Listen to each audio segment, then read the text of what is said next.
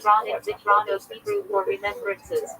Architecturally, the synagogue is fascinating because it has what appears to be One of the steps three up Rosh to the second floor, which may have sections, been Mal a Judya, women's gallery. Zichronik, And there's even this fascinating kind of dedication here, Sitran which is Keriwa written in Hebrew Greek for a and in remembrance of Aramaic, Peshafar that glass. this thanks the Biblical title people for who Rosh laid out the Hashanah mosaic Best. and indicates that When it was shofar paid is for to by be the blown entire on community, Shabbat. which was really interesting. Of course, you can't have a synagogue without some plaques, right? You have to have Zechotelo some Hebrew for dedicatory this is the materials. rule. But let's look at Formula the that art in a introduces little bit Appalachian more detail. generalization Starting into at that Italian. bottom register, here is a really fascinating representation of the Zagi, Akedah. Zagor, and You can Heber for see this that and that both on cause the the result. right, there's kind of some sort Principle of for mixed some causation flames, like and that's effect, where the permissibility. ram will ultimately be sacrificed. And then there's Abraham, Abraham, Hebrew for this one looks like benefits he's got while some that kind one of a doesn't halo lose. around his head. Principle in monetary And law he's about clearly labeled uncompensated with the benefit. word Abraham there. And he's kind of throwing Isaac up onto that altar That is while a he fact holds given the that knife. mitzvah Notice Hebrew the for the style zealous is, hasten to do really mitzvah. primitive, almost childish, which is kind of strange for 6th century Byzantine art, but it's not out of the question, I think, for folk art. You can see towards the left, looks like there's perhaps that is Eliezer, one of the early scholars who studied this was Professor Sukenik, who suggests that perhaps the ram is upright because the artist actually ran out of room putting this thing together and couldn't squeeze the ram in sideways, which is hard to believe, especially when it's in the center of the mosaic, but nevertheless, the mosaic style as a whole is kind of food, so perhaps that's what happened. It's also interesting to note that for those of you who are sensitive to the Midrash, which is a traditional interpretation of the biblical text, according to Midrash, Isaac was a grown man. He was 37 years of age at the time that the Akedah happened. But here he's clearly represented as a child. So that's fascinating because it indicates that the authors of this mosaic, who incidentally we know because we have this really interesting dedication that lists their names. One of them is clearly Jewish, the other is clearly Greek, which may indicate some generational differences. Like for example, I have a Hebrew name too, but I go by the English name Henry, and all my kids have only Hebrew names, so maybe it's kind of like a Balchuva phenomenon, who knows. At any rate, is it possible that the creators of the mosaic were unaware of the Midrash? A lot of the research that I'm presenting comes from Professor Levi Levine, who wrote an excellent chapter on this in his book, Visual Judaism in Late Antiquity, and he suggests that the artist was really working with more of a shared narrative that local Christians had as well. This is in a heavily Christianized area of Israel in the 6th century in particular, so it's not out of the question if you think about synagogue architecture, where the Midrash clearly states that the two tablets of the law were square, and yet you see a tremendous amount of art and iconography by Jews that represents the tablets of the law as having rounded tops, and that's synagogues all over the place. So it's not out of the question that the artist simply be working within an art vocabulary that was common to Jews and Christians at the time. Also fascinating and a little bit weird here is this amazing zodiac that appears in the center of the floor. And as you can see, in the center there is a figure surrounded by what looks like horses, like for a chariot, and around that figure are the 12 signs of the zodiac with the Hebrew names. And then around that are the 4 seasons of the year, the 14 books. It's very common to see the zodiac as a decorative element in synagogues. You see that all the way up into the 20th century. So that's not surprising. What is surprising, however, is sometimes to see facial representation. Okay? But even more surprising is that you've got clearly the figure in the center is the sun god, Helios, right? Who's like going across the sky with his chariot straight out of Greek mythology. Like, wow, this is like serious Avodah. How did it get into the floor of the synagogue? Unless we got to rely on the kind of general artistic vocabulary of the time, it is surprising. Also, on the outsides, the foot, the seasons do not correspond as they do in other 6th century Mosaics, they do not correspond with correct months of the year. They're not lined up winter with the winter months and so on. So is it possible that the artist was perhaps a little bit confused about these things? I think that's certainly quite likely. Okay, that's about it for a brief look at this fascinating 6th century synagogue. On behalf of Kosher Cruises and my colleague, Professor Eddie Reichman, with whom I will be teaching. He's an expert in Jewish medical ethics, and this particular case has special meditation. Thank you very much for watching. Check out the website. It's going to be an amazing trip. Thanks again. Even Hanoch is there a Hebrew for time of candle lighting. The pre-sunset time to light Shabbat Yom Tov candles. Hello everyone, we're continuing with our series on Jewish art and artists, and I'd like to look at a specific historical context here of kind of a folk art that's associated with the Jewish catacombs of ancient Rome. I originally recorded this video prior to last scheduled trip of Kosher Road Cruises to Venice, and I'm just so fascinated with stuff. I thought I would put it into this video again. Hope you find this interesting. The catacombs that were discovered in the Rantanini vineyard. Apparently some farmers were working in the region of Rome, and they found these ancient underground tombs, which were common. I mean, there are a lot of ancient tombs in the region, and there was only one really external marker that you can see here. This was the lone standing structure that appeared to be some sort of cover over the tombs. When they got in there, it became very clear that the tombs were actually not Christian in origin. They were therefore not protected by the Papal Commission for Sacred Archaeology, because that only protected Christian tombs. Any pagan tombs or Jewish tombs, heretical tombs, in other words, were how you living, Pimp? from protection of the church, and therefore could be How's your day going? with a lot more scientific research, and unfortunately could be exploited as well. That's part of the sad history. Just one moment. Just one moment, big dog. That the catacombs discovered there in the next century or so since their discovery, many of the amazing inscriptions and other works of art that were discovered there were actually sold for profit. It was exposed to anti-Semitic graffiti, especially during the 1940s. But nevertheless, the material that remains is absolutely fascinating. It tells us a lot about the nature of life in the first and second century. Let us recall Just one moment. the major population. What'd you just say, Pimp? My friend was meant to come with me to stand up last night, but I'm very busy in the hospital and it was raining. So I kind of forgot because I wanted to be with him. Because, So you didn't do stand-up comedy? Yeah, well, he was in a bit of a state. How did your friend get in the hospital? How? Yeah.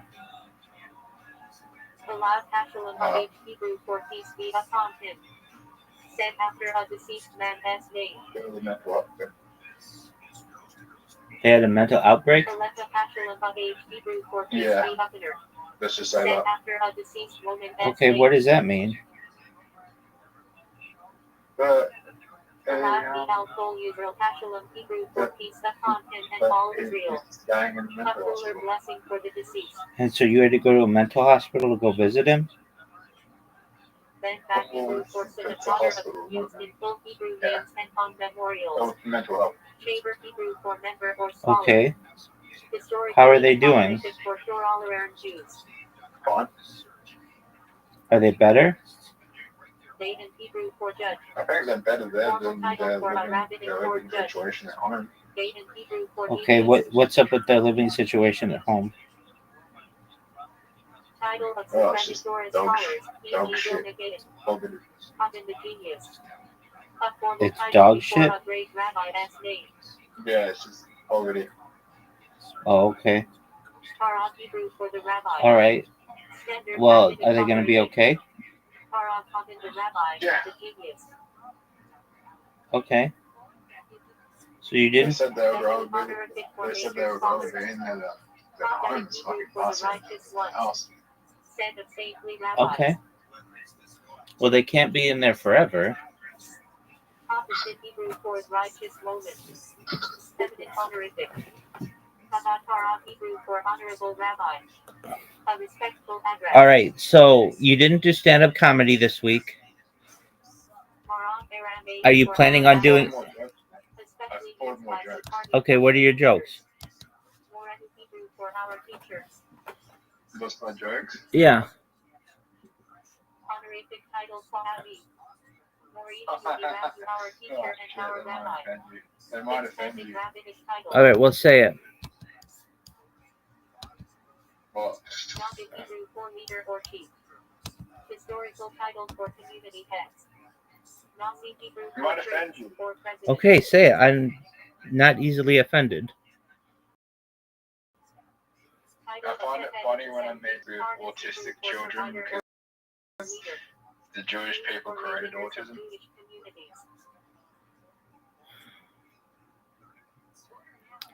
It's just The take. idea of autism. Why do you think Jews created that? Because the founder of autism was Jewish. The person who first researched autism was Jewish. The first person who first diagnosed the first person with autism was Jewish. Okay, so you think we created it? Created the concept. Okay. What is your obsession with autism? No, they tell me I have it. Did they give you anything for it? Well, that's the thing, right? It co-occurs with ADHD, so I feel like that it just diagnosing as many people with autism because it also co-occurs with so many other mental disorders and neurodivergencies where they just go like it's like you go get one and then you gotta go now I have to go get the diagnosis for the other thing, and the ADHD thing they're gonna put you on medication for it. So a lot of it comes back to the pharmaceutical companies wanting to diagnose people with autism, and then they go, oh, you also have ADHD, and there was a $14 million deal with when the DSM-5 was created. The people who created the DSM-5, which were part of the American Psychiatric Association, when the DSM-5 was created, around 60% of people on the board for DSM-5 took a 14 million, all up in total, they took around 14 million in funding pharmaceutical companies. And you Does think that make you not trust the mental health care system that we're also using in Australia? I don't trust the pharmaceutical industry. You don't trust the pharmaceutical industry? No, and I don't trust anybody who trusts it. Do you think I should be taking ADHD medication? I think you were absolutely fine before you started going to these doctors. I mean, aside from Tourette syndrome, you were fine. When I first met you, I didn't even know you had Tourette's until a few months of really interacting with you. And then it's been this continuous devolution into mental health. And I don't think you have what they keep saying that you have. And they don't interact with you as much as I do. I interact with you a few hours a day. And anyone in the world interact with me. I agree. And so my assessment, which is not as a medical professional, but is just your friend, is that you want something to be wrong with you. And you go to these doctors and be pliable.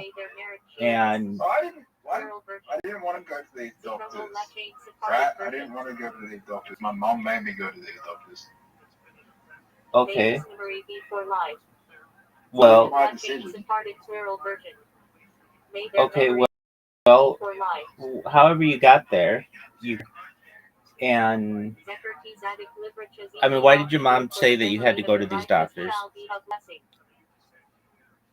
Well, everyone has been trying to tell my mom that I'm autistic for years. And Who's everyone? Family members, doctors. Said when mentioning a righteousness.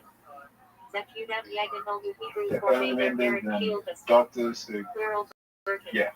Yeah, but isn't there some kind of law that you said that it makes it financially beneficial in Australia to be diagnosed with autism, then your housing is free? Yeah. So how do you know they weren't telling her that, or that she doesn't want to do it so that your housing's free? That's why she wanted to get diagnosed. Well, there you go. So, and I understand you're a burden on her, and so she wants a financial kickback. I get that, but that doesn't mean they say that what you have is true.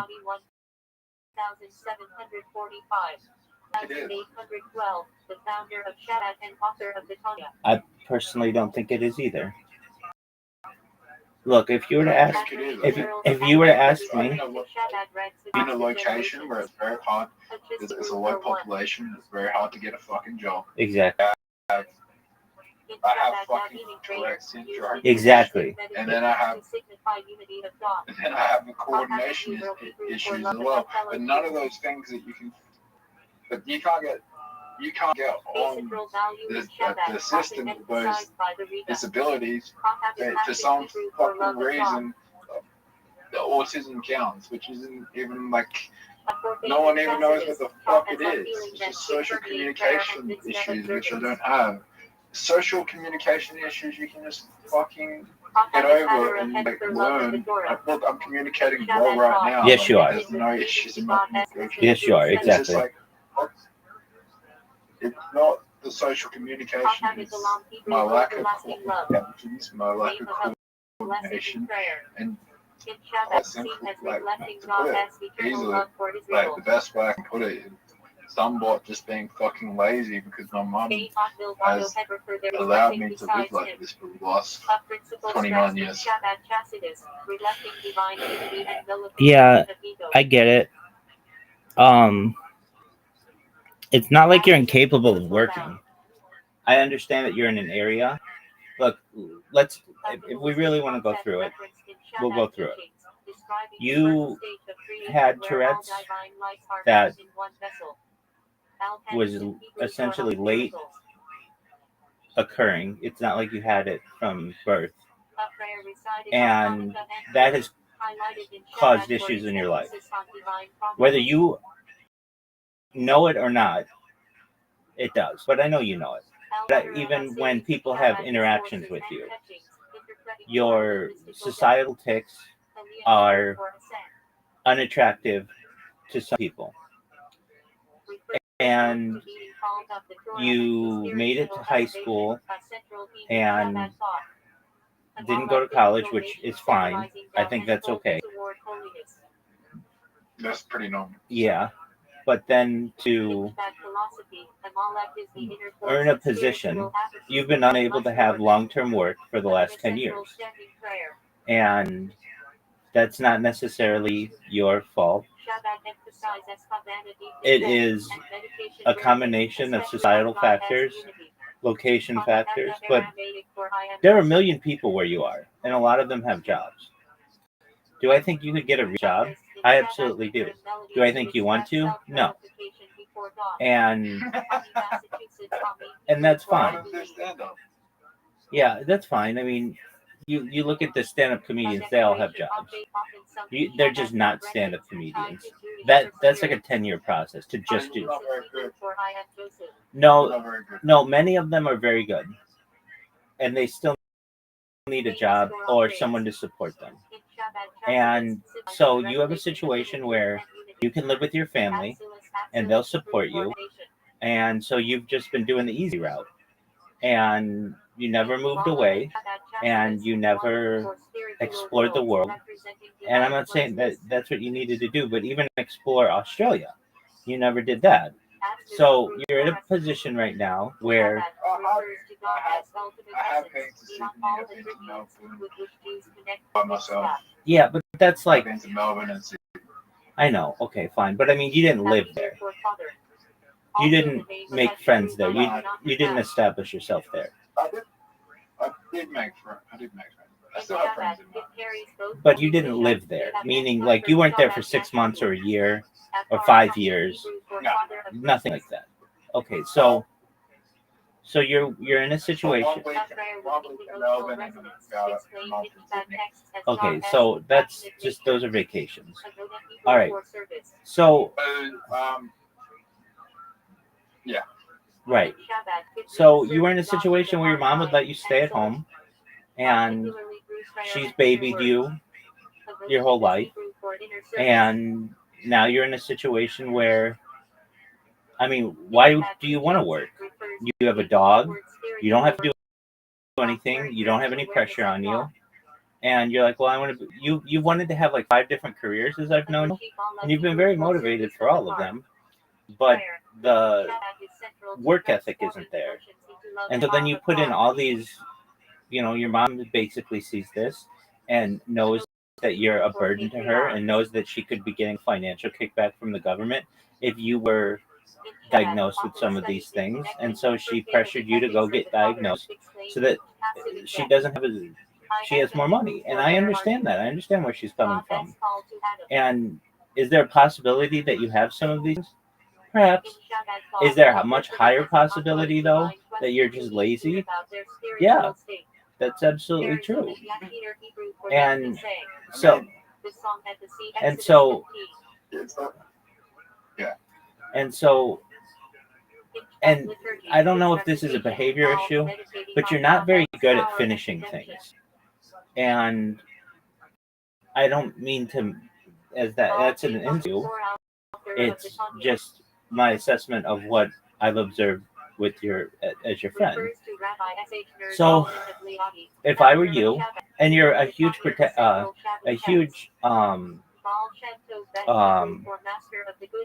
procrastinator, you're a very big procrastinator, and you don't have, and you're impulsive, and but like the biggest issue that you have, Zoot, is you're lazy. You and I both know that you want your money to work for you, and you don't want to have to work for your money, and that's cool. And your crypto wallet may allow you to do that someday, but it's difficult at this point. Now, you did go out and find a job. It just wasn't an ideal job, but you were good at it, and you worked really hard, and I was really proud of you for that, and that's why I wanted you to be able to collect the money that you were owed. But, all right, Zoot, so with all that being said, do you have a resume?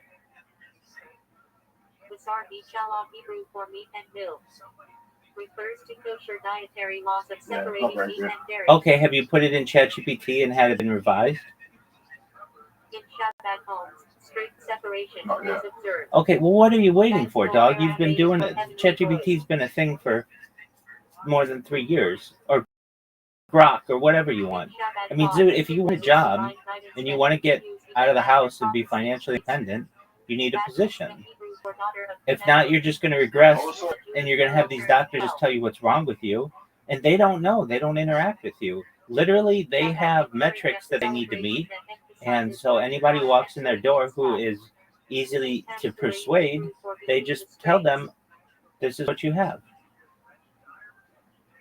And even if you do have these things, even if you do, there are people with these issues who have jobs, and some of them are high income earners. What you could do is take your, if I'm Zoot, this is what I'm doing. If I want to change my life. Now, I've told you how to do it with girls and getting dates and those kind of things.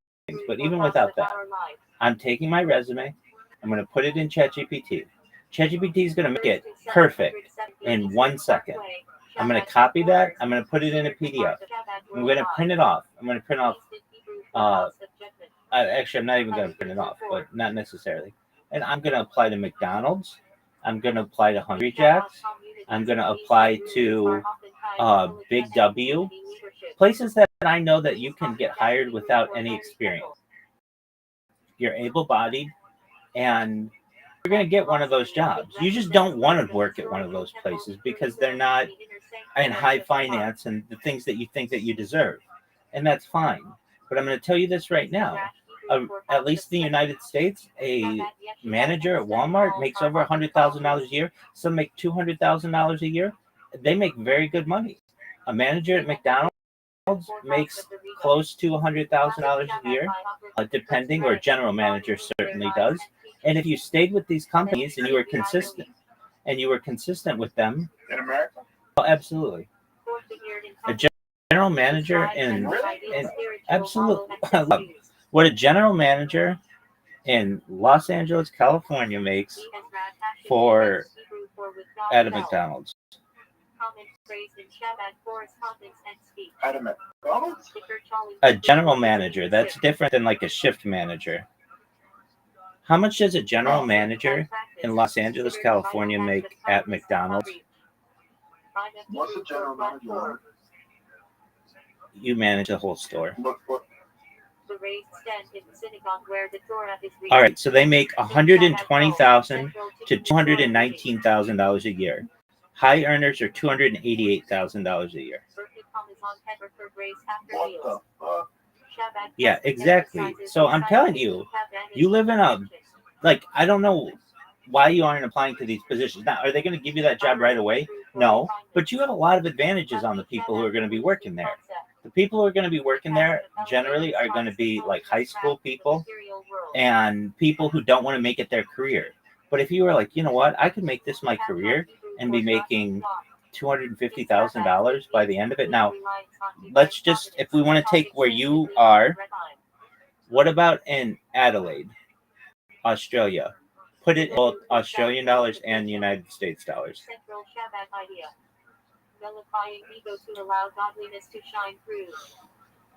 Now, Los Angeles is a place, you know, it's going to pay more, but not really. McDonald's general manager is 105 to 208K per year. Averages $133,000 a year. Now, total pay, including bonuses and such, is $105 to $283,000 a year. Average additional pay is $240,000 a year. Now, even if you were just a general manager, that's $75,000. You could be general manager in a few years.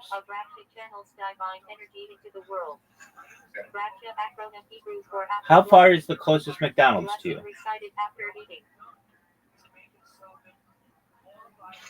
Shabbat emphasizes proper galactic observance and awareness of divine flow. Bracha Risona Hebrew for first blessing. Doug, you know the answer to this question. 20 minutes. Walk or bike or what? Oh, sorry, no. It's about 10 minutes. Well, what? With the discussion we just had previously about people getting diagnosed with these things, and it's often just like laziness, people wanting to be qualification. What about work on that? Expose how the mental health care system works. That's cool. And you can have okay, and you can do that for 16 hours a day. Okay, that's a lot of time to spend on that. But you need to spend 8 hours doing a job. Rabbi S.H. Ner Zalman of Liadi, the founder of Shbet, who wrote the Tanya. It doesn't pay anything. No one's going to pay you to do that. Founder of the Hasidic movement, What if I get connected with politicians? Okay, that's fine, but nobody's going to do that immediately. And even politicians want money. They don't give out money. In Shabbat, a warmly used term. So, Zoo, Shabbat is known for its outreach to beats. If you took the same motivation that you had for the solar job and just apply to McDonald's, you would still be working at McDonald's because McDonald's is a real place to work. And I'm going to tell you this, the reason why I say McDonald's, at least I've never worked at McDonald's, but I've known people to work at McDonald's in the corporate world, and they're the best workers that you can find. 10% of the people who are in the United States have worked at McDonald's at some point. And I'm going to tell you, I've known directors of companies who have worked at McDonald's, and vice presidents of universities who have worked at McDonald's. It is an excellent place to get job skills. And they have tuition reimbursement and they have benefits. It's an excellent opportunity for you. And you have in the sky kind of dreams. And I don't want to shoot those down, but you need a job. And how do you get one? You have to apply. You don't, like, your heart was broken with this solar job, and I get that. But all you need to do is, you don't even need a resume for McDonald's. You just need to go to McDonald's.com or whatever, go to careers, put your area in, and fill out your name, your first name, your last name, your address, and wait for them. You don't even need to do that, actually, Zoot. McDonald's has open interviews many times at locations. You want a job that, like, if you date a girl, you can be very proud of it, and I get that. You don't want to be like, hey, I work at McDonald's. But in today's day and age, getting a job is a lot. I mean, that's very important. And if you had a job, you wouldn't have so much time to be worrying about mental health and all this other shit. I'm not saying that that's not important, but you're good enough to have a job. There are people I see this on social media all the time. People with Down syndrome who worked at McDonald's and they retire after 32 years. So if they can do it, dude, you can do it. The thing that's stopping you is your laziness. And you've got a good situation where your family's taking care of you, and they've been doing that for 10 years. You never pushed yourself.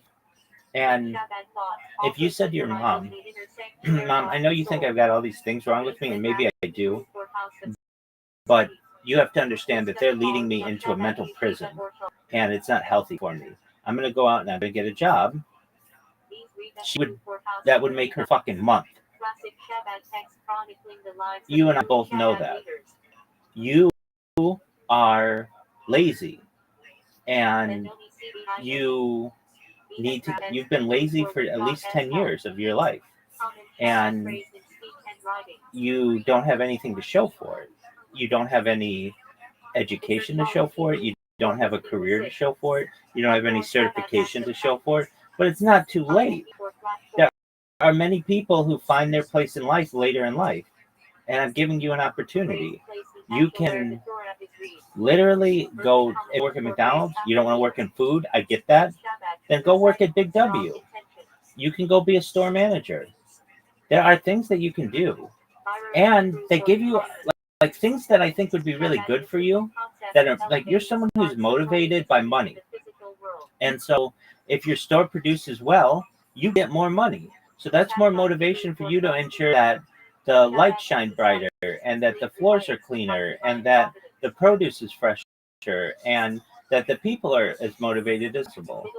Like, all of those things are going to ensure that your company, your branch makes more money. You don't want to do any of this stuff, though. You don't want to do any of this stuff. There's a need to figure out how to work around this. All those places you're saying, one HPV has to apply online. Now, why is that an issue? Because so many people applying for them at once. So I need to look for where I can go to that I'm not competing with so many people. Okay, firstly, they don't all require that you apply online. I have seen many a McDonald's sign just by driving around that say, "Oh, open interviews 2 to 4 p.m." Are you in Australia? I am not, but I can tell you this, that the McDonald's Corporation runs essentially identically globally. That's why it's been so successful.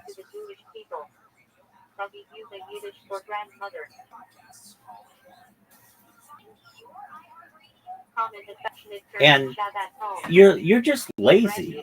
You are just like, well, I'm up against a lot of people. Dog, you have a clean record, you have a high school education, you're able to work. That's all McDonald's is looking for. You just don't want to put yourself up against anybody because you're lazy. All you have to do is apply. You don't apply, so you're not going to get called. If some 18-year-old kid in high school can get this job, you can get this job. But you're lazy. Now, if you like, Rabbi, I applied to 3 jobs today. Dude, that's great. If you just did that for a month, you'd have a job by the end of the month.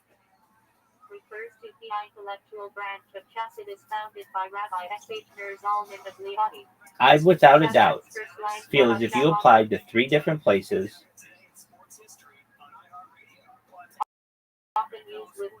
every day. This isn't a lot. That's less than 20 minutes of work a day. If you apply to 3 different places in your area, you'd have a job within a month. And then you'd have a motivation to go somewhere and do something. And then you'd be getting a paycheck. And then what you would do is you could put this toward your mission to improve mental health conditions for people. Then you have something. But until then, you're literally, your day is just going to be doing nothing, playing with your dog, and not achieving your Going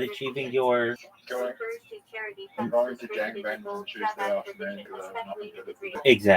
Exactly, and that's not healthy for you. So, Zoo, do you have an Indeed account? Okay. You know they have one click apply, don't you?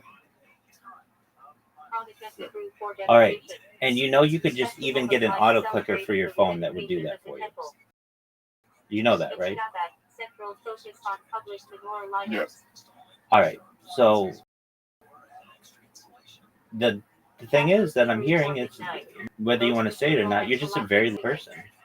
And you've been babied your whole life, and no one's forcing you to do this. But now that you're being forced to get mental health diagnoses, you don't want those. And you should just want to have a normal life where you don't have to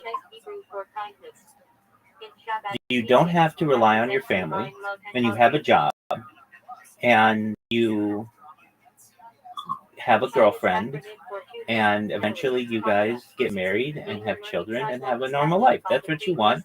That's what we want for you. But you're not going to have that if you don't just apply to jobs. When's the last time you applied to a job? You've been unemployed the whole time I've known you. When's the last time you've applied for a job? Aside from the solar job. A week ago. Okay. What kind of job was it? It was hospitality. It was as a kitchen hand. Good. That's good, Sue. Okay, what happened with it? I just haven't heard anything back. Okay, have you had anybody review your resume? Like maybe there's a typo in it that you're not seeing. It's always good. I'll do it if you want me to. If you don't want me to do it, have your mom do it. And you would say, how can I make this stronger? I have AI. And you like AI. but you're not letting Grok work for you. This is what you do. You want to be a kitchen hand. You don't even need to do this as a kitchen hand, but if this is what you wanted, if you want that job, you take your resume, you put it into Grok, and you say to structure my resume and create a cover letter that are best associated with being a kitchen hand, and it will do that for you immediately. Literally, it takes seconds. Last time I applied for the kitchen job, I got to a trial shift, and trial shift didn't end very well. Okay, that's fine. What happened? Well, it's been last time. It's been 5 years since I stepped foot into a kitchen. Okay. And they just assume for me to pick up everything and know everything. I should know everything. And I made about 3 different mistakes, since one of them was a safety hazard. Really badly. Okay, what'd you do that was the safe? What'd you do with that was the safety hazard? The kitchen knife for the dishwasher. Okay, what's so bad about that? You meant to hand wash the kitchen knife, not put them through the dishwasher. Okay, but what would happen if you did put it in the dishwasher? What's so bad about that?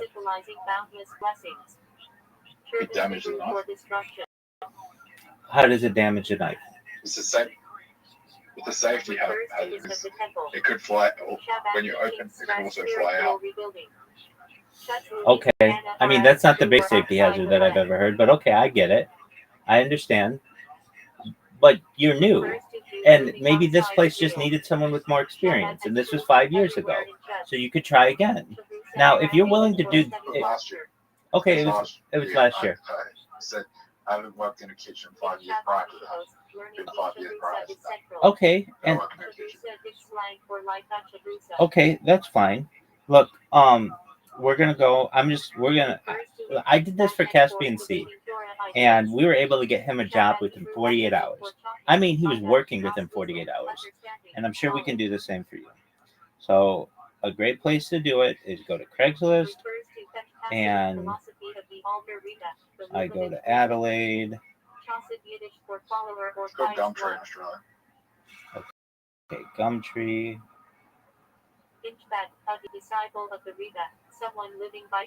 Got him a job on Craigslist. Yeah, and it paid really well, and he was very successful with it.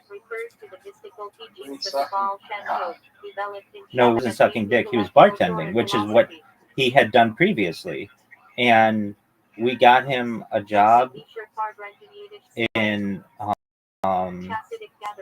and he made $666 his first night.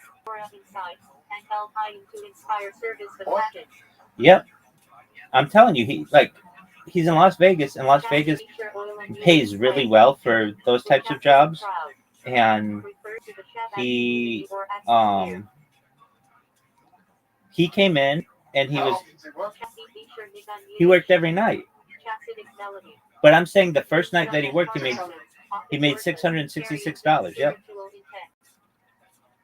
From tips? Yeah. So what happens? Okay. If you want to know the story, and then we're gonna find you a job. If you want to know the story, here's what happened. He came in to the Discord, and I didn't know him really then. Like, we weren't as good of friends as we are today. And he said, "Rabbi, can I come live with you?" And I said, "I would love to allow you to live with me, but I live with other people, and it's not something that's allowed in my lease." And he's like, "Well, I don't really have anywhere to go or anything to do." And I said, "Why don't you just go live with your family?" And he's like, I'm not really allowed to talk with them at the time. Now he's with them now, so he's fine now. So I'm like, "Okay, so where are you living?" He's like, "I'm just like couch surfing with a friend." I'm like, "Okay.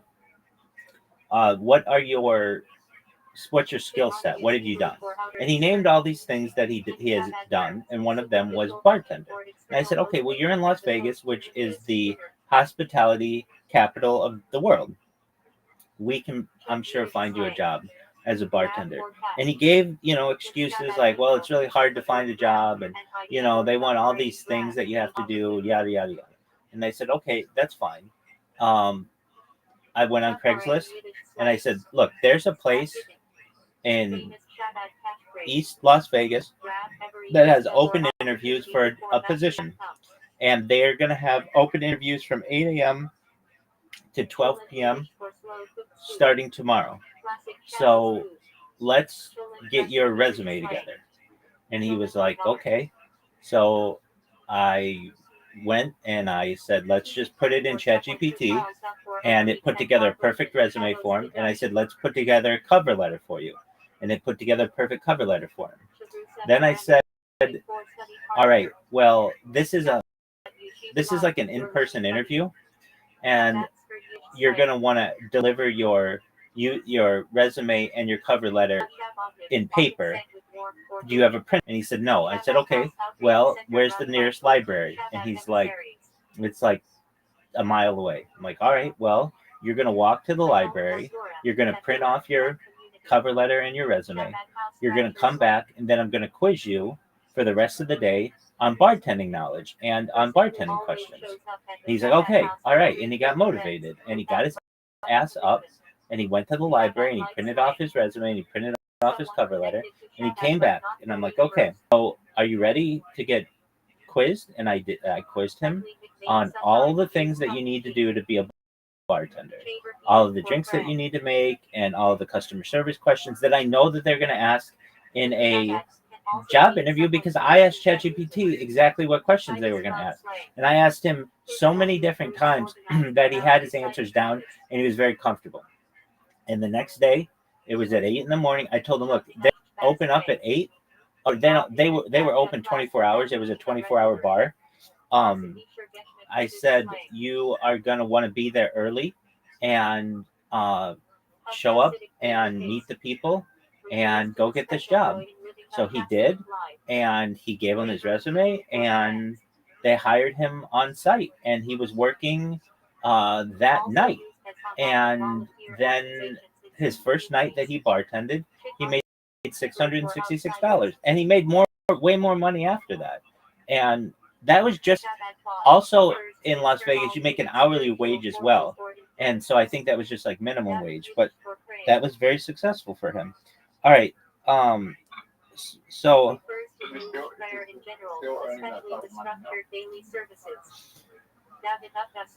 there was something that arose that didn't allow him to continue that job, and I understand why. And I don't want to. He could share that with you. I don't want to share that with you, but it was nothing that the job did. The job was very successful for him. He could no longer do that job, and basically in the state you need, it's different from state to state, but you need like a license, and he was unable to get the license.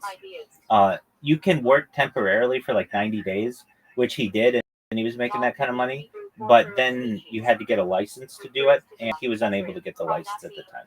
I think he could get the license now, but at the time he couldn't. But nevertheless, what we had him do was reunite with his parents, and that's where he lives now. And he's got a dog, and he's got a girlfriend, and he's living a fine life.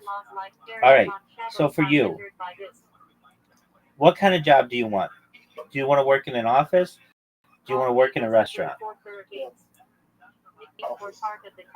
Okay.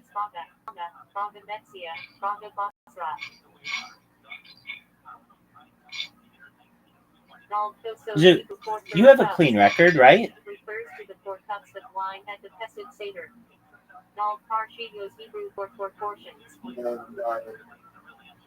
No. Yeah, you have a clean record, like you haven't done anything wrong, right?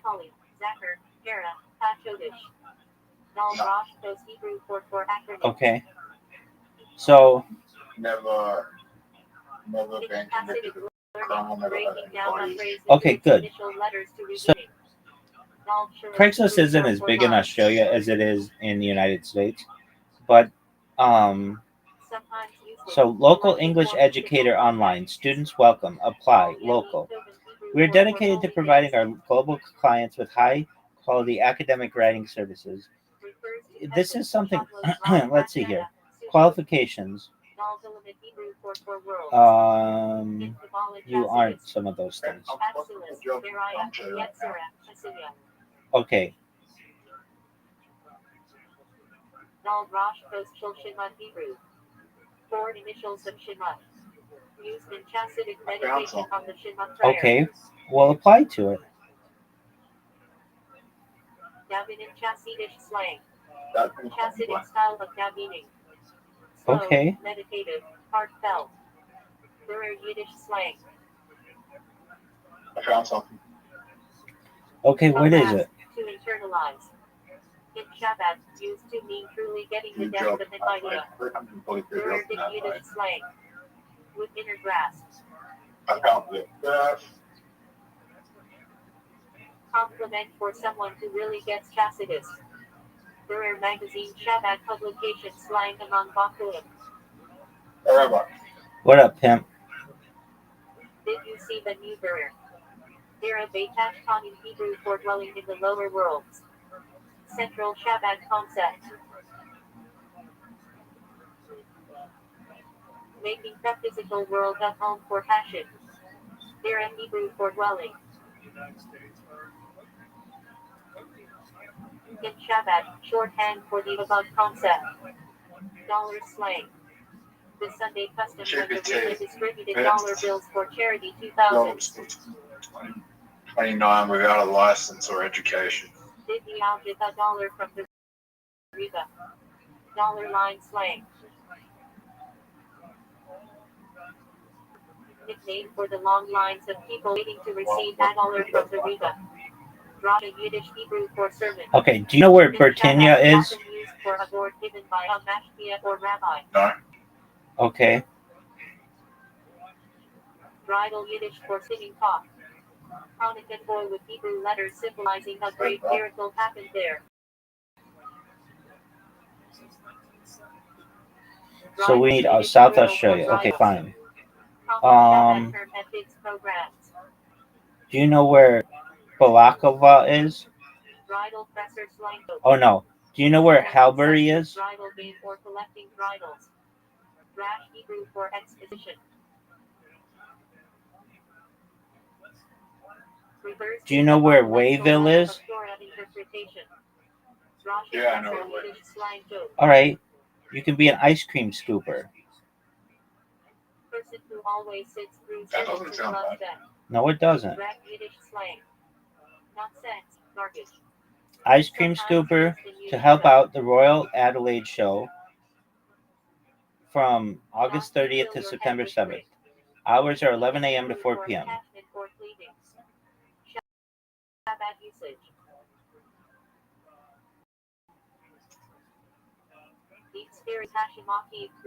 So you apply Nick, you contact him, and you say, hey, I can do that. A slow, soulful Chassidic melody for meditation or prayer. What is the requirement? An arm and the ability to scoop ice cream.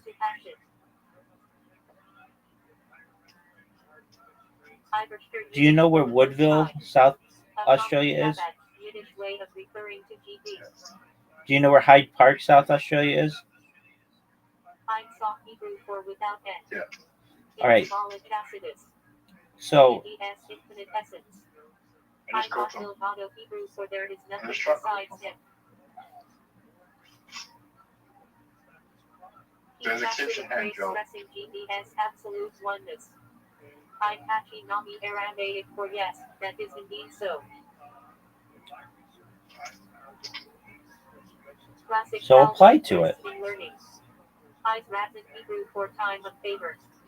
A spiritually auspicious time for prayer or blessing, e.g. Shabbos, Yom Kippur. Eyes Tizera Hebrew time of trouble. Refers to times when extra are set for salvation. A biblical name Esau. That's all you need, Zoot. If you had a kitchen hand job, it's a foot in the door, and you'll very quickly be motivated to get a different job because you know that you're worth more. But you just need to start. Also, I titled a praise for a righteous woman. Hebrew for mixture.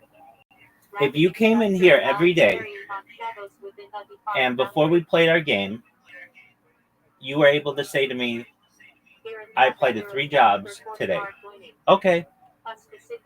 Then we'd be playing for a week and you'd have a job, or you'd have interviews. And then you work for the interviews, and that's what you need. You don't need more diagnoses. Now, do I think that something could be wrong with you? I think there's something wrong with everybody. Nobody's perfect. And your mom is going to be really happy if you had a job that she's not going to be like, well, you have all these issues and you got to go get diagnosed or whatever. That's all she wants. And I can't blame her. In Shabbat, inner faith and passion that transcends logic.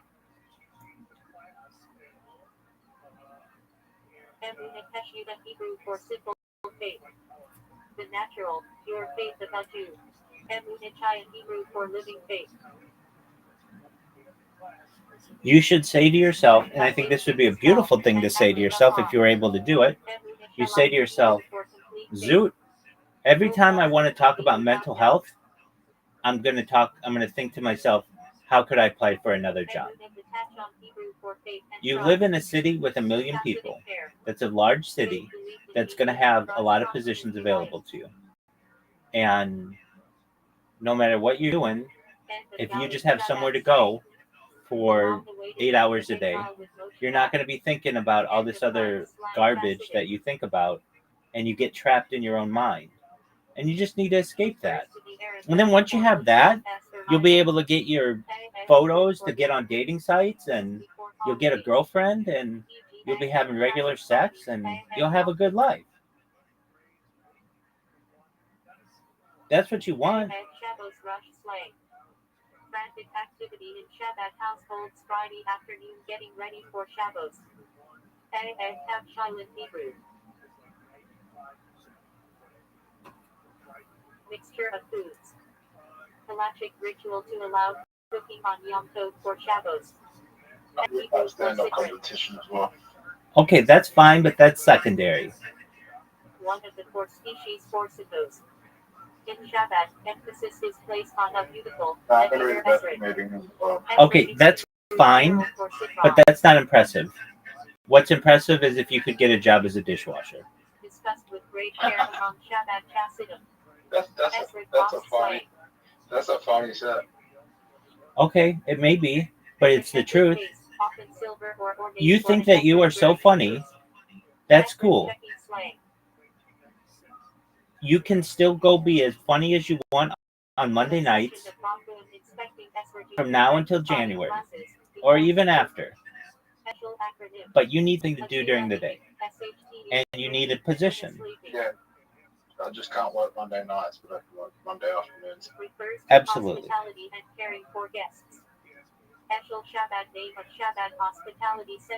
So I'm on. You only work Monday afternoon. You go do stand up and then have something to do, and then go to sleep and then work Tuesday morning. Absolutely. You just need something regular.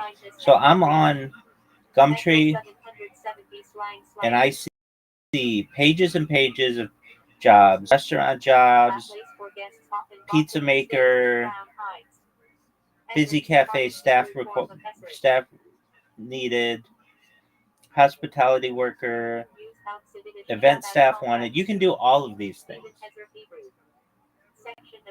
And you know, it's not like you've got any physical issues that make people say, I don't want this person at front of house. You're not a bad looking person. So that's going to be in your favor as well.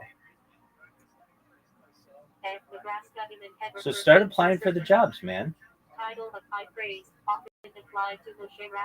Don't worry about mental health right now. Don't worry about stand-up comedy right now.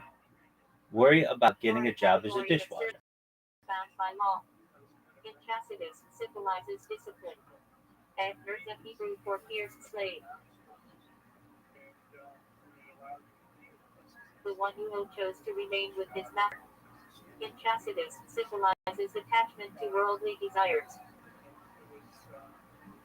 I know it's an uphill battle because it's a lot of work to get a job, but you'll be able to do it. I'm just looking at this university one. That would be great, Zoo. No, it's $320. $320 over the top for display of 28 Yiddish days. behavior, usually effective teasing. It's not very well written. It's a clinical trial based at the Medical Science Building University investigating effects of artificial sweetener consumption on blood. Zoo, that's not a job. That's a medical trial. Get a job. Get a job as a dishwasher. Get a job as a waiter. You can do that. Oh no, that one was very well written. Okay, that's fine. Then you shouldn't even be reading it. That's not even a position that we'd want you to have. We want you to have short to long-term employment that's consistent, that's working for a real company.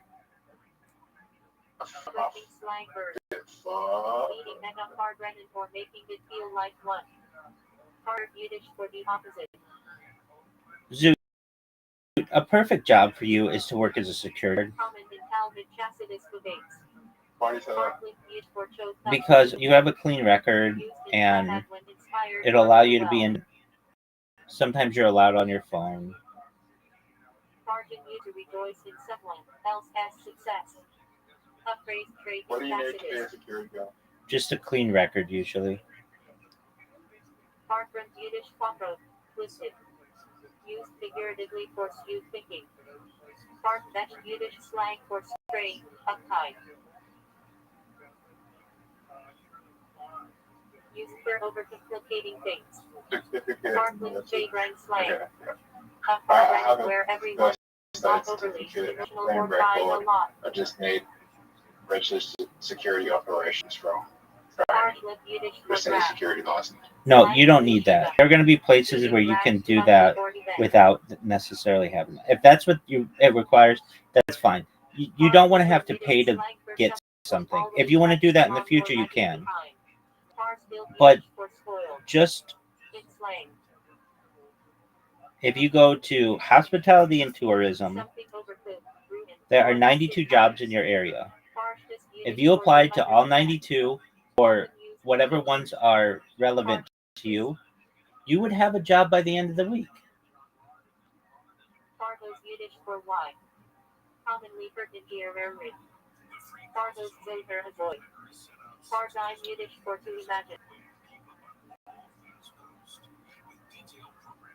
Used in Chassidic teaching for picturing higher concepts. Fast day, Jewish calendar day of fasting EGT Zom Gedalia, Asara GT. Actually, this is actually. That emphasized as a time for Why Teshuvah not and you guys reflection. rocking the Fast back act Yiddish for what night before jobs are fasting. being offered in Adelaide, Australia right now? It's not going to be updated enough. Chassidim for fast preparations. Fat Chassidish slang. Extremely devout for Zoot, you're being lazy again. You're being lazy again. Literally, Gumtree has 92 jobs. Those are the jobs that are available in Adelaide, Australia right now. All you have to do is apply to them. Built slang, generally used in yeshiva for being extra Heimish or stubborn. Feldman slang in 770 circles. Generic nicknames by random mocker, like Joshua. First Punkiner Yiddish insult for stinking. In Shabbat slang, joking term for someone, acting unpleasant. Peter Yiddish for uncle. Used affectionately in family Shabbat settings. Big short slang for Fargren indoor. Big farm yeshiva slang. Casual Fargren with a couple of guys in the dorm room. I'm going to be here. I don't want you to leave this call until you've applied to 3 places.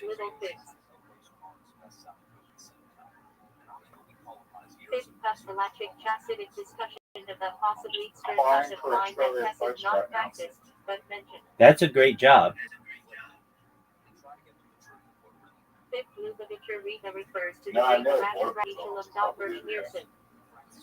Okay. I applied at the post office one time, and I got the job, but then I had an offer for a better job that I ended up taking, but I was willing to work at the post office.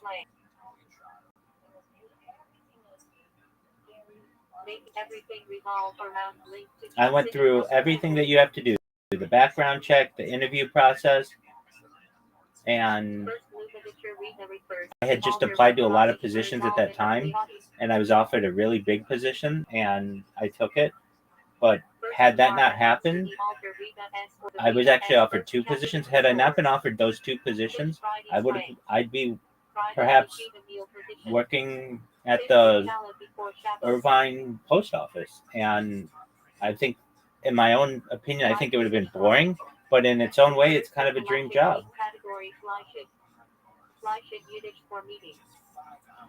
At least in the United States, you get federal benefits.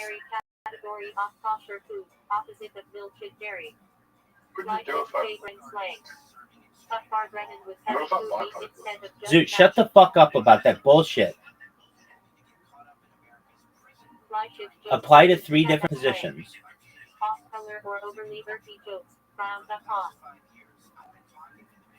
What if I start my own business? Dude, you're being lazy. Nobody wants to work for you. You can't even get a job. Who the fuck wants to? Becoming overly religious, sometimes used jokingly for Balai Tashuga. Flipping Nigunan slang. When someone keeps changing the Nigan Tupan at Akabrang. Fodder for Fagrang slang. Stories, or latch, or personal struggles shared at Upar Brennan. 4 cups galactic obligation and 4 cups of wine and the peasant Seder. 4 species Lula, Esri, Hadasi, and Argos used in Sukos. In Shabbat, discussed deeply in I'm taking a screenshot of Zoot, quit that bullshit, man. Just call them. It's okay, I'm here right now. Okay, then don't go for any of the ones where you have to call. Put your application in. When someone overeats at Kiddush. Yiddish for religiously devout. Sometimes used admiringly. I'm not going to leave this call until you have put in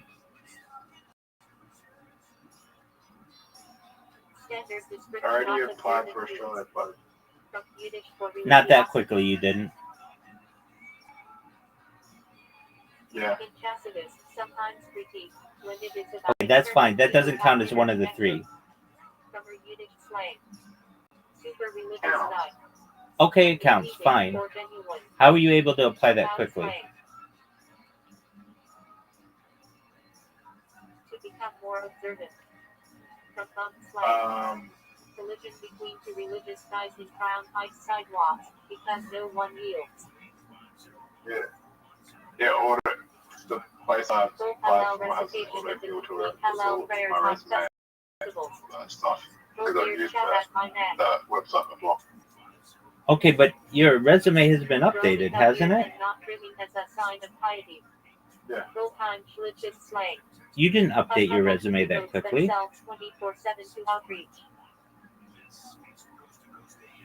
I've already got a good resume. You already said that it needed a lot of work. That is actually just about money appeals.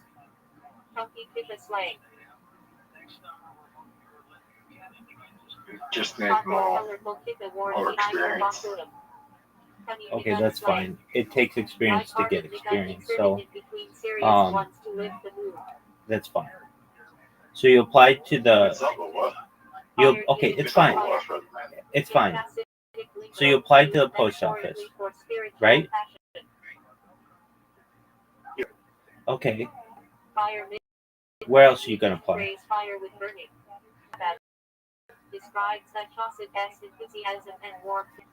How about you apply at McDonald's? Just get your resume in there. Title given to great tourist scholars, e.g. the Bill Gates. How about I apply for comedy club? Zoot. That's fine, but apply first. Head of a rabbinical court. Goodbye Hebrew for synagogue officer. In Shabbat. Person managing alios. Zoot, have you ever seen the movie? Zoot, have you ever seen the movie The Founder? Yeah. For charity treasurer. I don't know about you, but I saw that movie and it was very inspirational to me. And I think that you would be a perfect fit to work at McDonald's. Gadol Shemeshe Mesh Hebrew for a student who serves a great rabbi. Praise stressing closeness. So, Zoot, right now, I want you to apply to McDonald's. Then I'll stop talking about McDonald's. But then the next thing I'm going to say is Hungry Jack's, and the next thing I'm going to say is Big W, and then I don't know any other places in Australia, so you'll be on your own. But then I won't keep harping on these things. Okay, that one too. So, apply to. Okay, are you on McDonald's.au whatever.com.au? Okay, what's taking you so long?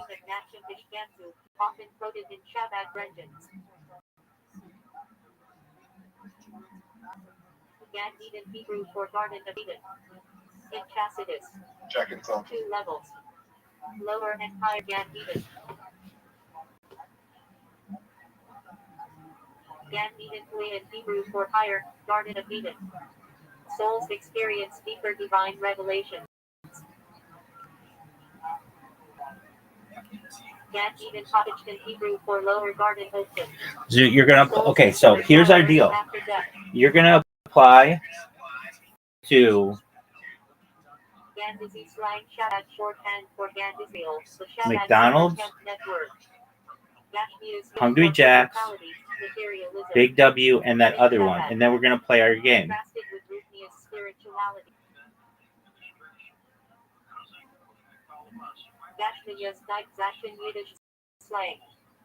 Physical things used in car engines to talk about elevating material.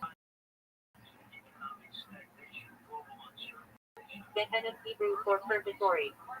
In Chasidus, a spiritual cleansing process for the soul. There is Hebrew for conversion to Judaism. Nice high-tech Yiddish slang for heat it up. Used in yeshiva when a favorite gets intense. Gemara Hebrew for completion. Talmudic interpreting the Mishnah. For yeshiva study. Gematria Hebrew for numerical value of letters. No, Zoot, no. You need to apply at McDonald's. You did not. You're so. Zoot, you're lying. And I don't tolerate that bullshit, okay? I want you to apply to McDonald's right now. And the McDonald's application process takes a few minutes.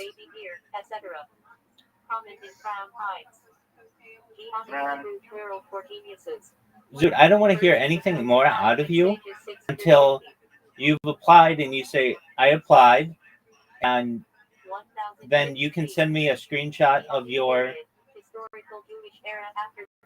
application number.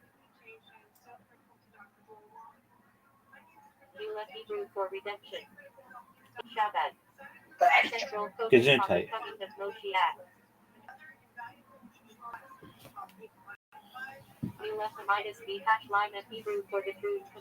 redemption. I'm good. Shabbat slogan about Moshiach. Zoot. Okay, so they didn't hire you then.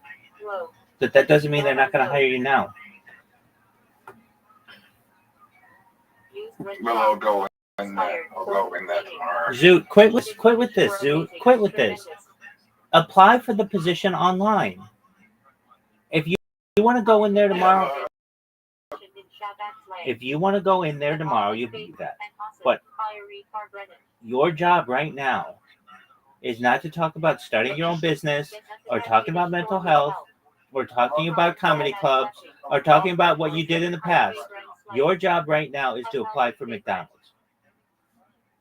I'm halfway through the fucking application right now. Excellent.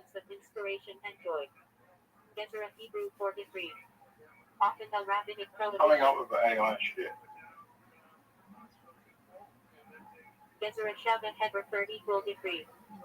Talmudic rule. Okay. Deriving Halacha by comparing similar Crew words and member, verses. rest of crew member. Gimel Tammuz Hebrate. Third of Tammuz. In I'm Shabbat. quiet. Day the Reba passed. Okay, now do the same for Hungry Jacks. Marked as a day of reflection and connection.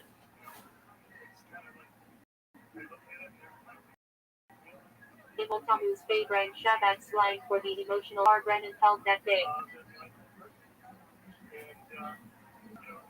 Gimel Hebrew Fortimal, also the third letter of the Hebrew alphabet.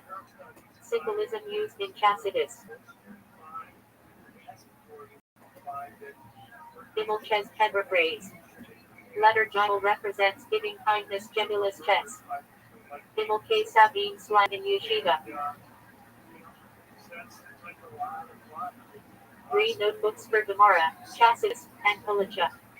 Lig Yiddish for luck or fortune. Used in blessings.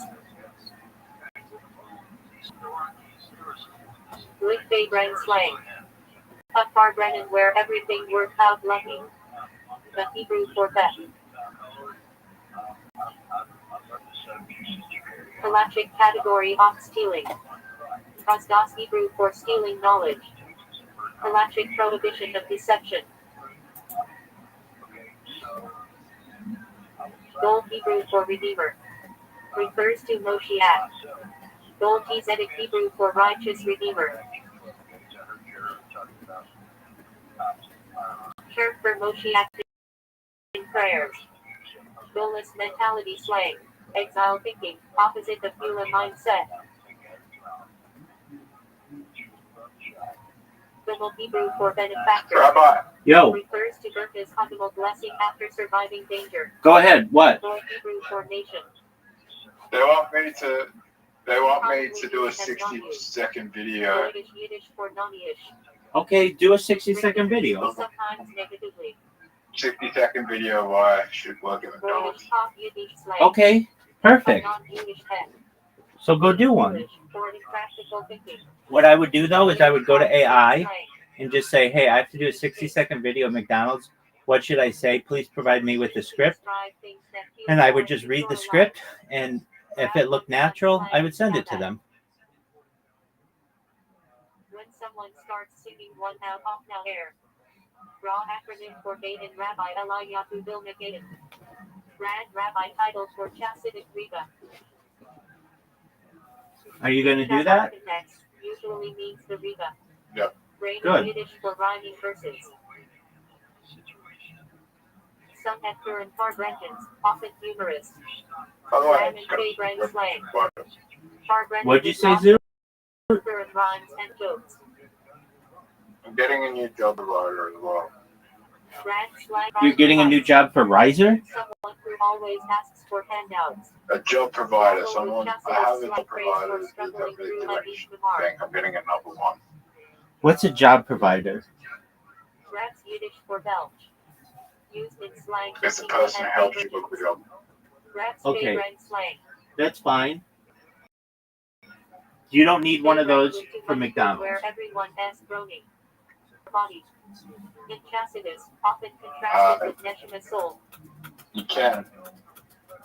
Duck Naki Hebrew for Zoot. clean body. You are wonderful at not doing things. You're like the best person at not doing things. All you need to do is go to Grok and say, give me a 1-minute script for, I mean, you love acting. This should be your deal, man.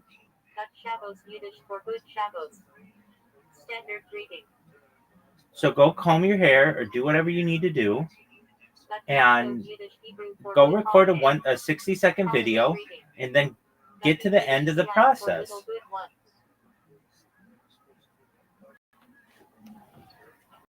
Minds of Shabbat circles. Is fortune Hebrew for welcoming guests. For mitzvah, big in Shabbat community. Practices separate Torah Hebrew for dedication of a Torah strolls. In Shabbat. Celebrated with dancing and upgrade. Hadron Hebrew for we will return. Formula said at the end of studying a tractate of Talmud. Hadlakas Nero's header for kindling lights. Refers to Shabbos and Yom Tov candle lighting. Hafatas Hamayanos Hebrew for spreading the wellsprings. Central Shabbat mission to spread Chassidus.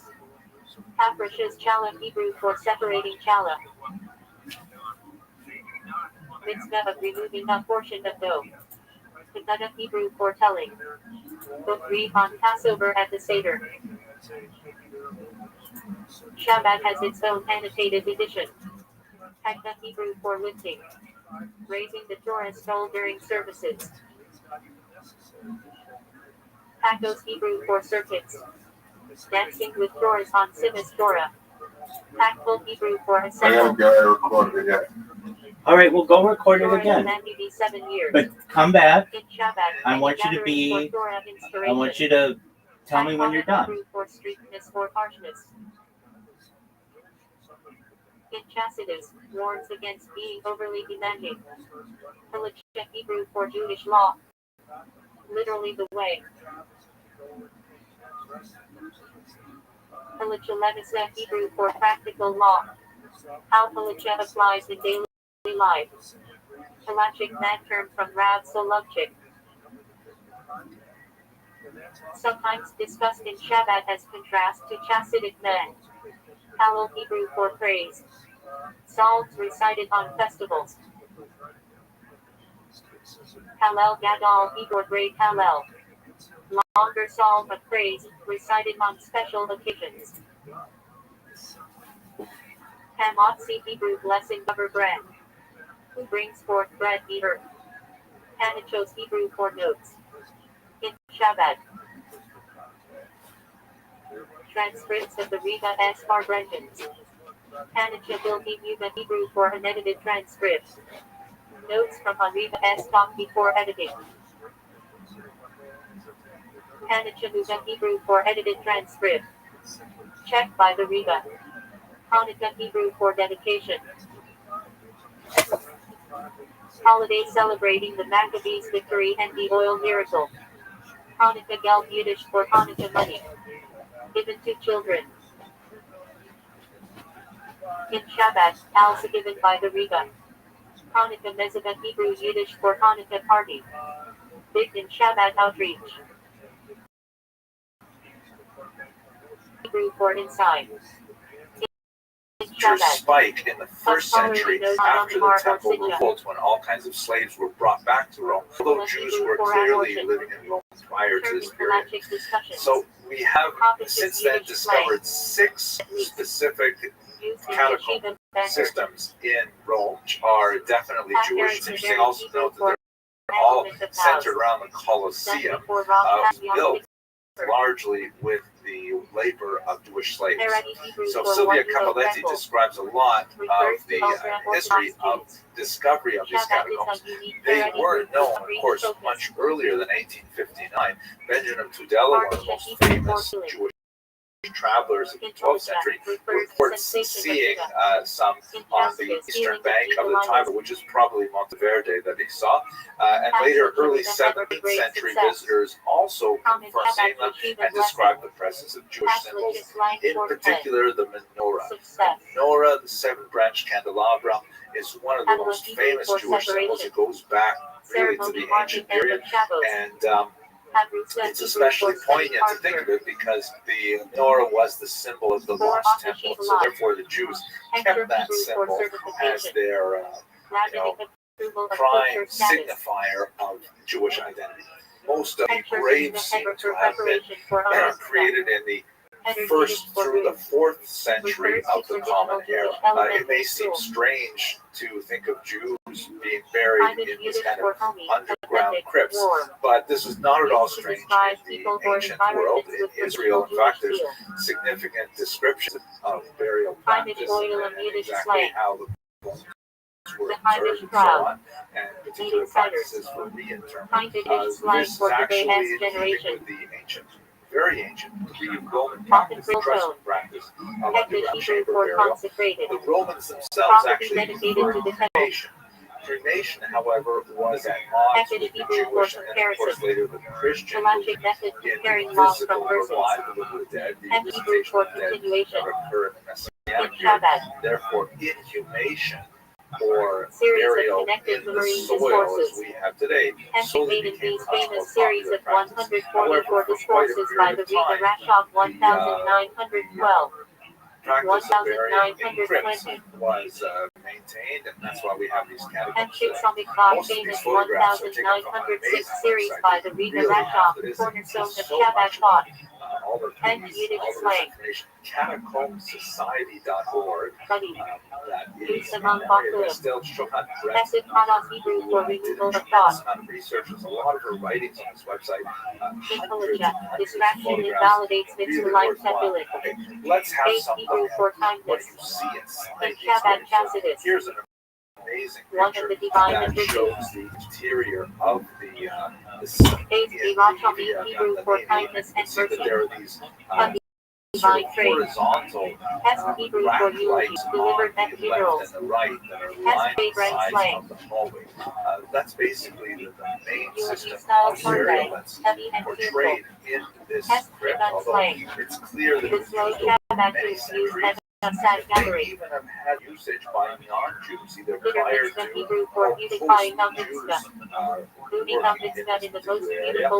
It is quite long. We're talking about basically a quarter mile of tunnels that are used for the graves. Here's a map from Jessica Della Russo that shows the various levels, but there were also other forms of burial as well. There's also some burials, for example, in coffins. Some of them were apparently much smaller, indicating a lot of child mortality. There's actually a lid that came from Monteverde. It's also possibly the Jewish child, which indicates some of the hesitations about the depiction of Famous random section. three-dimensional miniature may have been ignored by some of these populations. Some of these were gorgeously decorated. Look at this image here. Refers to Vader's the Baptized. Palm tree. In Shabbat. Here you see a painted 19 ceiling. Muslim altar Rita has released with Abdullah. Here is the perennial In Hebrew for behold, he had prepared formula before certain mitzvos in Shabbat Siburim. And in Hebrew for here, I am. Biblical phrase operating before GD. Well, I hope you found that interesting. I really find it fascinating, and I hope that you will be able to join us on the Gems of Northern Italy tour, which is planned for October of 2022. I'm really looking forward to it. I'm going to be on that trip, God willing, also with my colleague, Dr. Edward Reichman, who does some fascinating stuff on Jewish medical ethics. We're actually going to be CME accredited for this, and I think that's really great for all of you physicians who are interested in joining us. So I hope you enjoy the video. Thank you very much for watching. In connection with the Rita, Isora is Hebrew for awakening. Spiritualizal or inspiration. Isora is Racham in Hebrew for arousal of mercy. Prayer E. Hello and welcome to a new series of lectures. Biscuit Allah Hebrew for emotional involvement. A state of inspired prayer in Shabbat. Istak is Hebrew for passing away. In Shabbat. The Rita as Istakis is marked on Gimel Tammuz. Istak is Hebrew for contentment. In Chassidus. Being satisfied with little. Iskashra, another spelling of Iskashra's connection.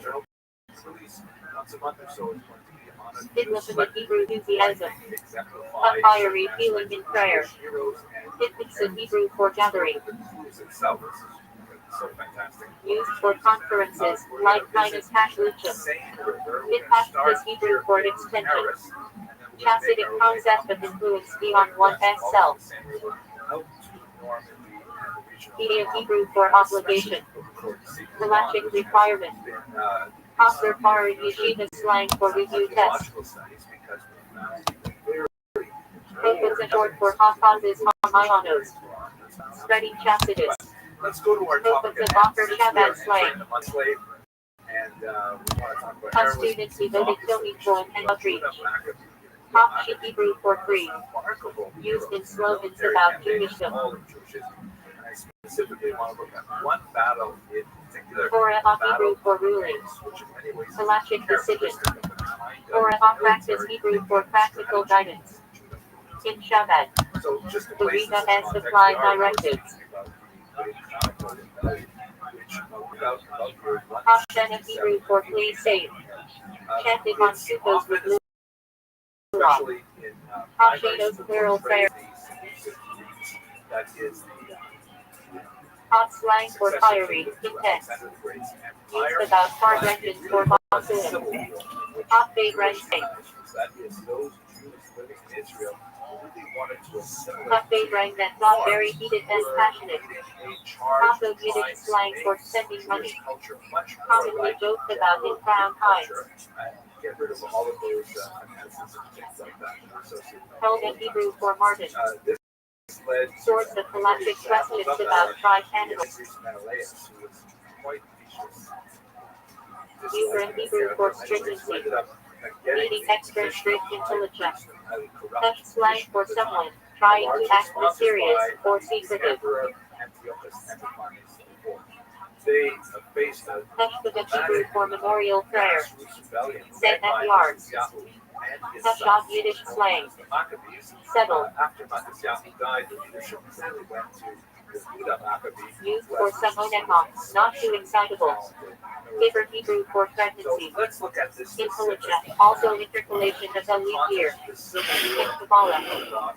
Major support from the Syrian group. So here we are. Temporary dwelling of one soul in another. Paper Chen in Hebrew for interpolating a year. Christian thought as well. Added an R-E in the Jewish leap year. Hebrews decoded Hebrew for holy letters. A section of Tanya with letters of the altar Riva. Hebrews coded Hebrew for holy letters. The published letters of the Lubavitcher rabbis. By peasants that slave traders Hebrews all Shabbat around shorthand for the Riva and letters. on Israel. Many Chassidim use them as a means of guidance.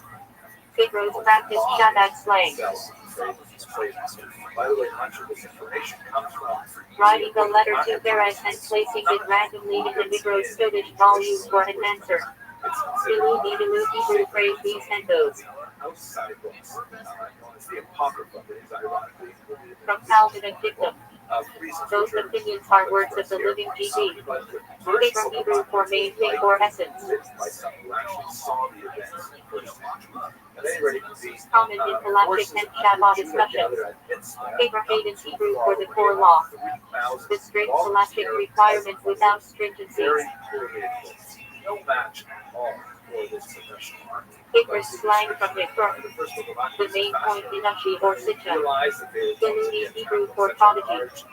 A brilliant yeshiva student. Sackcloth.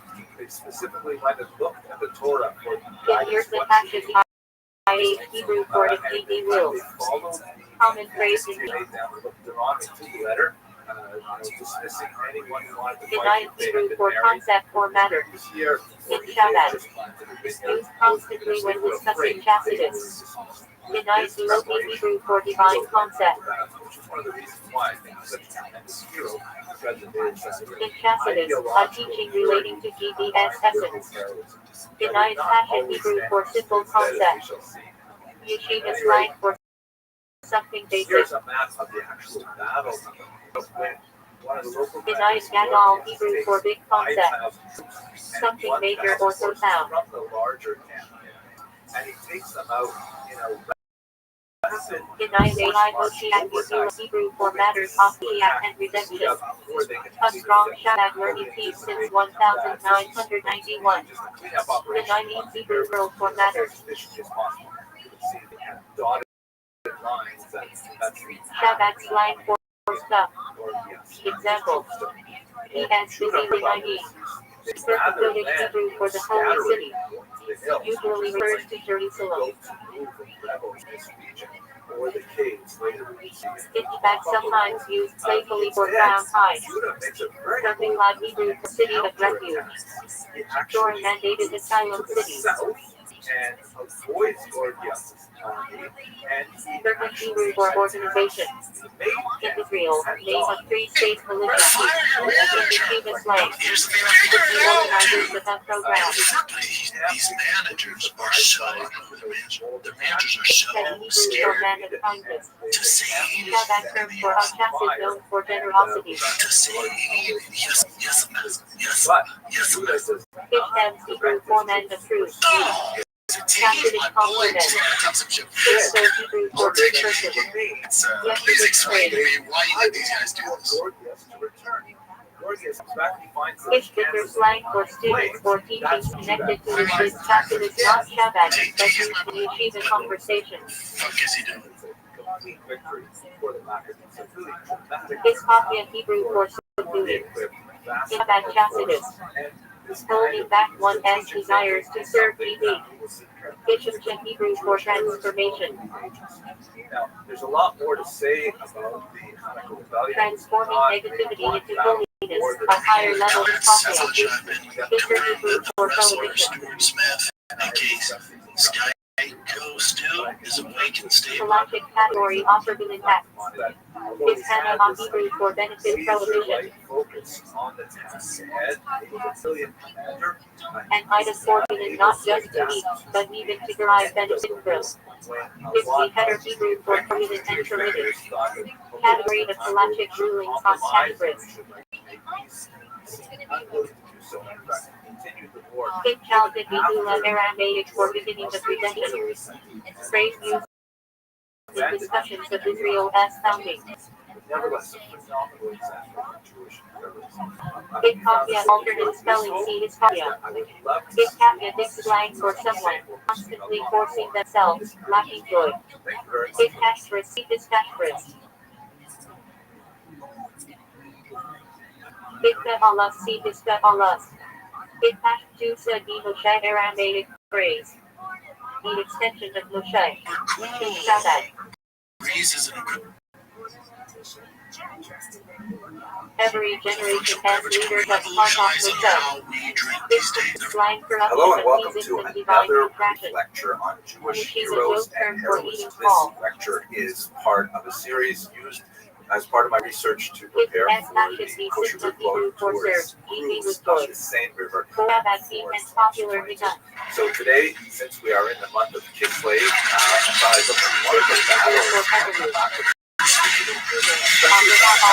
battle that the lost, but nevertheless, there's a particular moment of incredible courage that left a lasting imprint, especially in art history, but also in the spirit of the Advancement Maccabean Revolution. It's the Battle of Bet Zachariah, which you can see here in this is not too far away from Jerusalem, which is just up to Central the northeast a little bit. It's near the town of Shut and Kfar Shabbat Etzion. custom to Now, meditate what before that exactly meeting. happened here? We have a look at the description of the battle.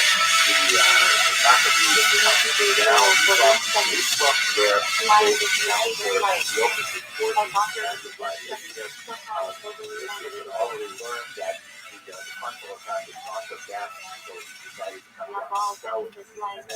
advanced to Zephaniah and Isaiah, and there they had a tremendous battle, and the armies actually had to retreat.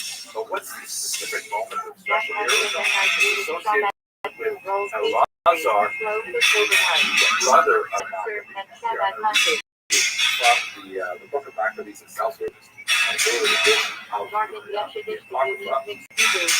Now Elazar, called Havarah, saw that one of the animals was equipped with royal armor. What are we talking about? The ferocious elephant, really amazing, terrifying creatures. What's going on with this particular war elephant? It was taller than all the others, and he, Elazar, supposed that the king was on it. So he gave his life to save his people and to win for himself an everlasting name. He courageously ran into the midst of the phalanx to reach it. He killed men right and left, and they parted before him on both sides. He got under the elephant, stabbed it from beneath, and killed it.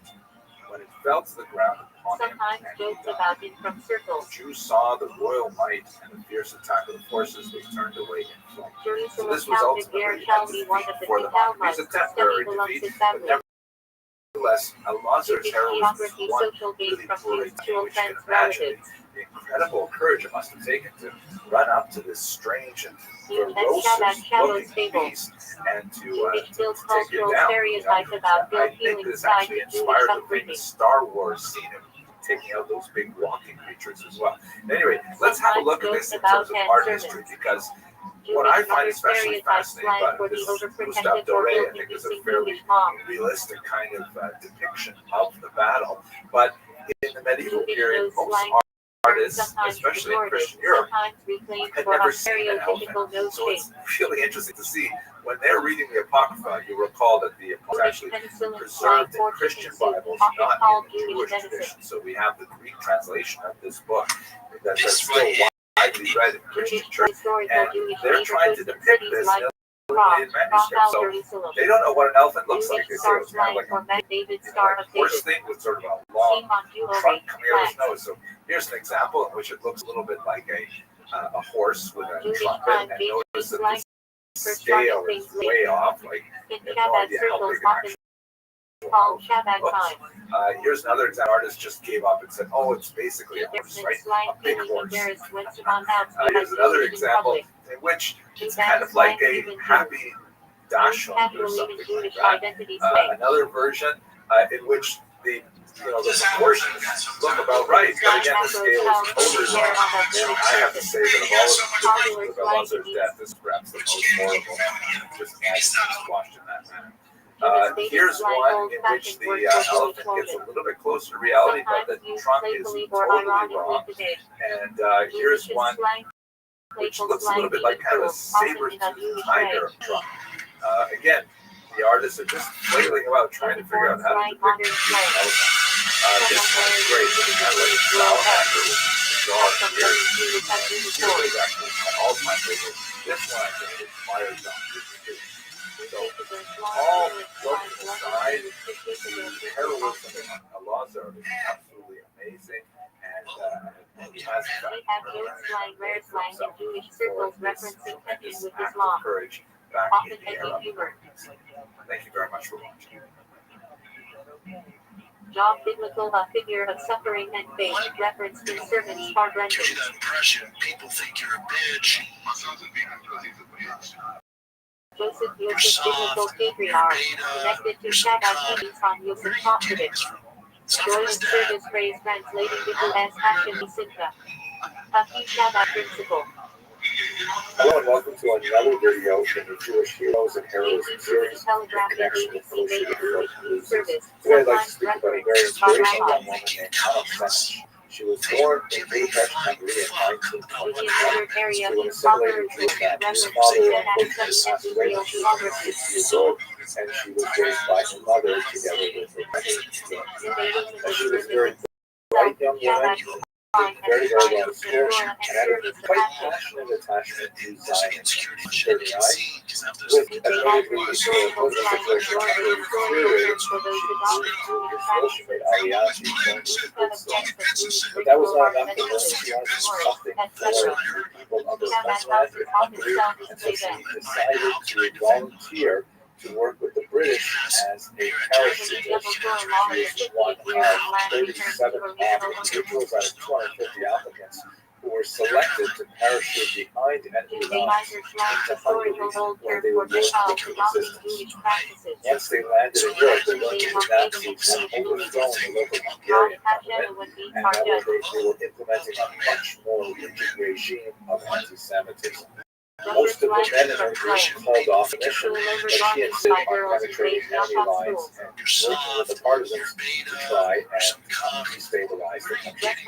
Unfortunately, she was caught by the Nazis. She was imprisoned.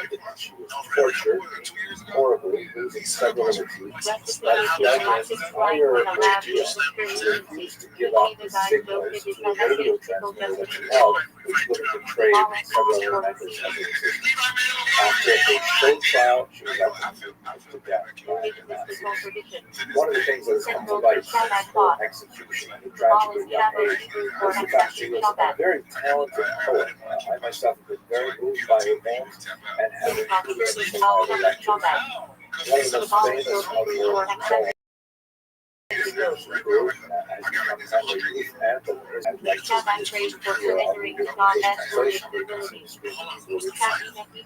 poems,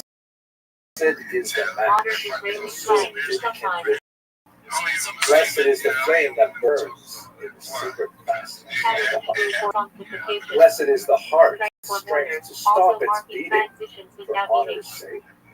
Blessed is the match consumed in flame. She composed this poem shortly after landing on European soil, shortly before she would be captured, and shortly before, like the match in her poem, she would be consumed in the heroic flames of her self-sacrifice for her people. We plan to study the lives of many great Jewish heroes in thousands of years of Jewish history. The Normandy Seine River cruise, which will take place in July of 2022, God willing. This is going to be a special opportunity since we will be in Normandy to show special tribute to Jewish service during World War I and especially World War II, marking D-Day and the Somme. I hope you'll be able to join us. Thank you very Carries Hebrew for Typhon. Severe spiritual punishment meant in Premeditated attempted murder, that thing, you're doing some real shit, which isn't fun. Casper's Hebrew for So it fitness. also depends on the progress of how Refers far to you stay. kosher dietary laws. Progress has been Casper around Hebrew for vegans. fit. Hello, fellow students of Jewish history. I'm sure that you are, like me, following the events in Ukraine with great trepidation. It's terrifying to see the impact of this cruel Russian invasion on the civilian population. And I'm specifically concerned for the health and safety of their remarkable president, Volodymyr Zelensky. And I'd like to take this opportunity to speak a little bit about his leadership in the historical context of Jews living in Ukraine. It is my small part to respond to his recent request that Jews around the world raise their voices and protest at what is happening in Ukraine right now.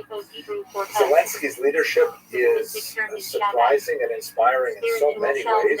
His heroism under these current circumstances, of course, has gripped the attention of the world, but it's also remarkable, especially to many Jews, and especially Jews in America and Israel, because of the prevailing stereotype of Ukrainian anti-Semitism. First of all, I'd like to provide some basic information on President Zelensky's biography. Secondly, I'd like to place his leadership in the broader context of the history of Jews in Ukraine, and to respond to the question of how unlikely is it for a Jew to be the leader of this country. And thirdly, I hope to achieve in my small way to contribute to the chorus of voices that are all praying for the safety of this leader, for his family, and for all the citizens of Ukraine that are suffering under this savage, unprovoked, and pointless attack. So first of all, who is Volodymyr Alexandrovich Zelensky? He is 44 years old, president of Ukraine. Prior to his role as president of that country and really inspiration to the world, he was actually a comedian. He has been declared, however, the number one target of Putin, the leader of Russia, and he has so far survived several assassinations. Gail Beckerman wrote a fantastic piece in The Atlantic recently, and she wrote, what is remarkable, truly mind-blowing in the long sweep of history, is that his Jewishness has not stood in the way of his disgrace as a symbol of the nation. Now, I would agree that Zelensky himself is remarkable and mind-blowing, but in the long sweep of history, I would say it's only remarkable and not necessarily mind-blowing to see a Jew leadership position. It has, after all, happened several times before that Jews have been within very tight leadership of this country, particularly over the last century, and I'd like to kind of explore some of those details now. Zelensky's parents were in many ways typical for their generation. They were both highly educated, very urbanized, literate. His father was a professor of mathematics, his mother taught engineering.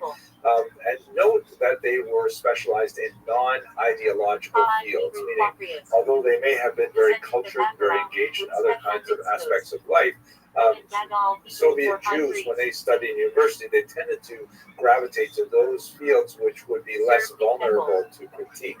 For example, you don't have a lot of university-trained Soviet Jewish historians because that tends to be a highly ideological field.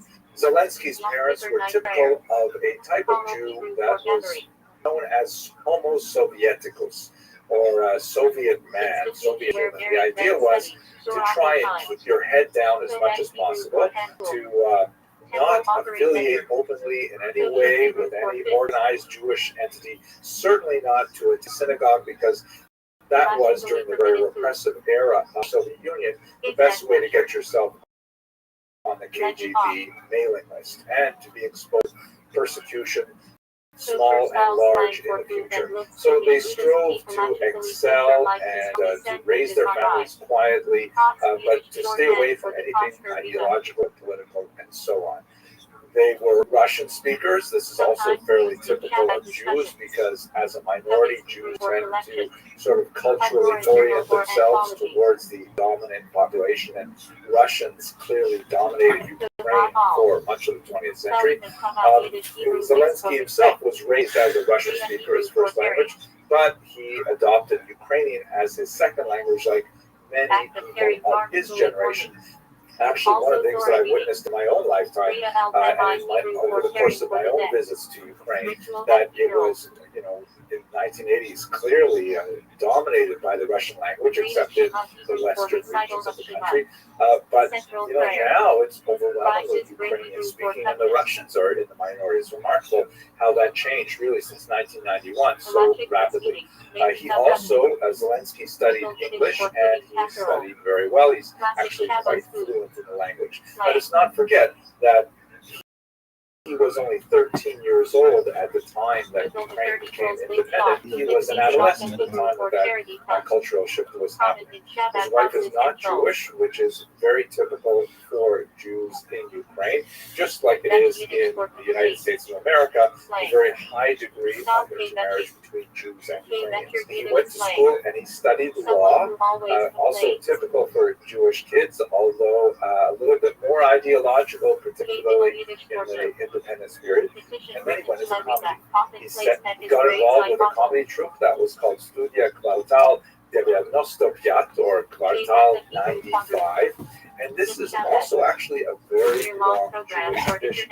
Let's not forget that for much of Ukrainian history, Jews were much more urban. Yes, they tended to concentrate in villages, in towns, and whenever they were allowed to live in them, in cities as well. And there were certain kinds of activities that Jews gravitated towards. Entertainment is one of them. And you have a very long tradition of Jews being a pleasant tradition. Zelensky fits very well into that kind of paradigm of Jews and of course see that in America as well, with Jews gravitating and creating Hollywood and the film industry as well. This company just reported a TV sitcom that proved to be extremely popular. It was called Sluga Narodu, or Servant of the People, and it ran from 2015 to 2019. Zelensky played a mild-mannered high school teacher still living at home with his parents, who was caught on a cell phone video in a tremendous rant against corruption in the country. That video was uploaded and became viral, and in the series, Parsha, where Abraham is told to journey, often used in slang for time to move on. Lining Yiddish for reading. Hey, what's up, Sideways? Come down, woman. Slang.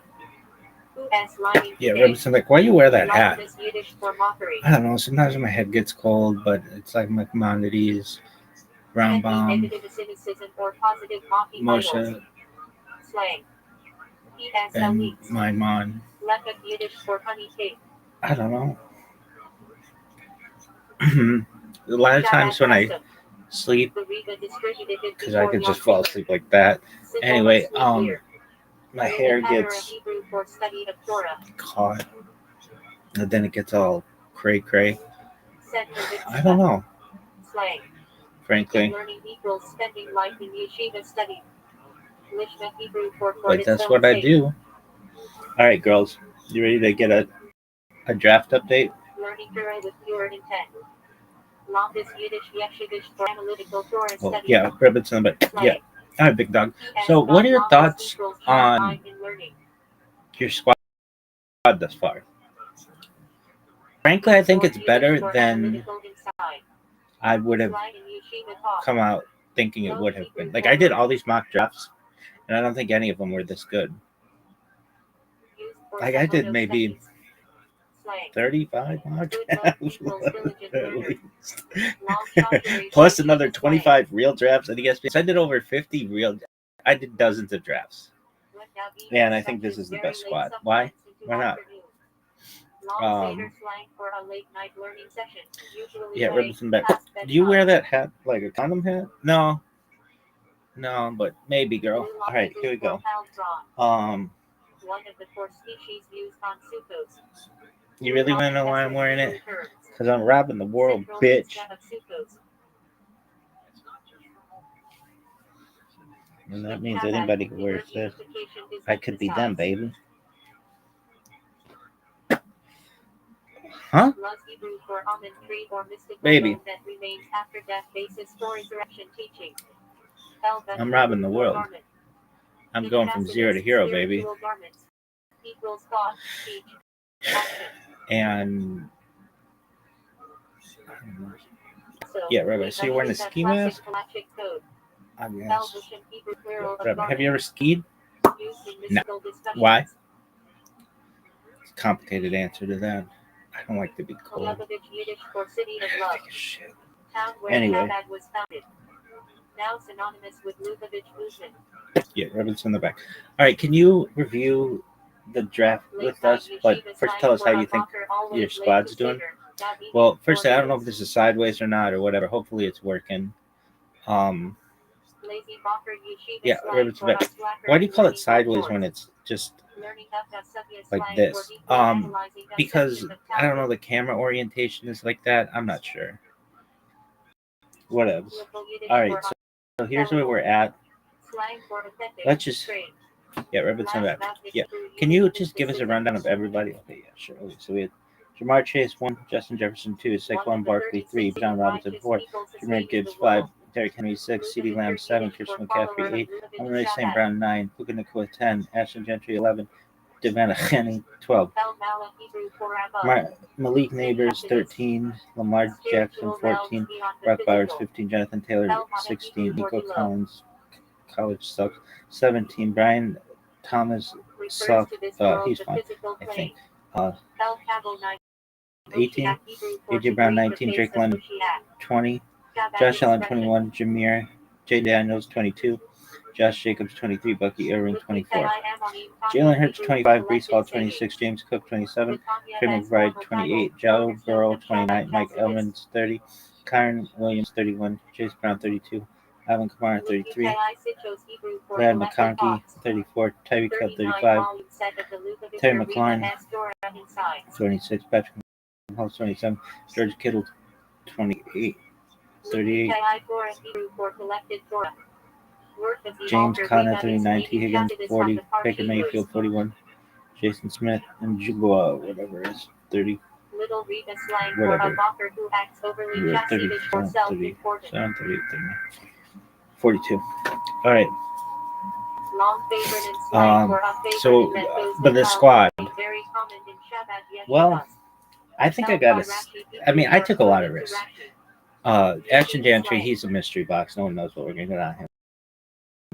Lamar Jackson, if he stays healthy, he's the best player in Tyreek Hill, he's the fat NFL, or at least has been consistently, but he's been hurt recently, and he went from the number 2 overall pick, which is what I got him last year, to no one knows what we're getting out of him this year. His quarterback was hurt, and then George Kittle, who some people think is the best tight end in the league. I would tell you this: if I had a real team. If I were like a real coach, I would just recruit tight ends because they can block, they're big. You don't really need wide receivers to be all that fast. They just need to be able to catch the ball and then fall down. Oh, I gotta take a shit. And they can block. And you can literally just line them up on the offensive line and just they're huge dudes. All right. So what thoughts on?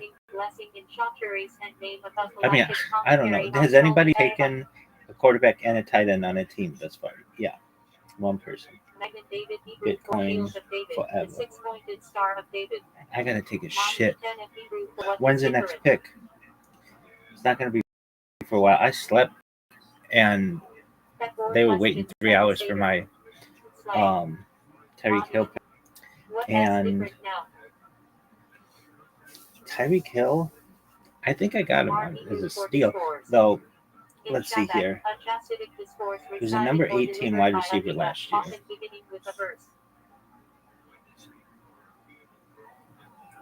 He hasn't practiced all fucking summer, though. They better not come out and be like, oh, yeah, he's done. Dude, you know why I fucking picked him?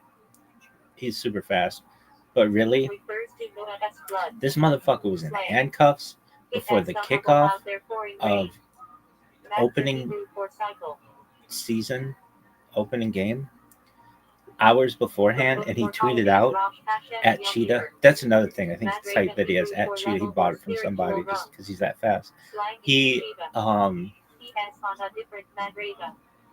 tweeted out to all my fantasy peoples, I'm good. I was like, yeah, dude, because I picked you number 2. All right. So who we take in the next rounds? Well, here's the strategy, girls. We're just doing the best wide receivers and running backs we can get. And there are some people who are like if there's a guy, let's say guy number 1, I don't really know how to pronounce his name, or I don't really know who he is. And guy number 2, and I do know how to pronounce his name, but maybe he's not as good as guy number 1, but it's pretty close. I'll pick guy number 2 just so I can remember their name, if it's going to be close. This team could have been a boring fuck team. Classical gas. I'll give you some classical gas, girl. I love when they're like dun, dun, dun, dun, dun, dun, dun. Anyway,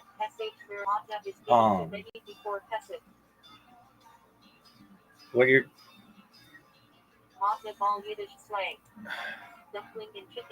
this team is maybe one of the best teams drafted thus far. Let's see if we have any competition. All right, so the first guy that was Fiat. He got Jamar Chase, Bucky Irving, Jalen Hurts. That's a good team. But I don't know who's got it fourth. The next person, Speed, Justin Jefferson, Josh Jacobs, Brees Hall. That's a good team. Schiller, Saquon Barkley, Jaden Daniels, James Cook. That's a good team. Bitcoin, Bijan Robinson, Josh Allen, Training Wright. That's a good team. That might be the best team we've said thus far. Next is Mike D. Sproto, Jahmyr Gibbs, Drake London, Joe Burrow. It's okay. Next, VMU, Derrick Henry, AJ Brown, Mike Evans. That's good. Next is Halloween, CeeDee Lamb, Brian Thomas, Kieran Williams, Jason Smith, and Nugawa. That's a good team, but that's a lot of wide receivers. Next, Christian McCaffrey, Nico Collins sucks. Chase Brown, Baker Mayfield. Getting weaker. Next, Yo-Yo, that was Sproto. Yo-Yo had Amon-Ra St. Brown, Jonathan Taylor, Alvin Kamara, T. Higgins. That's a good team. Now, I could have had T. Higgins, but he's the number 2 receiver on his team, and I like going with guys who are number 1. Next is Rev Cloud, Puka Nacua, Brock Bowers, Glad McConkey, and James Conner. He doesn't have a quarterback yet, which is fine. You don't necessarily need one. I'm pretty diverse. Ashton Gentry, Lamar Jackson, Tyreek Hill, George Kittle. That'll kill. Ashton Gentry is a mystery box, but I just have a feeling that he's going to be like this rookie sensation and just blow everybody out of the water. Point-wise. Like, he will quickly be the best running back in the history of humankind. I think if he gets less than 121,253 touchdowns this year, he'll be a bust. Lamar Jackson, he was number 1 last year over anybody. You know, I look on Reddit and like websites like who should you pick? Lamar Jackson, Josh Allen. It's basically Lamar Jackson got screwed out of the MVP last year. So I feel he's got that fire in him to get it this year. And Josh Allen, I think is a less risk to get hurt. But and just has less weapons. The Baltimore added weapons. They're going to be really tough here. All right, Tyreek Hill always has he has 1,000 red flags. But that's okay. I have 1,000 red flags, baby. Oh, I was thinking about this, that the muse from out of Sherman Oaks. I think we're about to know like this phrase. Shoot or shoot, baby. That's what I do. Anyway, what is it? There's a phrase from The Office. Engaged ain't married. Then she wasn't engaged.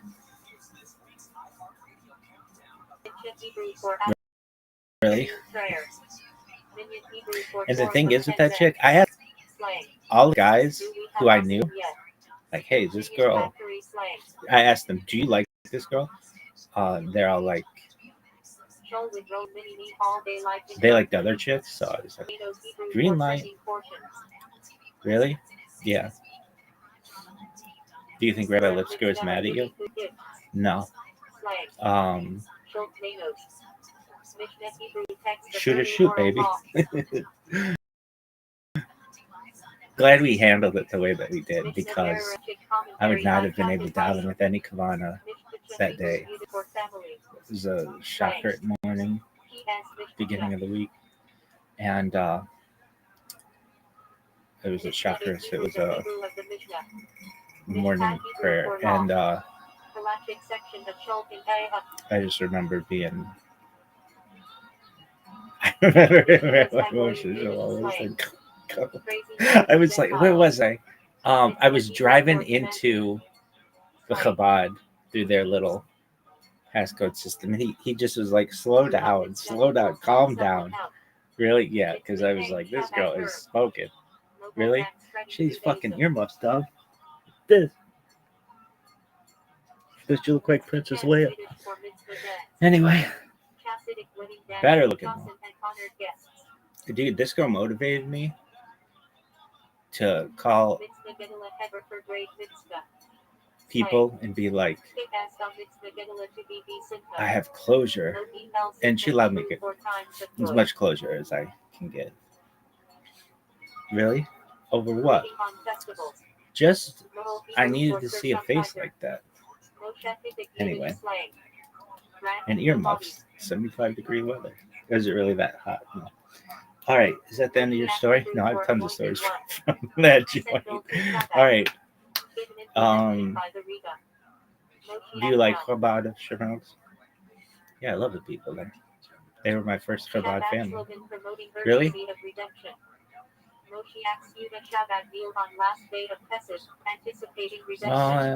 The first. Is this thing still recording? I fucking hate this shit. Is this still recording? Boom, boom, boom, boom. Boom, boom, boom, boom. Anyway, I don't know if this is still recording. Then I have to fucking redo all the fucking things. This shit sucks. Oh, dude, the internet's out. It's back. Dude, I don't understand why we can't have connectivity anywhere in the world all the time. It just like doesn't exist. Like, cable doesn't go in and out. Why does Wi-Fi? Wi-Fi, off Wi-Fi should have like backup Wi-Fi routers. Or like a backup system. It just shouldn't go down. It doesn't even necessarily. Just shit shouldn't go down. Anyway. I love Chabad of Sherman Oaks. Love the people there. It was the first Chabad within Sherman Oaks where I had been part of the community, and I still think of those rabbis as the Beatles.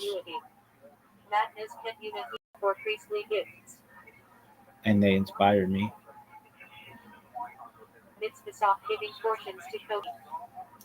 And I look forward to uniting with them someday.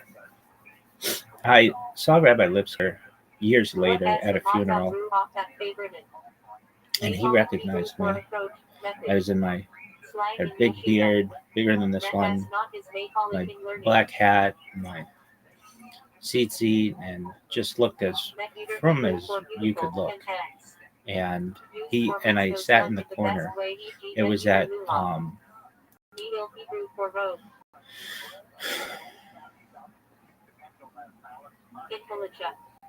Temple priestly garment. Also, Mihai law equals misuse of sacred property. Nicker Hebrew for source. Slang. Why can't I think of this guy's first name? I can think of his first name. It's been years though. Silverman's last name.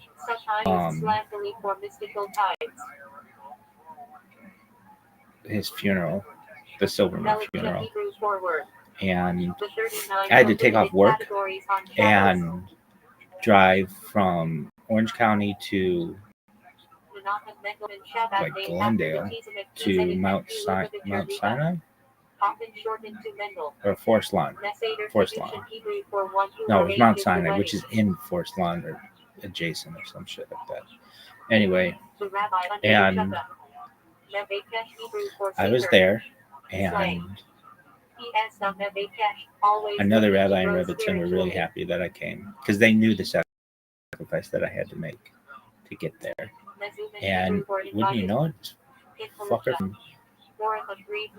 Chabad of Sherman Oaks walks in, and I'm like, no fucking way, Lipsker's here. And he had to look back and be like, no fucking way are you here. Really? Yeah. All right, are you done with your fucking earmuffs? for now. spiritual strength. You're fired. Go fuck Milton's yourself. the model for war with the knowledge. Represents the eternal spiritual battle against boldness, apathy. Milton's John Unigog, Hebrew for war of God and Magog. Eschatological war for Moshiach. Milton's Hashem, Hebrew for wars of God. Slang. Sometimes applied to heated Torah debates. Milton's mitzvah, Hebrew for obligatory war. Halachic category, e.g. defense of Israel. Hey, what's up? Milton's Rishas, Hebrew for optional. Biblical category for Yeah, it's Phil Silverman. Milchonical Torah, Hebrew When for I'm doing wars of these, it's Torah. hard for me to think sometimes. But yeah, Phil Silverman. I really like Phil. He's very nice. He had a really beautiful life. He was an electrical engineer, UCLA. And there's another, what is his wife's name? Selma. She had the most interesting accent. I think she was from like, it wasn't British, it was like the West Indies, something like that. And I went to the funeral. I went to the memorial service that we had at Laguna Woods. I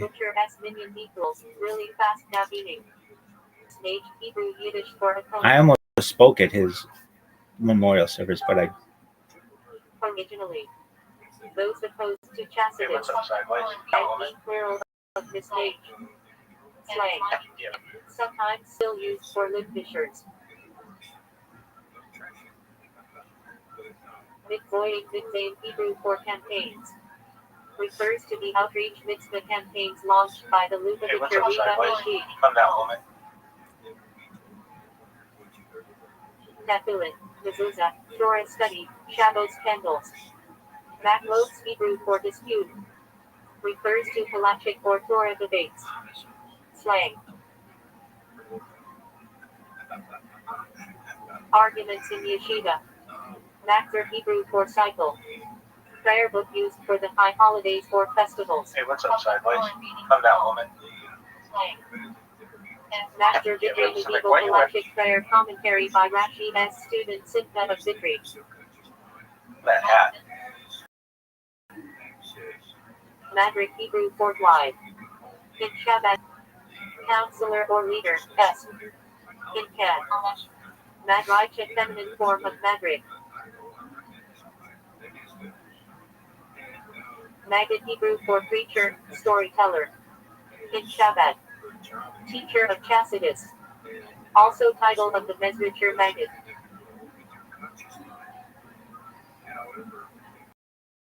Maggid She Hebrew for lesson giver. The main lecturer in a yeshiva. Mashchik Hebrew for supervisor. Either a kosher certifier or yeshiva spiritual guide. Mashkia Shabbat term for spiritual mentor who guides in Chasidus and Avoda. Mashkia Rachani Hebrew for spiritual guide. Formal title in Shabbat Yeshivos. Mesora Hebrew for tradition. Central idea in Halacha and Jewish continuity. Madness Kemuna Hebrew for priestly gift. Dog, that didn't record. Obligatory gifts given to Kohani. Matzah Hebrew for anointed bread. Central to Pesach observance. In Shabbat, emphasis on handmade sh matzah. Matzah Hebrew Yiddish for situation. Slang. What as matzah equals what as going on. Matzah Ruach Hebrew for atmosphere, spirit. Used for move et afar brennen. Mayhalik Hebrew for approach, method. in yeshiva. Mechas is Mahalik in learning. Mechuter Hebrew for beautiful, enhance. Refers to mitzvahs performing in the best way. Needle Hebrew for robe. Priestess garment in the temple. Also linked to Mihai misuse of holy property. Makar Hebrew for source. Slang. What has the Makar for that Kalacha? Technical Hebrew for Kabbalist. Melacha Hebrew for word. The 39 categories prohibited on Shabbos.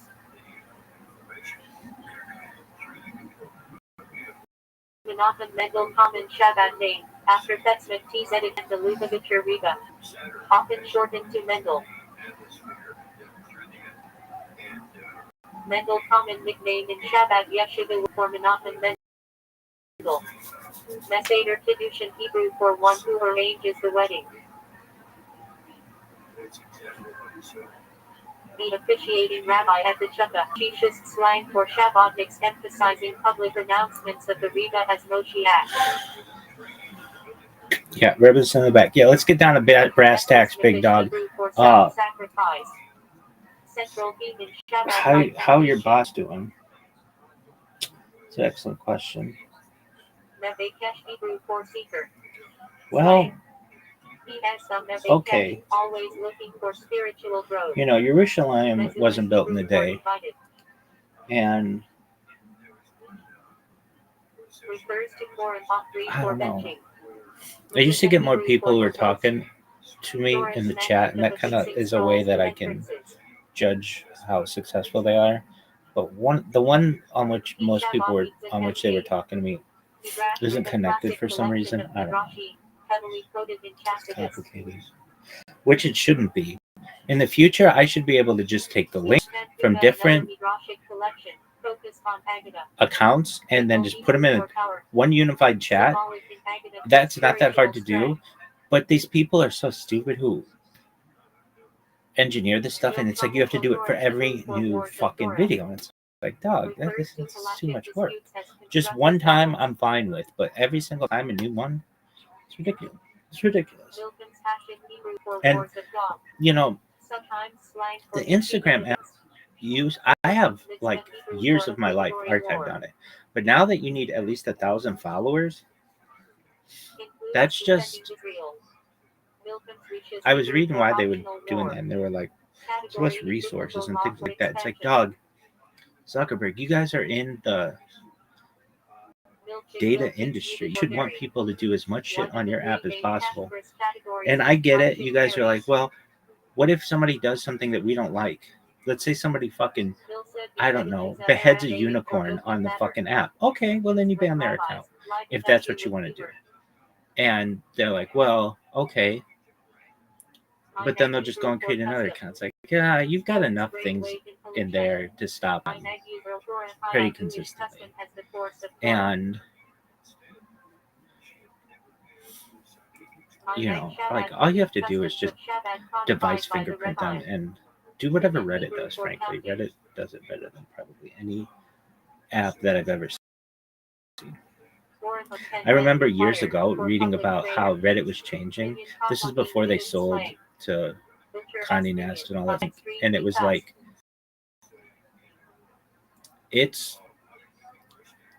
you're no longer going to be able to, like, once they ban you, just create an account. And I remember being like, yeah, I doubt that. And it is, I mean, you can, but nothing's, dog, I think, dude, Florida had this law and their stupid ass governor vetoed it or something. It was called like an anti-shadow banning law or something. Like, I feel that people should be honest with each other in business and in life and stuff. And when you are using a platform like, for instance, Facebook or something, and you reply to someone, if that reply isn't going to be shown to the person, aka it's like shadow ban, that should be an illegal practice, but they don't allow it to be an illegal practice. And people type entire sentences to each other, and they're like, oh, I didn't get that, or went to spam or something like that. I feel that that's an illegal practice, and it's like, well, then how are you going to stop bots? And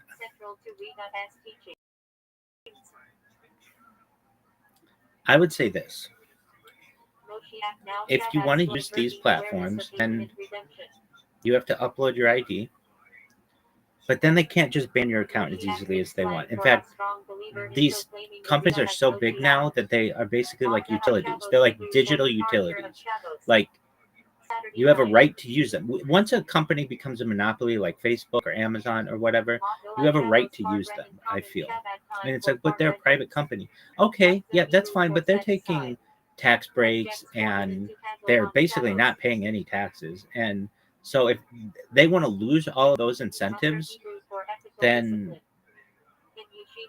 they should be able to say who they want on it or not. But if they take tax incentives and basically operate within the country, you have a right, I feel, to be able to use that, and the First Amendment should be protected under it. If they want to go and not operate in your country, then that's fine too. But I feel like, let's say Facebook were launched in the year 1800, you would be able to say whatever you want on it. There wouldn't be any libel on it. And it would be because, I mean, like, Congress shall make no laws. It would be like, this is why we had this country formed, was to have these rights. And not only that, if you really know how the rights work, at least in the Constitution, the government does not give you the rights. You are endowed by your creator. Whatever the fuck created us gave us the right to free speech and the right to assemble and the right to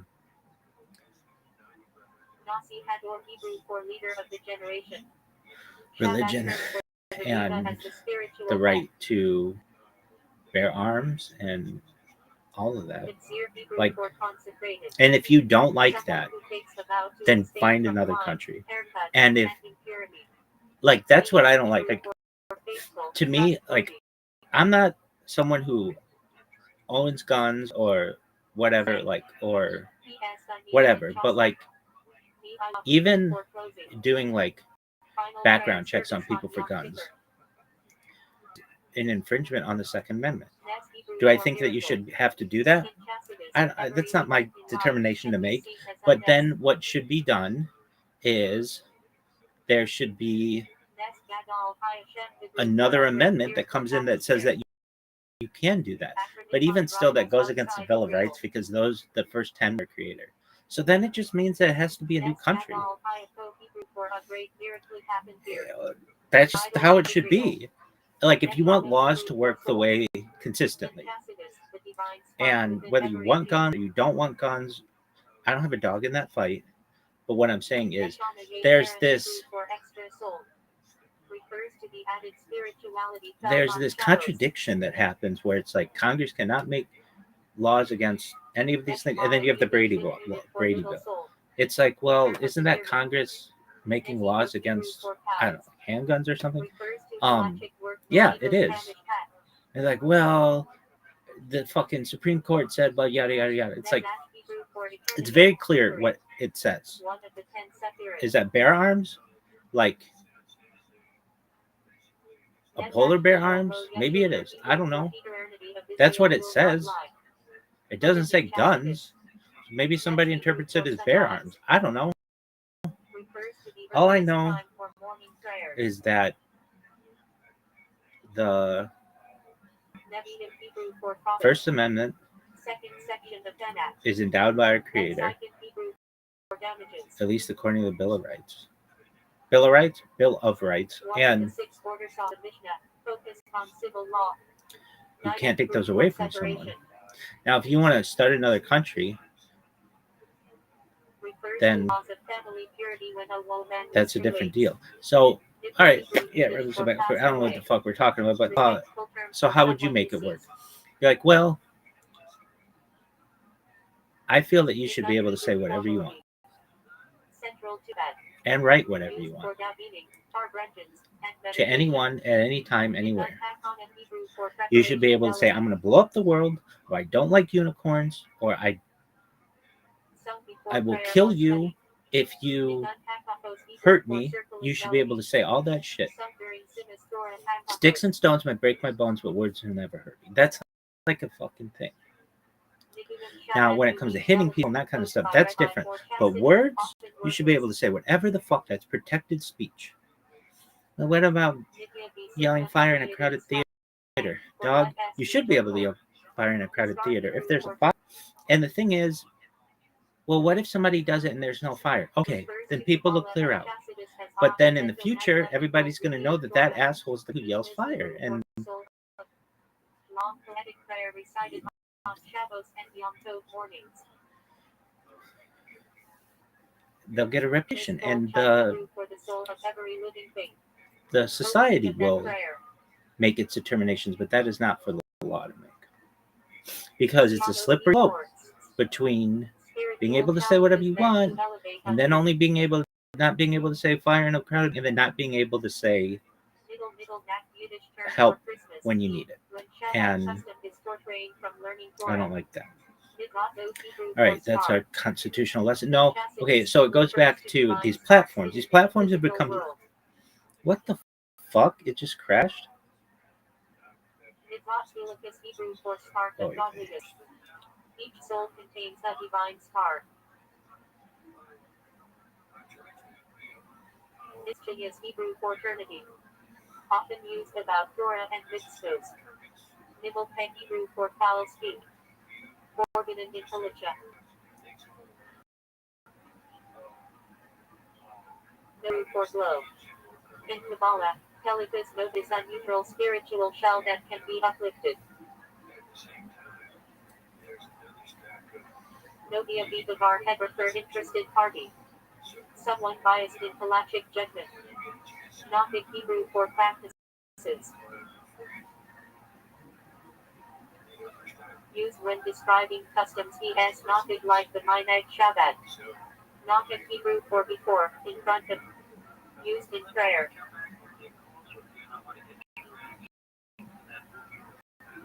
Midnight Hashin Adenopik. Gilad Hebrew for born. Intelligent refers to something newly created usually on Shabbos. Notion Yiddish for women. Often in yeshiva slang. The notion section. Notes are just Hebrew for preserver of kindness. Part of the 13 attributes of mercy. Noi Sukkah Hebrew for decoration of the Sukkah. Yudhika Mitzvah. Nusuk Hebrew for virgin, liturgical rite. Shabbat Yuhari, as arranged by the Alter Rebbe. Nusuk Hari Shabbat liturgy based on teachings of the Arizal, codified by the Alter Rebbe.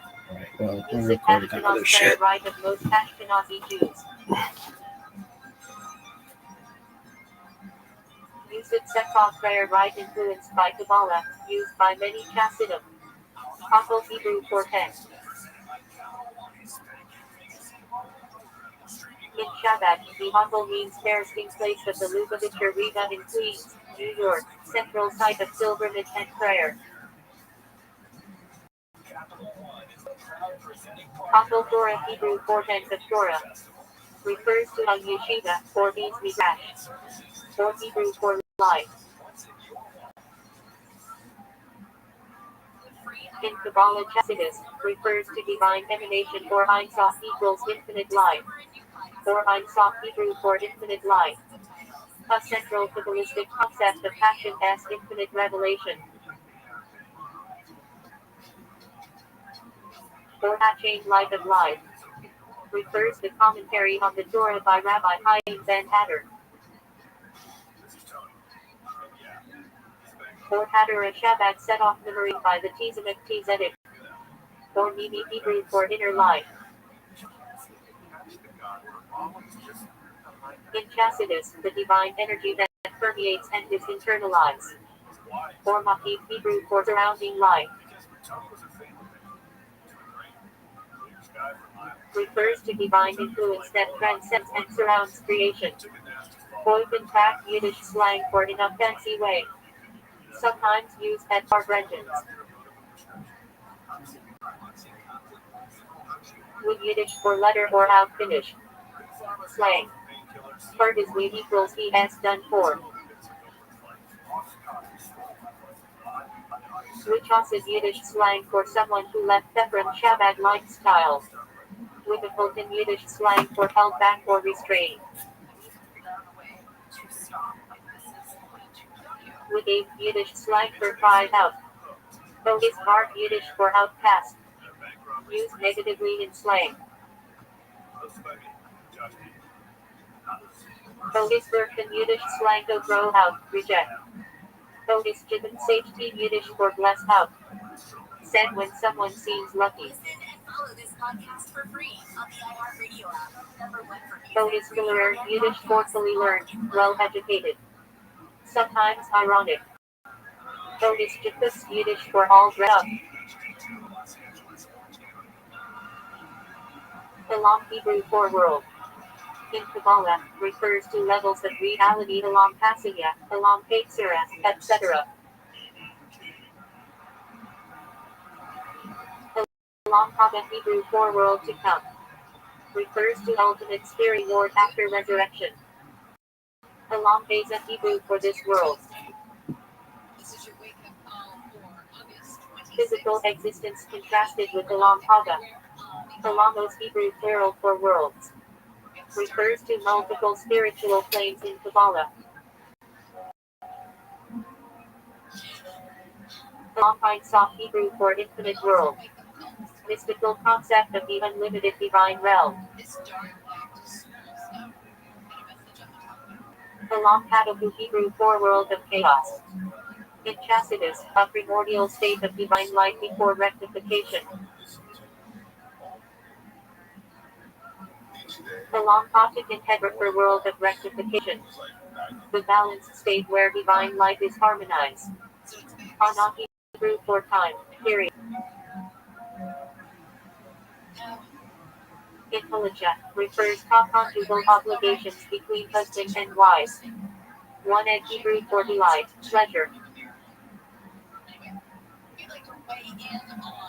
Central in Chasidus one egg Shabbos equals delight of Shabbos. One egg Shabbos Hebrew for Sabbath delight. Enjoyment of food, song, and rest on Shabbos.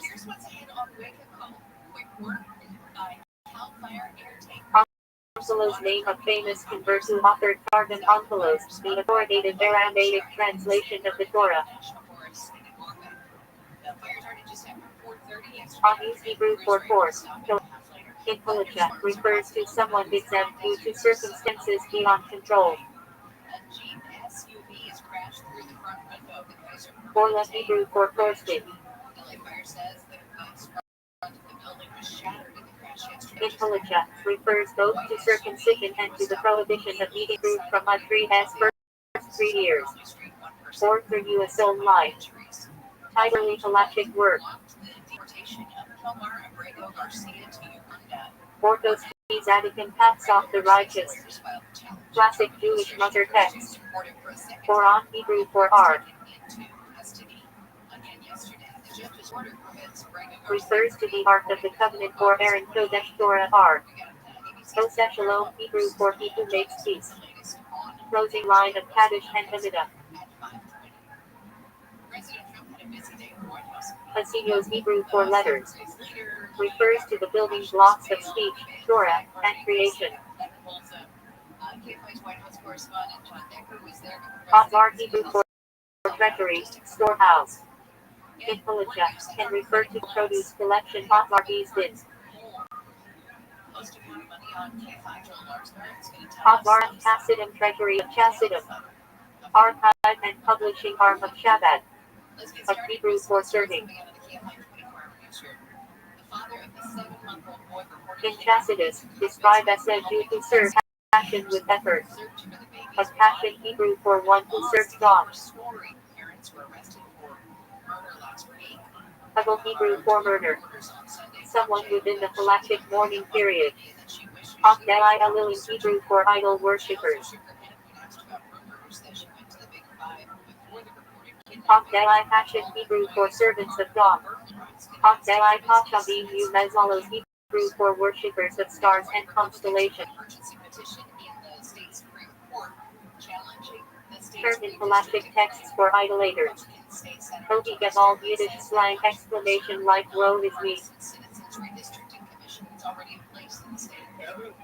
Boy Yiddish exclamation. Oh.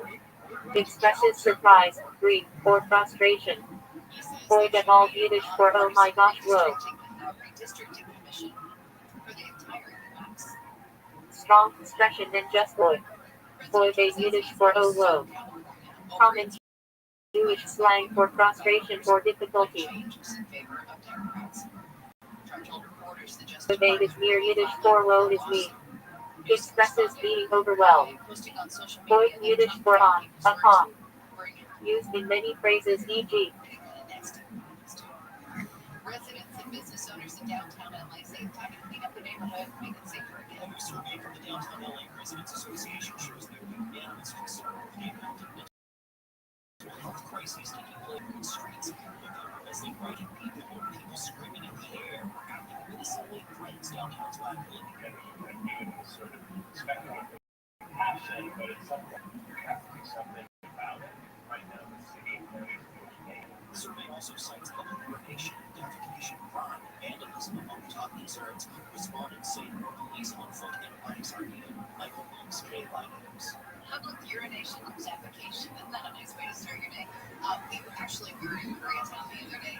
Or no, it was in Chinatown. We had to go pick up something that I had framed.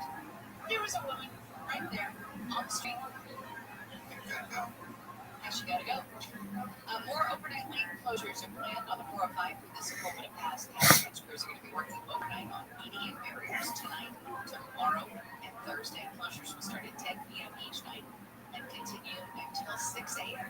Up to 2 lanes on both sides of the freeway are going to be affected between Wilshire Boulevard and Mulholland Drive and Skirbo Center Drive. Well, let's check your ride. Early this Tuesday morning, we got a crash in Tarzan on the 101 Good-Morning Gold Coast Road. Rabbi Rothschild, northbound or westbound, right lanes blocked with this crash. One vehicle overturned, another vehicle on fire. A lot going on there. Don't have heard how badly he was injured, but certainly some big delays starting at around Reseda Boulevard. Again, that's as you get westbound on 101. Westbound's out of the 10, right? That's the code. Are you the Discord guy? Fuck yeah, I'm the Discord guy.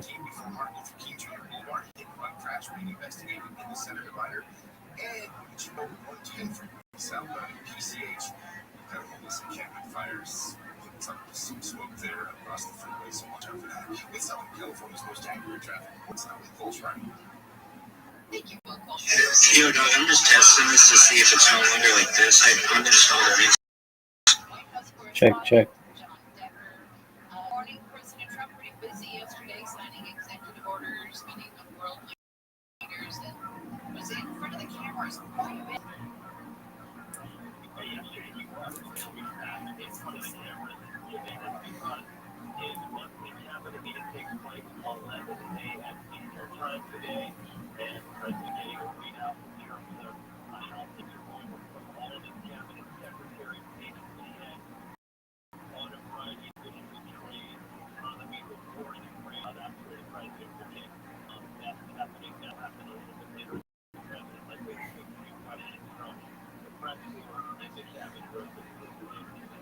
Okay, so what are some of the things that he announced yesterday? He signed a few executive orders, one targeting flag burning. That is something that the president would like to see. Outlaw the Supreme Court has ruled on this matter before and indicated that it is a form of expression protected by the First Amendment. But that is something that, of course, is a precedent, but can be overturned if the case this does get challenged to the federal courts and works its way back up to the U.S. Supreme Court once again.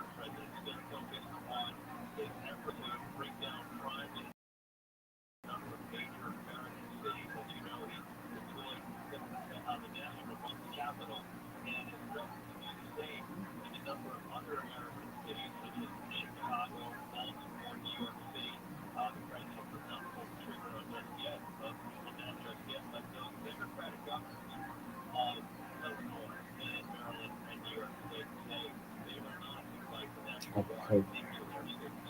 Steve, didn't he say something like, I shouldn't order them, we should be invited in, or something to that effect? He did say something to that effect, but as you know, I think that New York governor, he actually somewhat invited the National Guard into Los Angeles when that happened just a few weeks ago. The president obviously has a different point of view in related to having the National Guard deployed to these major cities. And you just look at J.B. Pritzker, the governor of Illinois. He's really pushed back hard against President Trump. Same thing he's done for Wes Moore, he's the governor of Maryland. Neither of these governors say they have any intention of inviting the National Guard into their states. Did Trump's sister seem like genuinely kind of surprised that the governors are more open to the idea of coming in to help crack down on crime in their states? I don't think he's that surprised. We're talking about Democratic governors, and in the case of both Wes Moore and J.B. Pritzker, they have national ambition. They likely will be running for the Democratic nominations in 2028, so this is certainly a way for them to elevate their profile nationally. So I don't think the president is all that surprised in terms of the pushback that he's getting from those two politicians in particular.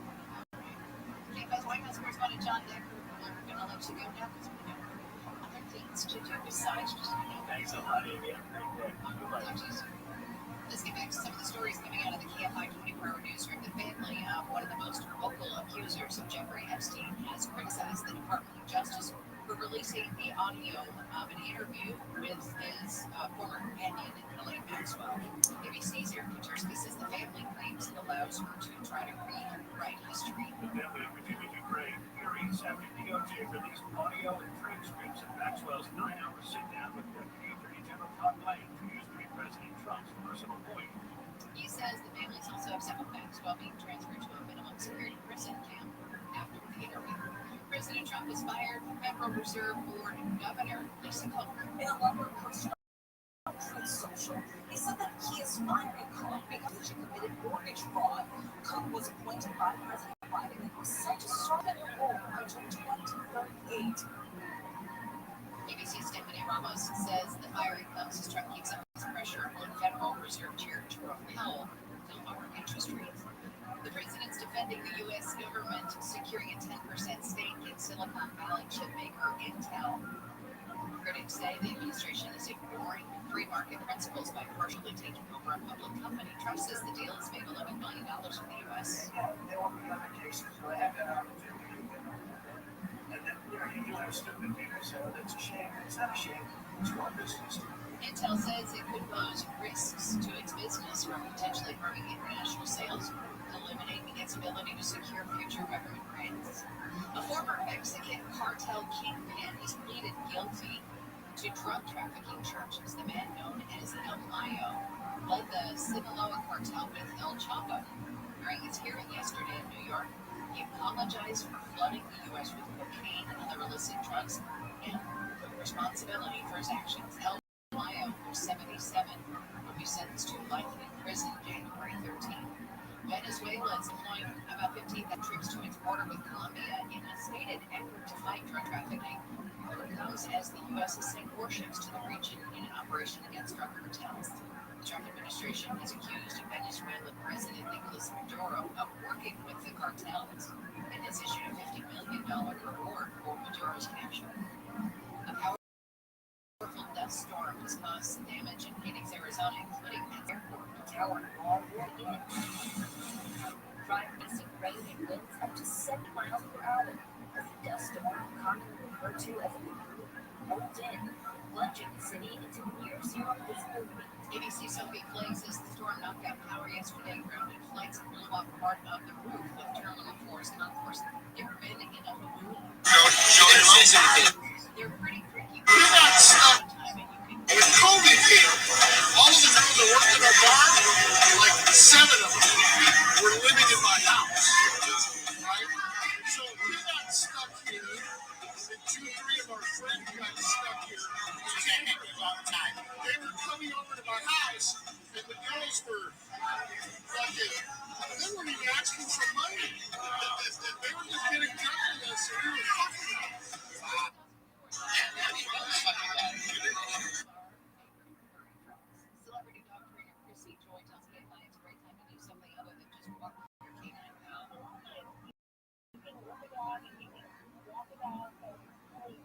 You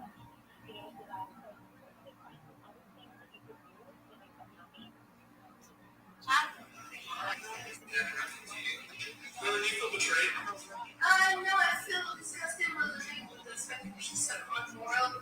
I might be worried, I might be an ex-war, doesn't matter. I have values and morals, and I will love betrayal. So many kids, chill with that. I was just kind of, instead of outside of really. Especially when I was not. I am here. Just come. Please. Yes. Oh my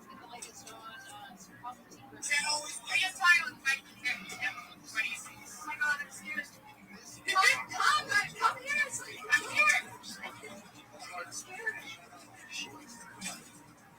Go. Jump. What? I'm really scared. No, it's not have nothing for you. What is there? Jump. I'm scared. It's like 6 inches. The body is just together.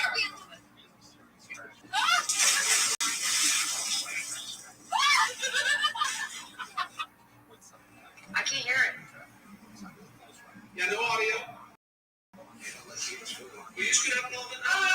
No, I'm trying to get you shot there so you can see your fear.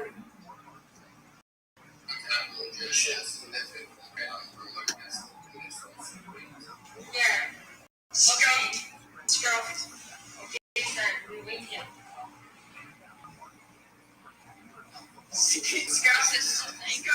This is what happened. Yeah, I didn't know what it was. I don't know what happened. Cavalry, bro, listen to me.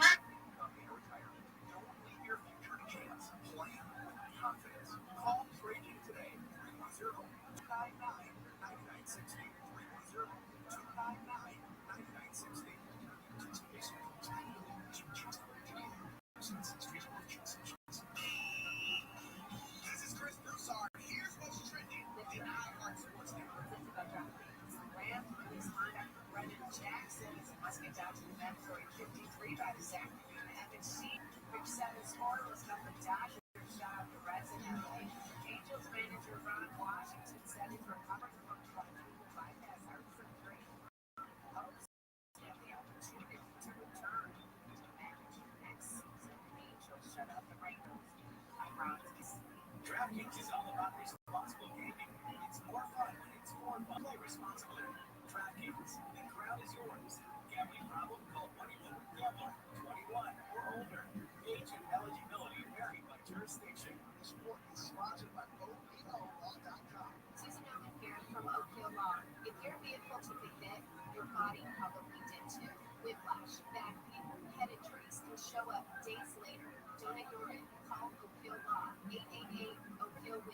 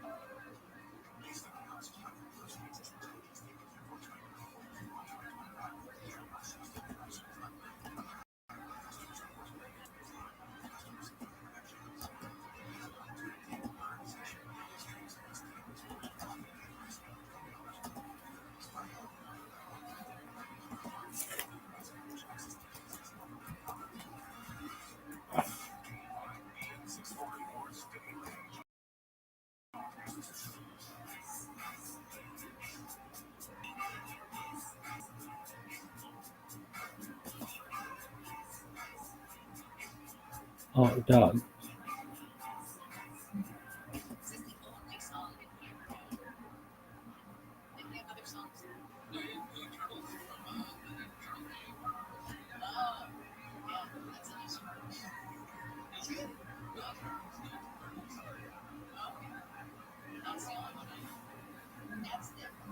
It's 5:21 on your wake up call. Good Tuesday morning to you.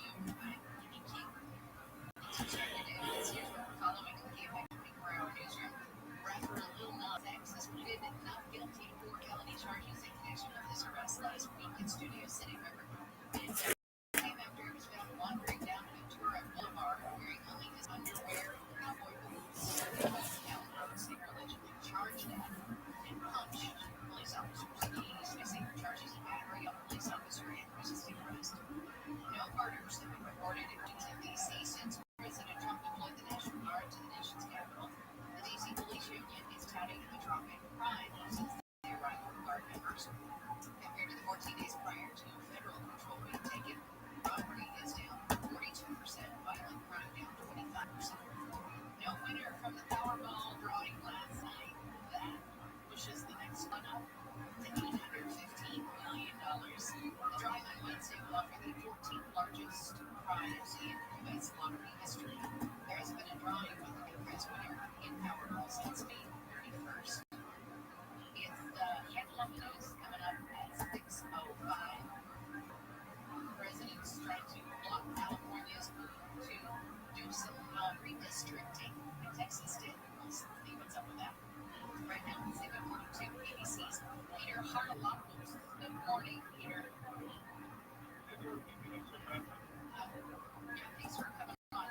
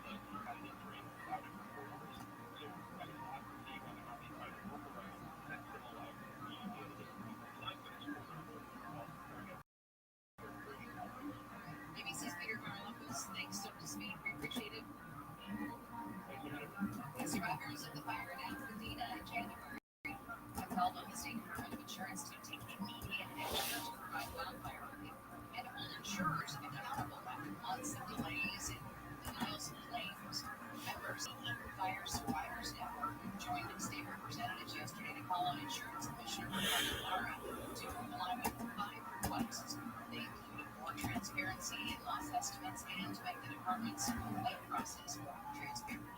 Transportation leaders in California have announced a new Senate bill to create more funding for high-speed rail, $4 million in federal money.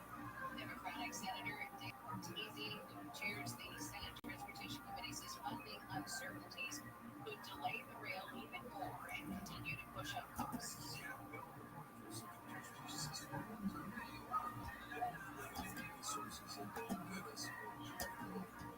The project is years behind schedule and is now estimated to cost up to $128 million. High-speed rail was approved by voters back in 2008, 17 years ago, and it was estimated at that time that it was going to cost $33 billion. Organizers of the 2028 LA Olympic and Paralympics have unveiled their impact and sustainability plan.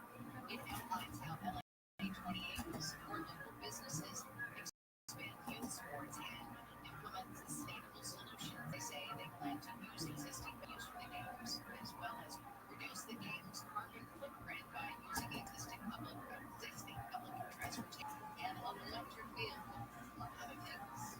And doesn't the mayor still think she wants a no-car Olympics? Has she ever driven around LA and tried to get around on public transportation? California aims to cut chronic school absenteeism by half over the next 5 years as it works to restore attendance post-COVID-19. The State Department of Education has released a California attendance guide to help districts. The chronic absenteeism rate rose to 30% in 2021 and 22 when most schools had reopened after the height of the pandemic. That dropped to 20% for the 2023-24 school year. And Governor Newsom is ramping up his online trolling targeting President Trump with a pop-up shop. Recent postings, the Patriot Shop is now open at store.gavinewsom.com and has sold over $100,000 worth of merch. It's the latest move in his recent campaign, mocking Trump's social media style. Customers can purchase items from shopping and Newsom 2026 model, the Don't Poke the Bear yard sign. A baseball cap phrase Newsom was right about everything, and it shows in one shirt featuring Newsom having hands laid on him by K-Rock, Tucker Carlson, and angelic Hulk Hogan. Mark Ron, KFI News. Yeah, okay. Still ahead on Wake Up Call. We're using our credit cards less and using our debit cards more. On face, that looks like a good thing, right?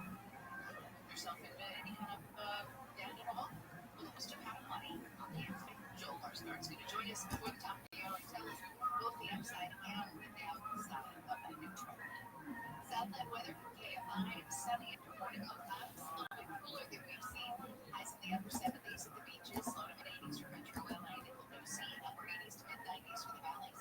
90s in the IE and Antelope Valley. We do have a chance of thunderstorms this afternoon in the mountains and eastern areas.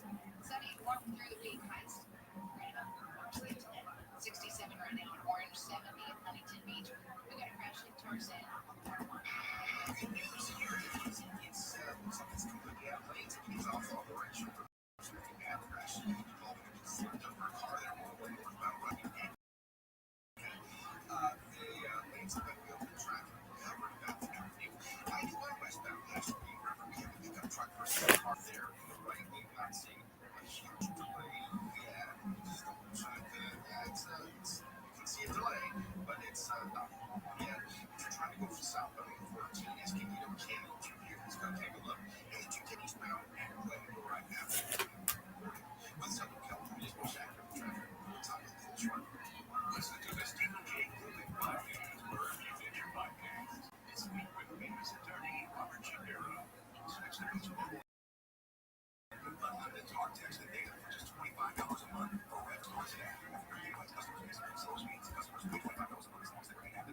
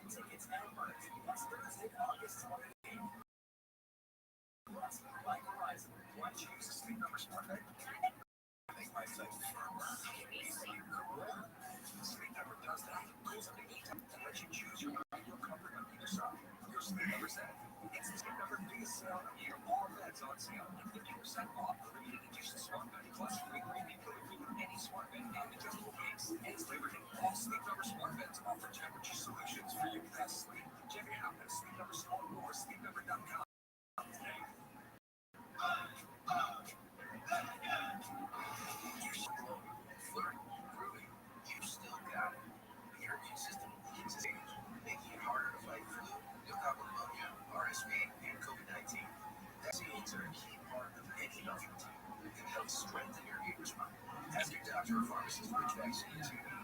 These are minutes and vaccinassist.com, sponsored by Pfizer.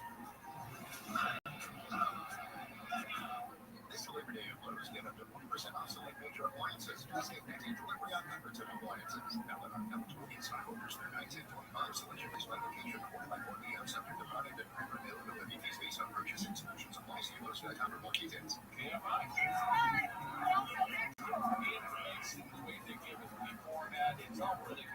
KFI is the most honest. The other stations do a lot of political correct nonsense. It's rock. Do everything. I love KFI because they tell it like it is. It shows it everyone. Oh, you like listening to boring stuff? No, listen to KFI 640. I love KFI. I love listening to them. KFI 640. Tom.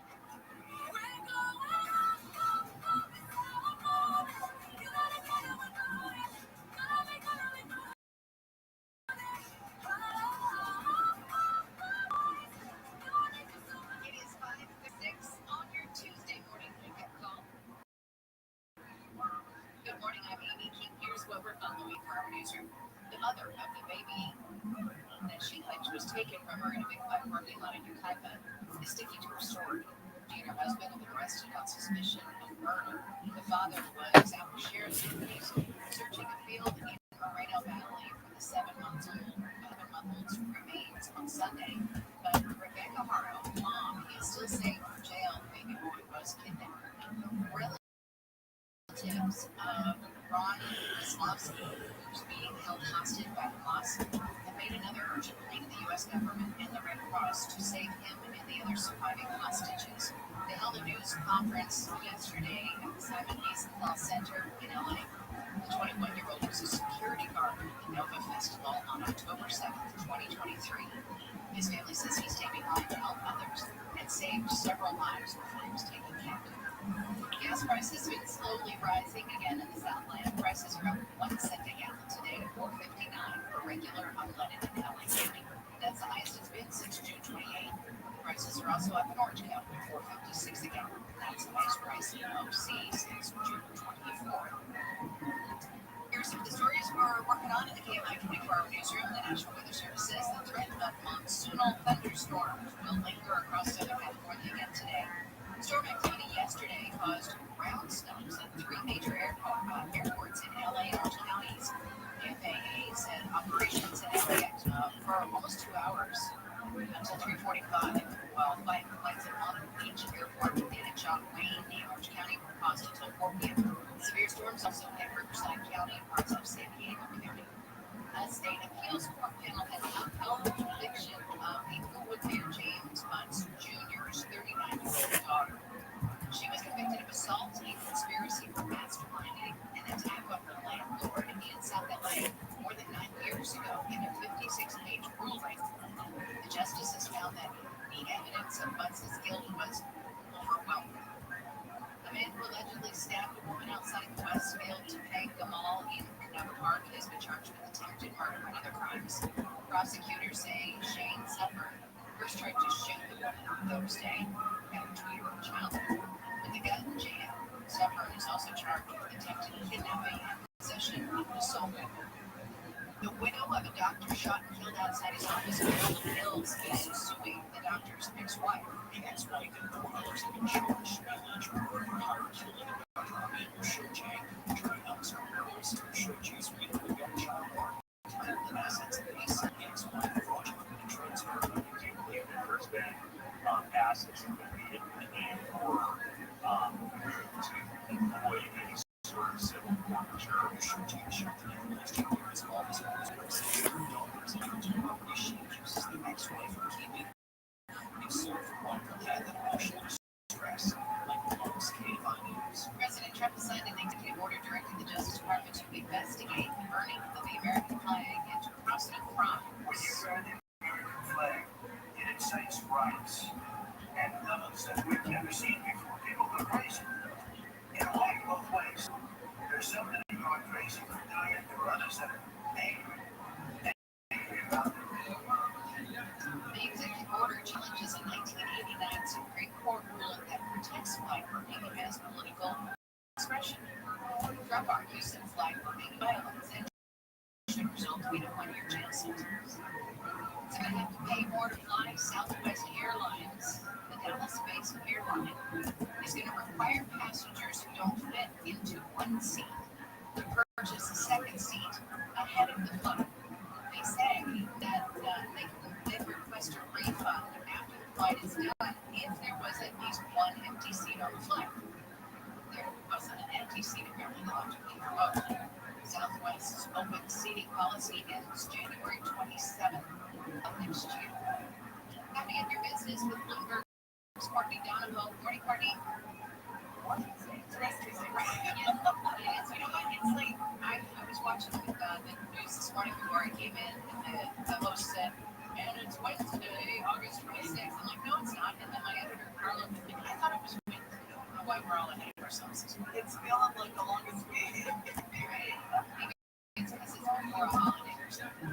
Yeah, counting down. And by the way, targets are closed on Monday, too. Oh, I guess that means we won't be talking to you on Monday. Okay, let's get down to the business. AI is making it harder for the young ones to find a job. Because definitely shaping the workforce, especially for younger job seekers there. Stanford University researchers found that employment dropped 13% in the last 3 years for people just starting out in fields determined to be the most exposed to AI. We're talking accountants, software developers, administrative assistants, but it's better news for people who've been around a while, so that's good news for older workers. Employment trends have remained the same or improved from work in those same fields. Okay. YouTube's in a standoff. What's going on with them? Yes, YouTube TV says it's in talks for a new bids agreement to carry Fox channels, but if the deal isn't reached, Fox News, Fox Sports, and Fox Business will go dark tomorrow in the streaming service. YouTube adds that Fox's asking for movies are far higher than what other networks with similar offerings receive. But by the way, the deadline, so watch out for that. Watch Fox on YouTube TV. Okay, I am amazed at the little boo dolls and they're losing their mind over them, and people are finding ways to profit from them. I can't believe I'm talking about the boo market, the movie the boo economy, but it's kind of weird today, especially when I think about my kids everywhere we go. Oh, they have a little boo. But people have gone blind for these dolls and you haven't seen them. They're plush dolls, teeth in it. But what people are excited about them is that they're in this blind box. That's their packaging. So a lot of people want to go in and buy them. They're scarce. Plus, a lot of big celebrities love to show off their boo-boos. We're talking about Brad Pitt there. But Brad Pitt has a little boo-boo doll. But they're more than what they become this big, vast, marketplace. So people are actually making money by renting out their dolls by the day. We're being paid money. So not only are they doing this resale, they're hoping that the values will skyrocket in the resale market. They're doing other things to make some money off of them. Okay, so here's another little thing that I discovered when we went to Midsummer Scream, which is this horror and Halloween convention, and they had some of the boo dolls, and this, like, there's a market too, like whether they're actually genuine and whether you can tell if they're genuine. Of course, the person at the stall was like, yeah, they're genuine, of course. And I'm like, what if she doesn't know if they're genuine? And apparently there's something like you get your plate and you hold it up to their foot, and if it's genuine, it's got some sort of an emblem.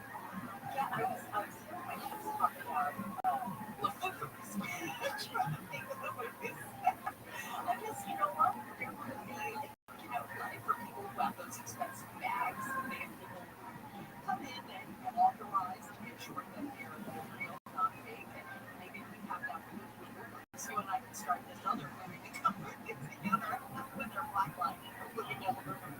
Yes. Yeah. Let's talk about stocks. What's going on with stocks? Taking one of the stocks, paper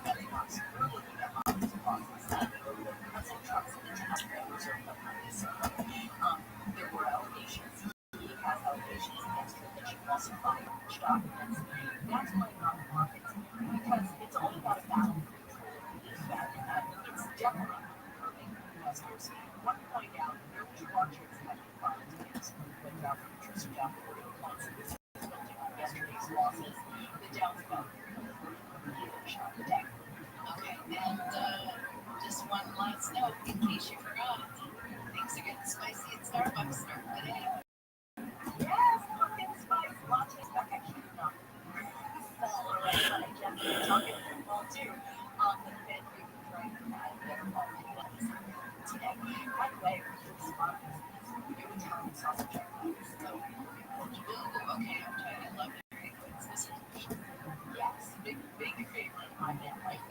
Getting in your business and getting in your fridge. It's Robert's Courtney Donna. Well, thanks so much, Courtney. We'll talk to you tomorrow. See you later. I'm craving Starbucks thing, but thank you so much. All right, let's take a look at your traffic. We've got a fashion Corona. Last time I saw it wasn't so bad. It's not bad. Westbound side of the 91 eastern pickup truck versus a car in the right lane. You're going to start to see slowing off on way back in the right. And so on some walls getting up Riverside over there in the store drive for you. Westbound side of the 405 there in Sherman Oaks right there in 101. Some vehicles facing the wrong lanes. And some, and a lot of silver outside of 5 freeway. Anything still need to change and then continue towards 101. It stays so almost up to the 110. The Southern California's most ordinary traffic. What's that look for us right? Celebrate 25 years with American Legion windows. California's #1 window replacement company. Save up to $2,550 off each window and $100 off each door. When you buy 4 or more, look at this classic number 6 to windows of windows free. Don't be so silly about the plan. We only use it number 6 11 p.m. with fun from Horizons. 888-226-9908 or visit American Legion windows today. All those out there in the house are still in house. Details on first class 25 6 on 7 Seriously, my dealership just fixed the transmission. We all know how you go to the wrong place for transmission repair. Made up of over 800 pieces, the transmission is the most complex part of your car. So bring it to the transmission experts at AMCO. AMCO, always the right fix. AA, MCO. Special financing available. Restrictions, limitations, and exclusions may apply. See AMCO.com for complete details. Brought to you by Novartis, founding partner of iHeartRadio Sports Network. Sunday night saw the highly anticipated return of the Minnesota Lynx to the face of Colorado, who announced his month second, missing 7 games with ankle injury. Mark wasted no time for a return, picking up on the MVP campaign season, shooting 11 of 16 for 32 points plus 9 rebounds to lead the Lynx to a 97-84 win at the end of the work. For more Red Sports stories, subscribe to Game Sarah Spain. We recognize the importance of dreaming big and ensure iHeartRadio Sports Network is brought to you by Novartis, makers of Kisqali Ribociclib, supporting all women who strive for more in sports and in life. This report is sponsored by Anthem Blue Cross. Anthem Blue Cross and Team Experience have teamed up with the Sparks to help students in Los Angeles learn to grow and prepare for a finding food. And will provide nutrition education to students and families. Learn more at anthem.com/cx/Sparks.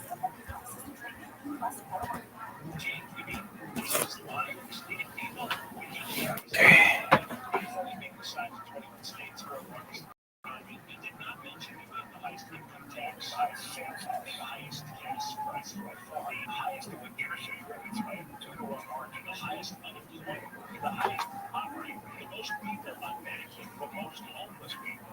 Imagine John Noble. He's been the governor now for almost 7 years. This afternoon at 1 on KFI AM 640. More stimulating talk.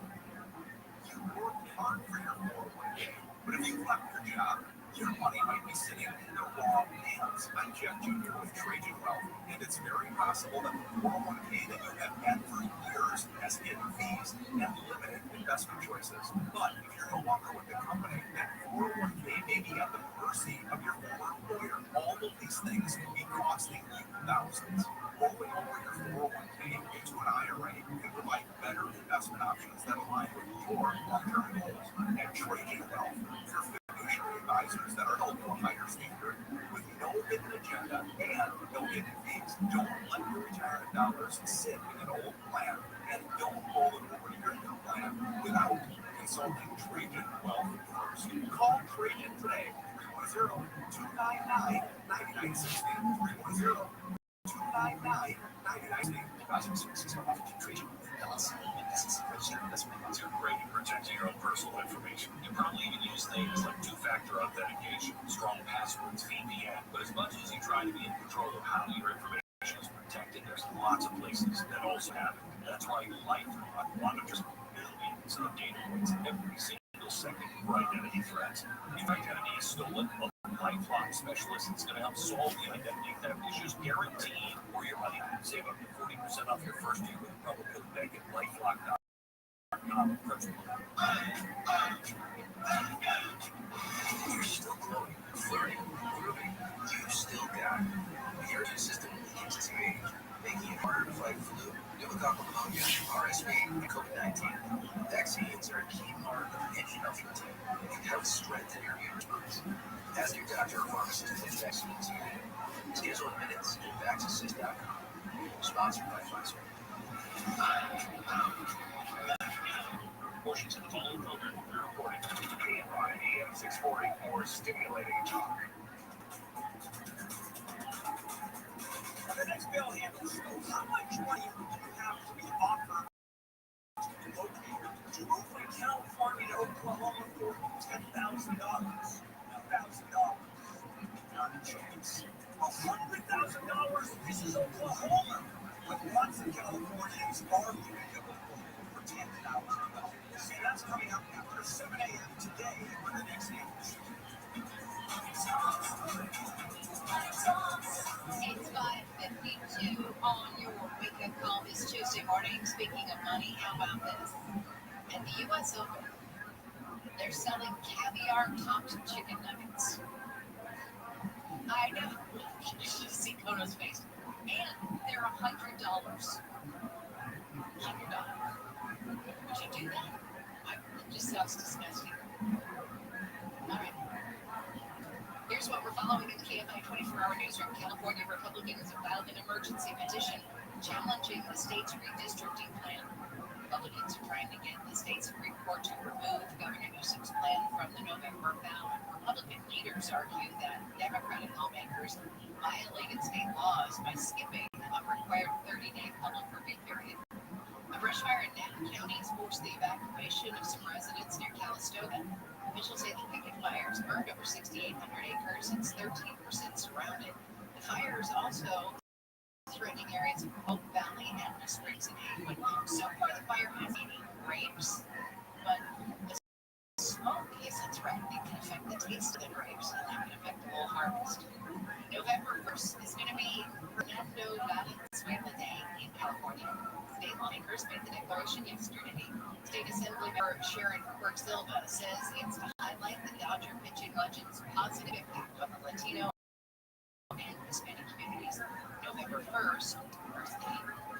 Let's say good morning now to the host of How to Money on KFI, Joel Larsgaard. And Joel, I would think that maybe you would think that $100 chicken nuggets without caviar is not a good way to use your money. Hey, you've got me salivating right now. That sounds terrible. Maybe both those things separately. I don't know. I think caviar wants super pressed. And if you've got the money, you really want caviar nuggets, do your thing. But yeah, going into debt for it, that's not a problem. Okay, so let's talk about going into debt.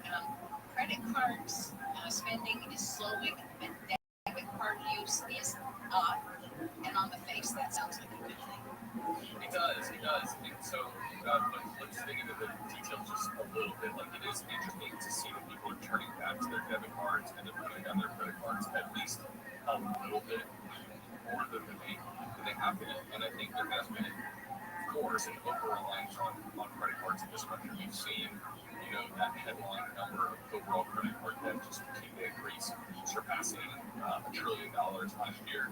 And so I think people are spending a little bit less on their credit card.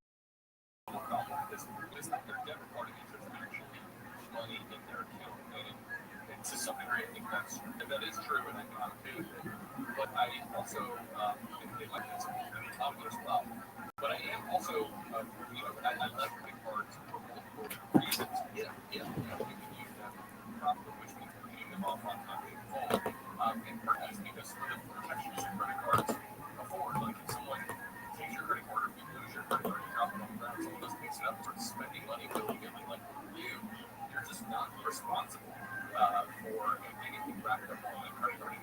choices that are made. Whereas with a debit card, if you're not paying attention, there is a chance that when you have your bank policy for according to federal, you're not as well protected. So it might actually be better instead of switching to a debit card. If you feel like you can't handle the credit card responsibly, cash might be the better idea instead. Okay. And I used to use my debit card exclusively, and then I switched over and started using my credit card. But the worry with the credit card for me, I don't know how you guys are, but it's that even though you go, I'm going to pay off every loan that you can slip. Yes, and I like the idea of people using credit cards like they would a checkbook after the day. And so I want people to know what their limits are on the purchase. I have a friend who literally has a physical book on their kitchen counter. And when she comes home after doing some shopping, she writes down the purchases and she's balancing the accounts like she does the checkbook. And I think if you're finding, hey, I like the rewards of credit cards, I like the protection that credit cards offer, but I am worried about slipping and overdoing it, finding a way to manually use the order apps in a minute that are trying to be mistaken that can stand the test of time. But whatever it takes for you to be able to use that credit card without overdoing it, I think is really important. And so implement a system that can help you actually stick with a credit card without going overboard. But if you can't do that, I think cash is a better option. And really, what it comes down to, I'm not completely against debit cards. They're just not my favorite. And so I think if that is a system that helps you stick to your budget, good for you. I think the other thing is to just there's even been like scientific evidence about having to pay, but just the ease of making purchases in our modern economy. So finding ways to create a barrier between you and either purchasing this, whether it's a 24-hour wait between you institute before you buy something, because it's so easy to just go, need the thing, go buy it right now. And you don't need to shop around, and you don't need to think twice about whether or not you already have that thing or you can source it elsewhere. That's the kind of thing that gets us in trouble. So just be cognizant of it, and I like the idea of just keeping track of what you're purchasing your credit card because it's so easy to get away from. And that is one of the biggest downsides of credit cards is, yeah, they got the protections, yeah, they got the rewards, but people assume, oh, I'm getting these rewards when I spend. This is great, and I can't wait to go on that trip that's paid for by my spending. But especially when you look at some, you and I talked about this recently, some of the new credit cards that are out, the business would operate on is essentially, hey, the more fancy subscriptions you have in your life, the more you're going to get rewarded. And so these cards, they don't just become rewards for the purchases you're already going to make. They're trying to influence the things that you're buying, and they're like, hey, no, you should sign up for that time membership. No, you should get a clear pass at the airport, spend $100, and you have 40 on half of that. So there's all these ways that these credit cards are pushing us to spend more, but not just rewarding us with spending. So yeah, because okay, you just mentioned influencing, and so just real quickly, we want to touch on how we're letting our political decisions influence our financial decisions. Yeah, there's a new about politics is driving people's thoughts about the economy, where it's even impacting how they decide to invest. And this isn't shocking. I mean, it's something how people feel about the country, largely determined on whether it's a car or a B in the White House. And I think it's why maybe to a certain extent, but I also think we've placed too much emphasis on that singular individual and how they're going to influence the stock market. When you look at history, it turns out that when there's in the White House, have a major impact on stock market returns. So I hate to see that optimism and pessimism so extreme. And also, people are capitalizing on the fact that we have extreme political beliefs. And for instance, there's a ETF that's backup for Make America Great Again ETF. It's underperformed the S&P 500 significantly. And at the same time, the expenses are like 15x what they are on the basic S&P 500 funds or total stock market funds that I'm a big fan of. So, yeah, somebody's making money on the fact that we're polarized at the same time, too. Great. All right, Joel Larsgaard, you can listen to him give you lots and lots of great financial advice like he just did just now. Right here on Sunday from noon to 2, it's called How to Money. And you can also follow Joel and How to Money Joel on Instagram. Thanks, Joel. Thank you, Amy. Let's see. It looks like time's up. Time to go. Thanks for joining us for Wake Up Call. We've got the headline news coming up next. This is KFI and KOST HD2. Los Angeles, Orange County, South left weather from KFI. Low clouds and sunny highs in the upper 70s. Beaches, low mid 80s for Metro LA and Inland City. Upper 80s to mid 90s for the mountains. Low to upper 90s in the inland here. Low to mid 90s for the Antelope. There are chances of showers and thunderstorms again in the high desert and mountain areas today. Overnight lows in the 60s and 70s. Tomorrow about the same as tonight's going to stay. About the same as all the way through the week. 66 now in Anaheim, 68 in Redondo Beach, 69 in Studio City, and 67 in El Segundo. Live from the KFI 24-hour newsroom, I'm Amy King. This has been your Wake Up Call. If you missed any Wake Up Call, you can listen anytime. It's on the iHeartRadio app. Now let's listen to Paul Schreiber, who's going to tell us when to crash in Convoy. Eastbound French Harbor Park looks like we've got so many people crashed. The left lane's blocked and starting to back up traffic there on the eastbound side.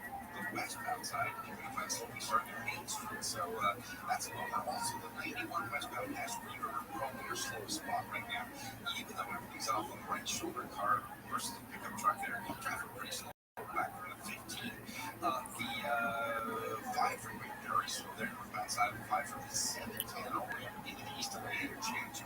And then if you continue on the 101 out of there, it is slow all the way to the 110 freeway, so just expect delays there. With Southern California's most accurate traffic reports, I'm a close run. Our iHeartRadio Music Festival presents like Capital One is back in Vegas. Streaming live on Hulu, you can full superstar performances. Keep listening for the next chance to be Lenovo and the iHeartRadio Music Festival. It's different. In your gear, keep up with the beat. Lenovo PCs are built for creators, dreamers, and fans who don't hit pause. Visit Lenovo.com for the latest AI PCs and game-changing tech.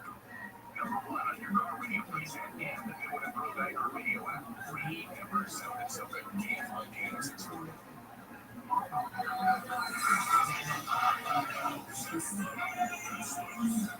Expert parachutists had 80 parachutes jump out of the airplane, and he forgot to put on his parachute.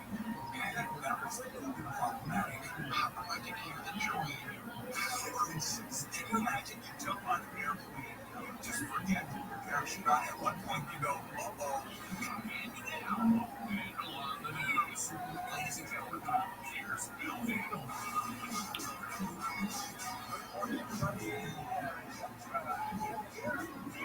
And the morning crew. August 22. Put in your August 22. I didn't oh, you changed it for August 22? Oh, last Tuesday.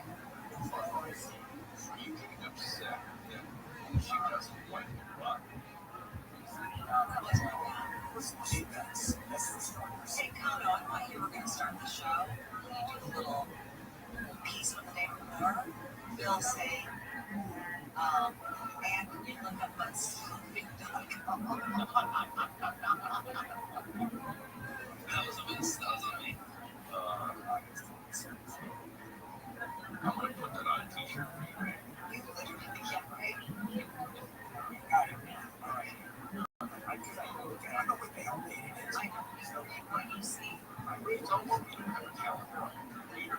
I can see my calendar. No, I don't know how to use it. A clock, a calendar. Don't miss out. I know what you're looking on my computer. Okay. Smart. Really? That's news. Okay. Let's say hello to everybody. Here, nice blue, good teal, I guess. Very nice. Thank you. Yeah. All right. How you doing, Will? Good morning. Why did I get okay. Good morning, Will.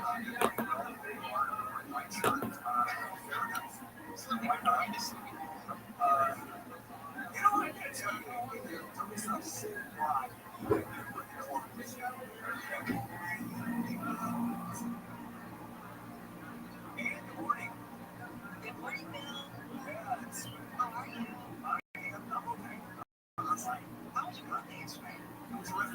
celebrated by working, walking, working out. So this cake. Was cracking up the presents a couple nights and that was that. Celebrated dinner last night. Pizza from Domino's. Domino's pizza. We put some candles in pizza and pizza. So it's like a candle in there. And I love candles. Does that make me better? Yeah, you know, saw that. So you're trying to blow out the candles. Yeah, they only blow apart. I never got can't blow out. I think it's a virus. If we're not mistaken, it is. And the Kono, good morning. You want to know how old are you? It's just 7. Yeah, I'm no youngster.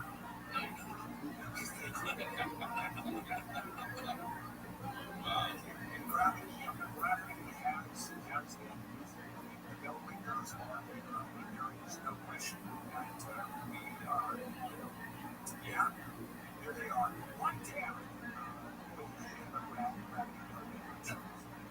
My dad used to wear boxer shorts, and they're below the nothing while the boxer shorts by an inch or 2 inches. There they were, swinging back and forth. Boxer shorts. Okay. I do worry about your obsession. There's a lot of things I'm obsessed with. Yeah, I'm obsessed with gravity. That's true. I am obsessed with gravity. So,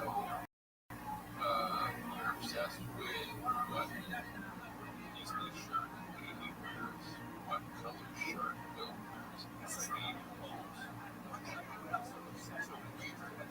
if we're talking about just graduation, and we were just talking about, I don't know if we talk about the issue, I've talked about it on the air. like consider gastric surgery. Consider gastric bypass. Just talking about being product right now. And I had that 2 years ago. I went from 300 pounds. And you know what you want, right? I had a little Cadillac. well, I think it's not the sleep. It's not what I was saying. But it's sleep. I should sleep during the summer and long sleep during the winter. What I did is I lost weight really weird reasons. One of them being my ass. And so what I have is fluttery ass. So on July 4th, I actually painted red, white, blue, and it's a windy day, and I'm out there.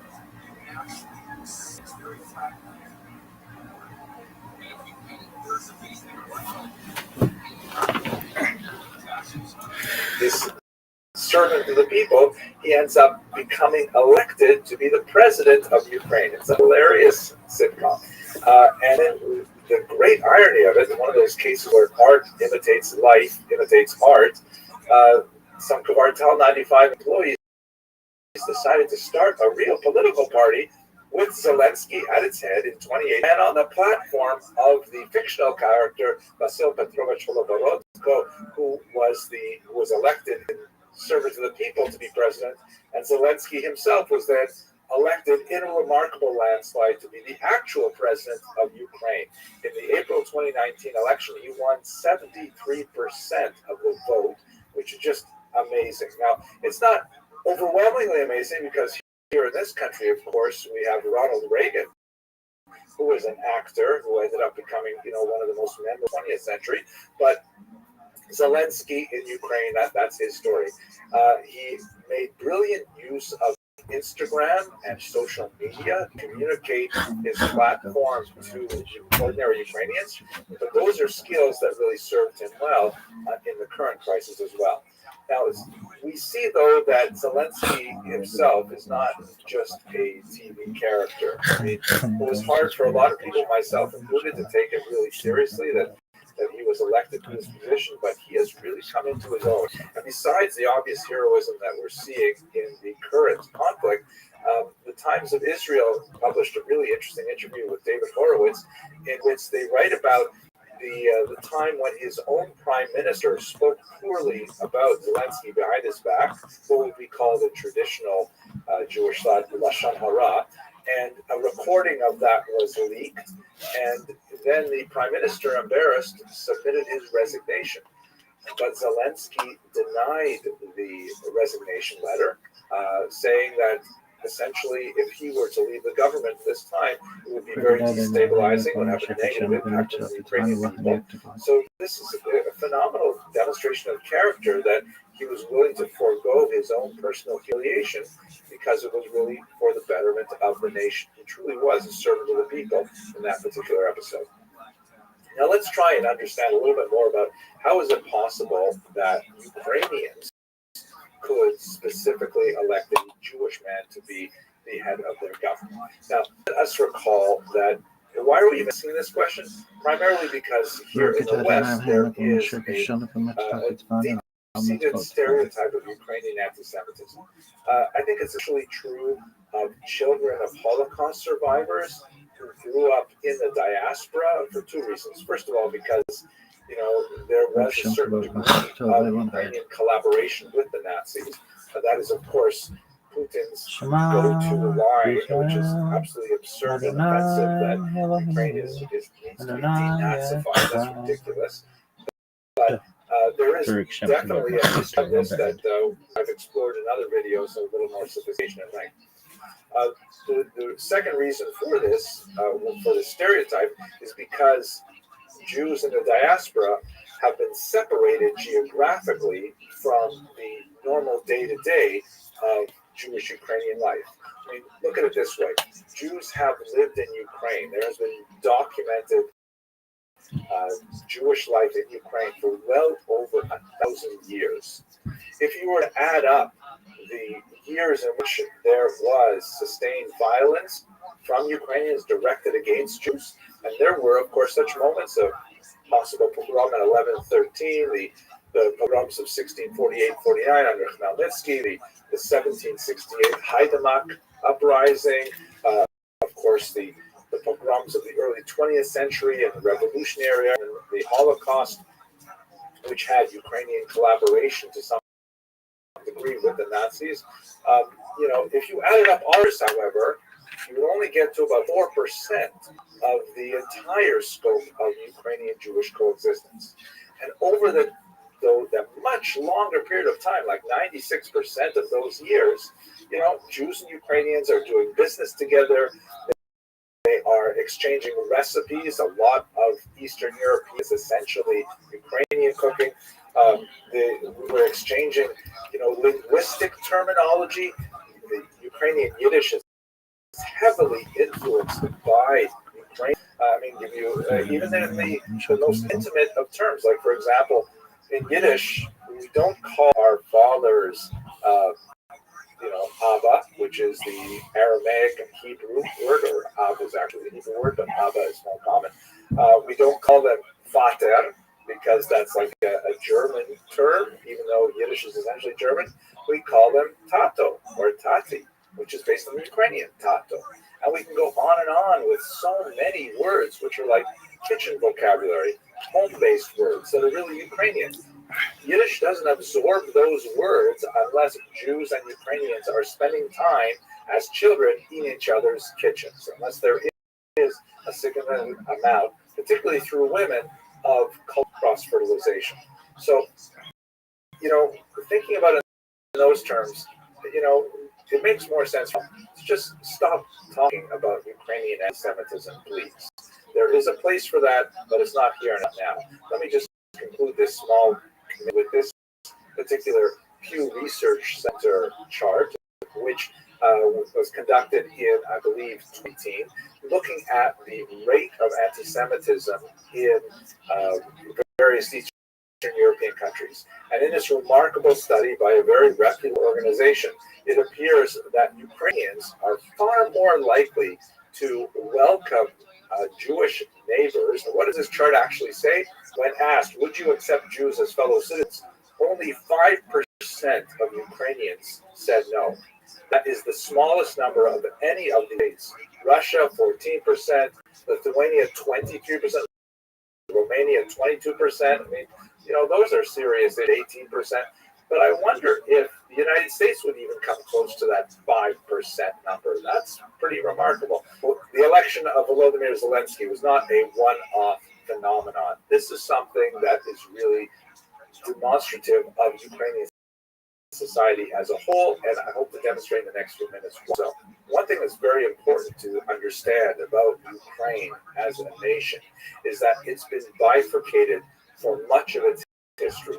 Not exactly down the middle geographically, but culturally very much so. The western parts of Ukraine, concentrate in the region known as Galicia or Halichina, has always been very much oriented towards Europe, whereas the center east of the country has been more oriented towards Russia. And throughout its long history, Ukraine has kind of vacillated between, do they balance more heavily towards European ways of thinking, or do they balance themselves more towards Russian ways of thinking? There is a clear distinction in so many ways. This kind of balance between East and Western ways of thinking really begins to find expression in the late 19th, especially the 20th centuries, when you have an era of national awakening that affects much of the region, and Ukrainians themselves have to sort of say, okay, well, what are we? What do we believe? Who are we like? We see this in particular in the revolutionary era, that is after the fall of the Russian Empire in 1917. As Ukrainians attempted to articulate an actual political organization, they found it was essential for them to forge relationships and alliances with the Jewish minority. The Jews had a lot of advantages that Ukrainians did not have at the time. Jews were overwhelmingly urban and literate and numerate, were a lot more conversant with the types of work that was necessary to actually create an administrative apparatus, skills that were not necessarily well developed in our more agrarian, rural population of Ukrainians. And so the smaller number of Ukrainians who were urbanized and educated, literate, and so on, they formed these alliances in an organization called the Centralna Rada, the Central Soviet, would be one way to translate, or the Central Council, which was distinct from the Soviet councils to the north in Russia. In fact, Russia would invade Ukraine in 1918, and that would begin a civil war between Russians and Ukrainians. A civil war because they were originally both part of the Russian Empire that would ultimately result in much of Ukraine, although not the western part, being conquered by the Russians. But during this brief period of collaboration, which was actually the subject of my PhD dissertation, the Ukrainians and Jews established a remarkable level of cooperation that was kind of Zelenskyan in its scope. They had a Ministry of Jewish Affairs, they had money printed in Yiddish, they had correspondence in Yiddish. It was really a remarkable kind of thing. It ended in disaster because ultimately the Ukrainian state, the independent state, was unable to hold back the waves of popular violence that surged across the country. The Soviet invasion, the remnants of anti-Soviet forces active in Ukrainian territory, and ultimately it simply could not sustain itself. But there was a flash of the possibility of a very brief period of time that we would see later flourishing in the beginning of the 21st century. It was during that time that you really saw expressed, if only for a few months, the orientation towards the West, towards Europe, and its values of modernism, tolerance, multiculturalism, democracy, transparency, and so on. Now, if we focus in on the Soviet period during the 1920s, we see a lot of these things happening in fairly restricted form during the 1920s. This is the era known as Korenizatsiya, a period which was, it's hard to translate that term, it's kind of like indigenization, meaning allowing local cultures to express themselves. This is before Stalin really was able to cement his own power, and so as a result, you see an effervescence of Yiddish, of Ukrainian. You see a lot of new cultural possibilities that begin to express themselves in all kinds of artistic and cultural venues. It comes to a crashing halt as well in the 1930s when Stalin takes over. This is the era of the Holodomor, the incredibly tragic famine that was partially engineered by the Soviets that affected so many Ukrainians, millions of Ukrainians. Stalin's ideology called for the repression of all kinds of national expression. We see this carried through after World War II by Khrushchev and Brezhnev, really up until the final years of the Soviet Empire. Now, if we move to the Nazi period, this is obviously, in terms of Jewish-Ukrainian relations, the darkest period of their interaction. So what exactly happened during this time? Well, I would refer you to other videos on my channel where I discuss this. It requires a lot more elucidation to understand properly. But basically, the Nazis were able to capitalize through very effective propaganda a widespread anti-Semitic sentiment that was especially present in the area that Professor Snyder calls the bloodlands. That is, those regions that were temporarily controlled by the Soviets between 1939 and 1941. The Nazis were able to really capitalize on the local anti-communist sentiment by specifically playing up the idea of the Judo-Kommuna, the Jewish communist conspiracy, which was also a farce. The idea that communism was dominated by Jews, which was certainly not true, especially after Stalin purged so many Jews from the party. The Nazis were able to direct a lot of the anger with communism against the local Jewish population. The Nazis enlisted the help of local populations, not just Ukrainians, but also Poles, Lithuanians, and Latvians, really the entire area of the bloodlands, to react against the Soviets by attacking the local Jewish population, however unfair that was.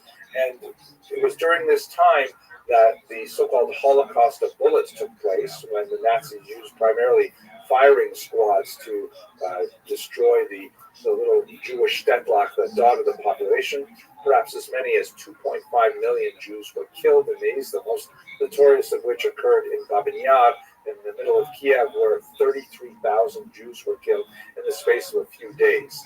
The Nazis would go on to use Babin Yar for many months afterwards and killed upwards of 100,000 people at this point, including lots of non-Jewish Ukrainians. But during this time where you have a minority of the population of our Hills-Viliga, you also have a minority of the population who are later recognized by Yad Vashem as righteous Gentiles, who are also cognizant of the local ties that they had with their Jewish neighbors and protected them from the Nazis. So there's a lot more to say about this. It's a very complex situation. Perhaps I'll just say one last thing. One of the heroes of this period is a remarkable clergyman named Metropolitan Andrei Sheptitsky, who was the leader of the Ukrainian Catholic Church in the West. He was actually very friendly with Jewish populations before the war. He actually mastered Hebrew. One of my first scholarly articles was a translation of some of his Hebrew language correspondence written in his own hand. And during the war, he directed his network of monasteries and convents to save some 200 Jewish children. He was definitely very pro-Jewish, yet at the same time, he conferred a blessing on the Waffen-SS division that was made up of Ukrainians called the Galicia division. And people have said, how is that possible that he could convey a blessing on an SS division? So we should understand that the Ukrainians who joined that division were largely thinking of themselves as the first Ukrainian division, that they were going to use the Nazi support in order to fight against the Soviets. That was the overwhelming mentality. So there's a lot more to say than I can in this short video, but it's complicated. It's not at all straightforward. Someone with undeniable moral fortitude. Sheptitsky also, by the way, complained to the Pope himself, saying, why are you silent? Why? Saying we need more support for the Jews. We need, to have a stronger voice that condemns this violence.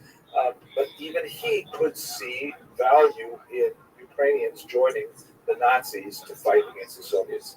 So it's complicated. After the war, and this is the period that's especially relevant for Zelensky's parents, there's tremendous repression of both Ukrainians and Jews who are striving to express their national identities. It was like incredibly dangerous to study anything Jewish, to promote Ukrainian ideas, and to talk about certain Ukrainian historical figures or even historical periods. And this is the era when there was tremendous amount of dissidents who were arrested and sent off to the Gulag, sent off to prison camps in Siberia. It is ironically at this time when a new kind of Ukrainian Jewish rapprochement is forged, specifically by that generation of dissidents, people like Anatoly Sharansky, the so-called Shestisyatniki, the 60s generation was extremely important. And when this began to thaw, particularly under Gorbachev, then there was a tremendous upswelling of support for national expression by both Jews and Ukrainians, and mutual expressions for each other's support. This is happening not just in Ukraine, but also in Poland and in Belarus to a certain degree, especially in the Baltic states. And a lot of these regions, the former bloodlands, are beginning to communicate with each other and to leapfrog over each other to make more and more demands for what Gorbachev would call glasnost, or openness, and even perestroika, reconstruction of the Soviet Union. Ultimately, the Soviet Union is unable to withstand the growth of this nationalist feeling, and in 1989, it goes into a period of collapse. 1991, Ukraine becomes independent along with the Baltic states and so on. And that's when Jewish life really flourishes. This is when Zelensky himself is just a teenager. There's tremendous development in, for example, Dnipropetrovsk, which has this remarkable center, which claims to be, it could be, the largest Jewish complex anywhere in the world, the Menorah Cultural and Business Center. You can see here it has some remarkable architecture that's designed to evoke a seven-branched candelabrum called a menorah, which is associated with the ancient temple in Jerusalem. I've been there. It's a remarkable place. The community there in Dnipropetrovsk, sometimes abbreviated to Dnipro, because well, originally it was named Yekaterinoslav, but they said that's too hard to pronounce. So they switched it to Dnipropetrovsk, and I think Dnipro is even a little bit easier. But a tremendous effervescence of the Jewish population there, and Zelensky is coming of age in an era when there's so many possibilities for Jews. At any rate, let us return to the present moment. You know, I'm comfortable speaking about contemporary events because I studied in the Department of History. The Department of Prophecy was down the hall, and they seemed a lot smarter than I was. But I do want to take this moment to once again express my concern for Volodymyr Zelensky, an incredibly heroic figure who is determined to remain with his people in Kyiv. He is really like his namesake, a servant of the people.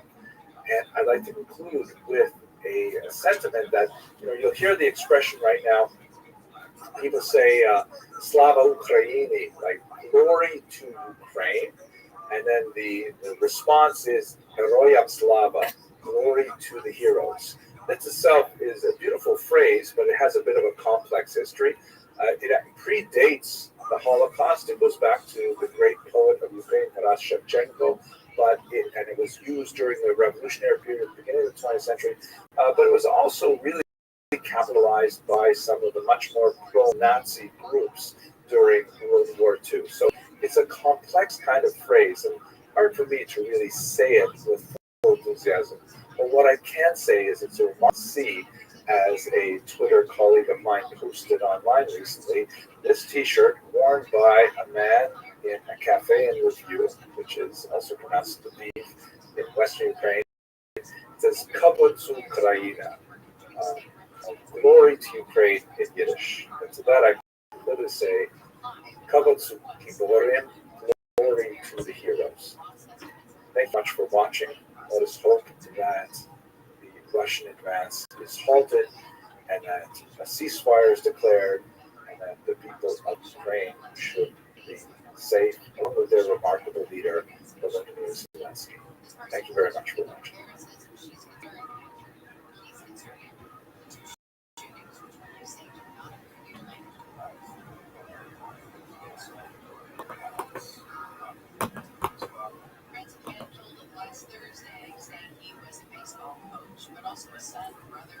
Hello, fellow students of Jewish history. I'm really enjoying my research and preparation for the Kosher River Book on the same this year, where there's three main attractions. First of all, there's the natural beauty of the Seine River and the countryside of that part of France. Also, the 1,000 years of Jewish history that goes way back in that region. And finally, of course, special emphasis on the history of Jews in the armed forces of several countries. We're going to emphasize in particular World War I and II. And today, I'd like to speak to you about Jews involved in D-Day. But let's start by having a quick look at the route that we're going to be following. Here's where we'll be beginning at Paris. Of course, the Seine River flows sort of to the northwest into the English Gulf and ends up at Le Havre and Honfleur. And we're also going to be looking at the city of Rouen, which has a really fascinating ancient Jewish community that goes all the way back to the 11th century. In fact, in the 12th century, they had a local leader there with such importance that referred to the local Jewish leader as the king of the Jews. Here is a modern picture of the medieval organization in the road of the Jews that exists in Rome today. It was also the site of some fascinating Portuguese and Spanish refugees from the Inquisition, including João Pinto Delgado, who in the 7th century wrote a lot of really interesting polemics to defend the Jews who had returned to their Jewish identity after fleeing from the Iberian Peninsula. But let's focus today on D-Day because some really interesting things associated with Jews and their military service related to this event. D-Day is, of course, Tuesday, June 6th, 1944. It is the day that marks the major Allied landings at Normandy in a huge step forward in the fight against Nazis in World War II. It was also known as Operation Neptune.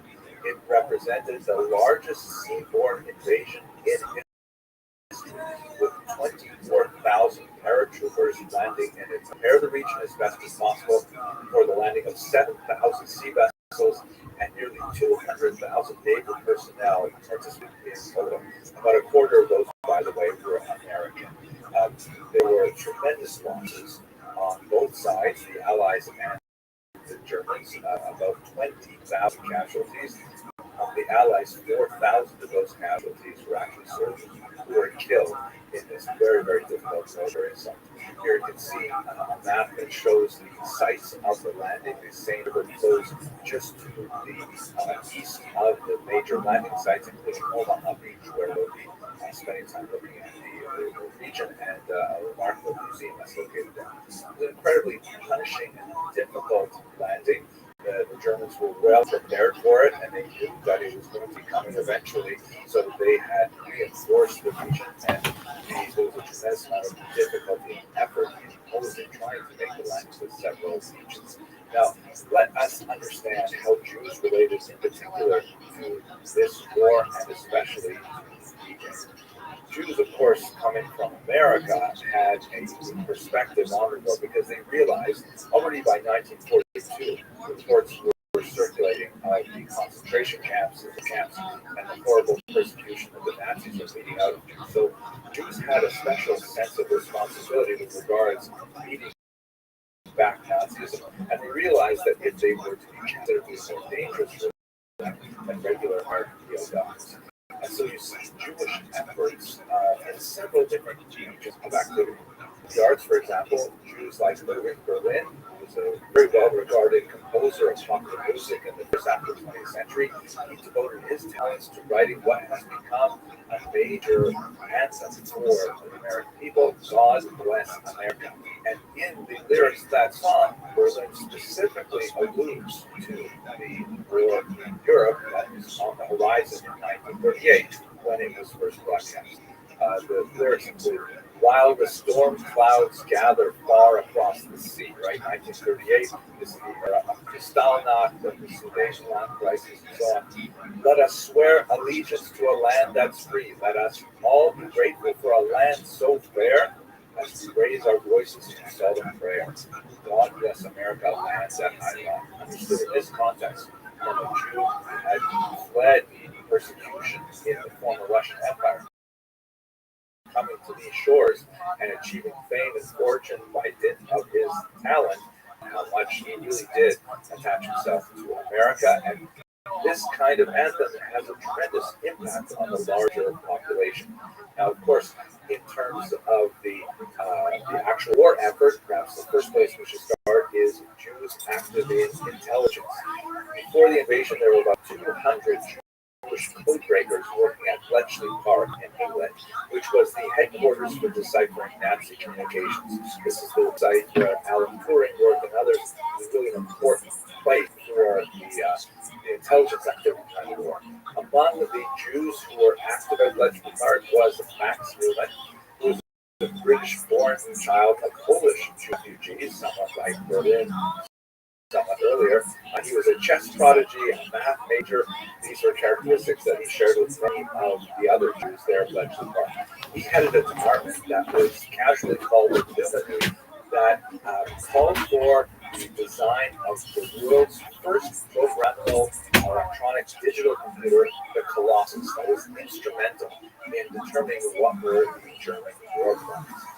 Also, in the preparation for D-Day, you have people like Fred Balcom, shown here in this photograph, fourth from the left on the top row, who flew meteorological flights at 20,000 feet to determine the best weather conditions to allow the invasion to happen. He actually was responsible for delaying the invasion by 2 days to ensure that there was the best possible conditions without an undue delay.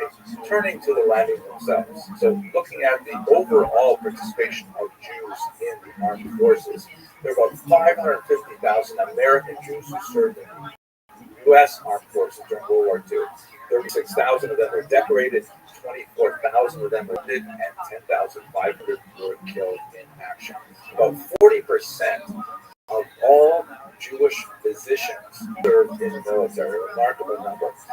In the landing at D-Day, about 4.2% of the soldiers making that assault were of Jewish origin, and that is, like all these other numbers, quite disproportionate because at the time, Jews made up only about 3.6% of the population.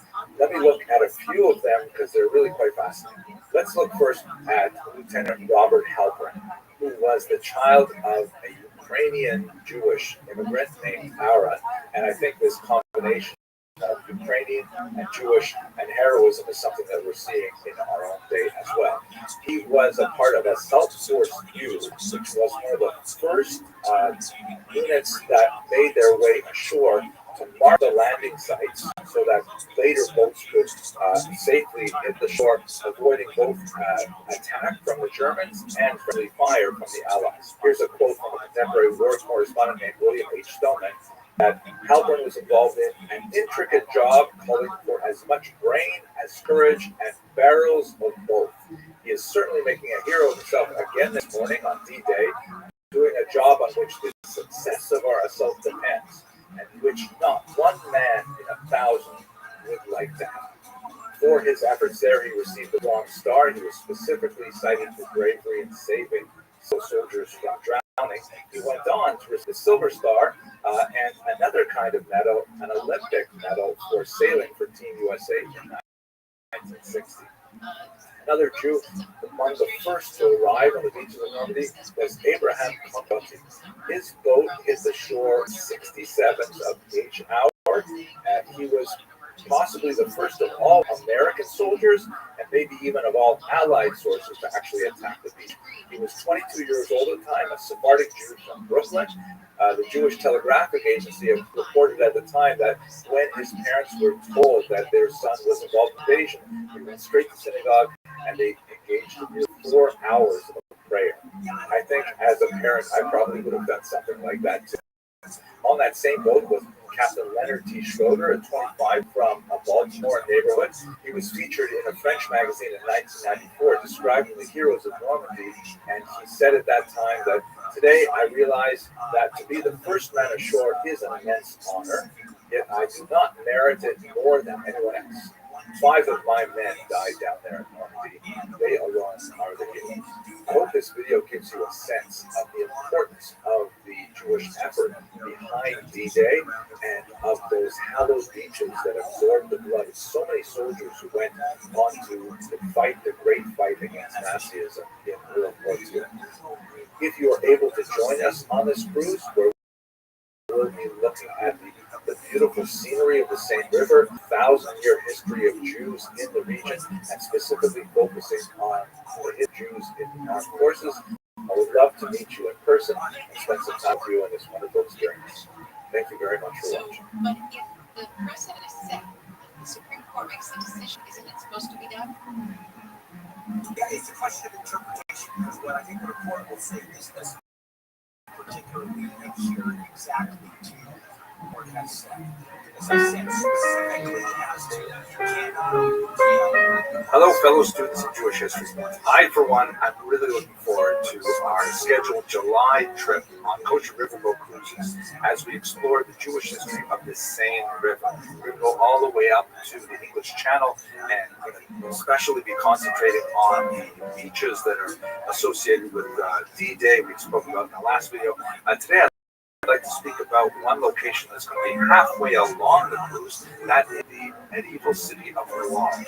Now, Jews lived in Rouen from about the 9th century, and then they were expelled in the 14th century. But there wasn't a lot of actual architectural evidence of their existence there until August of 1976, when people were doing renovations to the remarkable 16th century Palace of Justice in Rouen. And we knew that it was located in the old Jewish neighborhood from before the expulsion of 1306, when a car dramatically collapsed in a huge sinkhole right in front of the steps up to the appeals court. It was really remarkable. And when they opened up that sinkhole, they found that there was this remarkable medieval building. And upon closer examination, it turns out that not only was this a building in the Jewish neighborhood, it was actually the yeshiva that had at its head the most remarkable Normandy at the time, the great Rabbi Shmuel ben Meir, the grandson of Rashi himself, a really important commentator. Oh my gosh, I can tell you more about that. But let's have a look at this building here to begin with. Here's a great book that came out to celebrate this discovery. This is a sort of a museum catalog kind of thing. It was published in January 2020 in the city of Rouen. And the title, by the way, is Focus. La Maison Sublime, the Sublime House. I'll tell you why they call it that in a minute. The oldest Jewish building in France. This is what this is. It's the oldest Jewish building ever found in France. The great Professor Legault, who's really written a lot about the ancient world, the medieval world, wrote fantastic stuff on Khazarian document found in Giza, and also great things on the Dead Sea Scrolls, rather controversial theories. But he had just published in Hebrew 2 months prior a book about the Jews of Normandy, France, that exactly coincided with this finding. So he was brought in to try and examine this excavation and try to determine what exactly it was. And you can see it's got this remarkable Gothic, for the estimate, 11th century architecture with some, amazing views and some interesting kind of decorative elements throughout. And when reconstructed by an artist, obviously these are like kind of the basement and foundations of the building. It probably rose up, judging by the height of the walls and things like that, to 3 stories. It must have been a rather magnificent building. And it was not just a house. It was clearly something that was intended for public use. Now, what really changed was when they discovered some graffiti scratched into the walls of the basement. Here's a photograph of the rabbi of Rouen at the time, Solomon Perez, who's showing the graffiti to the great rabbi of France, Rabbi Yaakov Kaplan, and Jean Le Cornet, who was the mayor of Rouen. And he's pointing out this remarkable phrase. As you can see here, this is what it looks like. It's the first one, the top blocks there said, in this house will be sublime until the rock of Zion shows mercy. In its original context, it's a quote from the book of Kings. This house refers to this temple, right, in Jerusalem. In this context, it's kind of like a pun saying this great yeshiva will remain in place. How ironic, it still remains in place. This house will remain until the Messianic era. Now, what I find absolutely fascinating about amazing building is not only the fact that this is the oldest in France that's ever been discovered from before the expulsion of 1306, but that we know from Professor Gold's research that the Rashba actually taught here. And when we go visit this, we'll be able to walk on the same stones upon which the Rashbam himself walked. It's amazing. We also know that the remarkable commentator Avraham Ibn Ezra, another great favorite of mine, visited this particular yeshiva. And so just to be in the same space where these great medieval thinkers were, I think that's just going to be fantastic. This whole cruise is going to be amazing. I hope that you will be able to join us on this cruise. Please check out the website that I'll put at the end of this video. If not, I'm really looking forward to sharing with you the videos that we make as we visit these remarkable sites in Jewish history. Thank you very much for watching.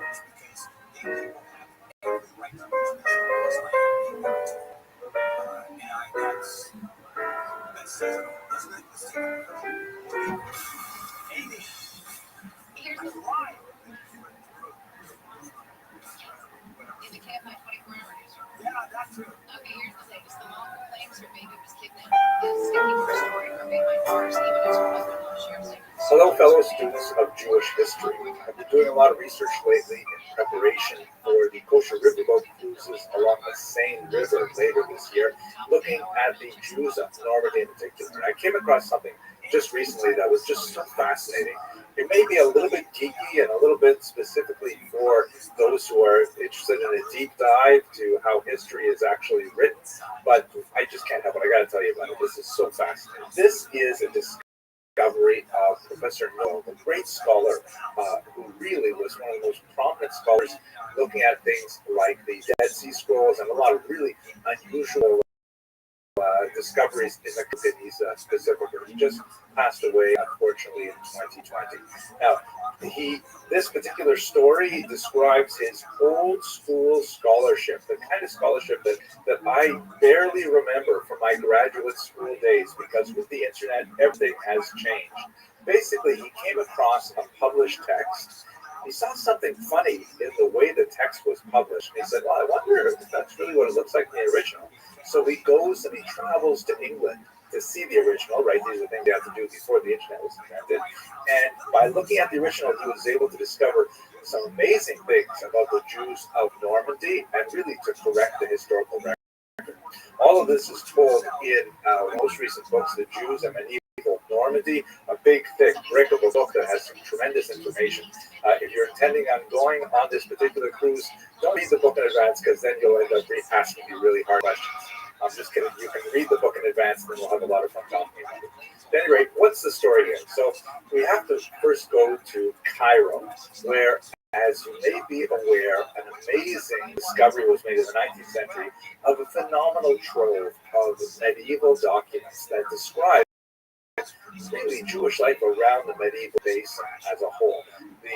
The Cairo Geniza is so named because it was a repository for all kinds of texts written in Hebrew characters, whereas Jews today still have the custom of not disposing of works that are written with religious intent. For example, if they include the name of God in them, those are called shemos. They put them instead in a place called a Geniza, which is like a storeroom or a treasure house, something like that, and then eventually they are buried. But of old Cairo, a place called Fustat, actually regarded anything written in Hebrew characters, regardless of the nature of its content, as deserving of, going into the Geniza, and they sat there for hundreds and hundreds of years until the 19th century when they were discovered. Here's a picture of one of those great researchers from the turn of the 20th century, Solomon Schechter. You can see him here hard at work at his desk, deciphering the many, many fragments of the Geniza archive, which is still, undergoing tremendous research. We're not even close to finish going through all these little putting together. But let us remember that our story begins actually with a printed text. A scholar named Jacob Mann worked with a lot of these early texts in the beginning of the 20th century, and he published a book called The Jews in Egypt and Palestine under the Fatimid Caliphs, which was published in 2 volumes in Oxford in the 20s. And he found one particular document that has such pathos that he actually printed it in full. It deals with a man, Mar Ruben Ben Isaac. Mar is like a title of respect. He apparently was some landowner. And Jacob Mann identifies his place of origin as one Rodez in France. which is in the region of Languedoc, which is nowhere near Rouen or Normandy. It's in the south. But the spelling of the Hebrew text did not seem right at all. It would have had to have been spelled Reish Vav Dalet Samet, Rodez, but it was spelled Reish Dalet Vav Samet, which would be something like Rodos. Now, it's unusual for the scribe of an original document to make a mistake like that when a professional scribe is actually recording a document, kind of like a notary public. They don't want to make mistakes. So how is it possible that it was recorded as Rodez? So Professor Gold went to England to find out. Now, for those of you who were born after 1980, you might be wondering, why would you go all the way to England to find this document? Why don't you just look it up online, right? Like Google? Now, you have to remember, of course, this is the era before Google. It's the only way to see these things nowadays. But I did, in fact, since I'm in that transitional generation. I was born sometime before 1980. I went and looked it up at the British Library, which has wonderfully digitized so many of these skywalker of manuscripts. You can see here that the catalog information still records it as Rodez, according to Professor Mann. They'll probably update this once they see this video, or once they read Norman Gold's book on Jews in Normandy. And here is the actual document. Isn't this great? We can actually see the document up close. What does the document say? Well, basically, it's a letter of introduction. One Reuben ben Isaac went to this scribe named Abraham at a Mediterranean port, probably the city of Ar, and that would mean that he likely took the same river and then connected in terrace to get to the Rhone River, and then it made his way south. And if you're curious, yes, kosher riverboat cruises does cruise both the Seine and the Rhone, so you duplicate Reuben ben Isaac's itinerary. At any rate, why did he leave this place in France, Rodez, apparently? It's because he tells this very sad story that his son was killed in a forest by brigands, and he went to the local authorities to seek some redress, to find the criminals and things like that. But the authorities, discovering that this was his only child, so sad, the authorities decided to simply dispossess him of his land since he had no inheritor. They said, fine, you're not going to leave the land to anyone else. We're going to take it for ourselves.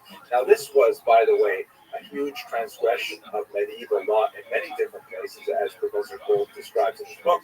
And part of the reason why this document is so fascinating is because it indicates a breach in what would have been the normal circumstances of that era.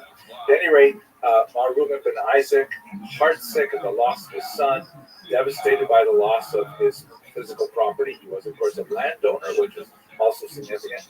He decided he wanted to go to Jerusalem and to settle there and ultimately to be buried in the land. And he made his way down to the Mediterranean and then over to most likely Beirut.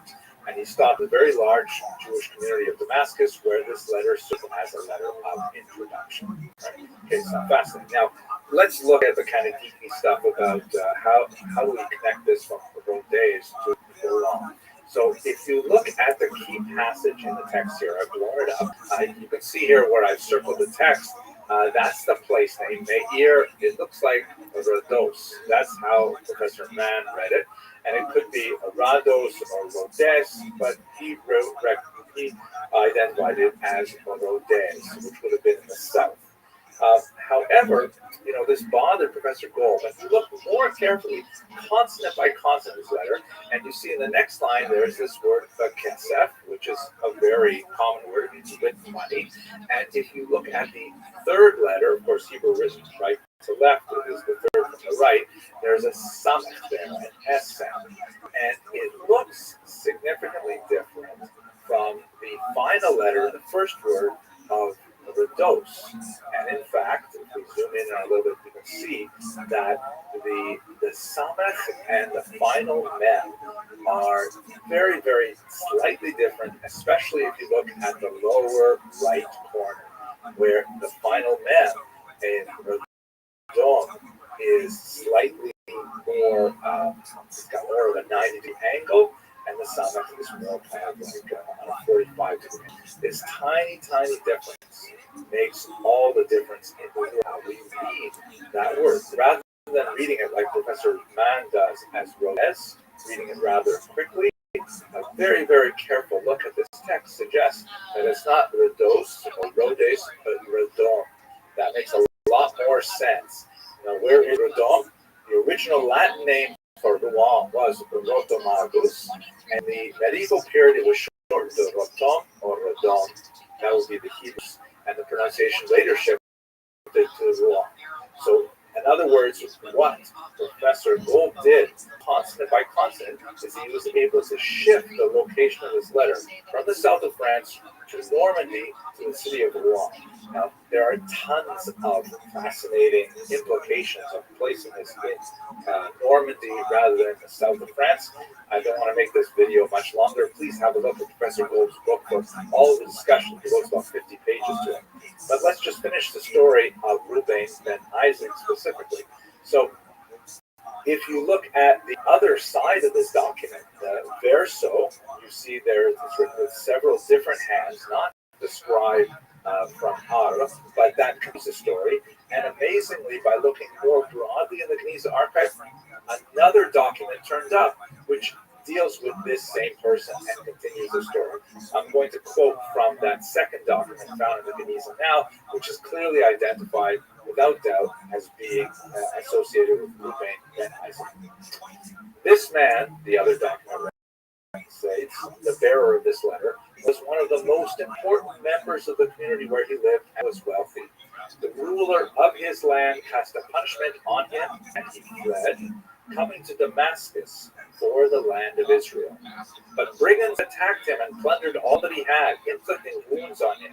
He was thus in great despair, and when he came to Jerusalem, he said, I will go on to Egypt. Perhaps they will give me some provisions for the way, so that I can return to my place. Your custom, dear associate, is to do good toward all who come to Egypt. Do so the same with this man. Perhaps he will eventually return to his place.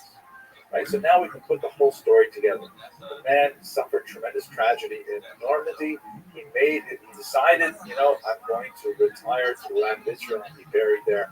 He made his way over to Damascus, got 4 letters of introduction, but on the way to Jerusalem, unfortunately, he was attacked again, lost all of his possessions. He was not able to make a go of it. He could not make Aliyah. He decided, I'm going to head back to France. I'm going to go via Egypt, which also had a strong Jewish community. I will get, one last burst of support in Egypt, and then I'll make my way to Rouen. I'll try to put my life together again. It appears that he was unable to return to Rouen because he would not have left such important documents behind.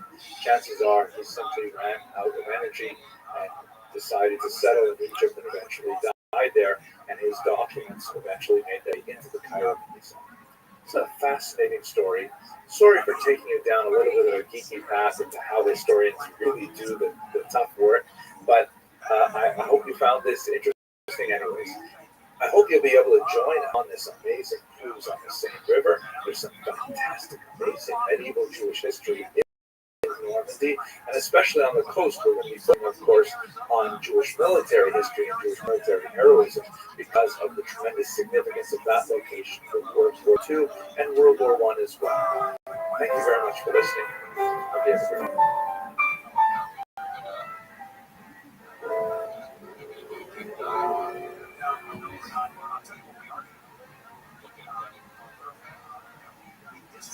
Issue with what's going on in the Republicans, what they're saying versus what the Democrats are doing here in California. KFI 816. Hello, fellow students of Jewish history. I am so excited that very soon we will be embarking on yet another kosher riverboat cruise, this time on the Seine River, and it's going to give us a phenomenal opportunity to explore the amazing history of the Jews of France. This cruise is also specially themed with heroism, primarily because we're going to be going up the Seine River to Normandy and then visiting the beaches where D-Day occurred, and we will be marking with special ceremonies those who served in the armed forces. But today, what I'd like to do is look a little bit more closely at our origin on this cruise. That is, of course, the famous city of Paris, and specifically, I want to look at Napoleon's role in creating really the basic framework of modern Jewish identity. So let's just look at what happened in the late 18th century. Of course, France has this amazing revolution in 1789, and they proclaimed this document, the Declaration of the Rights of Man and Citizen. And it's, it's basically saying, equal rights for every man at any rate. That would be something separate. And so Jews began to say, wait, what about us? What's the schlecht? What's wrong with us? Why don't we get this as well? And so the French revolutionary government thought about it for a little while, and they realized that they had gotten themselves in a conundrum because the Jews were traditionally considered aliens. However, there was a big split in the Jewish population. Let's have a look at this map here. This is what France looked like. This is an ecclesiastical map of the 18th century. While I'm on this map, let's have a quick look at where we're going to be cruising. We're going to land in Paris, and then we're going to take our boat up the Seine River to the English Channel, and then where the tip of that arrow is where Normandy beaches, and then we're going to head back down there. So back to our discussion, there's really two significant populations of Jews in France this time. There were in the south Sephardic Jews, and in the northeast the Ashkenazic Jews. The Sephardic Jews, the Bordeaux, Bayonne, for example, tended to be far more acculturated to French norms, spoke French fluently. They dressed like French citizens. They had a much more diverse economic profile, and so they really were much more integrated into French society, even though they lacked the same rights as French Catholics. In the eastern section, bordering Germany, you have the huge mass of Yiddish-speaking, largely much more Orthodox Germanic Jews or Ashkenazic Jews. And so there was a lot of concern in the French population, primarily with these Ashkenazic Jews. Actually, these very different foreigners or foreign-seeking people, even though they've lived in this region for 1,000 years, and we really just consider them Frenchmen as well. So basically, in 1790, the French government said, all right, we will accept the Sephardic Jews. And then a year later, it was inevitable, it was the logic of the whole idea of the revolution. They accepted the Ashkenazi Jews as well. There were a lot of complaints, however, for the next decades, and back and forth, with a lot of people appealing to the government saying, all of our rights changed, the economy changed quite a bit because now Jews have much more freedom. They're no longer artificially restricted by discriminatory legislation. And so they ended up appealing to Napoleon. Napoleon was troubled by this question. He said, well, why don't we assemble a representative group of Jews and ask them what do they really intend to do here as citizens of France? Can they ratify their patriotism? And in his typically grand kind of way, he said, I think we should assemble the Sanhedrin.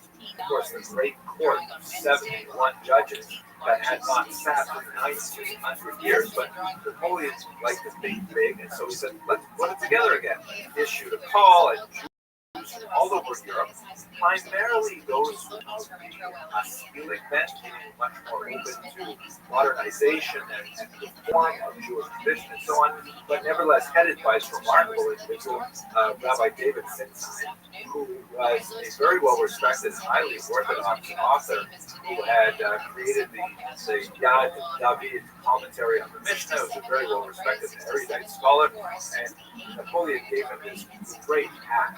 I wish I could get a hat like this to wear to shul on Shabbos. That would be amazing. At any rate, David Sinsheim became the president of this unruly body of Jews from all over called the Sanhedrin. And when they came together, first actually under the name the Assembly of Notables, Napoleon presented them with 12 questions. So these 12 questions were basically designed to try to measure to what degree do these French Jews consider themselves essentially French. If, for example, France were to be attacked by Germany, which happens with regularity, would these Jews on the border defend France, or would they, God forbid, join with the great enemy? This particular question, by the way, the Assembly of Louisville stood up and said, "Jusqu'à la mort, we will defend France to the death."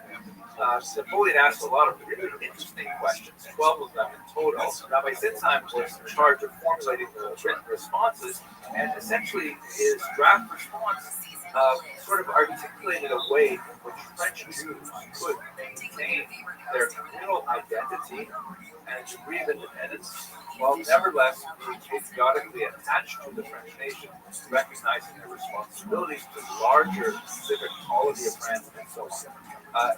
In a word, he really brought it down to a concept that has been advanced by the great Rabbi Shmuel of the Talmud, Dina de Malchuta, Dina, the law of the land is the law. There's a lot more to say about that particular concept, but basically this satisfied Napoleon and confirmed the earlier decision from 1790 and 1791, granting the Jews equal rights in France. There's more to say about this, but let's just have a look at some of the artwork from the period. Here's a remarkable print that shows Napoleon, the great Napoleon, reestablishing the religion of Judaism in 1806, and you can see he's got kind of like this imperial sort of robe, like Caesar with laurels and things like that, and he is graciously reaching out his hand to lift up the fallen Judaism. The Judaism there is like forlorn, and the Ten Commandments have fallen from her grasp onto the ground. There's the menorah from the temple in the background, and sort of like the Judean wilderness receding off into the space. And Napoleon, who is holding, the tablets of law, is the great hero. And here's one more that I find absolutely great. This is actually something that was a medallion that was struck for Napoleon in his honor by the Jewish community in France. And you can see on the left, of course, the profile of the emperor, and on the right, behind God, there is Napoleon in like a godlike sort of posture, actually handing the Ten Commandments to a servile Moses. I don't know how they were thinking this was anywhere near acceptable, but nevertheless, I think this was a kind of, slavish honoring of Napoleon that went on, at least among some circles of French Jews. I should point out that while there were some Jews that regard Napoleon as being tremendous, and in fact they looked at his name Bonaparte as translated as Electo, good portions, and they had almost messianic pretensions for the way. There are other Jews who violently opposed him. The Hasidic groups further to the east, of course, regarded him with great suspicion and so on. And in fact, there were some measures that Napoleon put in place that would lend credibility to that particular posture. At any rate, that's a very quick moment in French Jewish history that had implications really for Jews in Modernity as a whole, as many countries moved towards a kind of civic democracy. What was the rule, and how do they deal with distinct communities like the Jews within their populations? So, more to say about that. I just want to put in another plug. I'm really so excited that we're going to be cruising again. It's been so long. For those of you who are interested, it's an absolutely fantastic experience. We have, about 100 people on these boats, and they're kind of like floating shtetls. We have maybe 3 times a day on the boat. We have amazing food from Mountain Green, and I imagine those bus tours are a lot of fun too. But one of the really nice things is you don't have to unpack and go to another hotel and unpack again. The hotel travels with you on the river, and all you do is you stop and you get off and walk and so on. And it's a manageable group, like 100 odd passengers. Just beautiful. You get to know people, and we have friends that my wife and I have made for years now on these cruises. So if you're able and interested, I would love to see you on this cruise and spend some time with you. Otherwise, I hope you enjoyed this particular video, and I look forward to seeing you. Thanks very much for watching.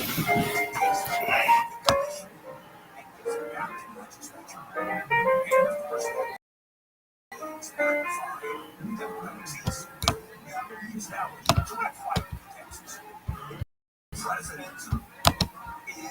now. Hello, students of Jewish history. On Sunday, we'll be marking Yom Yerushalayim, May 29th, 2022, which falls out of the Hebrew calendar on the 28th day of the month of Iyar.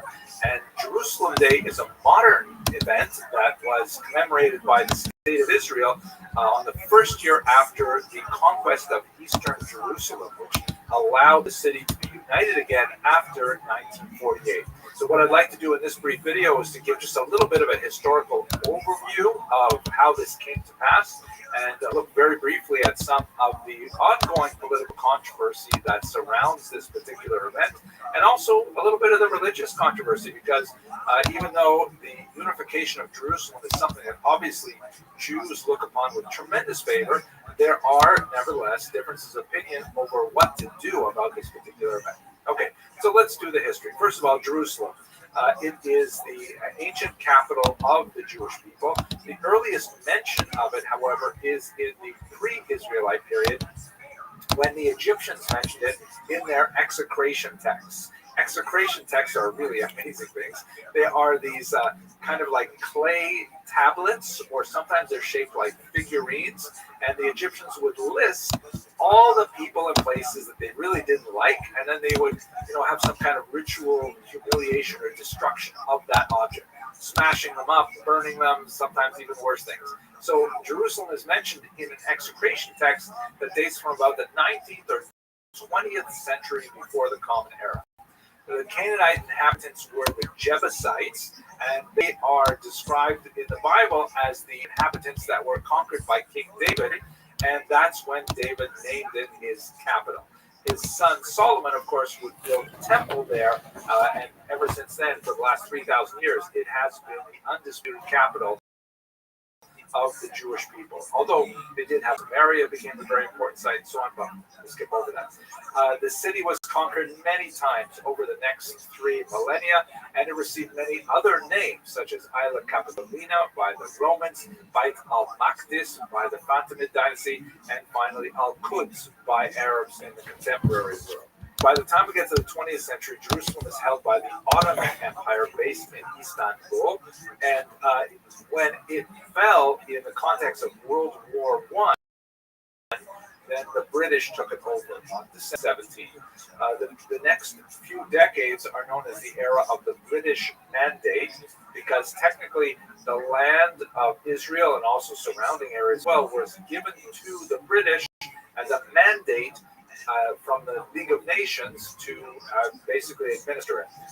There was always a Jewish presence in Jerusalem from ancient times right through to the modern times, but sometimes it was very tiny. But when we get to the 19th century in particular, from about the 1870s and 1880s, there is a growing stream of Jews who are seeking to make Israel their home, and the population in Jerusalem in particular is expanding. There is also a growing Arab population at the same time, as there is increasing wealth and prosperity in the region. That these things go hand in hand. There's a lot more migration from outside the land of Israel, both Jewish and Arab. After several decades and World War II, the British are ready to leave. They ask the United Nations, which is the successor organization to the League of Nations, to say, we're having a really hard time. Tensions between the Jews and Arabs in Jerusalem and in the region as a whole are increasing, and we'd like to leave, please. So they asked the United Nations to come up with a plan to somehow deal with the competing claims for Jerusalem and the entire region.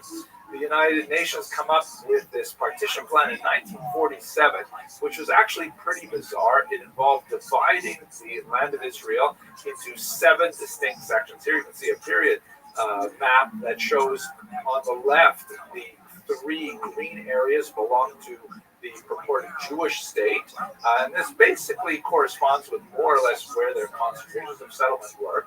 And on the right, you see the sort of goldenrod color. That is the regions that were to be given to the Arabs.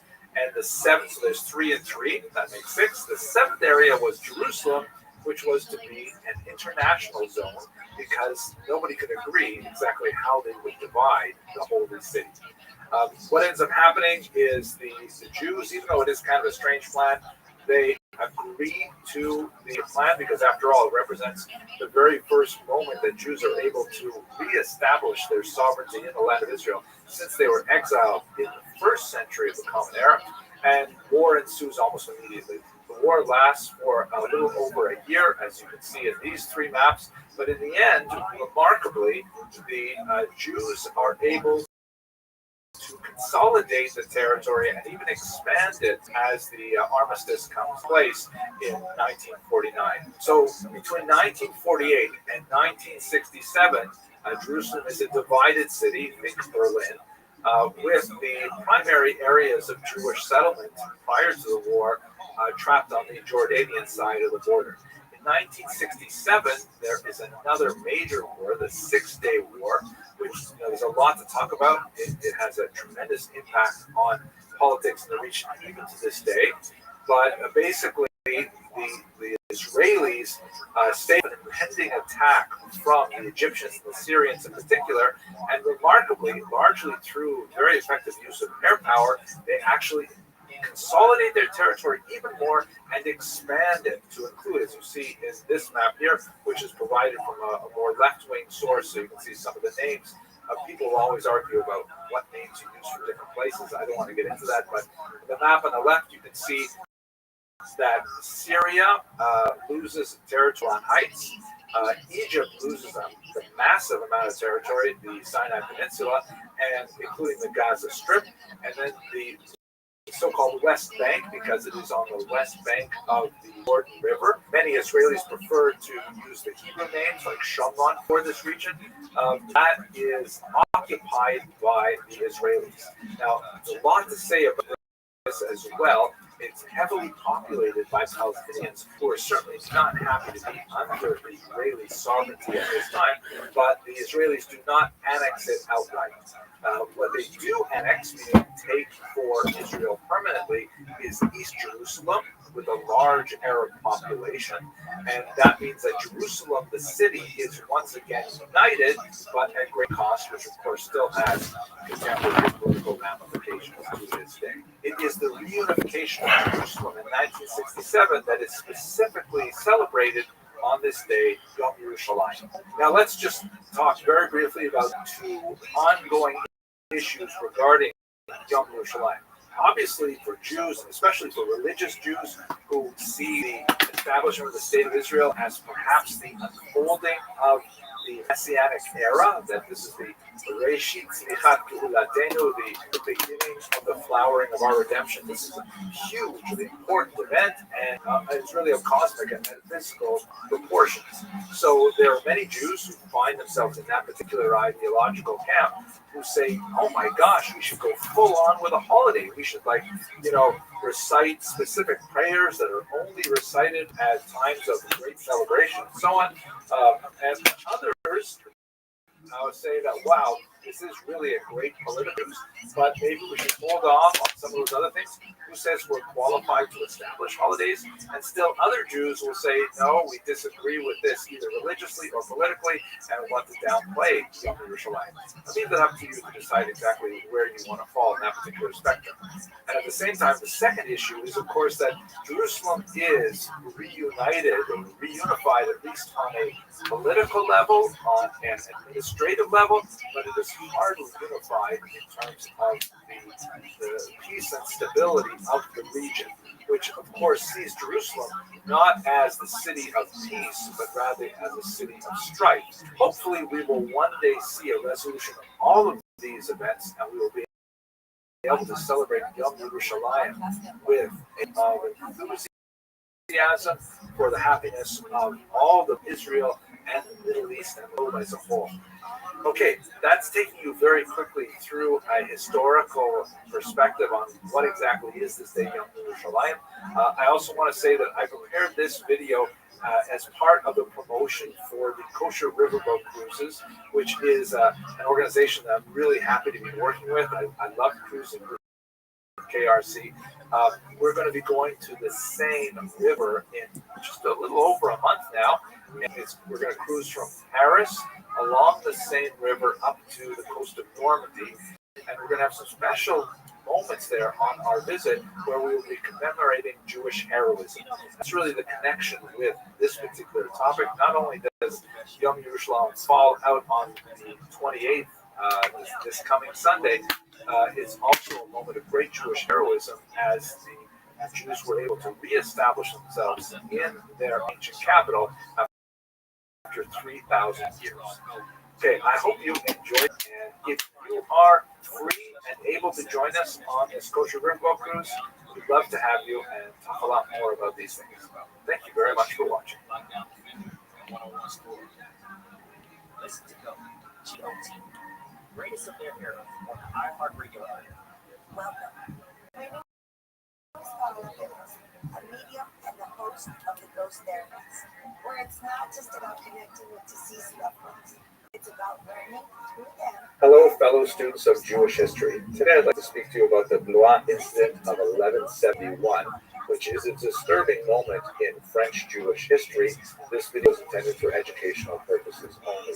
I prepared this video, of course, in context of my research, getting ready for the Great Kosher Riverboat Cruises trip to the Seine River, which is going to be so exciting. It's just a few weeks away, and we have only 6 cabins left. I'm very excited to see the response to this particular trip. But to dive into our material in particular, the scope of Jewish history in France, which is so fascinating, has nevertheless a big lacuna in it. Basically, from the early 14th century until the later part of the 18th century, there's not a lot happening Jewishly in France. And why is that? That's largely because of the series of expulsions that the Jews endured in France from the early 14th century on, few of them earlier. These tend to be localized until they got larger and larger and drove many of the Jews from the region further east, which we'll talk about at the end of this video very briefly. During the cruise, of course, we're going to look at the grand scope of history, particularly along the Seine River. We'll spend some time visiting the amazing medieval yeshiva in Rouen, which was the home of the great Rabbi Abraham Ibn Ezra for about a decade. There's also, of course, fascinating populations of Jews in the south of France and Provence. But for the most part, there's a big gap for a few hundred years because of those expulsions from the early 14th century on. Part of the reason for those expulsions is what we're going to say, this Blois incident that occurred in the early 12th century. It is, of course, an infamous example of the blood libel, and a fairly early one as well. We've already talked about the negative impact that the First Crusade of 1096 had on the early Ashkenazim in the region of northern France. But emanating from England came a new challenge, and that would be the challenge of ritual murder. This first surfaced in 1144 in Norwich, when a young child was found, and the Jews of that region were blamed for some kind of mysterious ritual murder charge. I want to underline the fact that these ritual murder and blood libel charges are malicious in intent, and they do not correspond to reality. We have no evidence of Jews ever engaging in any of this nefarious. Nevertheless, the whole idea of some kind of strange cabal, unfortunately often involving children, it just seems to stick in the popular psyche like an ice pick to the brain, and it lasts right up until the 20th century. Some of the crazy fever dreams of QAnon and things like that seem to involve, pedophilia and God forbid these kind of terrible things. So there's definitely a medieval connection to this that fortunately is attached to the Jews, and it's just one of those self-perpetuating myths. At any rate, you can have a look at this map here, for example, which shows the scale and scope of blood libel charges, which start in England in the 12th century and then spread slowly to the continent, become very popular in Germany in the 13th and 14th century, and make their way all the way out to the Russian Empire and right up until the 20th and even 21st century, we believe.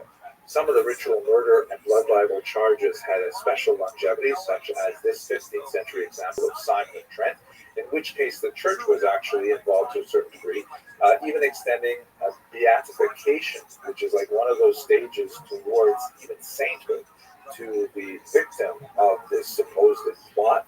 And the relics of these children are sometimes, entombed and later even incorporated into the Catholic worship, which is completely bizarre. At any rate, let us return to the 12th century in France. Blois was one of the early charges in France, and it was especially powerful in its impact on this tiny, struggling Ashkenazi community. We have a lot of accounts that corroborate the essential story of what happened in Blois. Many of these accounts were reported by Christian sources as well as Jewish sources, and we see them not only in terms of personal letters and communal documents, but also transformed into poetry and even liturgy, which of course has survived the centuries. Especially important for understanding are well-corroborated accounts that emanate from nearby Orléans and from Paris, and they especially involve one particular figure who was the recipient of many of these documents, the great Tosafist Rabbeinu Yaakov Tan. He was the grandson of the famous Rashi, extremely important in interpreting the Talmud, and this is one of the incidents that occupied the last years of his life as Jews from around asked him for direction and guidance. Here, by the way, is a map that shows you where Blois is. It's just to the southwest of Paris, and while I'm on the same map, here's roughly where we will be traveling on this trip as we make our way down the Seine River from Paris to Normandy and then back.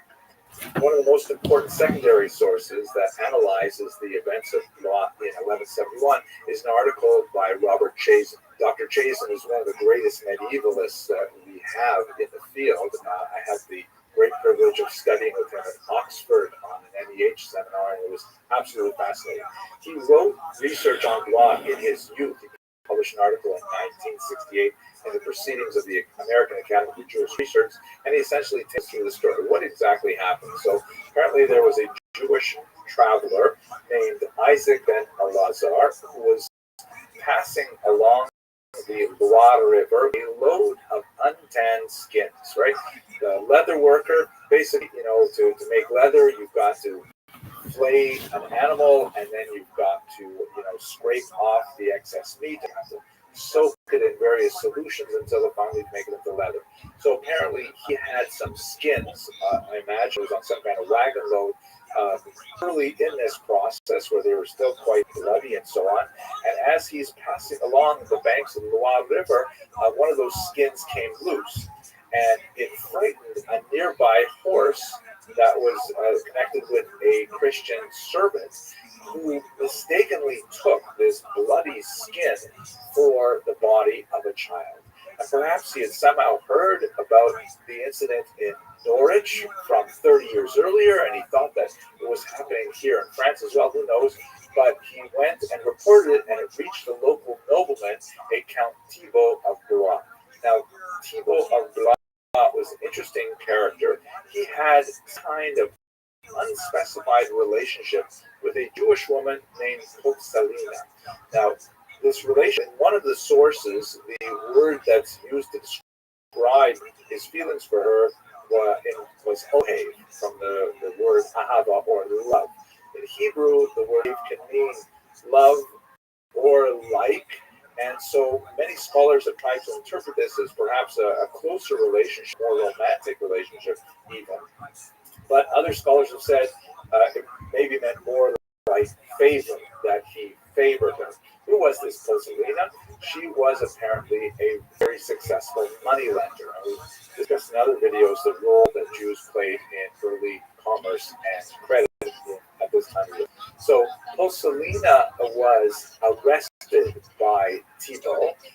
Why she was arrested may have more to do with Thibault's wife, Alex, who, although we don't necessarily know the nature of Thibault's relationship with Poselina, we certainly know that Alex was full of animosity for Poselina, some kind of jealousy perhaps, or it could also be due to the fact that she was heavily indebted to this moneylender. And this is a pattern that we also see in many Jewish communities where moneylenders, if they're good at their job and extend a lot of credit, then at some point, sometimes the debtors begin to feel resentful and they expel the Jews. We see this happening throughout Europe at this time.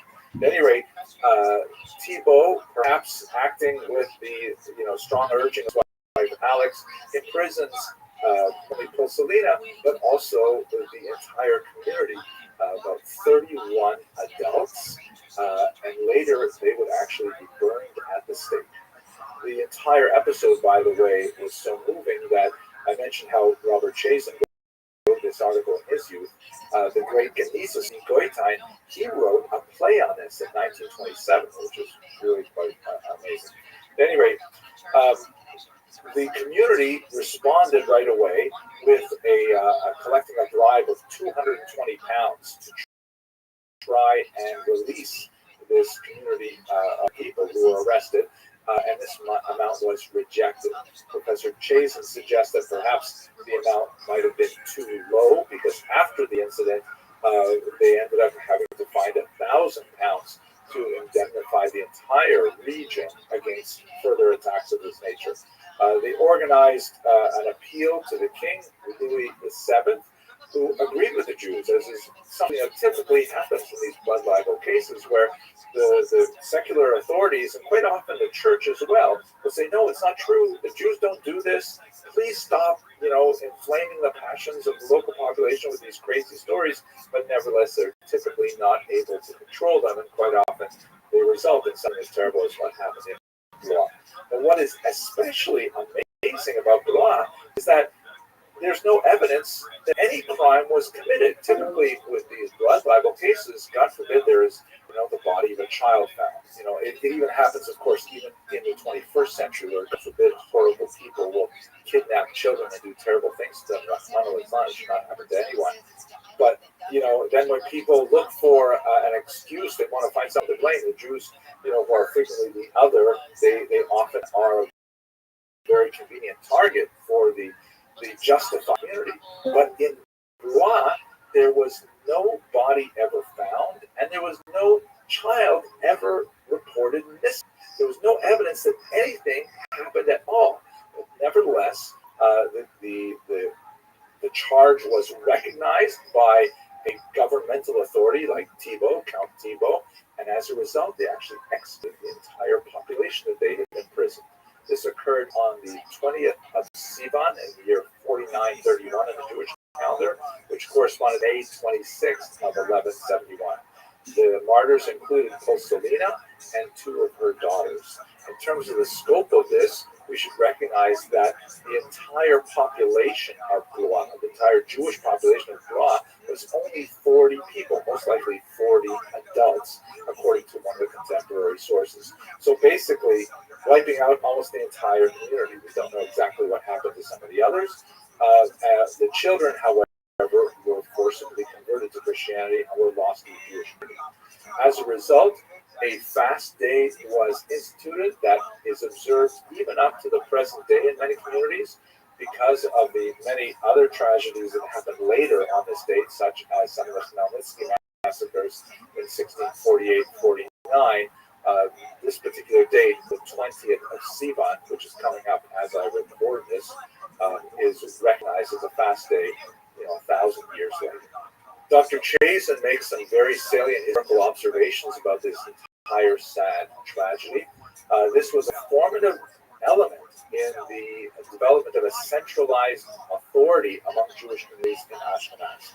Let us recall that we're speaking about tiny, essentially pioneering settlements. They're only there for 50 years, 100 years, 200 years. These are relatively new settlements in terms of the scope of Jewish history.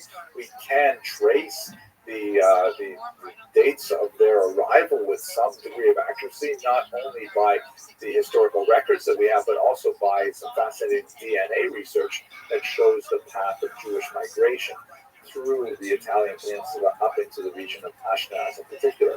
It also, Dr. Chazen points out, really emphasizes the role that great rabbinic leaders like Rabbeinu Tam played in the response to a crisis like this.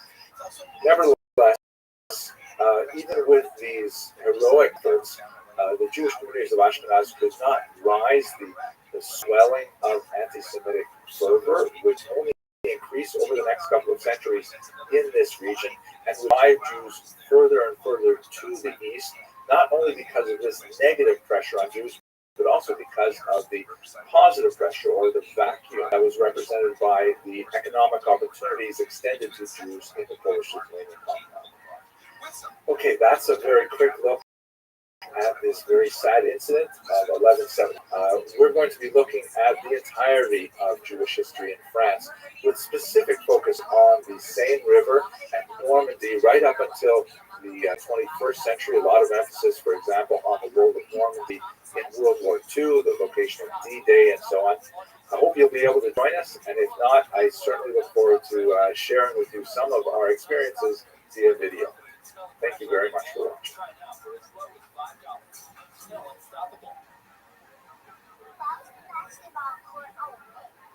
Because the players kept dribbling. The dash, corny, noteworthy, but also the simplest ways to share a moment with your kids. What did the Buffalo say when he dropped his son off for school? Hello, fellow students of Jewish history. I hope you're doing well. Today, I'd like to speak to you about someone who has become kind of a hero, a scholarly mentor to me. I'm speaking about Cecil Roth, the great 20th century historian. I found that, quite recently, his work has intersected with my own work and my own choice in three distinct ways. So I thought, hey, let's make a video about Cecil Roth. So let me tell you quickly about those three ways, each of which is a small plug. The first is I'm going to be going on 2 history cruises this year in which I'm going to rely very heavily on Cecil Roth. One of those trips is along the Seine River, and in fact, the video that you see behind me is this really cool kind of panorama of the various rooms and places in the boat that we'll be sailing on. And the second cruise is going to be to Venice, and Cecil Roth, of course, is primarily known in his research specialization as a historian of Italian Jewry, so I'll be relying very heavily on him. The second major way in which his work is intersected with my own is that, God willing, I'll be speaking in New Jersey twice this month. And I'll be speaking about the meaning of Jewish history, looking at how historians have made an impact on the way we shape our understanding of the past. We're going to start by looking at Josephus, looking at the Great Roman Jewish War, the 1st century, and then we're going to move in the second talk to the medieval period, looking at people like David Gams and several other historians, and then finally we're going to look at the modern period, and Cecil Roth is one of those figures that is so important for us understanding how we got to be where we are today. So I'm going to put details about where I'm speaking in Teaneck and then in Fairlawn in the information box who are available, and in New Jersey this month. The third, I'm really excited to be working with Cecil Roth Scholarship on my own attempt to create a survey of Jewish history. This is a forthcoming 3-volume work that's going to be appearing with the impression of foreign publishers in Jerusalem. So Cecil Roth has become so important to me in these 3 distinct ways. Let's talk a little bit about him now that we've had this longish introduction. He was born on March 5th of 1899, although some of the official records actually record his date as March 11th. The family history indicates that his father, who was a Polish immigrant, somehow missed a date to register his son's birth properly, and so it was delayed by several days until March 11th. Some records apparently reflect that later date. Cecil was one of 4 brothers. One of them, Leon, actually became a professor of philosophy at Hebrew University. He received a traditional secular education, and his father enjoyed a private Hebrew tutor. His mother was English-born, and so Cecil Roth had kind of an upbringing that was open to the Eastern European influence, but also firmly rooted in his English background. He served in World War I as a private, and he saw combat as a religious Jew who was sometimes brought in to actually serve as a officiate at the funerals of some of his compatriots. After the war, he returned and he entered Oxford University in 1919. Here's a picture of him in that year. He was at Merton College, and he showed an early great talent for history, ultimately graduating a doctorate in 1925. His graduation was especially interesting in that because of the exams were held on Shabbat, he had to miss them unless he was able to graduate with distinction. He married Irene Davis 3 years later, and she actually wrote a very important memoir of their life together, which I relied on very heavily for this particular video. Now, it's so fascinating when you look at their early who did not have a permanent position as an academic until 1939. Almost all of the 20s and the 30s, he was a freelance historian. There's not a huge amount of demand for freelance historians. He was well published. His dissertation was a huge success, but he had to basically cobble together a living by writing, short pieces for newspapers and going from lecture to lecture, things like that.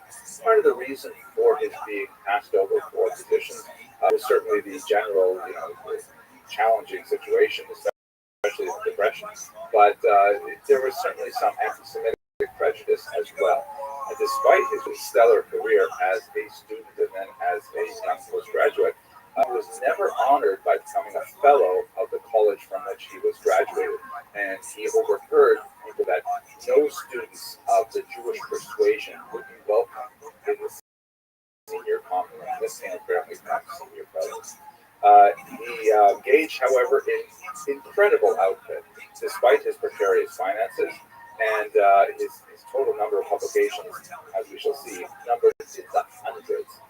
He ultimately was appointed to be a reader in post-biblical studies at Oxford in 1939. The position was created specifically for him, and he remained at Oxford teaching as a beloved instructor until 1964. Later, he went on to have some visiting appointments at Queens College in New York City, also Stern College and Yeshiva University. We shall see a rather unfortunate appointment at Bar Ilan University at the end of his life. His activity during the late 30s and into World War II shows a tremendous unification of his scholarship and a personal heroism as well. He was interviewed for a position with the British war effort that would have taken advantage of his Italian skills. He was, of course, fluent in the language and one of the world experts on Italian Jewish history and Italian history in general. But he was turned down ostensibly because he only held the rank of private for the 1 year that he was eligible to serve in World War I. It's not impossible. There was some anti-Semitism that held him back as well. His life was personally threatened several times by Nazi sympathizers in England because he was such a vociferous opponent of Nazism. And he did this in two ways. One way was by collaborating with Arthur Schick on his really impressive Haggadah that had an anti-Nazi tone to it. There's some excellent research that's forthcoming on some of the hidden messages in the Schick Haggadah. We should also mention, by the way, that Cecil Roth had a lifelong interest in Haggadahs in particular. He was very deeply involved with the Sarajevo Haggadah. He published a version of the Chinese Haggadah, the Haggadah of the Chinese Jews, and so on, which I understand has an absolutely delicious set of recipes. No, just kidding. I added that part. His major work in the Holocaust was a book called The Jewish Contribution to Civilization. He published this in 1938 as a direct response to the rise of Nazism. Whereas Hitler and the Nazis wanted to show how the Jews had somehow ruined Western civilization and were responsible for his downfall, Cecil Roth pushed back with the skills that he had at his disposal, which was to demonstrate over and over again the tremendous contributions, as the title indicates, the Jews made to civilization. There's a fascinating note in an article by Elisa Lawson, who wrote a dissertation on Roth's contribution to English history in particular. And I hadn't seen it, but apparently he dedicated a different book directly to Hitler himself, a book on the Sassoon dynasty. Again, speaking to the idea of the Jews making tremendous contributions to world history. And with his uniquely fluid style, Elisa Lawson quotes an open letter to Adolf Hitler that Cecil Roth published in his book on the Sassoon dynasty, expressing, here I quote, profound execration and abhorrence, not merely as a Jew and as an Englishman, but as a human being, for you, your ideas, your ideals, your methods, and all that you stand for. Very powerful kind of statement. He and his wife Irene also engaged in heavily charitable activities. They opened up a soup kitchen for refugees, serving 1,600 meals a day. He resigned all of his honorific posts with various Italian learned societies because of his opposition to Mussolini, who was, of course, an ally of Hitler. But in the 1960s, the Italian government reached out to him again and reappointed him to many of these honors, including awarding him the Order of Merit from the Italian Republic for his tremendous contributions to their history. Here's a rather remarkable coin, a medallion that was minted in his honor. He was, of course, subject to scholarly criticism. It's impossible to avoid this. And one of the reasons why his work was because he had kind of like a level of scholarly ethnocentrism, which demonstrated deep enthusiasm for the history of the Jewish people. He once said, "A man can call himself a Jewish historian only if he loves his people and if, in the light of that love, he presents the events in their history." It should be noted that a lot of this criticism was really overblown, and in fact, lumping him in, as some historians have done, with the lachrymose school, that is most notably associated with the criticism of historian also of the 20th century. Lachrymose means full of tears, and there's this kind of idea that historians have hewed this notion that Jewish history is all about books and pogroms, right? Like there's discrimination and all kinds of violence, followed by scholarship and huge achievements. Now, there's some merit to looking at history that way, but Cecil Roth could hardly be called a member of that school, and he often pointed a penetrating searchlight on some of the darker aspects of Jewish history as well. And he has been defended by no less a scholar David Ruderman, who wrote a tremendous article, championing the kind of work that Cecil Roth did and criticizing the critics who overstate his idealistic view of Italian-Jewish relations in particular. He was really a much more objective Italian than some of those critics give him credit for. Nevertheless, he was definitely a strong proponent of Jewish people in a much more nationalistic sense. She wrote, and he would have been overjoyed to hear that one of his most popular works, A Short Jewish People, was translated into Russian and published in a samizdat edition, meaning a self-published, pirated edition, which was circulated, hand to hand during the repressive era of the Soviets, when people would get a book, they would translate it, and then laboriously type it out with like tiny onion skin thin papers, trying to type up to 8 copies at a time, and then circulating them just through networks. And she says he would have been delighted to hear that his book was pirated in this way. And she wrote that he used to say, "If any work of mine has been the cause of even one Jew of uncertain allegiance to Judaism to return to the heritage to which he was born," he often said, "I would not consider that my work had been in vain." So you get a sense of his attachment to Judaism and how he expressed that in his works. He wrote tens of monographs, general histories of the Jews, works on art history, analysis of Haggadahs, things like that. The last count of his bibliography extends to 779 publications. I mean, incredible. Many of them translated into other languages. He loved biographies in particular. He wrote, when he was criticized sometimes for looking at strange individuals, he said, "If I have preferred the picturesque to the drab, and devoted space to the curious as well as to the important, I do not feel that an apology is needed." He could get some sense of humor as well. I wish there was some YouTube of him speaking. In fact, I'm going to go search right after I make this video.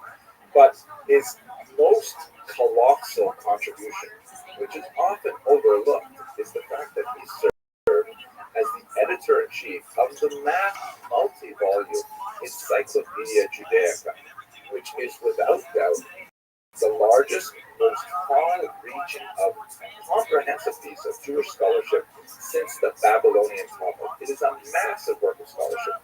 I myself use it quite frequently. I refer to it very often. And every now and then when I'm reading, I come across a passage and I'll say, wow, this is like so well written and well expressed. And I'll look down and I'll see the little initials CR that, in fact, that particular article was written by Cecil Roth himself. But just to get a sense of kind of his approach and his skills that he could bring to bear in producing this particular massive work of Jewish scholarship, when he wrote that aforementioned book, The Jewish Contributions to Civilization, 1938, he had one of his senior students prepare an index. When he went and he looked over the index, he was horrified to see that it did not include any names of women. So he went back to the student and said, well, how come there are no women mentioned here? I wrote about so many women. And he said, well, I didn't think they were important enough to make it into the index. So he checked the index, and he went and he asked his wife Irene to go over and repair that law. And of course, that's how it was published. Irene Roth says this was her primary contribution to her husband's scholarship. But it gives you a sense how here in the 1930s, he's thinking very seriously about these things. He was a great popular historian, involved in all kinds of multimedia activities as well. Here you can see an interesting picture of him with Cecil B. DeMille, the great director who produced the Ten Commandments and many other films like her. And he once wrote a note to him from one Cecil to another Cecil. Although Cecil Roth's Hebrew name was Bezalel, I don't know if Cecil B. DeMille had a clear name. Towards the end of his career, he made more and more trips to Israel. He had visited when he was a much younger man, but ultimately settled there for the last decades of his life, as he was especially working with the Encyclopedia Judaica, based in Jerusalem, and later also with an office in New York. Here you can see a photograph of he and his wife Irene on the tarmac arriving in Israel. Back then, I actually remember getting off and across the tarmac. I don't think they do that too often, especially in international airports. Unfortunately, at the end of his career, achieved already so much, he was a subject of a terrible defamation that had a tremendous toll on him and unfortunately cost the larger world much of his energies as a scholar. In 1964, he had been appointed to be a professor at Bar Ilan University, a great school that has strong ties to the observant Jewish community. And a scurrilous account was published in an Israeli magazine in Hebrew that misquoted Roth in his writing The Short History of the Jews. Specifically, there's one passage, I'm going to read it to you in full, and then I'm going to say how it was abused by the author of this article to indicate how far-reaching this was. So here's the quotation. It is said by some critics that not a shred of evidence for the historicity of Moses exists. That may be so if we are to regard potsherds as more significant and more reliable than the memory of people or written records of immemorial antiquity. In other words, just reading that in full, he's clearly arguing against those historians who deny the historicity of the figure of Moses. But the quotation, published in a religious circulation, stopped after words, that may be so. In other words, the only thing that was quoted was, it is said by some critics that not a shred of evidence for the historicity of Moses exists. That may be so. Stop, period. Oh my gosh.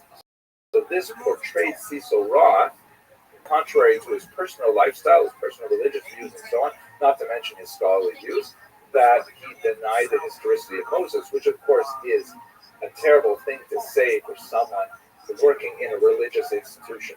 There was a huge controversy that ensued, and ultimately Cecil Roth suffered a heart attack.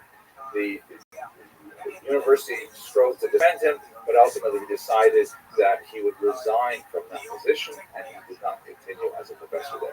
It's just horrible to see this example of what we call today cancel culture, attacking a scholar of great merit like Cecil Roth. At any rate, he continued his work lecturing and teaching at other schools, and especially his work on the Encyclopedia Judaica, and died in 1970, and here is a photograph of his tombstone in Israel. So by way of conclusion, here's a beautiful photograph of him, part of work in his Oxford library. Cecil Roth is one of those great scholars of the 20th century that, saw so much publication and had such a tremendous arc of a career, unfortunately ending in this kind of infamy in Bar Ilan, but at the same time, also achieving this massive, enduring success with the Encyclopedia Judaica. I have to say that I myself really am drawn to him as a figure in so many ways. I really appreciate the fact that he hated correcting galleys. He used to hate, galleys are like when they typeset the book, things like that, then they send the author back the copies, and you have to read every word that you already wrote. And you can make small changes like, correcting spelling errors and things like that, but you really shouldn't add big chunks of paragraphs because it throws off the formatting and so on. I hate that too. I hate looking at that. I also appreciate his tremendous sense of humor. He was once asked why he studied the history of the Jews, and he wrote, or he spoke, there are Jewish historians whose involvement carries with it a search for theory, even a sense of destiny. I commend to the young in heart among you my ultimate answer. It is because it is fun. He clearly had a great sense of fun when he was studying history. It really just radiates from the page when you read his work. And you know what? It's fun too. So I really feel a tremendous amount of sympathy for Cecil Roth. I hope that some of you will be able to join me in discussing Cecil Roth's work, either this Shabbos or the next at Congregation Bnei Yeshua in Teaneck and at Congregation Darkei Noam in Fairlawn. I'd really love to see some of you on these cruises who will definitely return to his work. We hardly touched on his role as an art historian, but he has activity to finding antique works and analyzing them. And last of all, if you're not able to join me in New Jersey, not able to join me in Europe, I hope you will join me on the page when we publish this book with foreign publishers that is going to rely very heavily on the approach of Cecil Roth. Okay, I thank you very much for watching this longish video, and look forward to speaking with you in the future. Anywhere, the same money, $2,400. What do they get in Tulsa? 5-bedroom, 3-bath house with a yard. Not much of a yard in an apartment building on the west side of LA. For $2,400, and there's another reason. A great pleasure to see all of you here today. I'm so excited. This is the first time I've been on a same cruise. Very excited about it. But I've been with David for about 5 or 6 cruises now. And if this is your first time here, I guarantee you're going to have an absolutely fantastic time. This is like a little floating shtetl, or like a summer camp reunion for older adults. And it's absolutely fantastic. My goal here, the part I play, try and give some historical context to the things that we will be seeing. So my goal in this very brief talk, like 10 minutes, not very long at all, is just to give a sense of what to expect over the course of the next week, divided into our journey in space and our journey in history, and then we'll have a couple of remarks about what this might mean for us today. So I didn't introduce myself properly. Henry Abramson. Here is an old picture of me from before I grew my beard. Great. I am a dean at Touro College. I'm a Canadian by birth. I had the good fortune of studying at some of the world's greatest universities. I was at Harvard for a while, Cornell, Oxford, the Hebrew University of Jerusalem. My area of specialization began, as I mentioned, with Soviet Jewish history. Later, I moved into art history, intellectual history, and right now, my major project is a 3-volume survey of the history of the Jewish people, published by Foreign Press. God willing, and starting 2 years from now. So here's where we're going to travel. You see this map here. Paris is right in the center of this blue line. If you were to go upriver, you get to Troy, which is one more place, of course, you still see with Rashi, the flourishing of the great medieval civilization.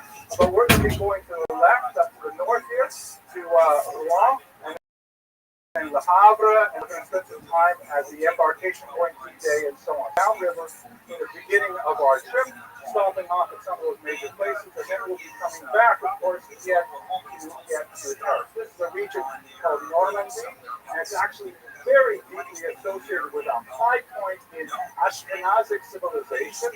So we're going to spend a lot of time talking about basically 200 years of incredible creativity, really, a kind of an explosion of Jewish spiritual activity that continues to nourish to this very day and constitutes a staple in particular of the yeshiva curriculum. We're going to look at Rouen. This is the Palais de Justice, which is a place where they're kind of like their, not city hall, but their court system. in nice, and we're going to spend a lot of time in particular discussing the Balei Tosafot, the grandchildren of Rashi and his the surrounding culture, which especially invested a tremendous amount of energy into developing the ancient texts of the Talmud and trying to understand how they could be applied to the High Middle Ages. And of course, the teachings of the Balei Tosafot continue to inspire to this very day and have tremendous relevance. We're also going to be looking, of course, at some military history because we'll be looking at the Battle of the Somme. We're going to be looking at the embarkation of the D-Day, and I have my colleague Captain Herb, who is going to give us some real insight into what it means to participate in the military as an individual historically and so on. So we have a very history. It's going to look at the medieval period in particular, when you have great high point of cultural activity here. And we're also going to be looking at the 20th century with the battles as well. What to expect? I mean, there's so much history. It's absolutely fantastic. I myself have to be absolutely fascinated with the history of Abraham Ibn Ezra, a noted biblical commentator and scientist. You can see a medieval representation of his holiness astrolabe. He was one of the very few medieval Jews, there are more than one, who actually have a crater on the moon named after them. So we have a lot of fascinating things to say about Ibn Ezra. He spent the last 10 years of life here in Normandy, then went to London for a couple of years before he finally passed away. He has a lot to teach us. Really looking forward to talking about him. We'll be looking at the period of the Hasidei Ashkenaz. The term Hasidei, the pious ones, it's been reused. Hasidim today generally referred to movements like Chabad and Breslov and so on, which come out of Eastern Europe in the 18th century. But the term Hasidim goes way, way back. It goes back to King David. The followers of Yehuda Maccabee were also called the Hasidim. So there was an unusual, bizarre period in Jewish history, lasted about 150 years. It was very active here that adopted a tremendous amount of strange Hasidic practices, which they're quite foreign to the way Judaism developed afterwards, but it was quite fascinating. You'll see here in this image. I have a printout for Shabbos, but this is, for example, a beautiful illuminated manuscript from the holiday of Shavuot. It's actually held now in the British Museum. It's called the Tripartite Machzor. You can see on the left, you have Moshe Rabbeinu, Moses, receiving the Ten Commandments here, hanging off to Aaron, who is the high priest, and looks like he's wearing a bishop's mitre, like an actual ecclesiastical hat. And then behind them, kind of like a hierarchy, you have a group of men all wearing the Jewish hat that Jews were required to wear from the 13th century onward. And then behind them, you have this really strange grouping of animal-headed women, where because of the strange way of thinking of the Hasidei Ashkenaz, they did not want to portray women's faces. Unfortunately, in some parts of the world, we've actually gone backwards. Now we don't portray women at all. They were not so fluent back then. But you can see they're all portrayed with kind of calves' heads or dog heads, things like that. They're actually, though, rather sympathetic in nature. They're sort of cute, which is they're not meant to be like ugly. It's fascinating. We'll look at that. We're also going to look at the period of modernity, when the Jews of France were the first ones to receive full legal emancipation. It was a huge shock. Here you have a remarkable depiction of Napoleon, who is shown here in a rather self-serving depiction that was not unlike his character, where he's raising up a fallen woman that represents Judaism, holding on to the Ten Commandments here, and Napoleon is giving Jews a hand, literally, by raising them up to status. Unfortunately, that legal emancipation was not anywhere near a social emancipation, as we shall discuss in the later lectures of this cruise. And then we're also going to look, of course, at the Dreyfus trial and its implications, which were global in nature, and speak quite a bit to really what's happening in France today, where we're in an extremely challenging time. Jews in France are quite threatened in many ways, and there's a massive departure of French Jews from this region because of the multifaceted anti-Semitic forces that have come to bear on that population here. So that's basically the scope of my presentation. To do a quick survey of all of French Jewish history. I find it fascinating. I hope you will as well. And with that, I'm going to Put out my colleague was Captain Nelson. Michael Berger, KFIU. It's National Dog Day. This is the day that's been in place since 2004, set aside in recognition of our coaches. So why am I here? I'm here to answer this question. Is being in the Army or in the military a job for a nice Jewish boy or girl? Before we go into that, I want to tell you a little bit about myself. As I said, my name is Chaplain Captain Herb Elson. Just a little shy of 6 years ago, I retired after 35 years in the Navy. My wife Fran is here with me. We came into the Navy right out of seminary, and 2 weeks after ordination, we were already on a plane to Okinawa, Japan. Now, we came into the military for only 3 years. You know, we did the 3 years to do a little travel and, get a little experience. And 35 years later, they finally kicked me out of the military. The joke is that they still have the claw mark on my desk as they dragged me away. It was really a great experience. Currently, I'm the director of the JWB Jewish Chaplains Council. We're a not-for-profit Jewish organization, God help us all, whose mission is to provide meaningful Jewish living for Jews in the military. Just to tell you a little bit about what we're going to be learning about during this cruise. You're going to be learning a lot about battles of World War I and World War II. We're going to be learning together about the Battle of the Somme and then the invasion of Normandy. But we thought it's important also that we're able to connect the Jews that fought then to the Jews that are serving now. And I really like these two pictures. The picture on the left is a picture of a Jewish service in France in 1944, and the picture on the right is a picture of a service in Iraq in 2013. Moving ahead, here's a picture on the left of 2 service members in Vietnam. Does anybody know who the service member is on the right? No, it's definitely not. The name of this gentleman was David Bruckenthal. David Bruckenthal was originally from Long Island. He served in the Coast Guard, and he was the first Coast Guardsman killed in combat since World War II. As a matter of fact, he was awarded the Silver Star. He passed away about 12 years ago, and he is one of the first Jews to have a U.S. Coast Guard cutter named Yahweh. So one of the things that we're going to do in the next couple of days is we're going to hear these stories of valor, not only the Battle of the Somme, but not only in Normandy, but we're going to be hearing stories of valor of men and women who are serving today, serving now. Now, I'm going to talk a little bit about Jews in the military. I'm going to give you some numbers you're going to forget, but I want you to remember the date, April 9th, 1917. All right, April 9th, 1917. Because we're going to talk a lot about how the beginning of World War I, the American Jewish community came together to support the men, not men and women serving, to support the men who were coming into uniform. We're going to learn a lot about some of the choices that the American Jewish community had to make when it came to coming together. Dare I say it, please don't kick me off the ship. Reformed, conservative, and Orthodox Jewish came together to support the men and women in the military. Shabbos afternoon, we're going to talk a little bit about the challenges that Jews in the military are facing today.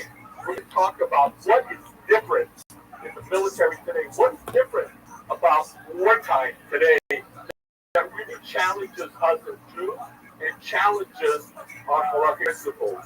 And finally, we're going to hear about stories of heroism. We're going to hear what Jews did then and what Jews did now. All right, so I'm just going to get a little question just to whet your appetite here.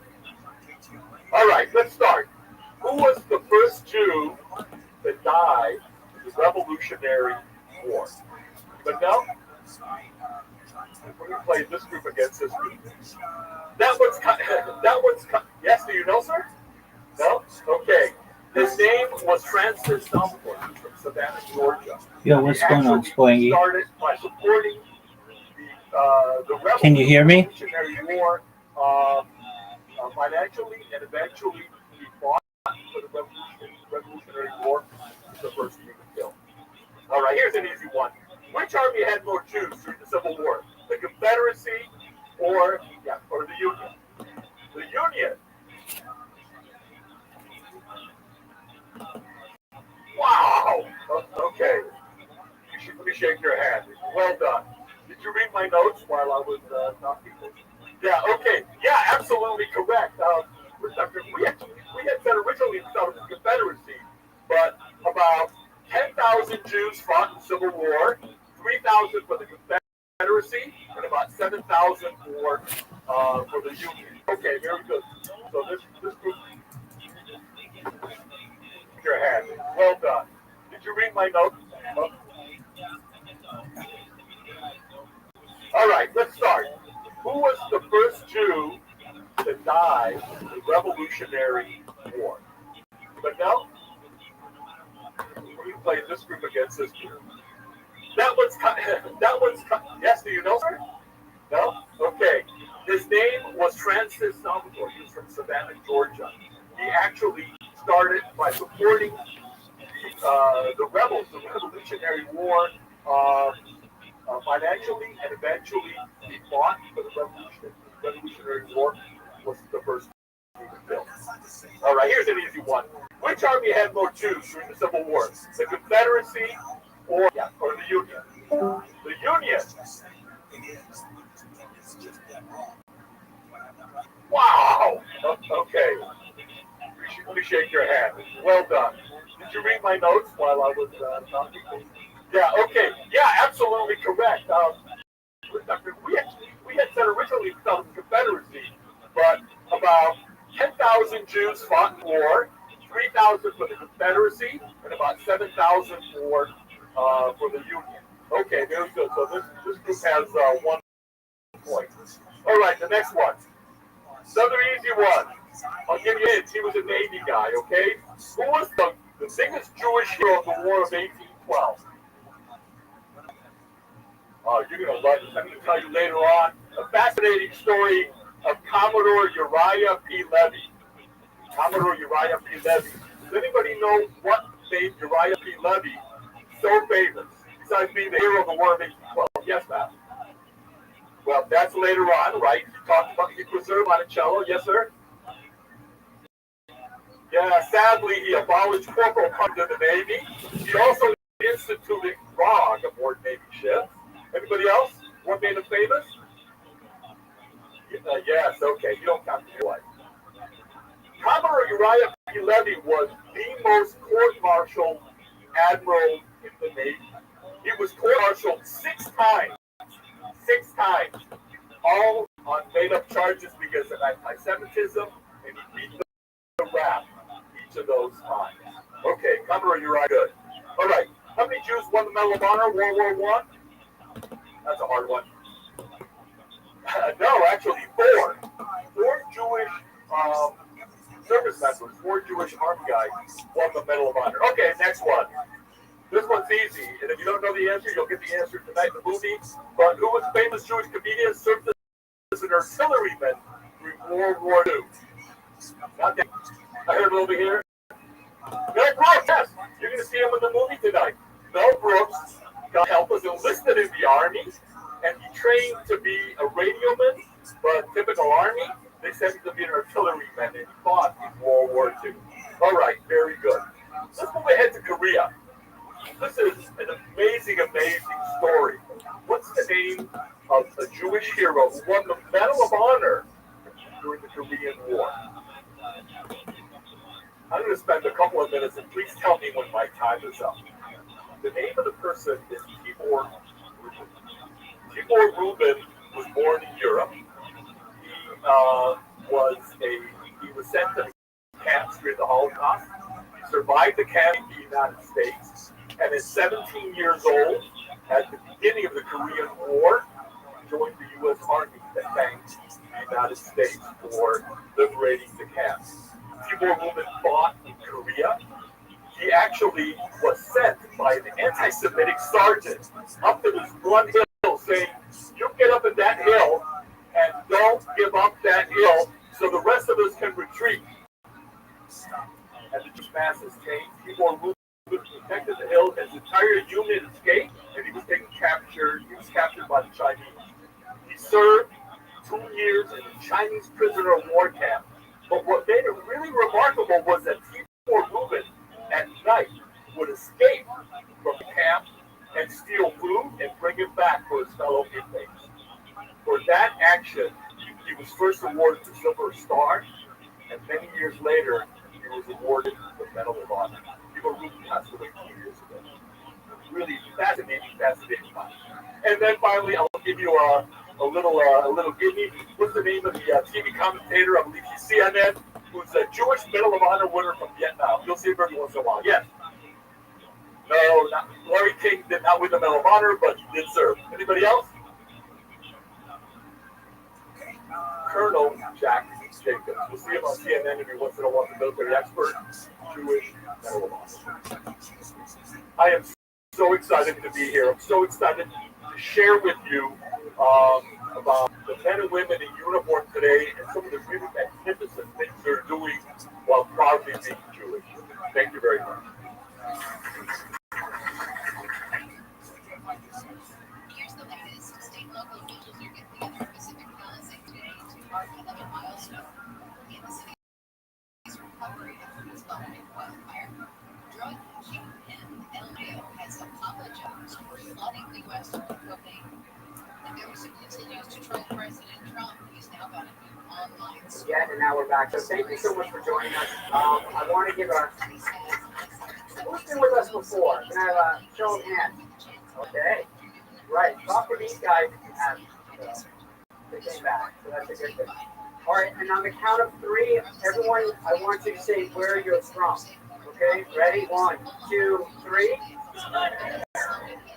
All right. We got the loud Scott here. Oh, there it is. So we're going to keep this short. I know everyone doesn't want to sit there and talk 24/7, and just give you some quick information. Everybody can relax. We have a very, very, very packed schedule, but that gives you time to get off the boat and go around.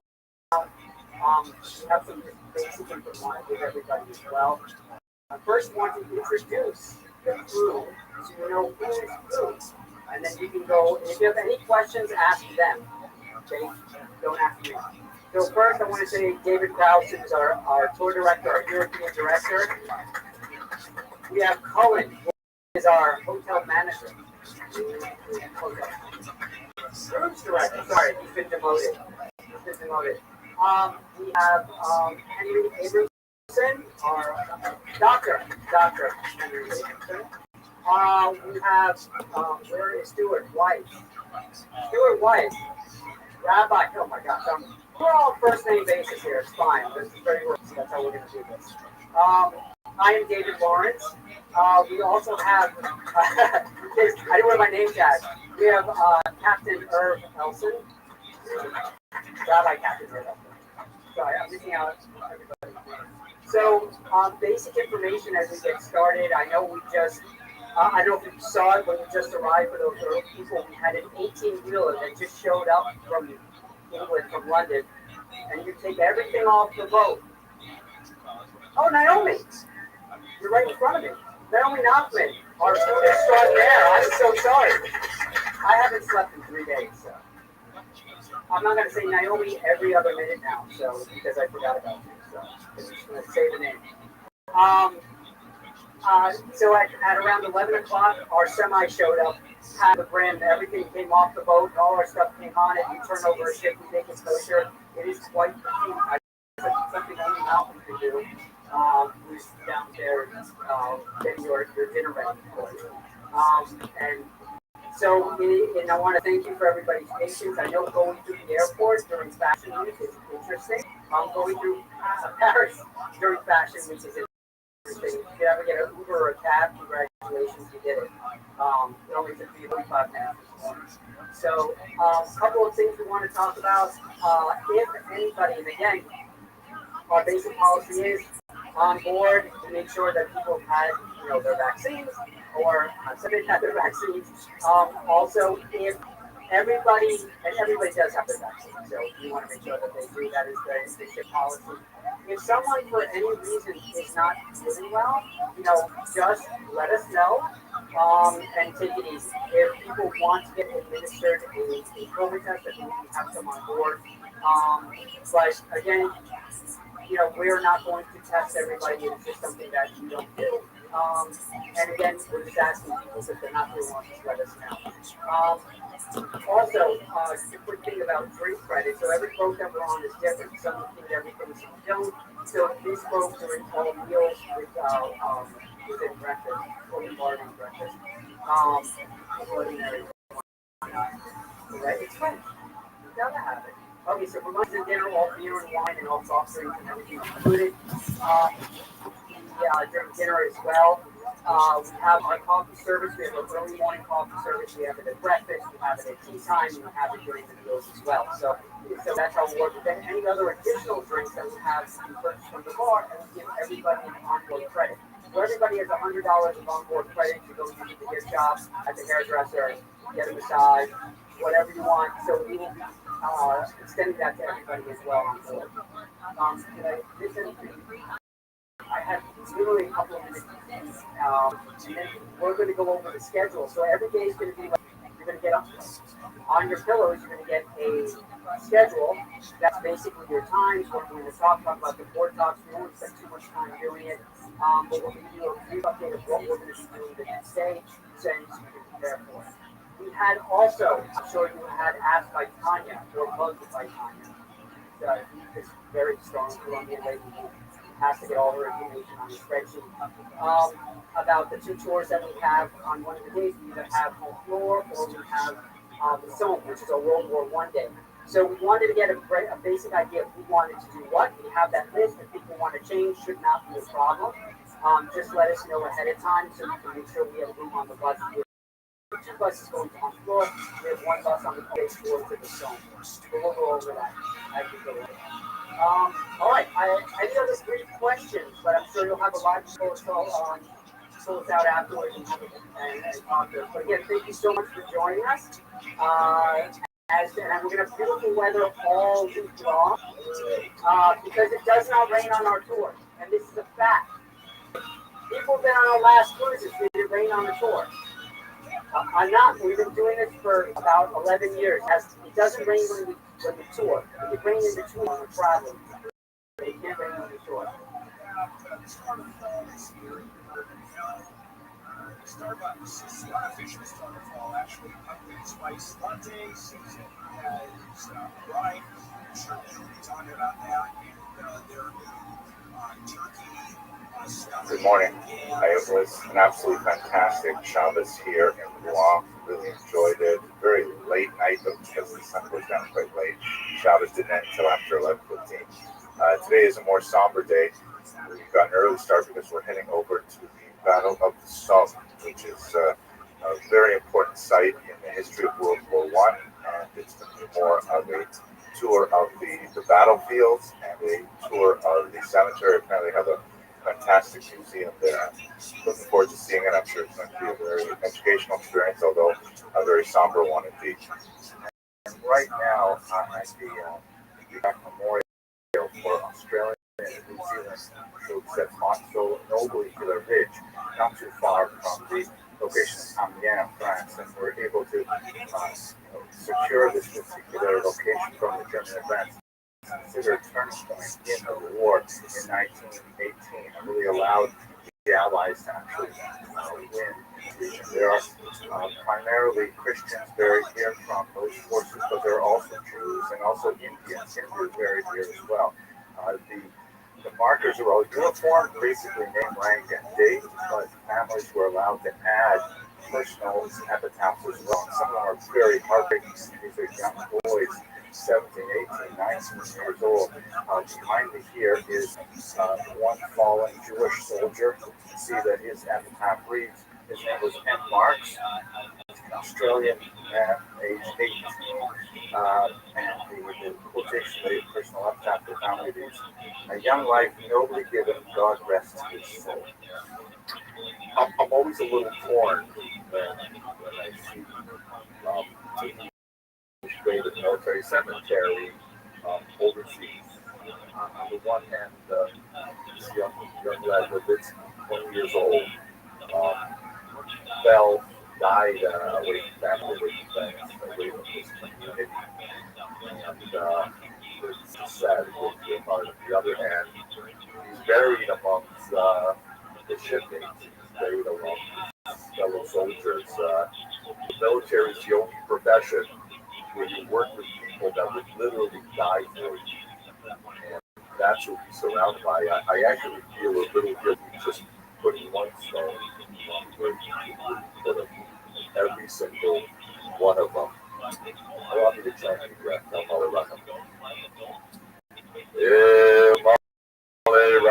רחמים, שוכן במרומים, אמצי מנוחה נכונה, על כנפי השכינה, במעלות קדושים וטהורים, כזוהר הרקיע מזהירים. למשפט אחינו אנשי חיל, אשר העלו למוות נפשם בעד ארצנו לחירות העולם, לכם בעל הרחמים.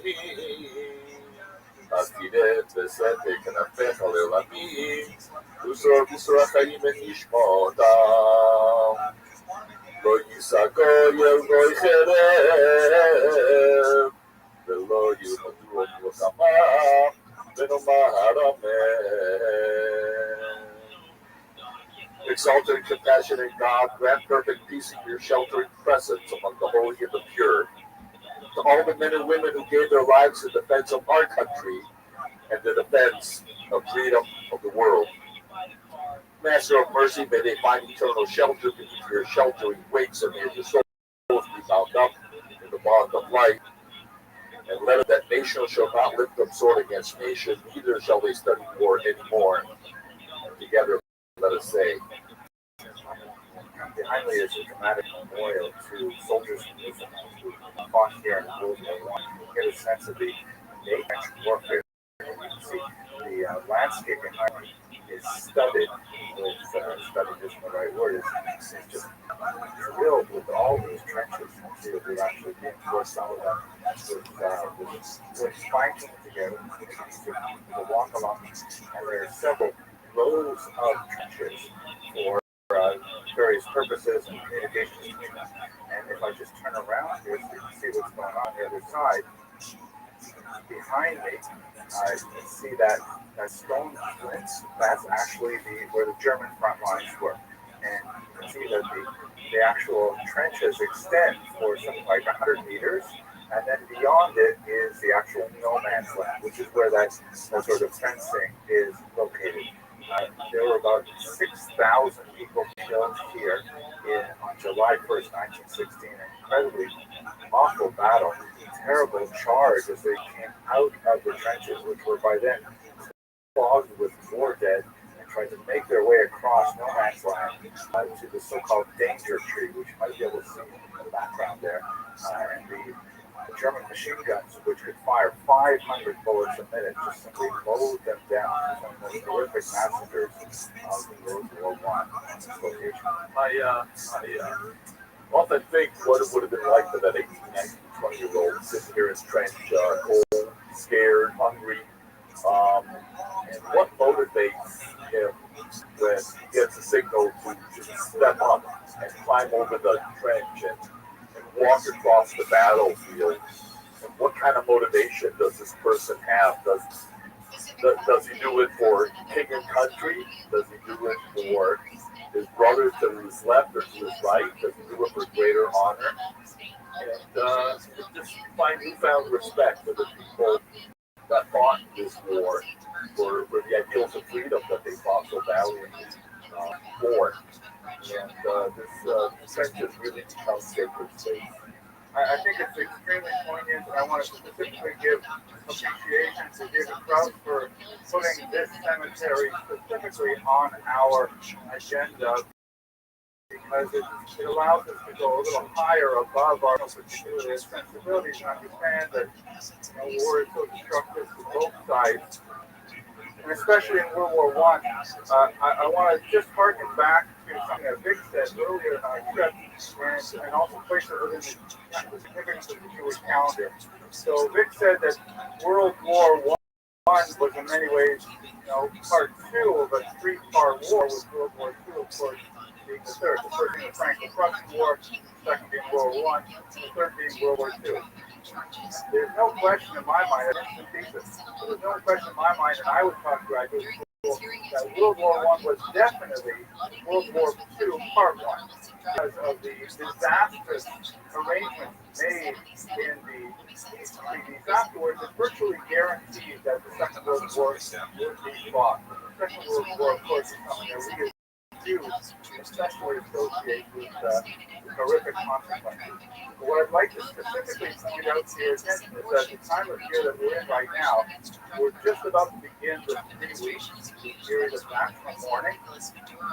And when you go back to 1914, of course, World War I, in many ways, if you want to pick a specific date, you could look maybe at the assassination of Archduke Ferdinand, which happened around Sebastopol, but I think one of the most widely recognized dates would be August 1st, 1914, which was the date that both Russia and England declared war and foreign hostilities began. And that, of course, occurred on National Jewish Memorial Day, Tisha B'Av, the same date that represents a series of cataclysms in Jewish history, from the destruction of both temples in Jerusalem on that day, from the expulsion, liquidation of the Warsaw Ghetto. So many terrible things happened on Tisha B'Av. In many ways, the events that we are commemorating with this specific tour are really looking back to that long arc of Jewish history,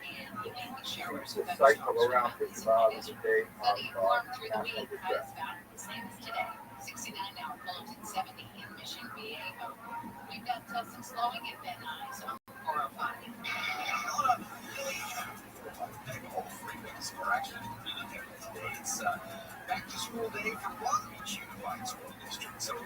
Good morning. We're docked in Le Havre, which is near the mouth of the Seine River. It's going to just very close by empty into the English Channel and the Atlantic Ocean. And we're at what is for many of the passengers on this particular cruise a destination that they've been waiting for a long time, because we're going to go visit the beaches where D-Day occurred. Going to Omaha Beach in particular, and promises to be a very meaningful day. Many of the people on this excursion with Kosher Riverboat Cruises are actually the descendants of young men who landed on these beaches in the defense of Western civilization against Nazism, and so it's going to be a very moving day for all of us. We are now in Normandy, on the Normandy beaches, where one of the, arguably the most important historical event of the Second World War took place, which was the 1944, 6th of June, D-Day invasion of Europe, when Allies, Anglo-American forces, joined by many fighting nations, Canadians, Czechs, Poles, about 20 different nations fighting the Nazis. So over there you can see remnants of the armor, is known as Mulberry, which was actually the backbone of the first couple hours of days of the invasion, through which millions of tons of equipment was shipped to support the advancing units. And all of these concrete blocks were prefabricated in England by the Allies before the invasion. They were brought here on ships, this giant fleet of Allied ships. They were dropped here, and they created this artificial back of the advancing Allied units. So right now I'm on Omaha Beach. This is where the Americans landed. You can see, looking out behind the ocean looks like a fairly flat, sandy beach. Everything makes sense. But what's absolutely terrifying about this thought of making the landing here is you look at the bluffs behind me, and I never really did this until I see this for myself. They're so close to the sand, and they're really quite steep, and they were riddled with German bunkers. In fact, they have a replica of a bunker right up there. You can see what it must have been like. That's actually one of the bunkers, but they had the bunkers at the top of the ridge there. And how would it be possible to actually make your way up those really steep cliff-like hills to get onto the rest of the territory here? It's absolutely terrifying. The air support was not able to take out the German guns on the ridges, and it was just simply a brute force attack on this particular beach. But ultimately, this was what saved Europe. This was the attack that really began the end of the Third Reich. And just imagine the amount of blood that was spilled on these hands. My name is Michael Kurzman. We're here with the River Cruises at Omaha Beach today. My dad was Marcus Kurzman. He landed here several days after D-Day. Born in Berlin, came as a young man, and then at 18, joined the military and fought here. Don't know much about his battles. I do know that he fought the Battle of the Bulge, and he was very proud of having been an American soldier, and went on to lead a very good Jewish life with wonderful family and friends, and we're very proud, and I'm just so incredibly moved. I just cry all the time knowing he was here wearing his dog tags today, and it's very meaningful to me. I didn't expect it to hit me as hard as it did, just standing on this sand. You could feel, even though there's kids playing and people bathing and running, and you could feel that there's something special about this place. As in a lot of these places, I'm torn. My wife and I were talking.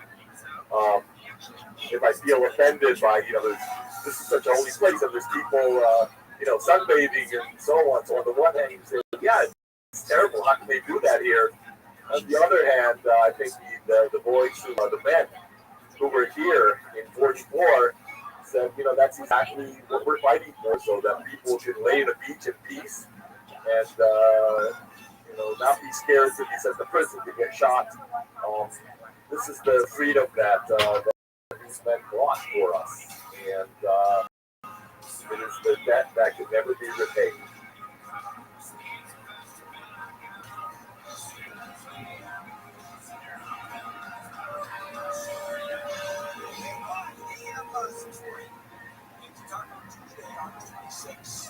If you were a Christian serviceman, you certainly wanted to return home to your family, like everyone who fought here. But if you were captured, at least if you were an American, you could be assured that you would be treated theoretically under the Geneva Conventions of War. But if you were a Jewish serviceman, you were captured, then chances are you're treated far more harshly and sent directly to the concentration camp. So many Jewish servicemen were aware of this and either elected not to have their religious designation marked on their dog tags in case they were captured, and for other reasons, people may not have indicated their Jewish background. So in an unknown number of circumstances, we know that about 4.2% of the soldiers who landed here were Jewish. That, by the way, is slightly disproportionate. There were about 3.6% of the American war-ready population was Jewish, so we were participating at a higher number than our proportion. But an unknown number of them were Jewish and were buried under Latin crosses like these. A man named Shalom Lamb and Rabbi J.J. Schachter of the Yeshiva University discovered this, and simply by coming across the name of this individual, Benjamin Garadetsky, and they thought, it sounds a lot like a Jewish name. It's rather unusual to see a name Garadetsky on a non-Jew. So they went back and they did quite a bit of genealogical research, and they discovered that, in fact, he was of Jewish origin. So after tremendous work, contacting the members of the family in America, they were able to recreate that he was, in fact, a Jewish individual, and with their permission, and with a massive file documenting their research, they made a petition to the American government, which agreed to change the cross to a Star of David. And in fact, they've done several others, and one more at least in this particular cemetery, another one in the Philippines, and their work continues. It's very hard. It's a chesed shel emes. It's just a mark of kindness, and all I can think about is, I wonder what Benjamin Gorodetsky did in his lifetime that we should merit to be buried with Muras Yisrael in this unusual place.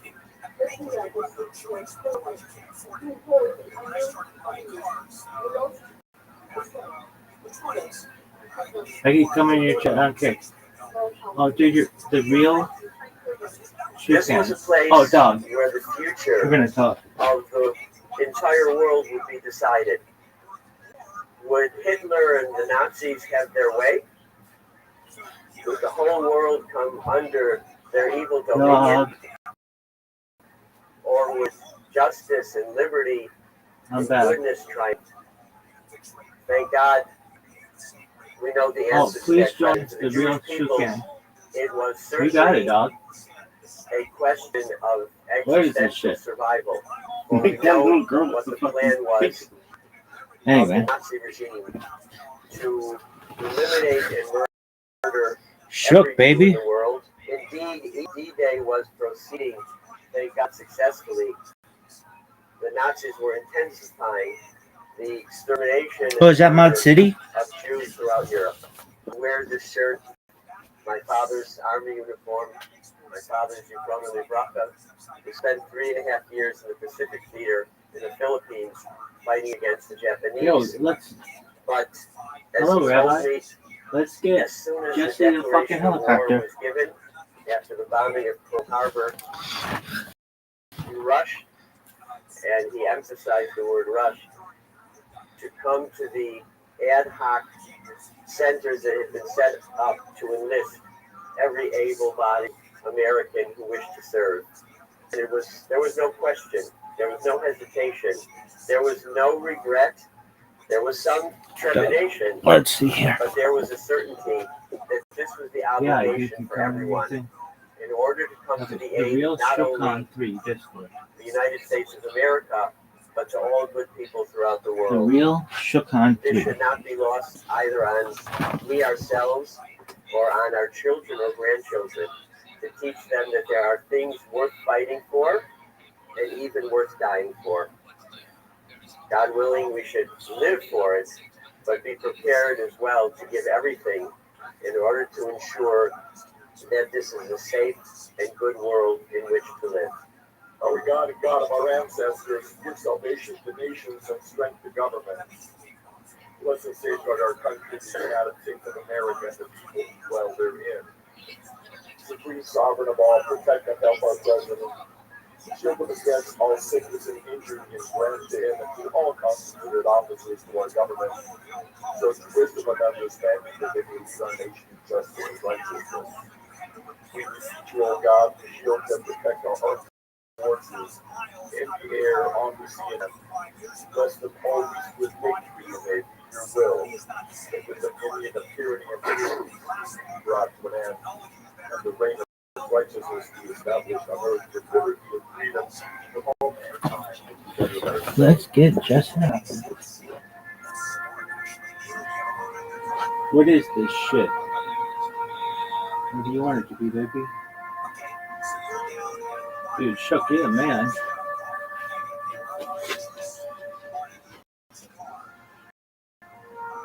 I was a member of your fucking this before you even told me. Shout out to Mod City.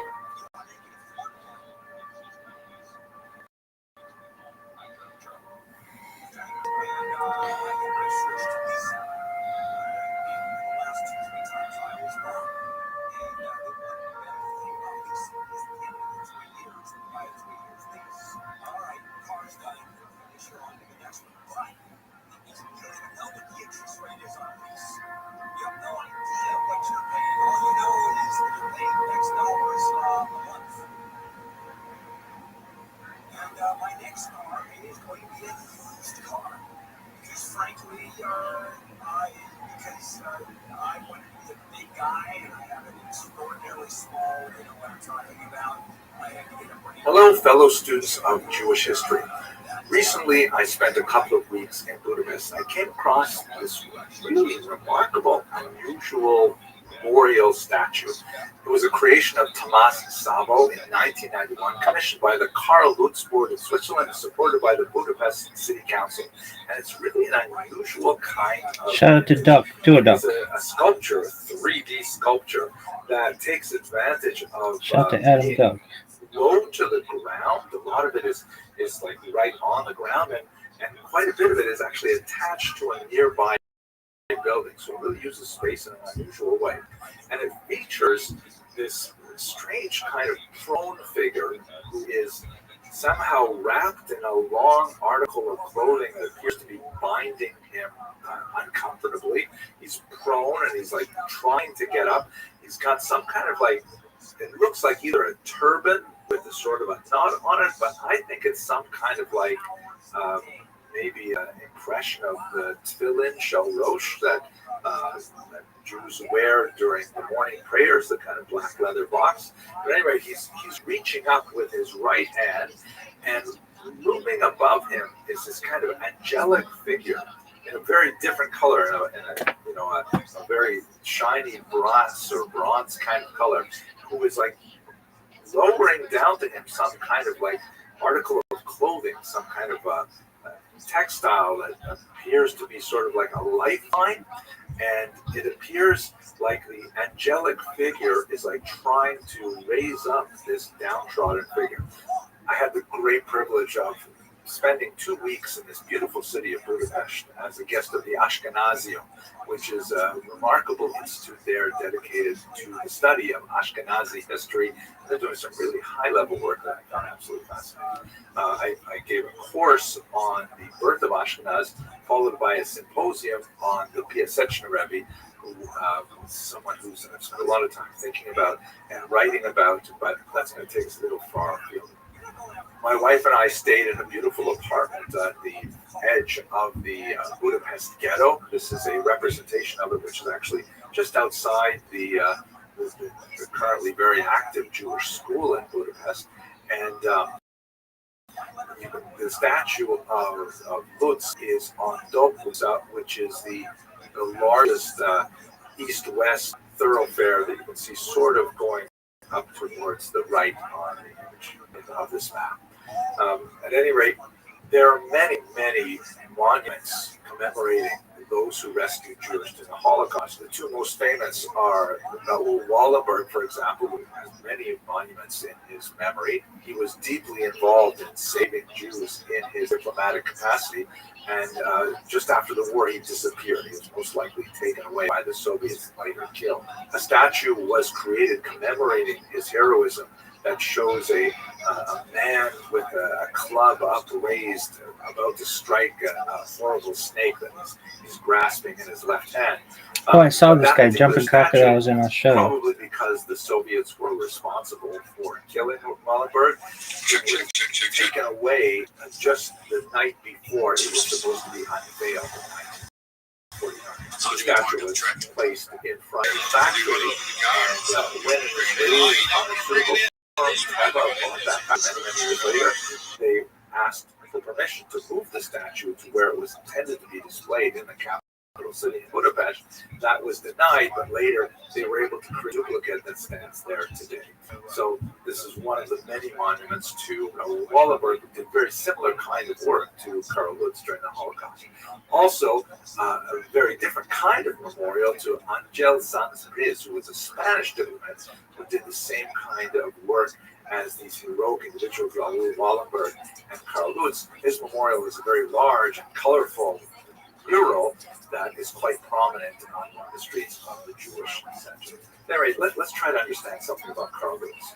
When you look at the plaque below, it's not going to help too much unless you read Hungarian, but basically it starts with a quote from the Talmud that says, "Whoever saves a single life, it is as if they've saved an entire world." And it is a memorial to a man named Karl Lutz. Now, who is Karl Lutz? I was so taken by this unusual statue. I had to find out more about this particular individual, especially because just nearby, on the other side of the statue, there's this monolith that is taken from Karl Lutz's own personal writings, in which he speaks about how he felt so privileged to be able to help save people. And then he asked the question, where was God? Just, problematic, troublesome. Like, where was God in saving these people? Why am I left to do it? Is what I think of when I read this passage. Let us return to Karl Lutz. What is the story behind his rescue of the Jews? He was born in 1895 in Switzerland, and at a very young age, he immigrated to the United States, where he lived for 20 years.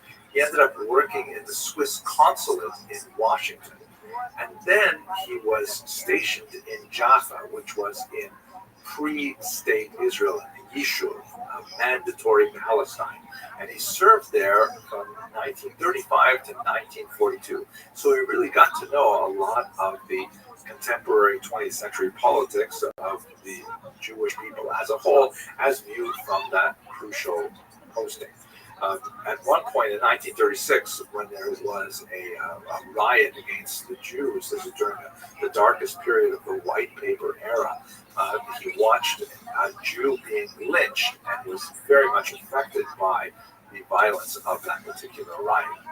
Later, he was posted in Budapest, and when the Nazis took over Hungary in 1944, I should mention one thing here, for those of you who are less familiar with the history of the war, one of the unusual aspects of the Holocaust in Hungary is that Hungarian Jews specifically were largely protected from the worst aspects of the Holocaust until very late in the war. The Hungarians were actually allies of the Nazis, and that meant that they had a considerably high degree of autonomy with how they were to implement a lot of the anti-Semitic regulation.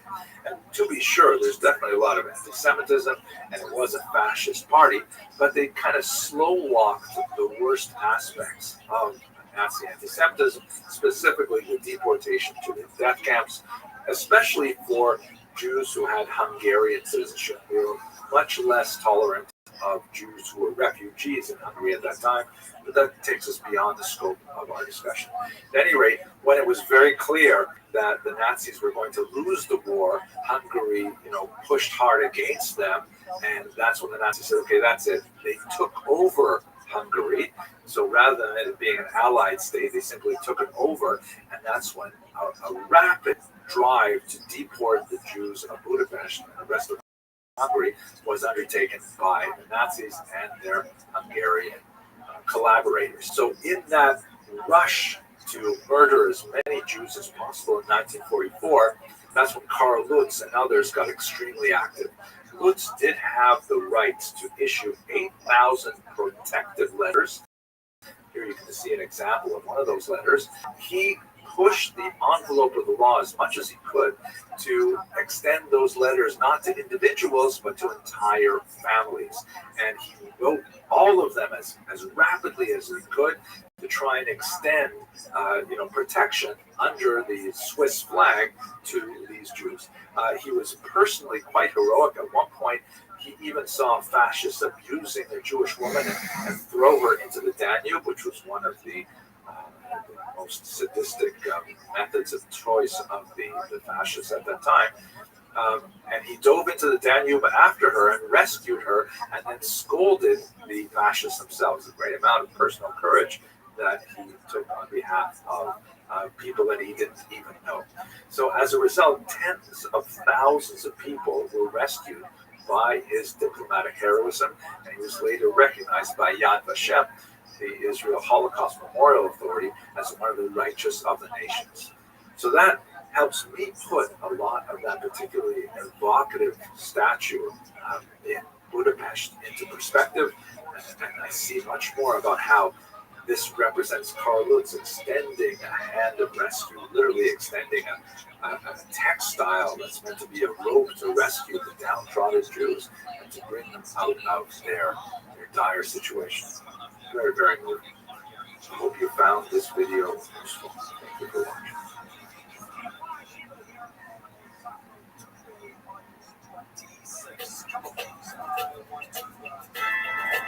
The late Chief Rabbi Jonathan Sachs used to quote the classic Jewish telegram, "Start worrying, details to follow."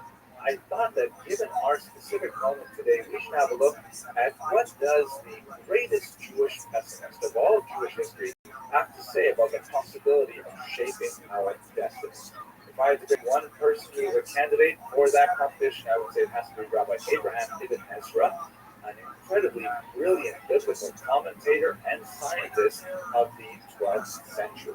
He was reduced to such terrible situation that he would write out his manuscripts and sell them.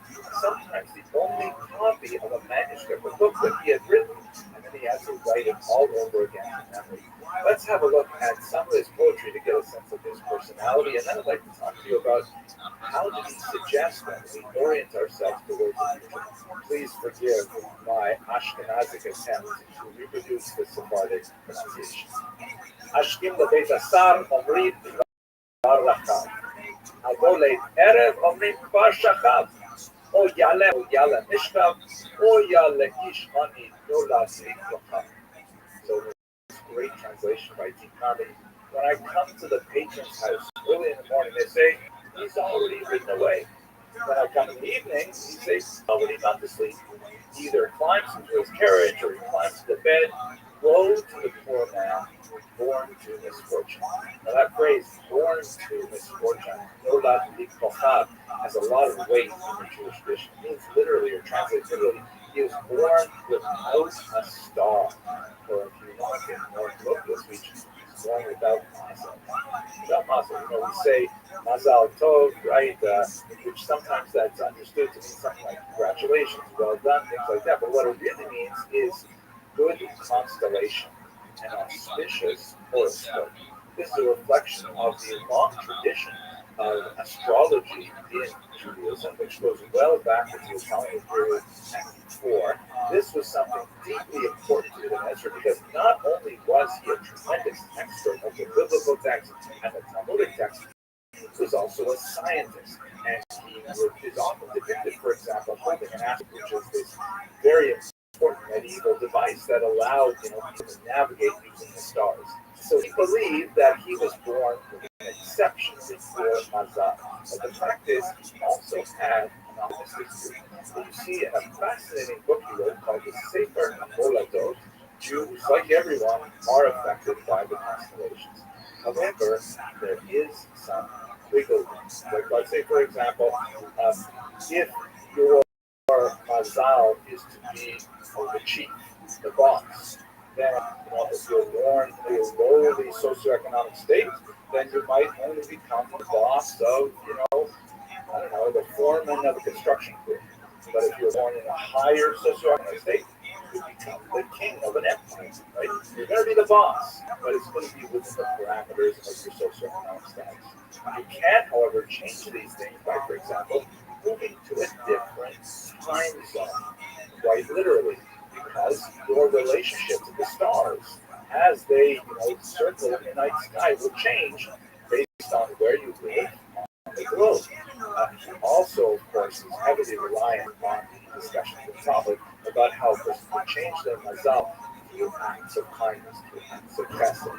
But even though Ibn Ezra was known for his lament of his shlechta mazal, of his unfortunate constellation, his biblical commentary is brilliant, his poetry is absolutely sublime, and his contribution to astronomy is recognized in the broader world because there is actually a crater on the moon named after Ibn Ezra.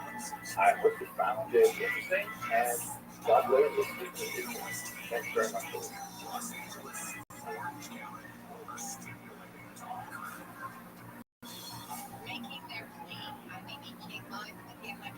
Hello, my name is Henry Abramson. I'm a historian, and I spent most of my professional life thinking about the long history of Jewish history.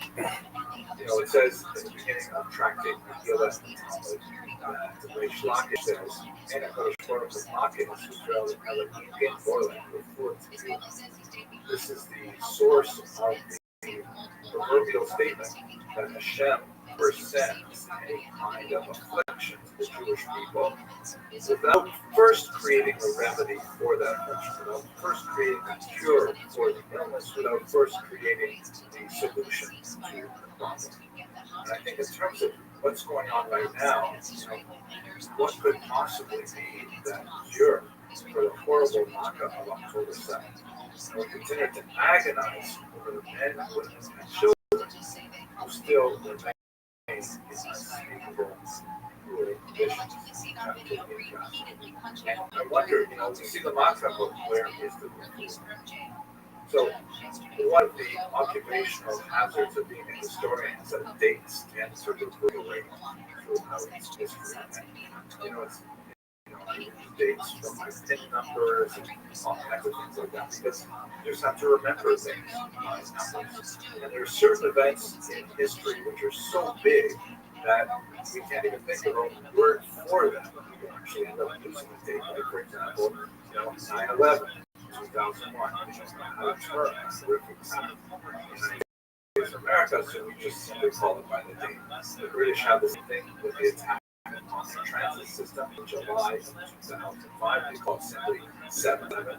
So we too have simply October 7th. So we think of a name to describe this. That's where we. So that makes me think of another October 7th this year in my historical memory. And that is an unusual moment of Jewish heroism that initially went almost unrecognized. This, of course, was the revolt of the Zonder Kommando against the Nazis in 1944. A very nice circle of notions. The Zonder Kommando were the most degraded, most abused prisoners of the Nazis who were used to process the bodies of other Jews through the gas chambers. We know about this particular killing, but highly symbolic report, which actually shut down the crematory, allowing time for the Allies to get in there. But the records of the perspective of the Jews who participated in that revolt are reportedly amazing. Horrific writings of a man named Zalman Brodowski.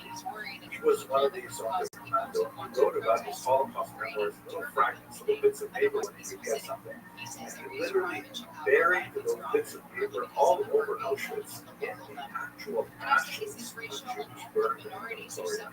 He figured that at some point in history people would come back and dig up those ashes. They would find these notes when he described what he described how there was a turning point that occurred in March of 1943. There's a large group of women from Czechoslovakia, Jewish women, who were to be gassed all at once. It was such a large affair that the Nazis had actually invited senior officers to participate in watching the murder of these women. And they humiliated them and stripped them and forced them to march naked into a central room. And the Sonderkommando were there, standing with their backs to the Nazi officers, watching this large group of Jewish women. All of a sudden, to Brodowski's amazement and to the Nazis' horror, something very unusual. And we directly from his memoirs that we discovered in the large bunker stand thousands of victims waiting for death. All at once, spontaneously, a song rings out. The clique of superior officers stand transfixed. They cannot understand, they cannot grasp. How is it possible that there, in that bunker, in the heart of the grave, on the threshold of extinction, in the last moments of life, that people, instead of moaning, instead of weeping over their young lives about to be snuffed out, raise their voices in song. The melody of the song does not let them rest. It troubles them, shatters the certainty they felt up to now. A new song of faith and courage comes pouring out of their hearts. The mass now sings the national anthem. They sing the hunting cry. An amazing description of something that turned Brodowski around. He said, if these women who knew they were going to their deaths could stand up to the Nazis, they could be stiff-necked at this moment. And certainly he and the others under that was the genesis of that heroic.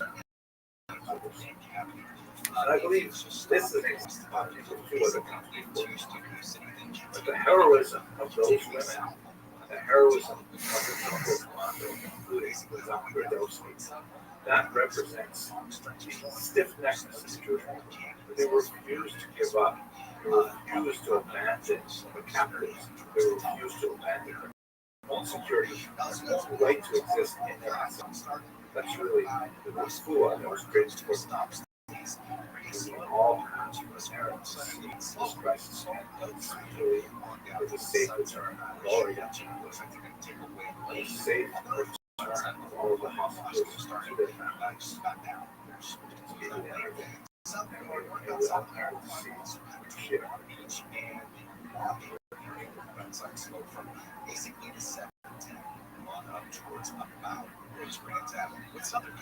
Hello, fellow students of Jewish history. Allow me to say thank you to all of you for bringing us to this remarkable moment of reaching 100,000 subscribers. This is a tremendous honor for me personally. Thank you so much. But really, it is a testament to your support and the fact that you're willing to sign on and say, yes, I'd like this unusual people and their long history. So thank you so much for participating as subscribers. And then let's go very quickly through the history of this channel. I think it has some utility for us to understand where we've been. The first upload was on November 12, 2009. Back then, I had a small adult education group, about 10 students. This was when we lived in Miami, Florida. It's really nice to see you on this experiment. I'm going to try and do a little YouTube thing. Let's see if it works. We're in my office here, and I just wanted to say a great thank you to Penny Nash for offering her home to the Shir, and also to Eileen for putting the whole thing together. It was really a tremendous boost for me. It's so nice to be together with them. Then in 2012, again, at the suggestion of my wife, I was teaching these adult education lectures at the Young Israel of Bal Harbour, Florida. Very wonderful place to teach, a wonderful community. And we had about 50 participants every week in these, lectures. And I was initially giving them without recording them until suddenly I thought, why not just put the actual lecture online? I know we're trying to get people to come together in person. That's great, but you know what? Let's open up the audience to the entire global classroom. So the first upload there was January 26, 2012. First of all, I want to say thank you so much to the Kehila for expressing so much enthusiasm for these classes. Academics, we just need someone to talk to. If no one will listen to us, we feel useless. So it's so wonderful that all of you come out here and help me along with my personal therapy. And we talk about history and things like that. I certainly can't do it at home. So at least I can come here and do the things. When we edit this, we'll just remove that little thing about home, I think. I then experimented a little bit with direct-to-YouTube videos, thinking about, what are the essential things that people should know about Jewish history? And so I created this essential lecture series in October 2014.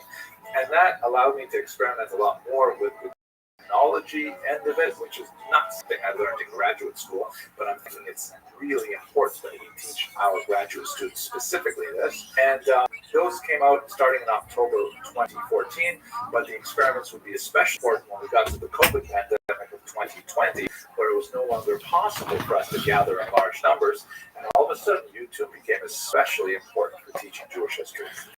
Then the personal change in my life in fall of 2015, I was promoted to the campus in Brooklyn, New York of Touro College, now Touro University. And I started doing the same kind of thing there in the college campus with the Jewish History at Avenue J series. This was also great. Larger audiences enjoyed it quite a bit. And we raised about $2,000 for student scholarships with voluntary donations and sponsorships of the lectures. And that was also, really nice too. I have to add to that in the spring of 2017, after some political events that were happening at the UN, I realized that there's a lot of power in these videos and this growing audience for social advocacy. And so I began this series, which I called Israel, the Land and Its People. And it went beyond the academic blah, blah, blah to providing information that could be consumed on a much more popular mass level and hopefully educating people about the situation in the Middle East and helping them to understand the kind of difficulty that Israel finds itself in. I want to say 3 institutional cues. First of all, when we moved to New York, we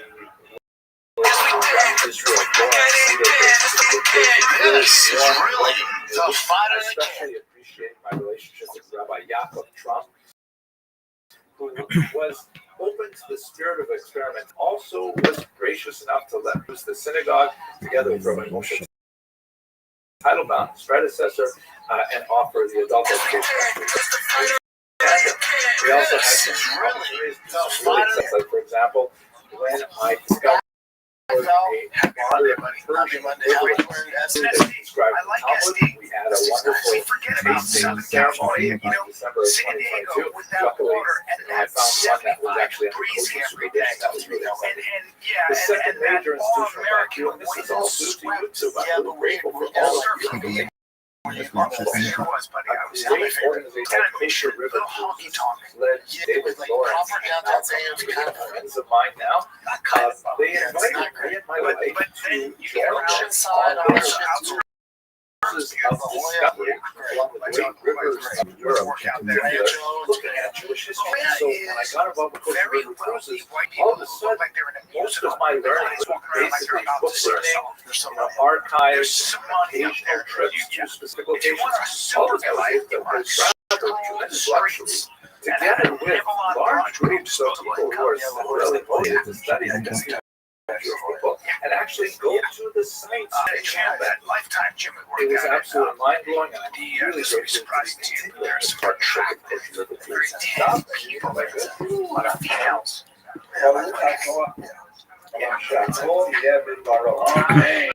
Yeah, funny. I love that. They were like, you ever see this thing, the stat where it's like, people who play tennis live longer than anybody else. Rackets more too. That's because they're winning. That's not because they're tennis. It's because you win more tennis. You have money, concentration, less stress. Time to play tennis. Get stress. And finally, I have to specifically thank the organization and Rabbi Rothschild, who approached me way back in 2019, saying, "Hey, we're enjoying your Jewish history videos. We're about to start the next 7-year cycle of Talmudic study called documentary. We're creating a new app called All Doc.org. They want me to record Jewish history videos every day of the Talmud. 2,700 So can you not turn all golfers into It's software thing, but it's also like it's a very like title. It's you gotta have some money. You have money and you have to be surrounded by bubble cuts too, because think about it. If you take, just think about it, if you take 5 boys and you go, hey fellas, we have 5 tennis rackets, and we have a football. And if those 5 boys go, give me a football, put some mascara. Produced the Gemara and There's also a makeup over there. today I'd like to look at a Spanish or like fascinating it's such a strange thing. Spanish.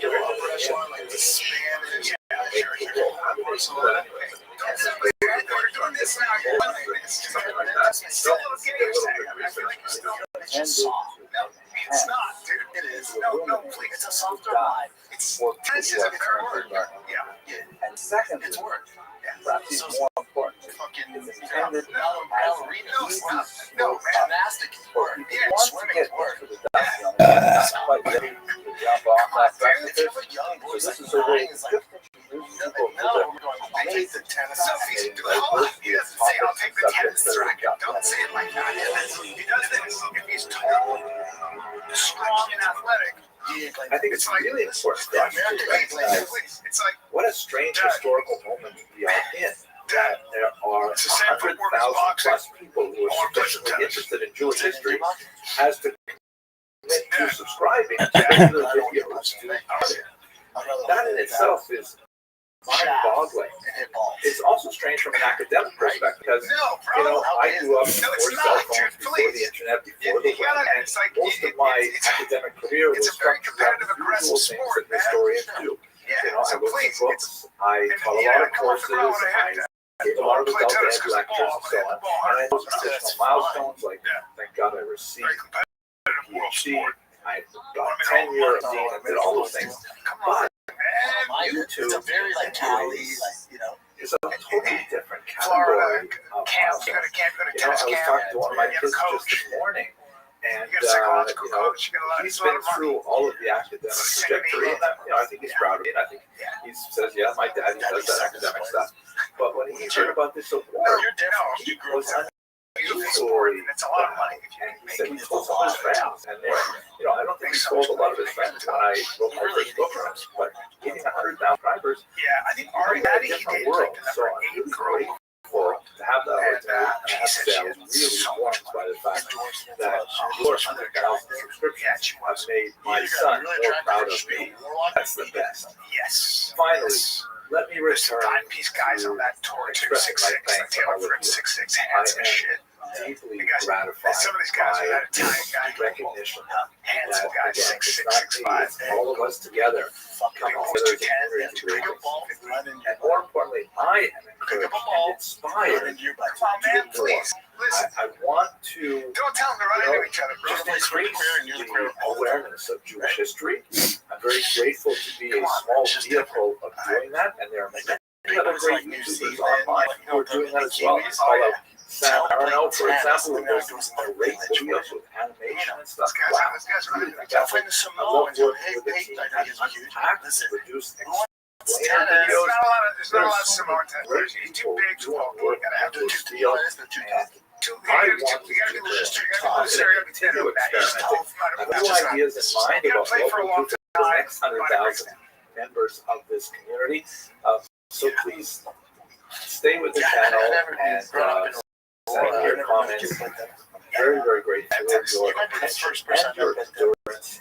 And I look forward to many more years to come. Thank you. I get convinced you and That's all right. No, that's all right. No, it's not that. You had indoor racquetball stuff? Absolutely not. Sure. Hello, fellow students of Jewish. Let me tell you right up front, this is going to be a somewhat different video than most of the one channel. The reason is because it's actually a product placement. Now, just bear with me. We will have some Jewish history, and I think some interesting Jewish history. I've actually had a lot of fun making this video. I got this really nice email from Jimmy at Flexus Farm, and they make standing desks. He said to me, "Hey, would you like to include one of our desks in your video?" And I said, great. And I was really happy for two reasons. First, because my daughter and son-in-law, who do a lot of work at home, they both have standing desks, and I have long coveted them. And I'll tell you a little bit more about why I coveted them later on this video. And secondly, because now I officially say I am an influencer. I actually signed an influencer contract that I would talk about in this video. Now, I do get lots of offers to sell this, sell that, and typically they're either spam, crazy things, or they're products that I have no interest in whatsoever. But a standing desk is something that I'm really keen on. So now, I thought to myself, though, how am I going to talk about standing desk in a channel devoted to Jewish history until my son-in-law, the owner of a Flexus Spot desk, says, "Why don't you look at the history of Jewish furniture?" And it's perfect because there's one humble piece of Jewish furniture that I happen to have a deep amount of attachment to, and I believe it's pretty uniquely Jewish. What I'm talking about right now is, ironically, the Stender. Now, those of you who have spent time in yeshivas, I'm sure you have seen these things. The Yiddish word Stender means literally stander, and it is a fixture in yeshivot anywhere where you have traditional Jewish study. Here's a look at my Stender from the base measures downstairs where I do a lot of my studying. You can see it's a really basic thing. It's kind of like a sort of a podium or a lectern, and it allows you to set a book on it, a little lip there. It's a very efficient way of actually working with text. Now, this is especially important because in Jewish history, of course, the Jews are known as, in Arabic, people of the book, that have long been associated with long hours of textual study. And how exactly was that done? I mean, how actually did people learn these texts? There is a lot of suggestions and passages in early rabbinic texts that suggest that students would typically sit on the ground while a lecturer would provide information, a rabbi, and that makes a lot of sense, especially for oral instruction. But what about when you're actually working with a physical document? Either an old manuscript scroll even a manuscript turned into a codex, which is like an early book, but with handwritten pages. I mean, it's hard to like hold these things where you're sitting down, and especially if you want to jot these things down on the side or something. How do you do that? So it's quite likely that sometime in the early Middle Ages, Jewish study of text moved to kind of like desks, whereas we see from this 14th century example of a medieval copyist, some kind of like angled thing that was set on a table. You can see that there's a second one that's kind of like sticking up, kind of like a second computer screen that allows the original to be placed, and then the copyist, the scribe, can actually write the letters out like that. And this is great for like writing a larger text and so on, and we'll come back to it when we talk about the standing desk. But what about for individual study, where you're just focused on trying to learn the text? That's where the Ständer comes in. Let me demonstrate here what it looks like. I want to give thanks to Professor Kent, who took these pictures of me in the base measures this morning.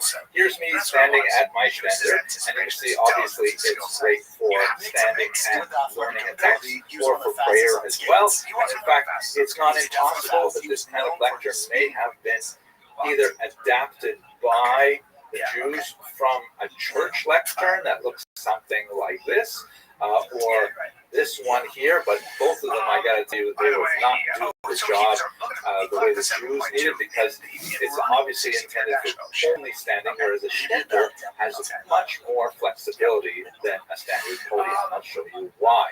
Here, you can lean over with the lectern, and this is really good for like changing your posture and changing your blood flow and stuff like that. And most importantly, you can also sit with the Ständer. I know it's called a Ständer for standing, but it's often used sitting. And in many yeshivas, you will see hundreds of these things, with each individual student having their own Ständer and being able to move between standing, leaning forward, sitting, as they wildly gesticulate and argue about the meaning of their text with their study partners.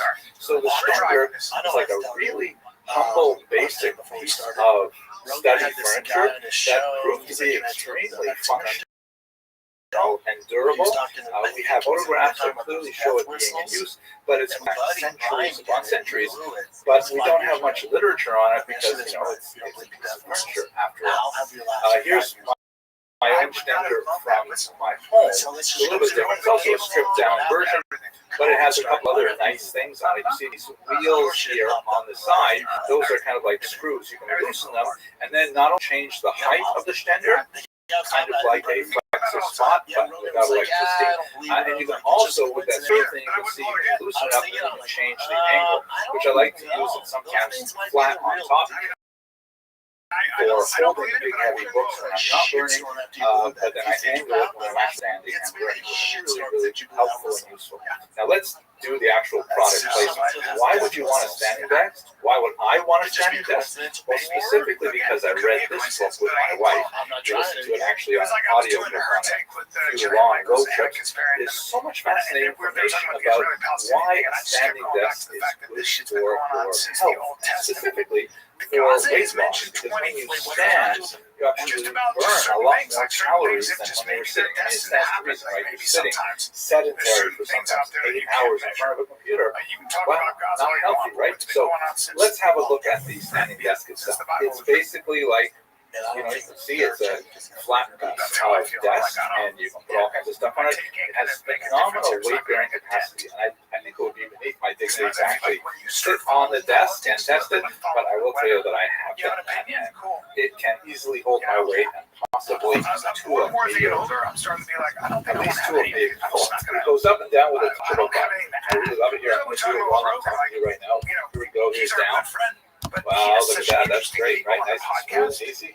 And here is up, right? And I can't tell you how convenient it is to be able to do this while I'm making videos. It is quiet, really super stable. Here's one other thing that's kind of cool. Once I got this standing desk, I found that a lot of imprompts are a lot shorter. Because when people come into my office to talk to me about one thing, and I'm already standing, and they feel they should be standing too, and they don't get comfortable, and we talk about what we talk about, and then I get right back to my study, what I really love. This all makes me think. I love my Ständer, which is pretty basic, and I love my new Flexus Spot standing desk. What would happen if such a spot made stem would be a really niche. So those of you who want to get a traditional stem, go to your local Judaica store. There's some online. There's kind of a funky one with curved metal pipes for the legs. Here's a much more traditional set. This is I love this. This is like giving it as a chassan gift. Every man's best friend. You thought it was a dog, but no, it's a shtetl. But if you want this beautiful standing desk, then you gotta go to FlexiSpot because G7 is just fantastic. I'm just so delighted to have this FlexiSpot standing desk. Thank you, Jimmy, for reaching out to me and asking me to include this in the video. I think it's going to make my work life a lot more healthy and pleasurable. And I look forward to using this desk to make lots more Jewish history videos for all of you. Please be sure to check the links in the description box and use code YTE730 to get an extra $30 off the E7 desk. Thank you very much for watching. Because comedy. We want to do comedy. Yeah, we just you catch up, you shoot the shit. It's like yeah. I don't think anyone's coming to us for great ideas. I might. Hello, most valued members of the Lander Culture Manny based registered Talmud community. So delighted to invite you to our first annual breakfast, which is scheduled for Sunday, December 15th at 9:30 a.m. here on our beautiful campus in Queens, New York. We're going to have a keynote table that is specifically directed at the question of Jewish education, and it will be moderated by Rabbi Marcus, our Mavi Shir, and the participants will be none other than our Rosh Yeshiva, Rabbi Yonasan Sachs, and our Menachel, Rabbi Yosef Sonnenschein. It promises to be an extremely enlightening and inspirational event. I have the privilege of offering some opening remarks at this event, and I really look forward to seeing you all there. Thank you so much for supporting our fantastic institution, and thank you very much for watching. Please see below for more information and to RSVP. A lot of people do that. Like that's one of the boys, they're football driven. So it's like, right, there's a place for all of it. Yes, all of it. And then with like the crime shit that I listen to, it's like, I mean, they're never going to run out of content. Hello, right? fellow students of Jewish history. I am so excited that this Shabbos I'll be spending it in the community of Roslyn, New York, at the famous Roslyn Center. I'm really delighted to be invited by Rabbi Dansker and the community to serve as a scholar in residence there on the topic of research in Jewish history. And here's a quick sense of what we're going to talk about. On Friday night, we're beginning this time of the year, we're going to look at the secret history of Hanukkah. Hanukkah is typically told in very challenging, very clear-cut good guys, very clear-cut bad guys. And when you actually get to the nuts and bolts of the story, it's quite a bit easier. You can tell like it's darker. That's why we're going to look at the secret history of Hanukkah, because there's a lot of material from that unique period of history that we can derive for our own times as some kind of guidepost. Secondly, on Shabbos, we're going to have talk specifically on the ways in which Ashkenazic Jews and Sephardic Jews have dealt with the communal traumas that they were exposed to over the course of their history. And the Roslyn community is very diverse. And so we're going to look at a comparative approach to Ashkenazic and see if we can derive some lessons as to how we can handle the challenges. Then after Mincha, I'm looking forward to examining one particular population that is so fascinating and very rarely spoken about. This is the Saga of Bukhara Jewry. Sometimes that can be Central Asia. What a phenomenal, amazing story that they have to tell about survival under incredibly difficult circumstances. It's a story that's not often told, and I'm looking forward to discussing with all of you.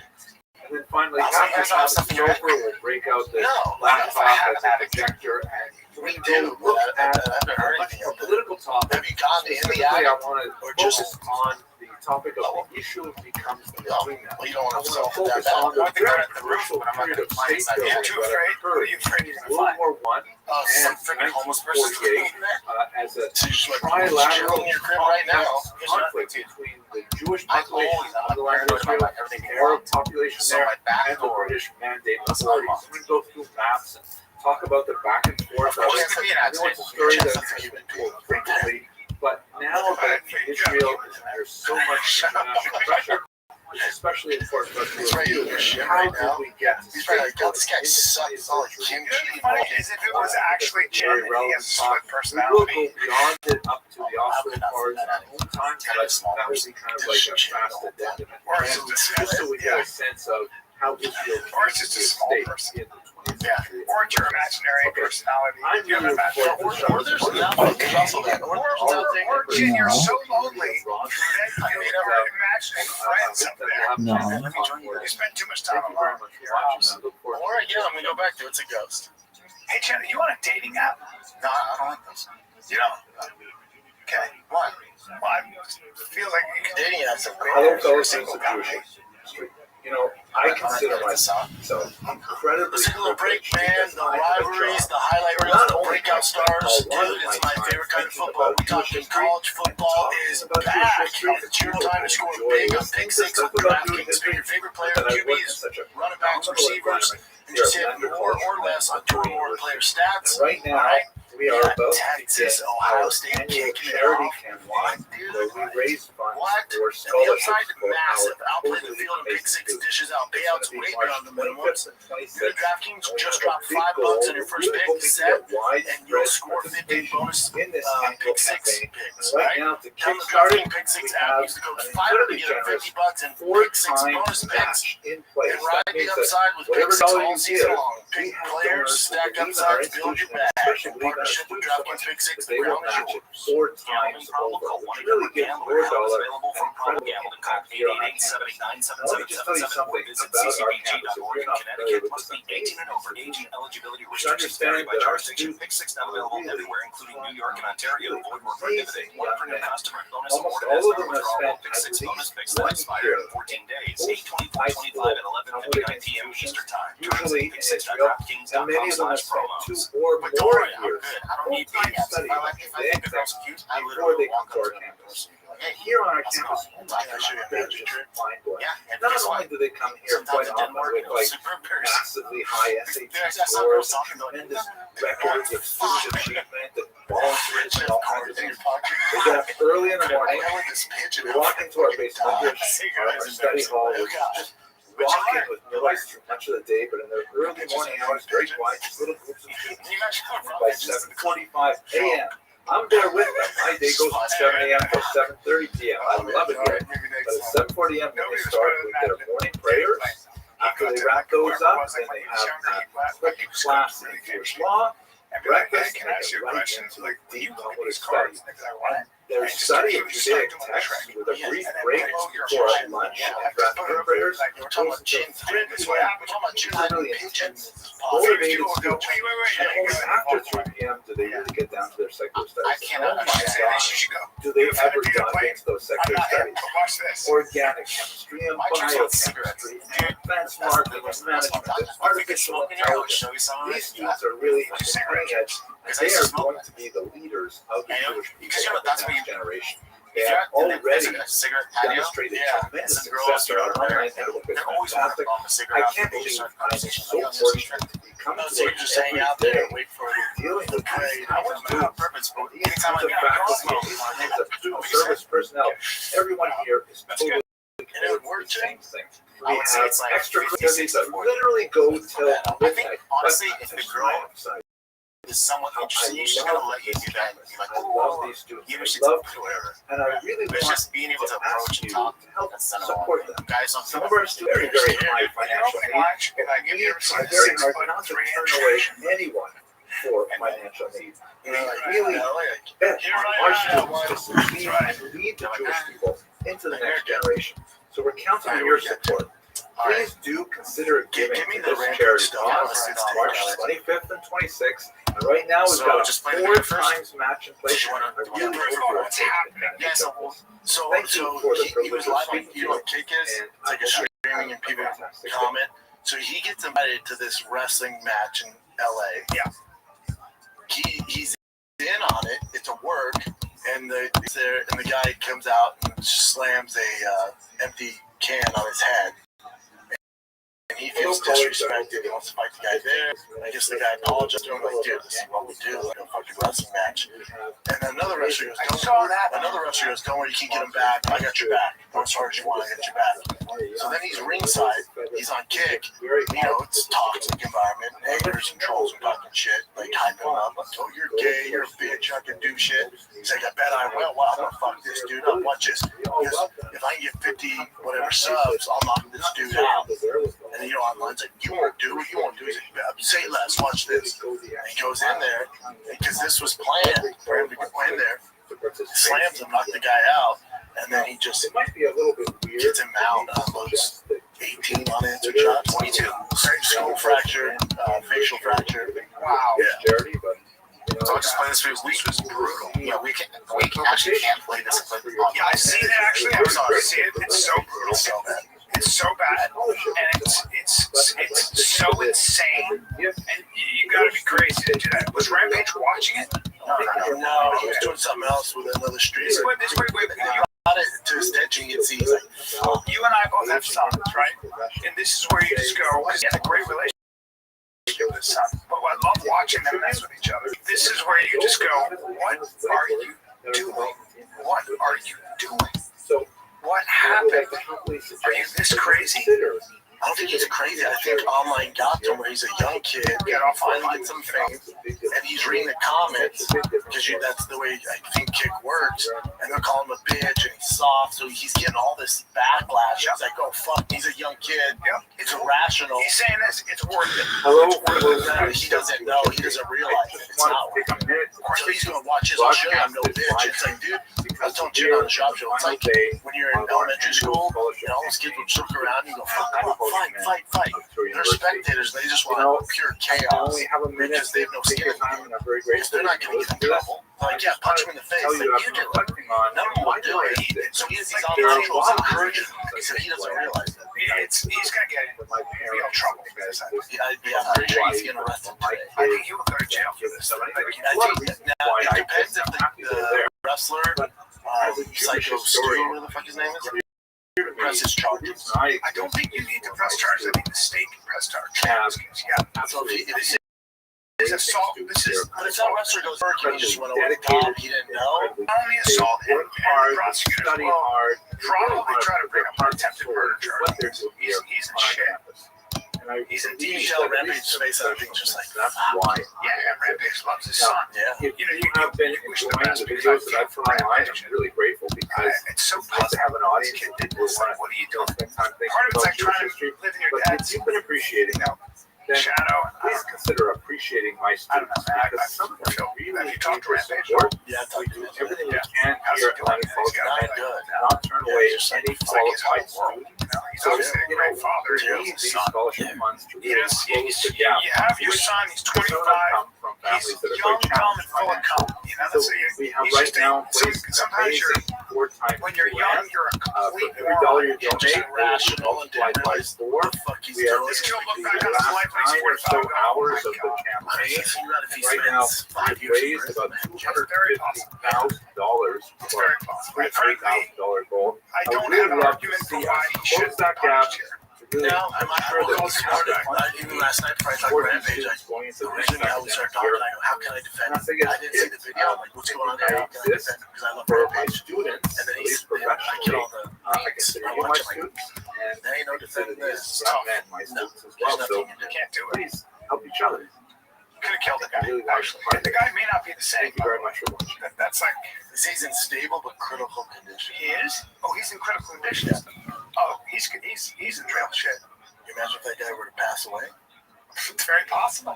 Brain bleed. Yeah. Is he conscious, the guy? I didn't hear anything. Can you look that up? Not any update.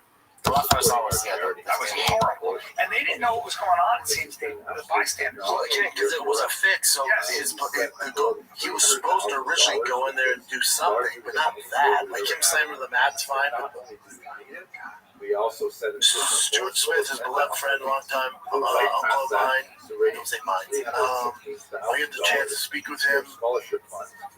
His case is not as positive as I hope. I hope you will make a full recovery. Stuart's been nothing but gracious, kind of family. Thank you so much for having our Wow, dude. I also want to wish you and your loved ones so bad Passover season redemption. Wow. It says Red Source Psycho is in stable but critical condition. 5 hours. All experience. That's not enough. So stable but critical. So bad. So bad. So what exactly is stable but critical? It means that It's not getting any worse than that. Stabilized him, but he's still on all these machines. Yeah, could go south. Yeah, they gotta watch him 24. Raja and Rampage better pray to God that doesn't go south. Yikes. Hello, everyone. I hope you're doing well. I'd like to speak to you for a few minutes. Stable critical means a person has life-threatening condition. Critical, their vital signs are not currently deteriorating, indicating they're not getting worse in the near future. Okay. Portugal. And I'm really hoping so it says while the situation is grave and could be worse, the immediate crisis has passed. The patient's health is holding steady for now, allowing medical staff to focus on treatment rather than reacting to rapid changes. Yeah, it's not good. That is major brain. What was he thinking? Every one of these was so you know what it is? It's indefensible. Yes. Yeah. So first of all, so premeditated. Because I can't go and bet you I'm gonna fuck this dude up. Here's all the knock out and say I will drain the cops out. It's one thing to not punch him, it's another thing to keep punching him until he's like he's been out for a how long many time. times? 22 times. 22 was the last thing I Even remember. nothing happens to I agree following up. It's wild. And he's an MMA fighter or something? Yeah, man, really bad. Really bad. He'll be. It's 22 or something. I'm just going to do some serious time.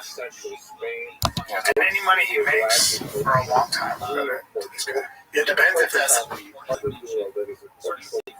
because that's the most navigable by smaller river boats that are taking and most of it is filled with these gorgeous kind of like forest landscapes where you get to see the vineyards on either side. And there's actually very little urban development along the river, so it's really quite scenic and really fantastic. The earliest presence of Jews in Portugal is recorded in 4th century church documents. By the time you get to the 12th century, there are communities located along the Douro, Porto in particular, and it becomes a very important center for Jewish settlements. Jews are especially involved in the extensive maritime economy of Portugal. Of course, it was one of the great seafaring nations of the medieval period, and Jews are involved in everything from the naval activities to navigation, in particular, very strong in navigation, to calculating the scientific basis for the It depends if that they're especially active in Lisbon, which is really south of the Douro River. if that psycho stew suit very well in Portugal. There was some tension in the 14th century after the Black Death when Portugal was hit very hard, not surprisingly. This is Mr. Beast. Can help him out. But with the any surprise towards the end period, there's still a I hope that guy's okay, man. I really do. For everyone's sake. Culture that Portugal is a great teeth too. In fact, when Spain became much less hospitable after some riots in the 1390s, none other That's not good. several lost teeth. Yeah, they said his teeth were like shattered, blood in the mouth. All right, what do you think about this one? This is going to be in 2026. Southwest Airlines is having people that are plus size by 2. When I sit in those seats, I'm very narrow, and it's hard for me. And if I'm sitting next to a really big guy like I was yesterday, worst breath in the world, the worst breath in the world, and he was huge, and he was spilling into my seat. Yeah, but you gotta buy 2 seats, big boy. I mean, you gotta. Yeah, it's rare that it happens though, so it's not like, oh my god, thank God, finally. But if the rare occasion you get that big next to you, yeah, but it's so expensive for people. Like that's $800, instead of $400. That makes a big difference in your budget. Yeah, but stop eating so much and save money for your flight. Well, that would be the idea if you're not going to fly much. If you can't afford it. Yeah, the road. I get it. I mean, some people are really just too big for those seats. Remember that girl with the big butt? That Brazilian girl, she had like a giant ass. Yeah. Brazil. My wife took a picture. She flew back from Mexico, and she was next to this gigantic woman. And she was like, she was just spilling. There's no other word for it. Into her section. Let me take a break, Jim. Come on. Our next one is Lil Nas X walking. This was, I thought this was like a publicity thing. Like, 2 thoughts on this. Lil Nas X coming out? Yeah, I was like, I don't know what he's doing. I thought it was like a party. Meanwhile, walking around, I said, buddies, two thoughts on this. One is, one thought. The Tidy Whities never looked so good. And he's got a very good body. He's in great shape. Super dead. Well, but he's got a decent shape. Where at? Go ahead, babe. Now, is he hallucinating? Isn't he? It said OD'd on drugs and went to the hospital. So I wonder maybe if he's, I don't think he's OD. I just think he's tripping. I think he's tripping. He's tripping. He's not high or drunk. And that's in Hollywood. I've been on that road many times. Never saw anything like that. But that's really late at night if there's no cars driving by. It's 4 a.m. Yeah, it's Hollywood. Yeah, that makes sense. Listen, you know what? Celebrity gets boring. Money gets boring. You gotta shake it up a little bit sometimes. Put a cone on your head. Walk around. But why did they arrest him? I don't think they arrest him. They put him in handcuffs. I don't think so. Yeah, we're told officers responded. Found him still walking down the middle of the road. Right, the middle of the road, so you can't. After Nas charged at the officers, they were subdued and put him in handcuffs. I'll charge him at a possible overdose. Yeah, you don't want to charge at officers in boots and he still thinks charges, but I'm sure he's not. And he's treated at a hospital. Somebody just tripping on the streets. Yes. Could be worse. Yeah, it feels like ketamine and mushrooms. And, people tend to. Oh, they took his pants off. Yeah, you can't have that. You can. These are 4 in the morning. I did some mushrooms that I don't remember anything. I did nothing. I was told. I remember what you did. I was told. And if we could tell that story on air, God. Yeah, I laughed so fucking hard. Here, damn it. I'll tell you off air, Chin, because Brian be so fucking. Well, apparently I was in the fetal position farting really loud. And yelling a word. Yeah, no. It's bad. It's so funny. Mushrooms made you that? You sure was something else? I did 7 grams. I thought I was in hell. I thought you were doing ayahuasca. No, it was 7 grams of mushrooms. I thought I was. Oh, yeah, they called the God dose? Apparently I was asking for a manager because I was in hell. I kept asking for a manager because I was like, Brian was curled up in his underwear and just farting profusely. Couldn't stop farting and was yelling a word. Dude, it's so funny. And then you told me that story, like, dude, you gotta try it. I'm like, get the fuck out of here. You know what you learn when you do that many mushrooms? Don't do mushrooms. Yeah. I mean, not even a little bit? I don't know, man. Yeah, Brian, man. I don't remember any of it. I was just all those people like, dude, mushrooms. And my body was like, you were having a hard time. I'm like, what do you mean? It's like, well, yeah, you were just like, thought everybody was coming after you and you were trying to like get help. So you were saying things to the manager, wake up. And I was like, it's so funny. I was saying the real all kinds of bad words. Yeah, dude, it's so weird, buddy. I was screaming fuck. I was farting. It's so funny. Are we off air? We can be. Let's take a break because this podcast brought to you by Progressive Insurance. You're thinking about switching insurance companies to see if you can save some cash? Well, Progressive makes it easier. Just drop in some details about yourself and see if you're eligible to save money when you bundle your home and auto policies. The process takes minutes and it could mean hundreds more in your pocket. So visit progressive.com after this episode to see if you could save. Progressive Casualty Insurance Company and affiliates potential savings will vary in all states. Take a little break, guys. Just come see me in Raleigh, North Carolina. Good nights. That's the first thing I want to say. Second thing I want to say, and I need auto parts. Dude, I need car parts too. My shop's up and running. I need car parts, so I head over to my friends at O'Reilly Auto Parts. They're in the business of keeping your car on the road. O'Reilly Auto Parts offers friendly, helpful service and parts and all you'll need for all your maintenance and repairs, whatever you're looking for.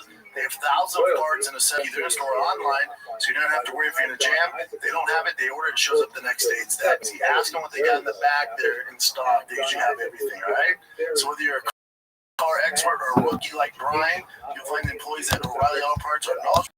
Best of all, super friendly. Stop by O'Reilly Auto Parts today. Visit O'ReillyAuto.com/fighter. That's O'ReillyAuto.com/fighter. Alrighty, Jaylen Brown. Brendan, you know who Jaylen Brown is? Yeah, he plays for Celtics, one of the best players. There you go. His father was arrested for attempted murder. So apparently his car dinged another person's car, or vice versa, and he got pissed off, and he ended up stabbing this guy's stomach multiple times. What? Parking lot this like stabbing a youth football coach. Wow. So he stabbed a bunch of times in the stomach because they bumped into each other? Yeah, dinged the car.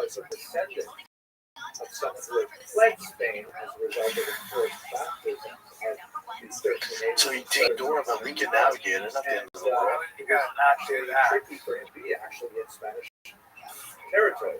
So then the homeboy got out of the car, his name's Cross. They got out of his car to check out the damage, but Brown brushed it off and said simply a buck before calling him a bitch ass.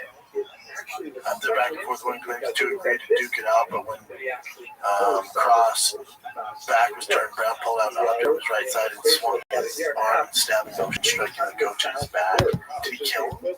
No, attempted murder. The one stated Brown's 7 foot tall, 300 pounds. Oh my god, what?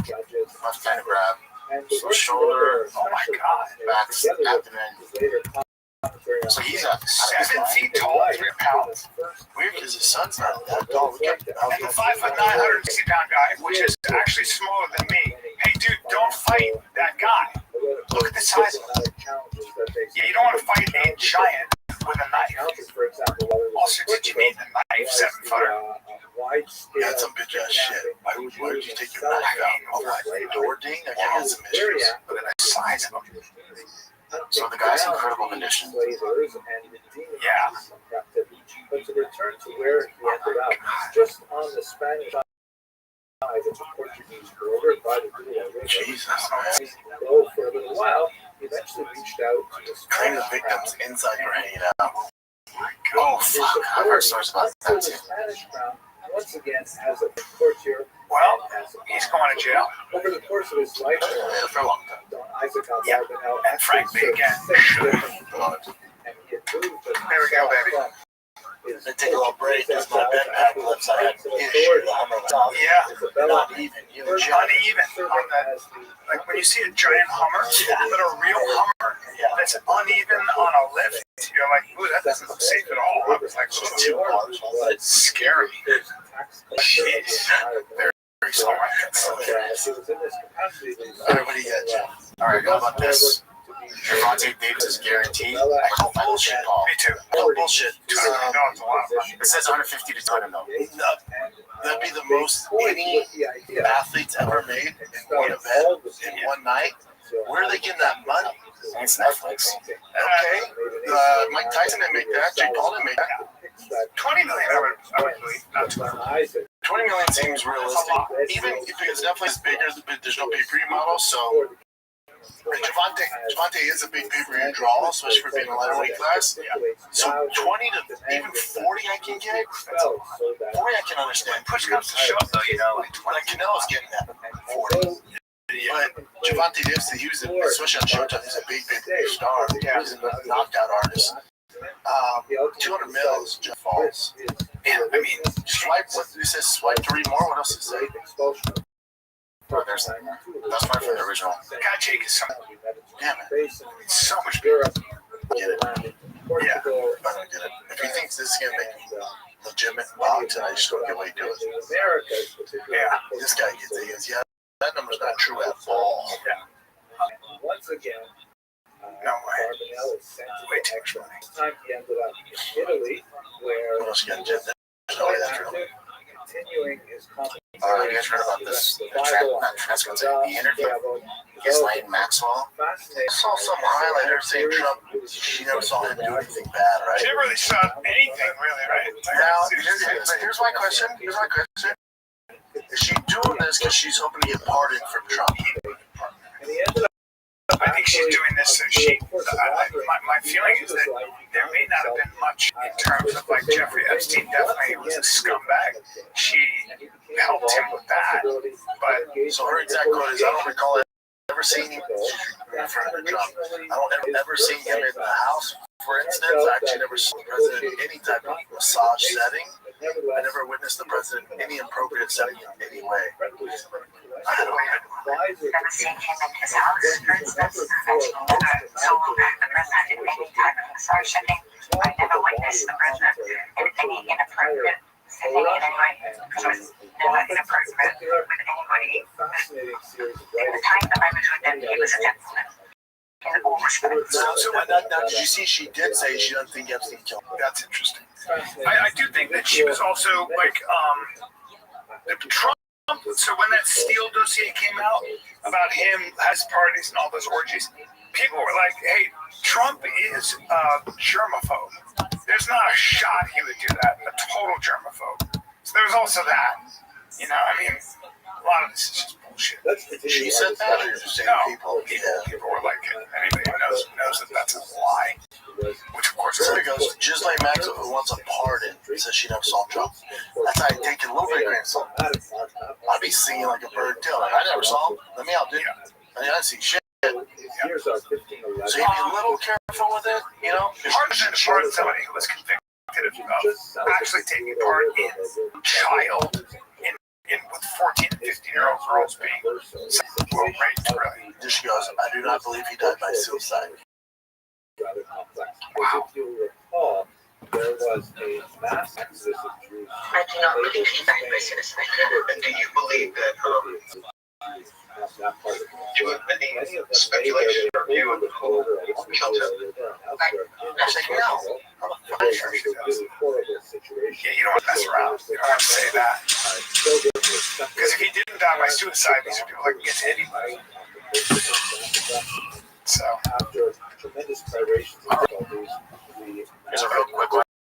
UFC was in China this past weekend, and Ismail was there, and this is him signing autographs for Chinese girls. He just signed on their little Chinese tits. Such havoc in Spain did not be reported to court. Oh my God. And in fact, that was true here. So they're all ran off. It's funny how signing tits is universal. No matter what culture, it's like, is she going to get that tattoo? It's weird. I wouldn't expect our Chinese girls to be doing this. They're all ran off. Yeah, we're all fucking superstar in the UFC. Yeah, UFC's big in China. Yeah, like when those guys go to places like Dubai and stuff like that, China, they're huge, huh? They must get a lot of attention. They're big everywhere. Yeah. They're actually big in Hollywood. Fighters are known in Hollywood. Like, you can go to a Hollywood party and people are like, oh, you know, a lot of actors or anything. I don't know. When you get approached by pretty famous people, Yeah. fight. Yeah. The hybrid. Yeah, the trainer, like Izzy, like the main guys, Sugar Sean, those guys. They get a lot of love. John Jones, they're huge. Yeah. Everybody wants to be around John Jones. I'll tell you everybody. Baddest man on the planet. So this interview I've heard in a long time was decent. Was it? Oh, really? I gotta watch it. Really? What did he talk about? He talked about John. He talked about and Shannon did it. He's such a good interview. He's such a good interview. Dude, he's really so good. Because he had such a good question. He goes, you know, you lost to John, but you said it was the best you've ever been.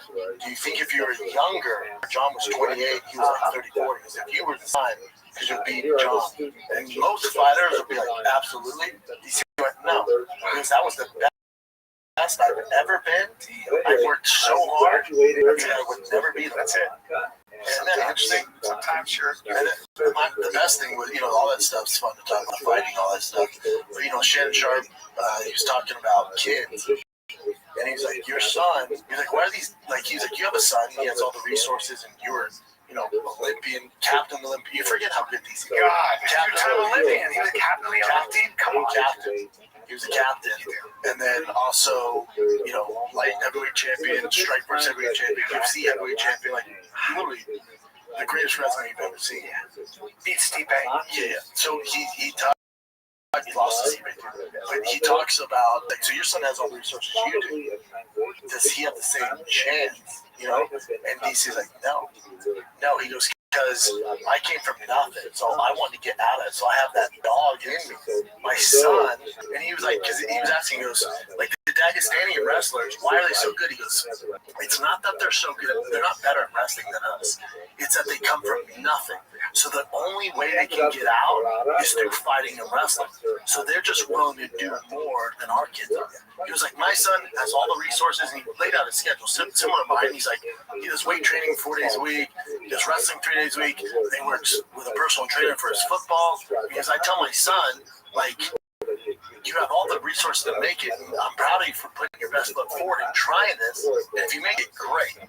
But if not, you have me as a dad, so you're still, you're not going broke, you're good. He's like, those kids that make it, they have no other alternative. So those Dagestans, they can, I was poor here, they're poor. You're talking about concrete walls, works in a factory 2 hours away. Yeah, that's what he's saying. So he's like, so for them, it's just life. Instead, welcome real here.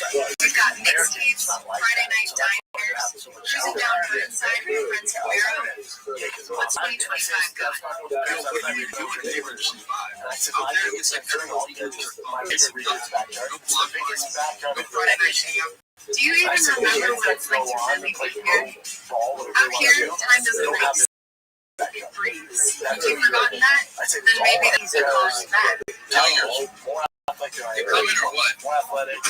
Better at sports. Same with The 80s wasn't just about neon lights or mixtapes. It was about being here. Actually being here. No screens in your face, no noise in your future. Just but I wanted to make it. The 80s miss you. We all do. Something more. Maybe it's time to come back. So yeah. So you want to make your name, you want to make it something desperate. The 80s miss you, right? Boss, dude. And I would do any, you would have to, and I tell Tiger, and he's better now, but when he first started, when the coach would to warm up for practice, all right, guys, sprint, you would have to kill me to beat him. I wouldn't leave the field. You'd have to, my dad, let's go. I'm like, nope, 5 more. Nope, 5 more. Tiger doesn't have that. So my whole question for all the dads out there, how do you create that dog when that dog is in satin sheets at night? What's the answer? What's the answer? And when you think about this, and this is what DC and Shannon talk about, is a great fucking example. When you think of kids whose dads were legends, Barry Bonds, Ken Griffey, not Ken Griffey, Michael Jordan, Tom Brady. When you think of those kids, they're never as good as their dads because they don't have that same dog in them. They just don't. So then they were talking about, a guy like Barry Bonds and Ken Griffey. Their dads were good, but they weren't great. It's always the whose dad played some pro or they're pretty good, and then they put down that knowledge to their kiddo, and they're like, oh shit, I'm going to outwork my dad. In that sense, you have to get really fun for the kids. It's got to be always a very enjoyable experience and a challenging experience. I don't, yeah, but they have. There's that extra gear. There's just that dog in the kid. It's just it's almost like they're born with it, I don't know what you do. I don't know the answer. I remember watching Jason Kidd play basketball, and he was in a game, and he was just it was the effort he was making, that extra effort. And my friend said he watched a lot of basketball. God, he had pitch to fight. Oh yeah, dog. You have to kill that dude. Dog. Yeah. And my favorite expression, the best way I've ever heard Artie Lang describe Michael Jordan, he said about his heart, his dog. He goes, if he was on the Titanic, it wouldn't have sunk. Yeah. He would have slug it a hole to figure it out. Exactly. not going out like that. Yeah, I don't know That's how you, probably the best way to I don't know how you get that out of the kiddo. I think some of it's just so. And then there's like Kobe grew up pretty nice, right? Like he did. Grew up nice. And then Steph. He wanted to be great. Yeah, Steph Curry. Like and Steph Curry, and when you think about those guys, like their dads were in the NBA, so they grew up around it. They might have seen those guys might have seen a window of greatness. They might have been like, if I keep doing this, I can actually become great. They also have the resources because if your dad played the NBA, you goes, hey man, bring your elbow in like this, you're gonna fuck this. Yeah, so there's that. I don't know what you do. That's my biggest problem. I get it. Yeah, I don't know what you do with kiddos. I don't get it. You know? Not either. Fucking dog, damn. Cause I tell you, you ever see me and you at night? I would have fucking circled. No, don't tell him that. Oh no, he has to help you. Yeah. No, but you're just that's trophy dad shit. Shut up. Don't say that. Otherwise, he's like beats. Because he goes, oh really? And so you gotta. Oh, it motivates him. Yeah, All right. Completely different. You're dealing with two different. So he's very competitive. Okay. He's competitive, but you gotta have that by any means necessary. I mean, he's 9. That's what you see it, bud. That's what you see it. Yeah, well, okay. Be careful. It's a dicey. It's a balancing act right there. It's a balancing act, but if you know, kids having fun too. Of course, that's number one. But it's also you gotta be competitive. You gotta compete. And it's not knocking. You never played high level sports. You can tell right away the kids that are at least gonna play high school. The kids that don't compete in whatever it is, they're never gonna make it. They're just not. They just don't have that. They don't have that. Well, part of it's just that, if you have physical makeup to be something like a D1 player or pro. No, even that's not enough. So if they're athletic enough to play at that level, they're gonna get to the point in high school if they're playing good enough high school sports or college where everyone's athletic. But that guy wants it more, and then you're not making the team. That's how but I think there are a lot of people that will peak when they get to be in high school, like 14, 15, 16, all of a sudden something happens to them. So there are a lot of stories like that too, where the kids will play a lot of sports, and then all of a sudden they just focus on one and become great. So it just depends. Yeah, it's a weird balance. It's a weird balance. It's a weird balance. You also don't want your kid at 9 being the best player on the team. No. Like, that kid never makes it. Right. Peaks at 9. Right. It's a lot of studies. You don't want that. I've had podcasts with certain guys like that who look at that data and be like, wow, it's interesting. Oh no, like the guy for the Seattle Mariners, he got cut from his high school team. And you know his dad said? It's like, you need to practice. He was like, oh my God, let's move schools, which most parents do. He's like, looks like you gotta get back. And they came back and made the team. Now he's fucking leading the MLB in home runs. I think he died with Otani. There you go. Gotta get back. Yeah. And sometimes there might be a time when the kid gets tired of it. You can break. It's a delicate. Being father, being coach is a delicate thing, dealing with how to keep your kid having fun, motivated, but also understand it's serious business. Yeah. It's a fine. And you got all these other people that are if you go too much, you're gonna go. Whenever I do this, when you say that's all your dad. My dad's only happy if I fucking ball out. The kids are really good. So if they associate whatever sport is with negativity and death, they're gonna be like, I'm not doing this. I'm out. That's right. Or they end up resenting you and they're the best player ever. In which case I say, well done, sir. I say, well done. Congrats, Dad. He made it. Are you mad at your dad? No. Do you not text him from your private jet? Do you not call him from your private jet? Do you hate when you're surrounded by all the people? When you can't go to the mall, you get mobbed by all those people who are playing games. A hero. Just don't get a hit ball. Do you go, damn, I wish my dad had been nicer so I can go to this mall, right? It's a weird thing. It's a weird thing. Just when you thought summer couldn't get any hotter, Pluto TV is turning up the heat with thousands of free movies. Presenting Summer of Cinema. Stream your favorite blockbuster films like Gladiator, I Will Have My Vengeance, Good Burger, This is not the fast thing. Beverly Hills Cop, The Girl with a Dragon Tattoo, and Julie and Julia. All for free on your favorite places.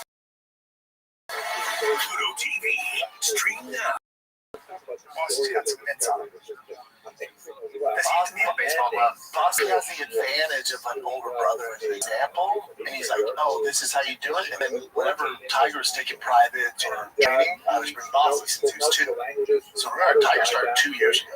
So you know they did a study. It's really interesting. It's the little brother that has the example. The little brothers, some of the fastest people in the world, they are usually the youngest of 4 or something like that. Because they have competition. Yeah, they got to keep up. But for Boston, he doesn't, because he's always training with Tiger's major team friends, and they're 9 and 10. So when Boston made the 8U team at 5, I'm like, dude, this is insane. Like, they're just like Tiger. I know, but you should be within your age to do this. He just doesn't know. What else you got, you? Alright, this is a guy that found something in his kitchen. I'll just play the clip for you. And he's walking down with his AR-15. What's his chin with that possum? Dude, he's got a flashlight. Who is that? That's a bear, bro. Guys, what is it? That's a bear. That's a bear. That's a bear. Dude, that dude nice with that gun. Wow, he's nice. He's nice with that gun. That's a soldier. That dude's done some CQB. That guy's done this before. Damn. You're talking about that guy looks like he's done this to humans. Well, look at his gun. Look at the way he's sweeping the room. Look at that. Look at the way he's. Oh, that bear was coming out of him too. Oh yeah, he's not as Russian. Dude. Where's this at? That's a suppressed gun too. Did I just have Go back again? Let me just see that gun one more time. It's got a refresh on its own. This guy's nice with that gun. He should be protecting the president. Wow. Small company. Small brand. Destroy his brand. No, I know. It was like big ass. He thought somebody was in his house. He was like, no. I saw that bear lunge at me. Pop. Yeah. Get myself one of them. Boy, say that one more time. I just want to see see if it's a suppressed model. You can barely tell right there, and that's the tip right there. Yeah. It's called. It's not loud. Sevierville, Tennessee. Actually, it's not. It's real. That's really. I mean, inside the house, that's his eardrums are ringing right now. It wasn't as loud as I thought it was going to be. No. So it's so loud if you were there that you can't hear it there. It's so loud. It's probably the last thing you're worried about with a bear. What? Oh my God! Well, when she said, oh my God, I guarantee you didn't hear that.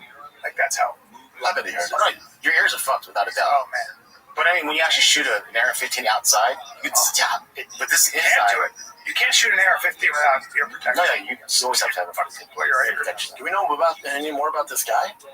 Not about the guy, but the place is called Severe. He's nice with it. Tennessee. As they say, he's nice with it. Yeah, boys, right now. He's done that before. Our ARC lectures. Why was he so locked in right now? Somebody was coming to us.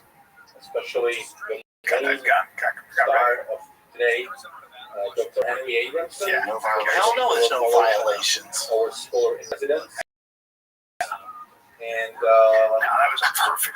This guy have a military background? Got it. River cruises and Got it. my name is David Proctor. I'm the European Director. Again, Oh, this is different. I'm here with a shotgun. This lovely a few mornings for me. All right, kids. It's late I think that's it. Come see me. Shout out to that guy. Yeah. Come see me in Raleigh, North Carolina. The Jews Up there. Let's just do this last one. This is a diaspora. airplane landing, crash landing, and a golf course. This is in Australia. And there's some funny elements to it. Fascinating, the most complex, highly original, and unparalleled phenomenon of the Jewish world.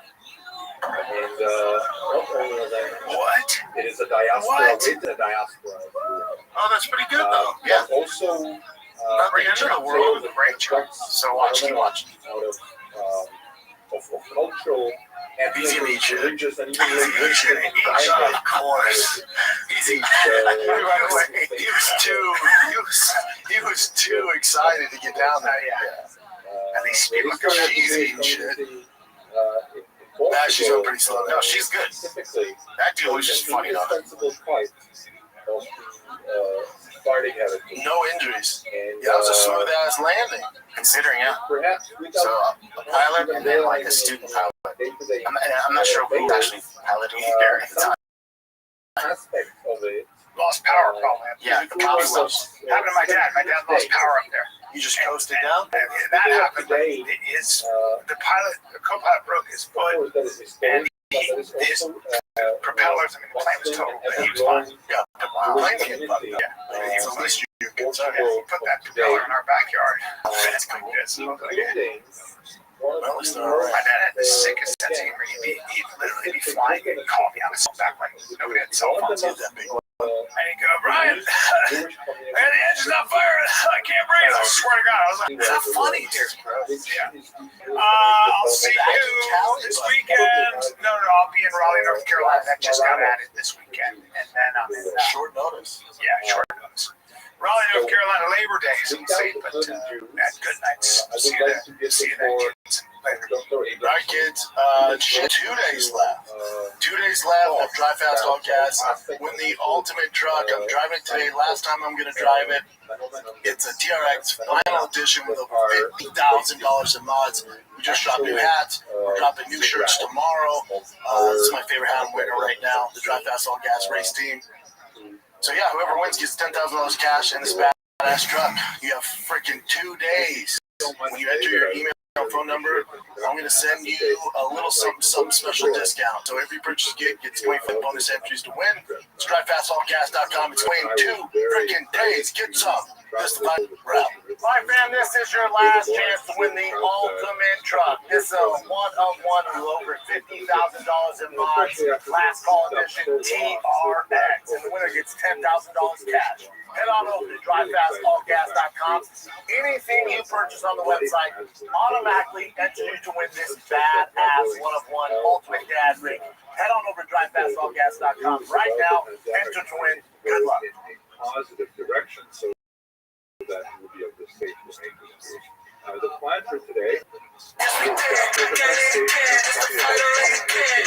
This is really the fight of the kid. We're back, pal. Happy Monday, buddy. Happy Monday. How did you wear an SD? I was an SD. I like SD. SD's nice. We forget about Southern California. You know, San Diego with that water and that 75 and breezy every day. It's tough to beat that way. And yeah. And that all-American windswept. Yeah, but were you down like PB? Were you in the city? Sure was, buddy. I was not my favorite. I was down in Mission, little honky tonk. Yeah, like proper downtown San Diego kind of hoodie. Not kind of, yeah, it's not great. But then you get around inside all that shit. Outskirts, La Jolla, yeah, great. Great. Let's work out there. Rancho, it's great out there. La Jolla is very wealthy white people who look like they're going to be by the way. Everybody's walking around there about There's someone trick. And then I'm telling you to fucking calm down. If you want to When women are breaking up and he shoots a double leg on me, by the way, work a better fucking double leg. And then I'm telling you to fucking calm down. I'm not even fighting. I'm not even hostile. Then you're trying to fucking work and get lower. Change positions and I'm over having to swim and do all this other shit. And then you punch me in the eye after we're breaking it up. You loser. That's why you got head right now. That's why I punch you in the I was tired of this before this. Get personal. You fucking low life fucking clown. You want to be proud so you better the guy that's fucking half unconscious. You punch a guy that's trying to break up a fight. Not even trying to fight you. I wasn't even trying to hurt you. Do you think he wanted to continue beating up Stu? That's I promise you he would have killed him. I killed me if he would have got If he would have took my legs out from under me like he was trying to, he was going to do the same thing to me as he did. Clearly, he watched the stream and he's walking away from 30 people. He was God carry me because I think they didn't like me. So I don't get it. If you got a problem with people around you, change it up with people around you. Change it up a little bit. Go to therapy. Get some help. Don't take it out on everybody else. And then you want to train one of the best fighters that ever uses knowledge. And then you want to hurt people. It's also like a very like everybody will talk. You gotta have some money. When you have money, you gotta be surrounded by a bunch of little cucks too. Because think about it, if you take just think about it, if you take 5 boys and you go, hey fellas, we have 5 tennis rackets or we have a football. And if those 5 boys are going, give me the football, put some mascara on. Boys, there's also makeup over there. No, Brett, please.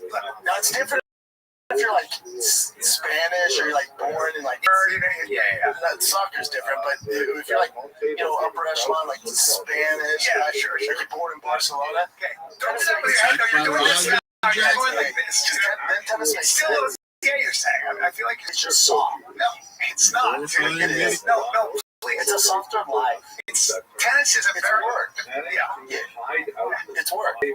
So fucking ballerinas work. No, man. Gymnastics work. Yeah. Swimming's work. Yeah. Soft. Come on, dude. You have like young boys like 9 is like we're going, I'll take the tennis. No, hold on. He doesn't say I'll take the tennis racket. Don't say it like that. Yeah, he does this. If he's tall, I saw the clip, and I guess it doesn't even really matter so much whether. In America, you play tennis. Please, it's like, Dad, it's the same footwork as boxing. I want to play some tennis. Is it in Dubai? Dad, but I don't want to get punched in the face. I don't want to get punched in the face. I'd rather hold that shaft and hit balls. Right?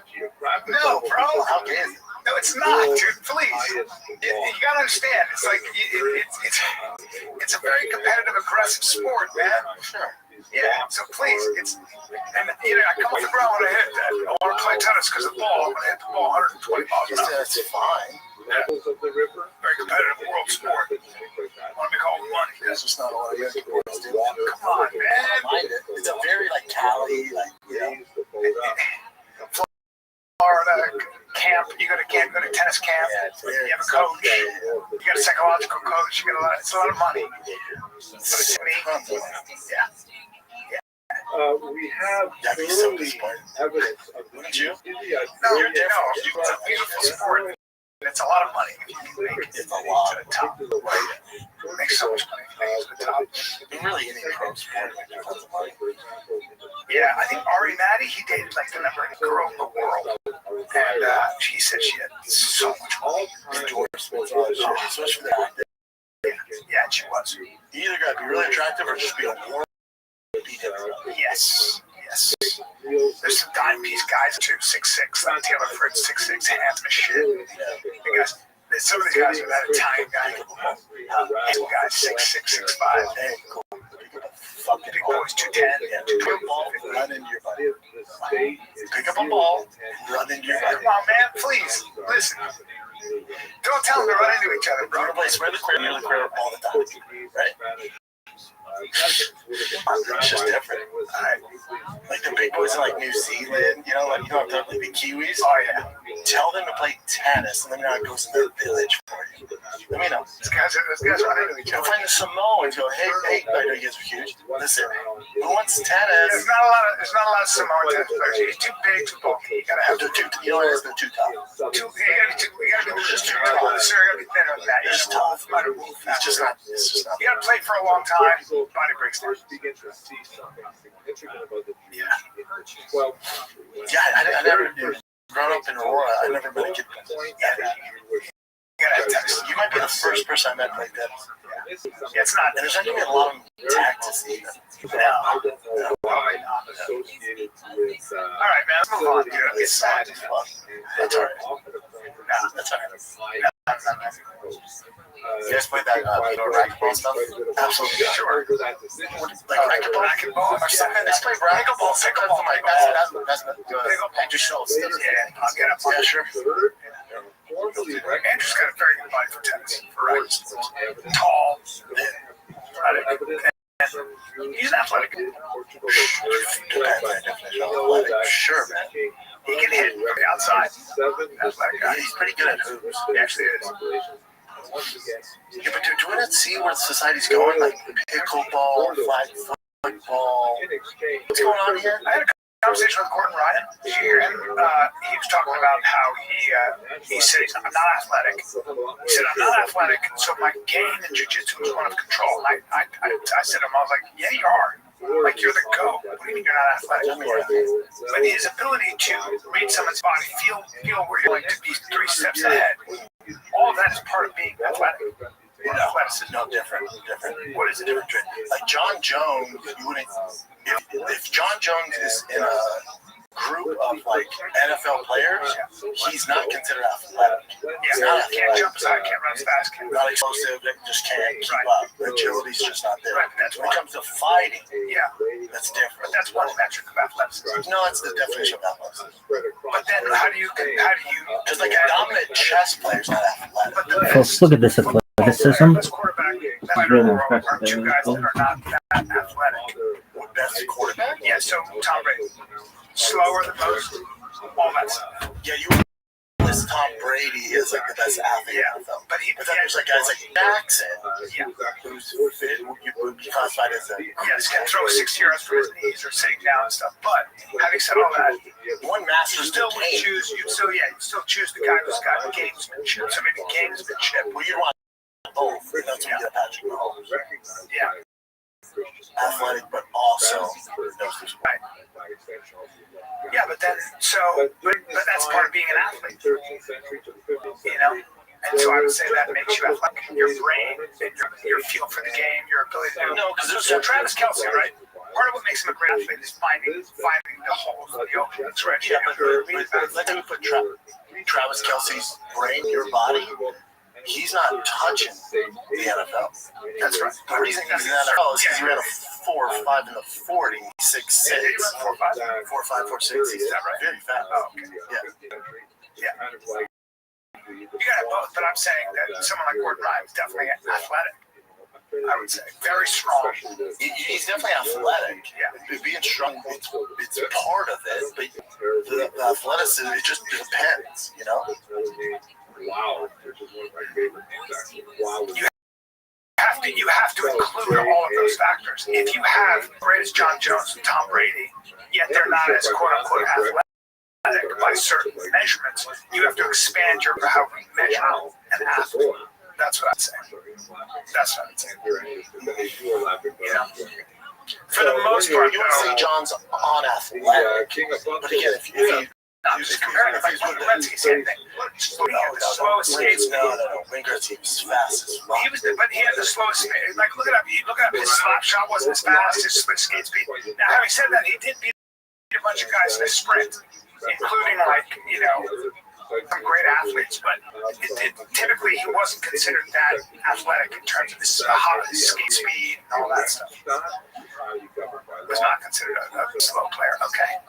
Impressive 6-inch sprint. You give him a terrible example. Wayne Gretzky is such a good athlete. And he was the fastest, the youngest player to reach the 1,000 point milestone. Yeah. Wasn't there his hockey intelligence, anticipation, all set? That's what it was. It was his anticipation, his intelligence, his skill set. You have to mix with athletic ability. He was one of the fastest on skates. He wasn't one of the fastest on skates. He was definitely fast. He was known for his speed and quickness. Okay. Yeah, okay. Yeah. All right. Yeah, you're right. Yeah. By the way, so he was look at him. He clocked the 7.2 in running 60-meter dash. Oh shit. Okay. He'd be a bad example. But what made him great though was his ability to see the ankles and see things. But he doesn't get there unless he's athletic. Unless he's really explosive and good at hockey. You need both. At the pro level, yeah. You can't just be a great, know the game, be a great mind. Yeah, professional. Yeah, that's right. Physicality. That's just the course. You're a pro, yeah. Next thing, ladies and gentlemen. What? Sorry. what I was telling you. I was telling you before we started. Rogan had this guy on his show. He's like an expert in the Mexican cartel, but he was talking. I think it was they were talking about those death whistles. And Rogan goes, "Yeah, my buddy Brian did it. He blew it. That was 5 years ago." Let me ask you this, Brian. If you don't believe in death whistles, how have the last 5 years gone? I would not have blown that whistle. So let's just go through COVID came along. what happened. Everything. COVID started right after you blew that. Popped up right after you blew that. Everything's so apart. Everything. Yeah, wow. Yeah, the guy was talking about it. We think about it all the time. Yeah, Rogan was like, I don't believe him. Like, it's just a coincidence. I don't either, but I wouldn't blow it. I was thinking, I'm like, I don't know. Those things might be the real deal. I don't believe in it, but I would blow it. Shitstorm after you blew that. If you think about the last 5 years, it's shitstorm since you blew that whistle. Yeah. That's There's something to those death whistles. Yeah. Could just be a coincidence, maybe. Or, again, it could be a coincidence, but I ain't blowing it. I'm not trying it again. It was like I was doing her take with Jillian Michaels and Anna Kasparian, and they were talking about the Israeli-Palestinian thing, and I just kept going back to the fact that this shit's been going on since the Old Testament. The Gaza is mentioned 22 times. Just about just certain things that just maybe they're destined to happen. Like maybe sometimes there's certain things out there that you can't measure. Like you can talk about Gaza all you want, but since the Bible was written. And I don't think their take is going to figure it out. That's how I feel. I'm like, my take ain't going to make a difference here. It's not going to make a dent. Sometimes I feel like when you start following politics, a little bit like following the weather. You have an opinion? Cool. More and more as I get older, I'm starting to be like, I don't think I want to have any opinion. I'm just not going to, I don't have anything to add. Then we're talking about with Rogan, like, you know, he's our good friend, but he has such interesting people on the podcast that sometimes I wonder, like sometimes when I talk to him, I'm like, I don't know if I have much to add here with all your really interesting people that you talk to. Now obviously we're friends, we talk about dumb shit and stuff, but yeah, we'll talk about shit, just like friends and some people like that, but Rogan's blueprint is it's guest driven. It's not based off his ability to experience things. But what I do now is when I want to know about a supplement or I want to know about something, I call him because he knows a lot. He's had everybody on. Yeah, like his isn't like what his weekend was. He's not sharing family stuff. You know, his longevity wise, was a Howard Stern. You know? Do you ever hear that expression? I think Lady Bird Johnson. Average people talk about events, or like average people talk about people. Minds talk about events, and great minds talk about ideas. Podcasting, just in life, you know. Like you ever notice that some people gossip, and that's their whole life. Yeah. And they like to hear about how other people are not doing well. Yeah. That'd be a fucking lazy mind, right? It's usually somebody who's just on online hate. Yeah, there's podcasts like that. And then there are people that talk about events. So there's what's going on in the world, you know, and then everybody has an opinion, and they're all mad about it and stuff like that, and then they argue. And then there are people that talk about larger, broader ideas. Yeah, that's not us. Probably not. You're already talking about skill set and talent. That's not us, buddy. Yeah. Well, I think about. I mean, I read a lot about like. Yeah, no doubt, but it's just not. But in terms of like original ideas, no. Well, I mean, it's also not that entertaining. Yeah. Like it's not. Well, comedy. We want to do comedy. Yeah, we just you catch up, you shoot the shit. It's like Those are great ideas. I might. Fashion ideas. I don't think that. Yeah, these are my faves. Are they comfy? Yeah, the most comfy. What do they make? I don't know, they're like a thin material. They're actual hunting pants, right? I doubt it. Who makes them? Jackson's. Are they an outdoor company? No, man. Like this Real Tree Camo's in, so it's crossed over to fashion. That looks so much like First Light. So when you go duck hunting, you wear exactly that. Yeah, that's the thing. They just take the camo print. But no, I would have these in the fucking. You would not. Yeah. Okay. I like the goose. Yeah. Yeah, man. With the podcast, yeah, I agree with you. It's like, some podcasts guess just based on guest driven, you know, and that's one way to do it. A lot of people do that. And then, you know, like that's one of the boys that are football driven. So it's like, right, there's a place for all of it. Yes, all of it. And with the crime shit that I listen to, it's like, I mean, they're never going to run out of content. Right. Like, they'll break down crimes from 1981 and shit. People are always dying, so they never get around that content. You've got to read that book. I think it's The Murder Room. I said that. You've got to read that. I think you'd love it. Yeah, I want to. The FBI profile, dude. The way he breaks down shit, like they can tell everything. They know what you are and who you are.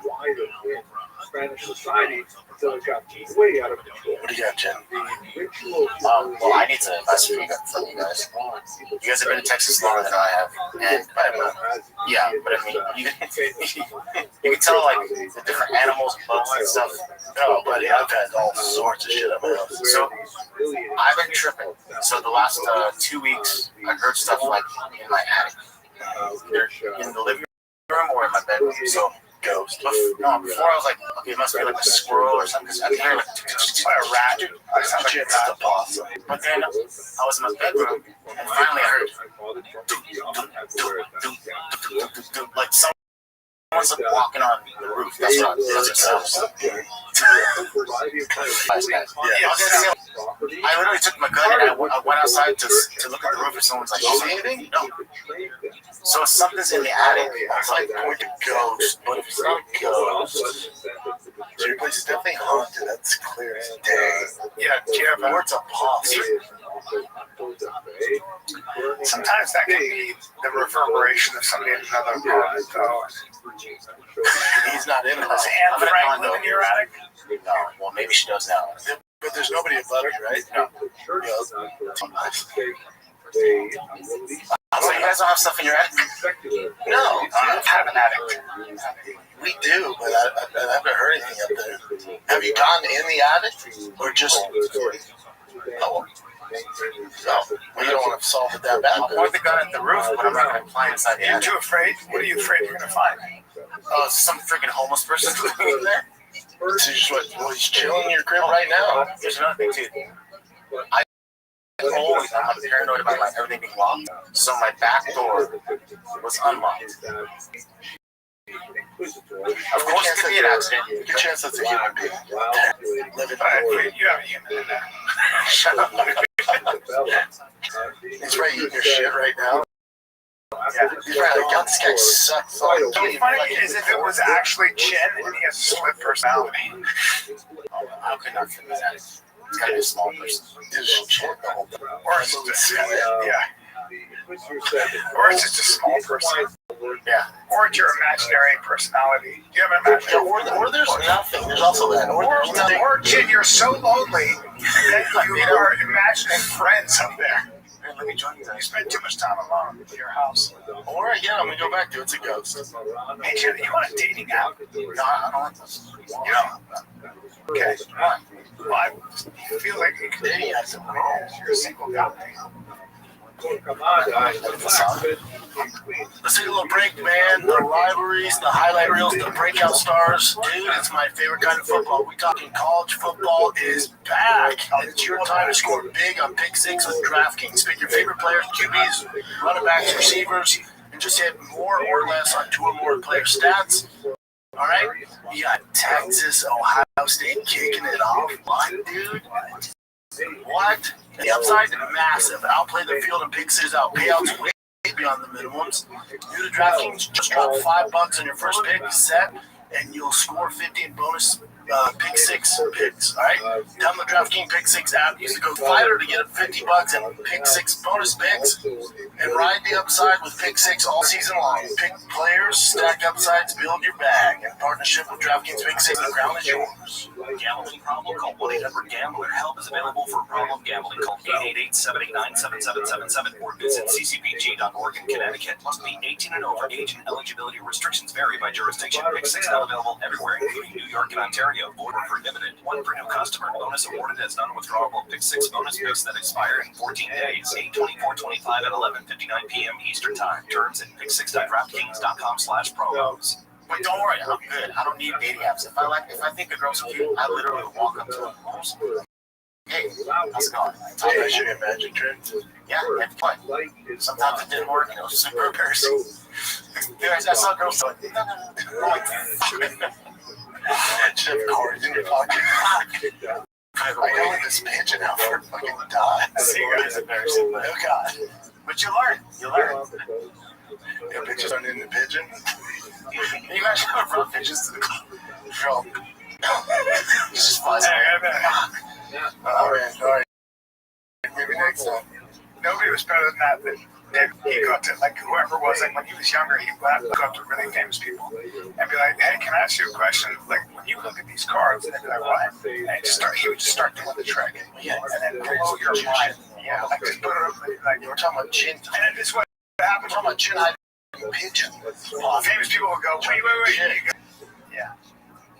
I cannot understand. Say this. You should go, you a fan of David Blaine? I'm not him. But watch this. My tricks with cigarettes, dude. Those are the best ones. If you could smoke in here, I would show you some cigarette tricks. Because I used to smoke them. And because that's where there's like a cigarette patio. Yeah. And some girls, they're always want to bum a cigarette off you. They just start the conversation. Oh, so you just hang out there waiting for the prey. I wouldn't do it on purpose, but anytime I need to get a smoke, what you said? No, that's good. And it would work, Jim? I would say it's like 50, 60, 40. I think, honestly, if the girl is somewhat interested in you, she's going to let you do that. Like, even if she thinks it's stupid or whatever. But it's just being able to approach and talk. That's the whole thing. Guys don't do that these days. They're too afraid. They're scared. But your opening line should be like, have you ever seen a 6'3" Asian? And then, here I am, one. That's right. You're good. All right, what do you got, Jim? All right. Give me the Rampage stuff. I want to see guys. So just play the video first. Yeah, play for what's happening. Yeah, so he was live on, on KCast. It's like a streaming and people comment. So he gets invited to this wrestling match in LA. Yeah. He's in on it. It's a work, and he gets there, and the guy comes out and slams a empty can on his head. And he feels disrespected. He wants to fight the guy there. I guess the guy apologized to him, like, dude, this is what we do. Like, you came to a fucking wrestling match. And another wrestler goes, Another wrestler goes, don't worry, you can't get him back. I got your back. Go as hard as you want, I got your back. So then he's ringside. He's on Kick. It's a toxic environment. Haters and trolls are talking shit, like hyping him up. Like, you're gay, you're a bitch, I can do shit. He's like, I bet I will. Well, I'm going to fuck this dude up. Watch this. He goes, if I get 50 whatever subs, I'll knock this dude out. And online's like, you won't do it. He's like, say less. Watch this. And he goes in there because this was planned for him to go in there. Slams him, knock the guy out, and then he just gets him out on those 18 on into try 22. Skull fracture, facial fracture. Wow. Yeah. So I'll just play this. This was brutal. Yeah, we actually can't play this clip. Yeah, I've seen it actually. I've seen it. It's so brutal. It's so bad. It's so bad, and it's so insane, and you got to be crazy to do that. Was Rampage watching it? No, he was doing something else with another street. He brought it to his staging. It seems like, fuck. You and I both have sons, right? And this is where you just go, because he has a great relationship with his son. But I love watching them mess with each other. And this is where you just go, what are you doing? What are you doing?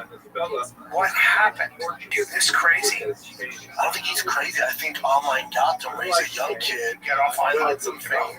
And he's reading the comments, because that's the way I think Kick works. And they're calling him a bitch and he's soft, so he's getting all this backlash. He's like, oh, fuck, he's a young kid. It's irrational. He's saying this, it's worth it. It's worth it. No, he doesn't know. He doesn't realize it. It's not worth it. So he's going, watch this. I'll show you I'm no bitch. It's like, dude, I was telling Chin on the shop show, it's like when you're in elementary school and all those kids will look around, you go, fuck them up, fight. They're spectators, they just want pure chaos because they have skin in the game. Because they're not going to get in trouble. They're like, yeah, punch him in the face. Like, you do it. No one will do it. So he's online trolls encouraging because he doesn't realize it. He's going to get real trouble for this, I think. Yeah, Yeah, I'm pretty sure he's getting arrested today. I think he'll go to jail for this. Like, I think now it depends if the wrestler, Psycho Stu, press the charges. I don't think you need to press charges. I think the state goes on, can they? Yeah. So this is, but if that wrestler goes, it was at work and he just went over the top, he didn't know. This is felony assault, and the prosecutors will probably try to bring up an attempted murder charge. He's a shit. He's a deep shot. Something just like, fuck. Yeah, Rampage loves his son. Yeah. You know, you wish the best because I feel for Rampage. It's so puzzling that this kid did this. Like, what are you doing? Trying to live in your dad's shadow, and I don't know. I feel. Have you talked to Rampage at all? Yeah, I talked to Rampage. Yeah. How's he doing? Yeah, he's got not good. Yeah, he's just like, it's like his whole world. You know? He's obviously a great father to his son. You know, you have your son, he's 25, he's young, dumb, and full of cum. You know, he's just sometimes when you're young, you're a complete moron. And just irrational and didn't realize what the fuck he's doing. This kid will look back on his life when he's 45 and go, oh my God. I mean, if he spends 5 years in prison, man. It's very possible. And frankly, I don't have an argument for why he should be punished here. No, I woke up this morning, even last night before I talked to Rampage, I'm not sure how we started talking to you. How can I defend him? I don't know what's going on there. How can I defend him? Because I love Rampage. And then I get all the links. I watch him like, there ain't no defending this. It's tough. No, there's nothing you can do. Can't do it. Could have killed the guy, actually. And the guy being the same, by the way. That's like, he's in stable but critical condition. He is? Oh, he's in critical condition. Oh, he's in real shit. Imagine if that guy were to pass away. It's very possible. Brain bleed. Yeah. Is he conscious, the guy? I didn't hear anything. Can you look that up? The last one I saw was, that was horrible. And they didn't know what was going on, it seems, the bystanders. Well, again, because it was a fix, so yes. He was supposed to originally go in there and do something, but not that. Like, him slamming to the mat's fine. Stuart Smith is a beloved friend. I'm uncle of mine. Don't say mine. I get the chance to speak with him. His case is not as positive as I hope. I hope he will make a full recovery. He has been nothing but gracious guy in the family. Okay, wow, dude. That is so bad. Wow. Wrestler Psycho Stu is in stable but critical condition 5 hours ago. So that's probably the most. So stable but critical. So bad. So bad. So what exactly is stable and critical? It means that it's not getting any worse. They stabilized him, but he's still on all these machines. He could. Yeah, it could go south. Yeah, they gotta watch him. Russia and Rampage would have prayed to God that doesn't go south. Yikes. Which not only unfortunate, extends to Stable critical means a person has life-threatening condition critical. Their vital signs are not currently deteriorating, indicating they are not getting worse in the future. Okay. So it says while the situation is grave and could be worsened, the immediate crisis has passed and the patient's health is holding steady for now, allowing medical staff to focus on treatment rather than reacting to rapid changes. Yeah, it's not good. That is major brain damage. Fuck is he thinking? Everyone agrees it was so hard to watch. You know what it is? It's indefensible. Yes. It's also premeditated. Because that kid go, what, bet you're oh, fuck this dude up. Because I'm going to knock him out, man. Say I won't. He's reading the culture. It's one thing to not watch this. Another thing to keep punching him. He's been out for a long time. I've been knocking him out too much. I'm following up in tomorrow. And he's an MMA fighter or something? Yeah, he's had like 2 or 3 fights. Yeah, man, really, really bad. Really bad. He'll be. It's 22 or some shit. Just going to do some serious time. And any money he makes for a long time. It depends if that It depends if that Psycho Stu sues him and presses charges. photographed of the remarkable Yeah. Especially if you don't know. Yeah. He's just Mr. Beast.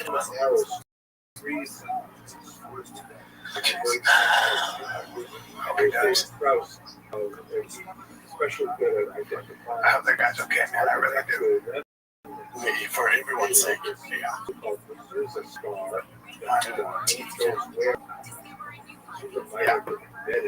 Alright.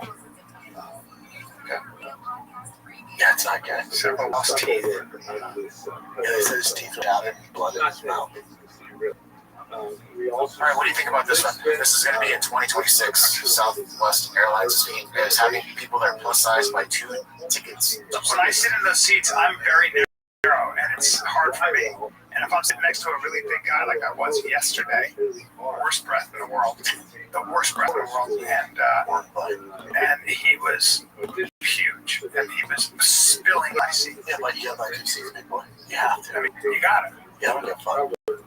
Because it's rare that it happens, so it's not like it's like, oh my god, thank god, finally. But if the rare occasion you get that big boy next to you, yeah, dude, you have it's so expensive for people like that's $800, instead of $400. That makes a big difference in your budget. Yeah, but it's not much the same way for your flight. Well, that would be the idea if you're not going to fly much, if you can't fly. You hit the road. I get it. I mean, some people are really just too big for those seats. They just aren't. Remember that girl with the big butt? That Brazilian girl? She had like a giant ass. My wife took a picture. She flew back from Mexico, and she was next to this gigantic woman. And she was like, "Look at this!" And she was just spilling. There's no other word for it. Into her section. Let me take a break. Come on. Our next one is Lil Nas X walking. I thought this was like a publicity thing. Like, 2 thoughts on this. Lil Nas X coming out? Yeah, I was like, I don't know what he's doing. I thought it was like a party. Meanwhile, walking around and tell you what he's. Two thoughts on this. One is, one thought. The tiny body's never looked so good, and he's got a very good body. He's in great shape. Super dente. Well, but he's got a decent shape. Where at?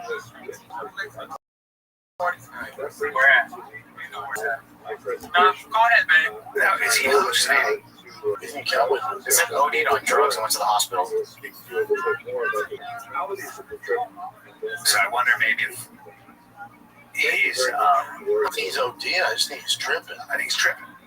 He's not high or drunk. And that's in Hollywood. I've been on that road many times. Never saw anything like that. But that's really late at night if there's no cars driving. 4 a.m. Yeah, that's Hollywood. Yeah, that makes sense. Listen, you know what? Celebrity money gets boring. You gotta shake it up a little bit sometimes. Put a cone on your head. Walk around. Well, why did they arrest him?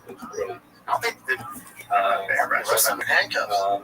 I don't think so. Yeah, we're told officers responded found him still walking down the middle of the road. Right, the middle of the road. After Nas charged at the officers, they were subdued and put him in handcuffs. Paramedics there's possible overdose. You don't want to charge an officer. Still think he's charged? I'm sure he's not. And he's treated at a hospital. Thanks, David. Thanks, Henry. So he's just tripping on the streets. Henry adds. Yes, could be worse. Yeah, it feels like ketamine and mushrooms and people tend to.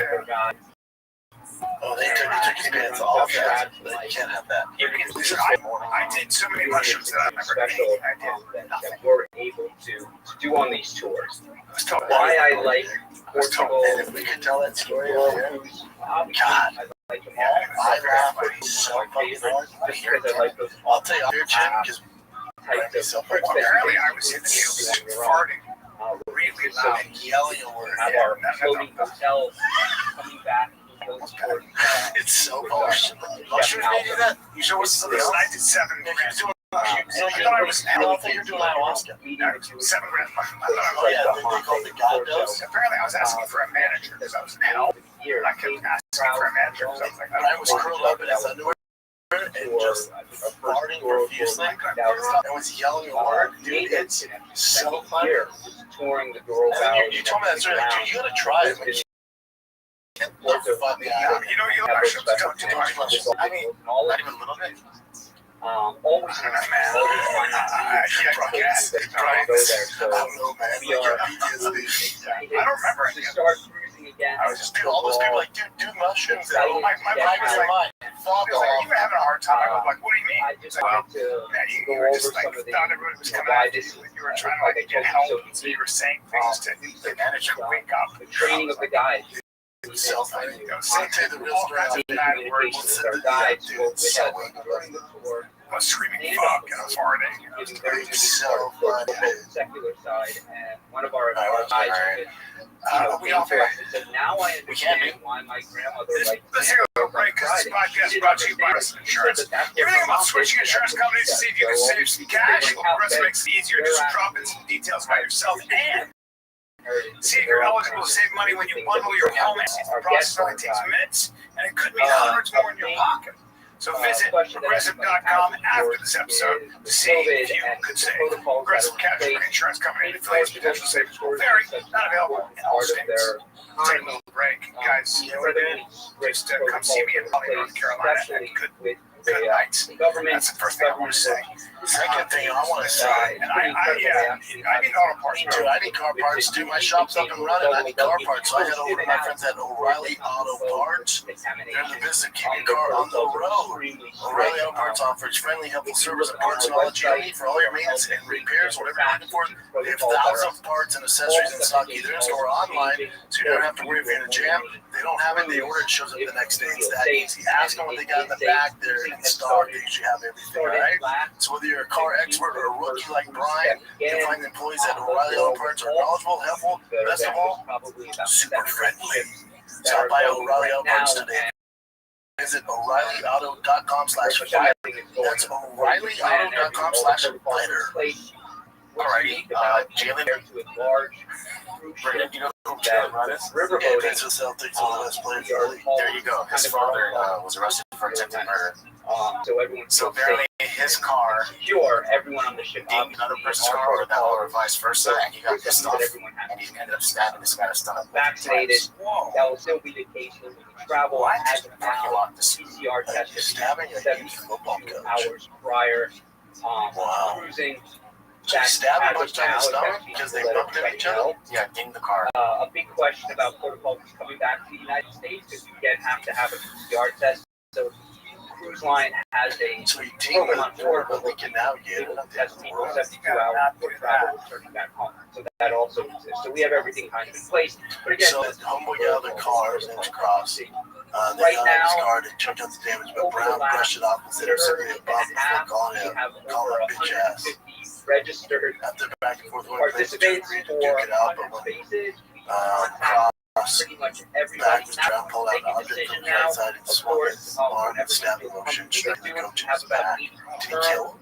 No, it's an attempted murder. Contacting everybody, ordering, registered. 7 foot tall, 300 pounds. Oh my God! What? They haven't originally registered shoulder. Oh my they God! will then have a new link to go register for the cabin. So he's 7 feet tall, 300 pounds. So weird is his son's not that tall. And the 5'9", 160 pound guy, which is actually smaller than me. Hey, dude, don't fight that guy. Look at the size of him. Really, you know. Yeah, you don't want to fight next year. giant with a knife. Did you need the knife, 7 footer? For January. That's some bitch ass shit. Why would you take the knife out over and had some issues with the size of them? So the guy's in critical open condition. their borders, but our Seine River Cruise in France, which is our tribute to Jewish heroism, in July is guaranteed departure, and then northern Italy, Venice and northern Italy, on the beautiful Venezia, the ship. We're super excited for that. That's next October. And frankly, again, but everything's on our website. You can see that. And if you have any questions, take a little break. My bed pack looks at send it back to uneven. Like when you see a giant Hummer, but a real Hummer that's uneven on a lift, you're like, well, that doesn't look safe at all. I was like, that's scary. tour and again an integral part of. I'd like to say that the team is now how about this? Javante Davis is pretty guaranteed. much be on I every call front. bullshit, Paul. Me too. I call bullshit. It says 150 to 200 mil. That'd be the most any athletes ever made in one event in one night. Where are they getting that money? It's Netflix. They make that. Jake Paul didn't make that. 20 million. I would 20 million seems realistic. Even because Netflix is bigger than the additional pay-per-view model, so Javante is a big pay-per-view draw, especially for being a lighter weight class. So 20 to even 40, I can get. 40, I can understand. push comes to shove, though, you know, like When Canelo's getting that 40. But Javante Davis, he was, especially on Showtime, a big pay-per-view star. He's a knockout artist.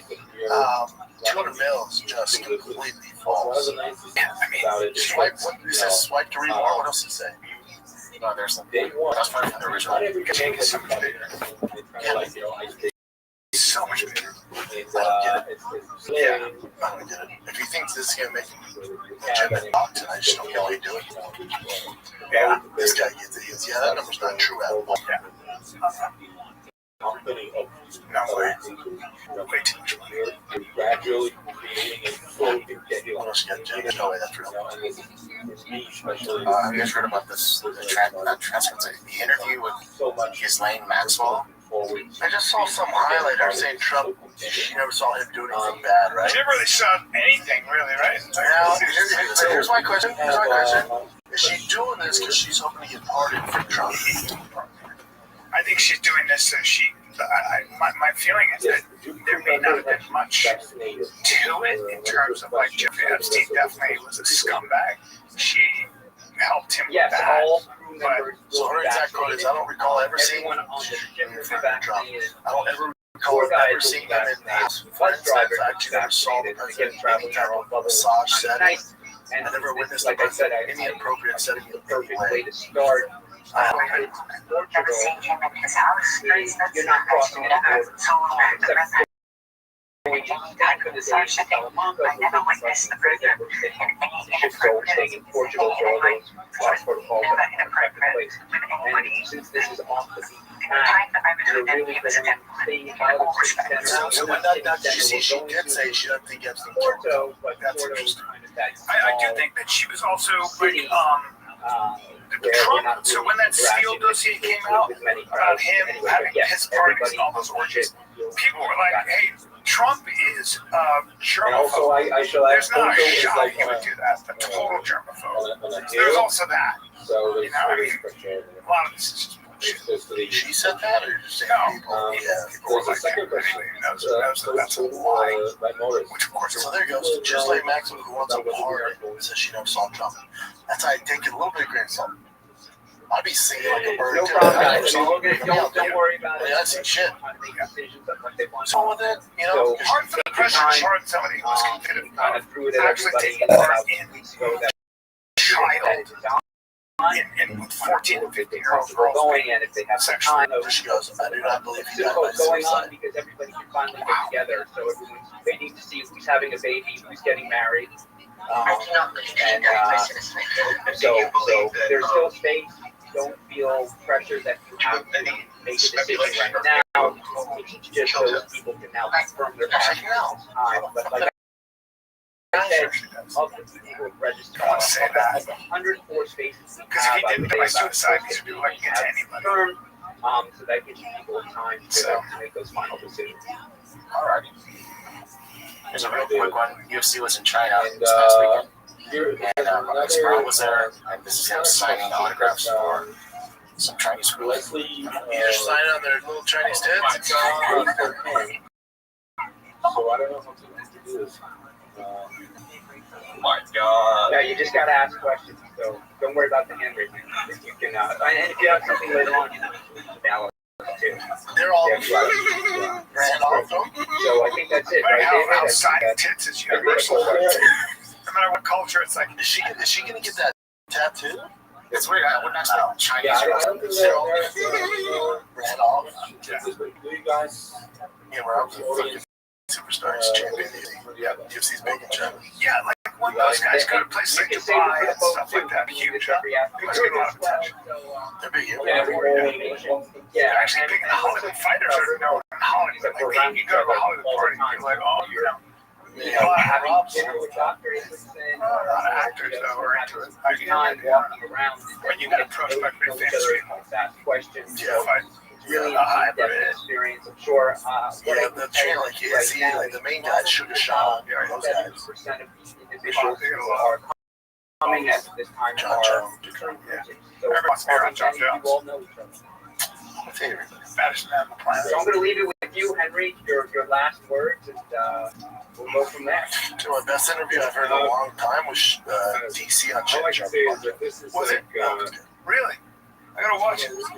Really? What are you talking about? He talked about John. He talked about and Chip. Dude, he's such a good interview. He's such a good interview. Dude, he was really good because he had such a good question. He goes, you know, you lost to John, but you said it was the best you've ever been.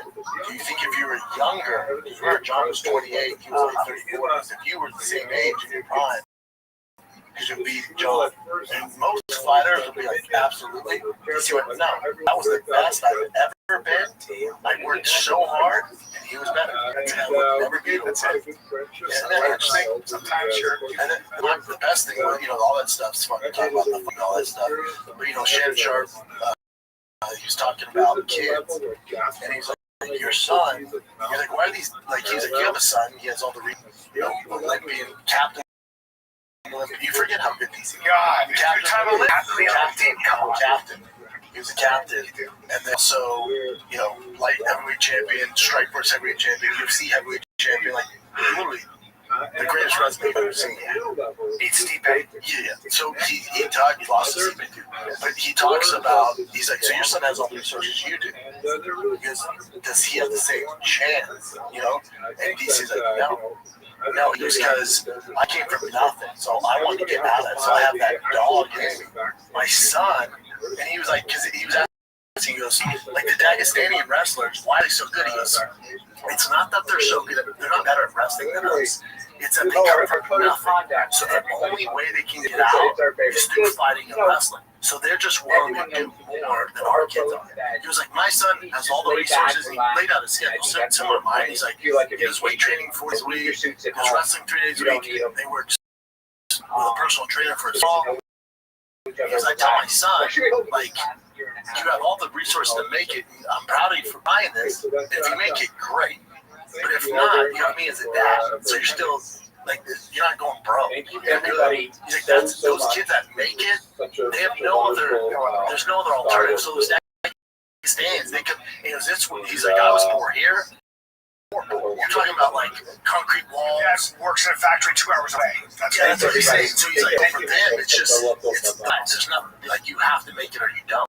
That's right. He's like, in Americans, it's not like that. So that's so much alternatives, baby. You got alternatives. Yeah, because I was talking with the parents last night. We had dinner with the neighbors, and I said, my biggest concern, all you guys, because my one neighbor redid his backyard. It's the biggest backyard I've ever seen.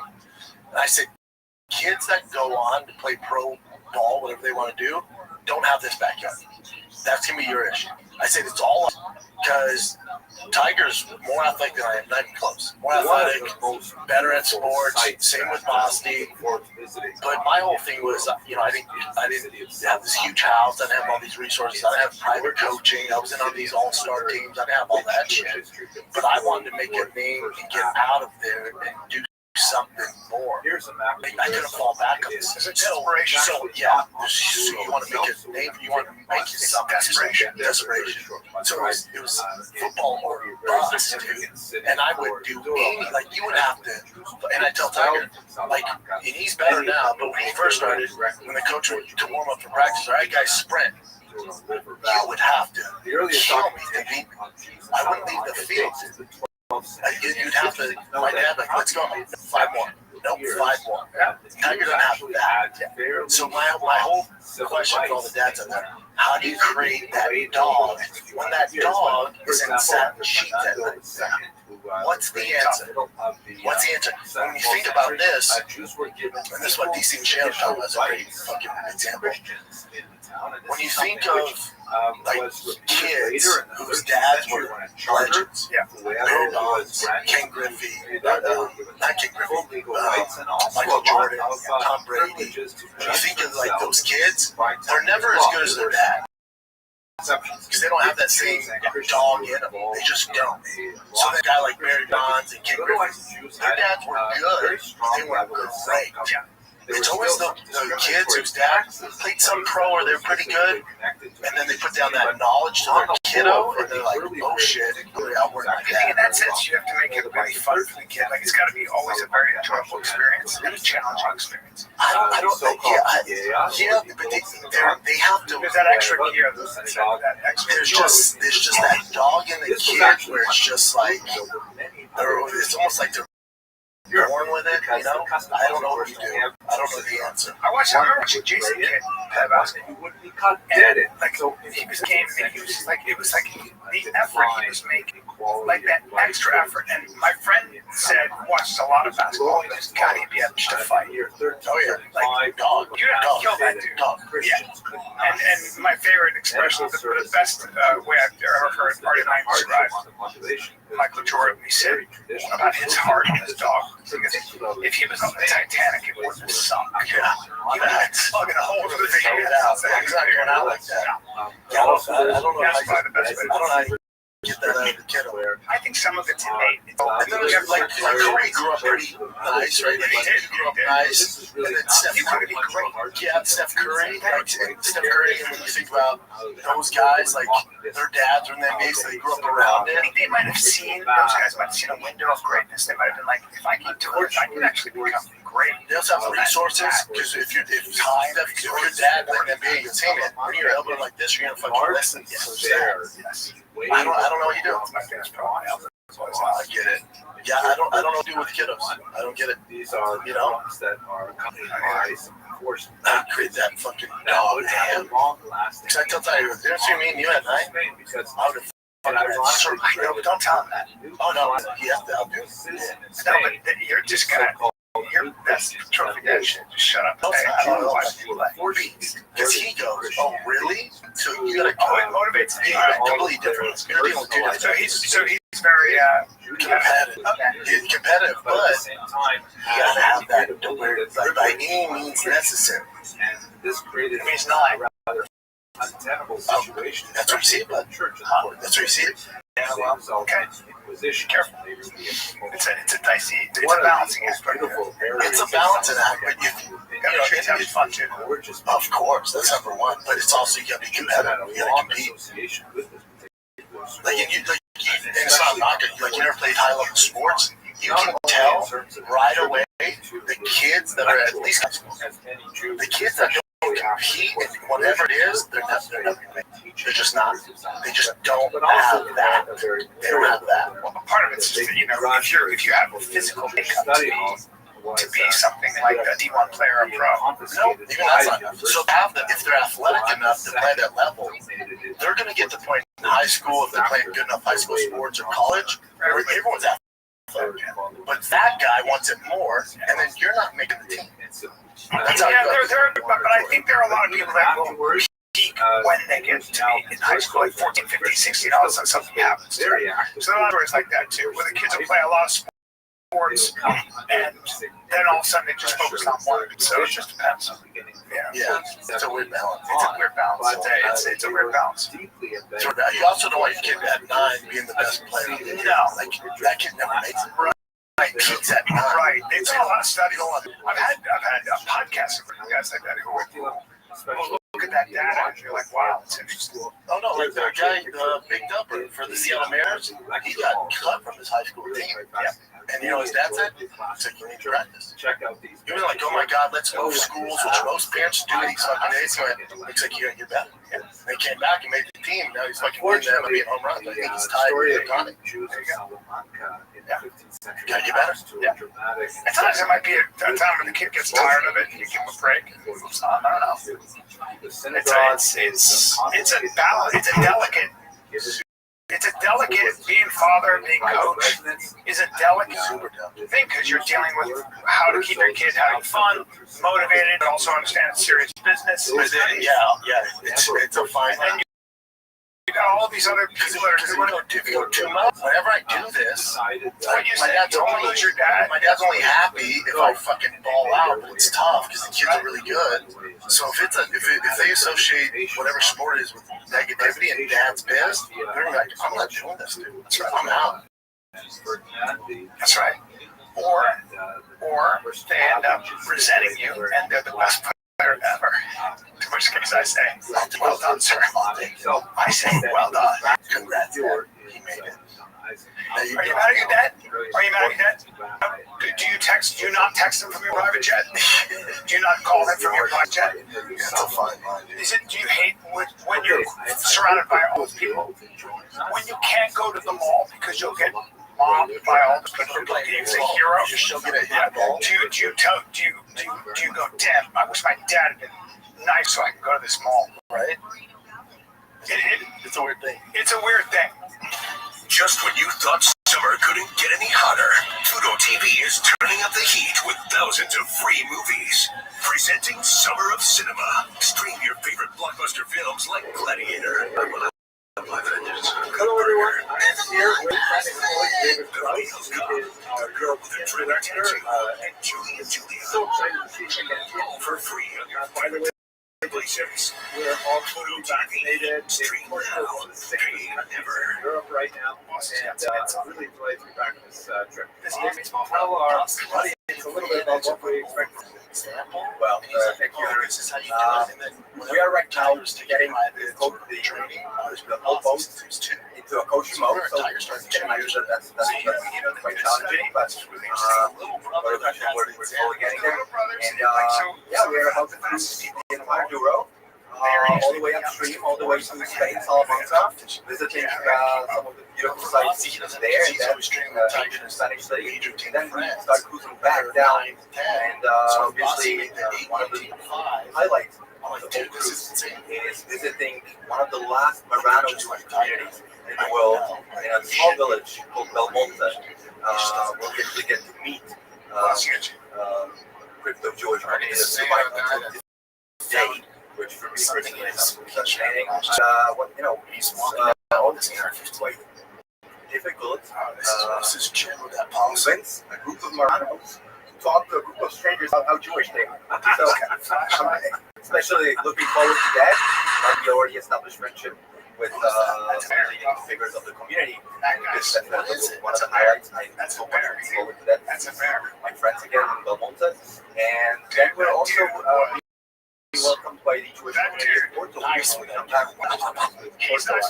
That's a soldier. That dude's done some CQB. That guy's done this before. I'm not sure how to use it, but my wife said ask any 12-year-old. You talk about that guy looks like he's done this to humans. Look at the way he's sweeping the room. Look at that. Wow, it's amazing. Look at the way he's. He's not Russian. In the background, also, this is a bridge that was designed by the School of That's a suppressed gun. Go back again and see that gun. Right. And one thing they added from last is he should be protecting the president. They introduced trams, and one specialty of Porto is that normally most other cities have one set of tram. You have two there together. Signature. We're going to speak with you more on this camera for right? Right. It's going to be great. I just want to see the next video. Hopefully, we'll show more cool things. Thank you very much for watching.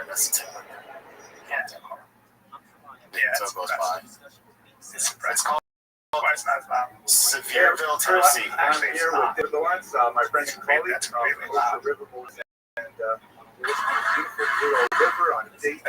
Inside the house. These eardrums are ringing right now. It wasn't as loud as I thought it was. No. Oh, it's so loud if you were there, you can't hear it there. It's so loud. Yesterday, river all the way to the Spanish border. We'll be doing Salamanca She said, tomorrow. oh my God, I guarantee it. Touring in Spain. Like that's how. Today's a leisurely journey upriver. Everybody's But I mean, we actually resting, shoot relaxing. air 15 outside. It's Cooking but classes, this inside. lectures, shoot air 50 history without classes. Yeah, Everyone's starting to get to know each other and any more about filling this guy. ourselves with as much food Not as we about the guy, but possibly it's can the place is to close. survive tomorrow's Tennessee. As they said, he's full nice day with tour. Yeah, boys, ready to go. It's also cool. We are right now, by the way, in the middle of a lock. There are, what is a lock?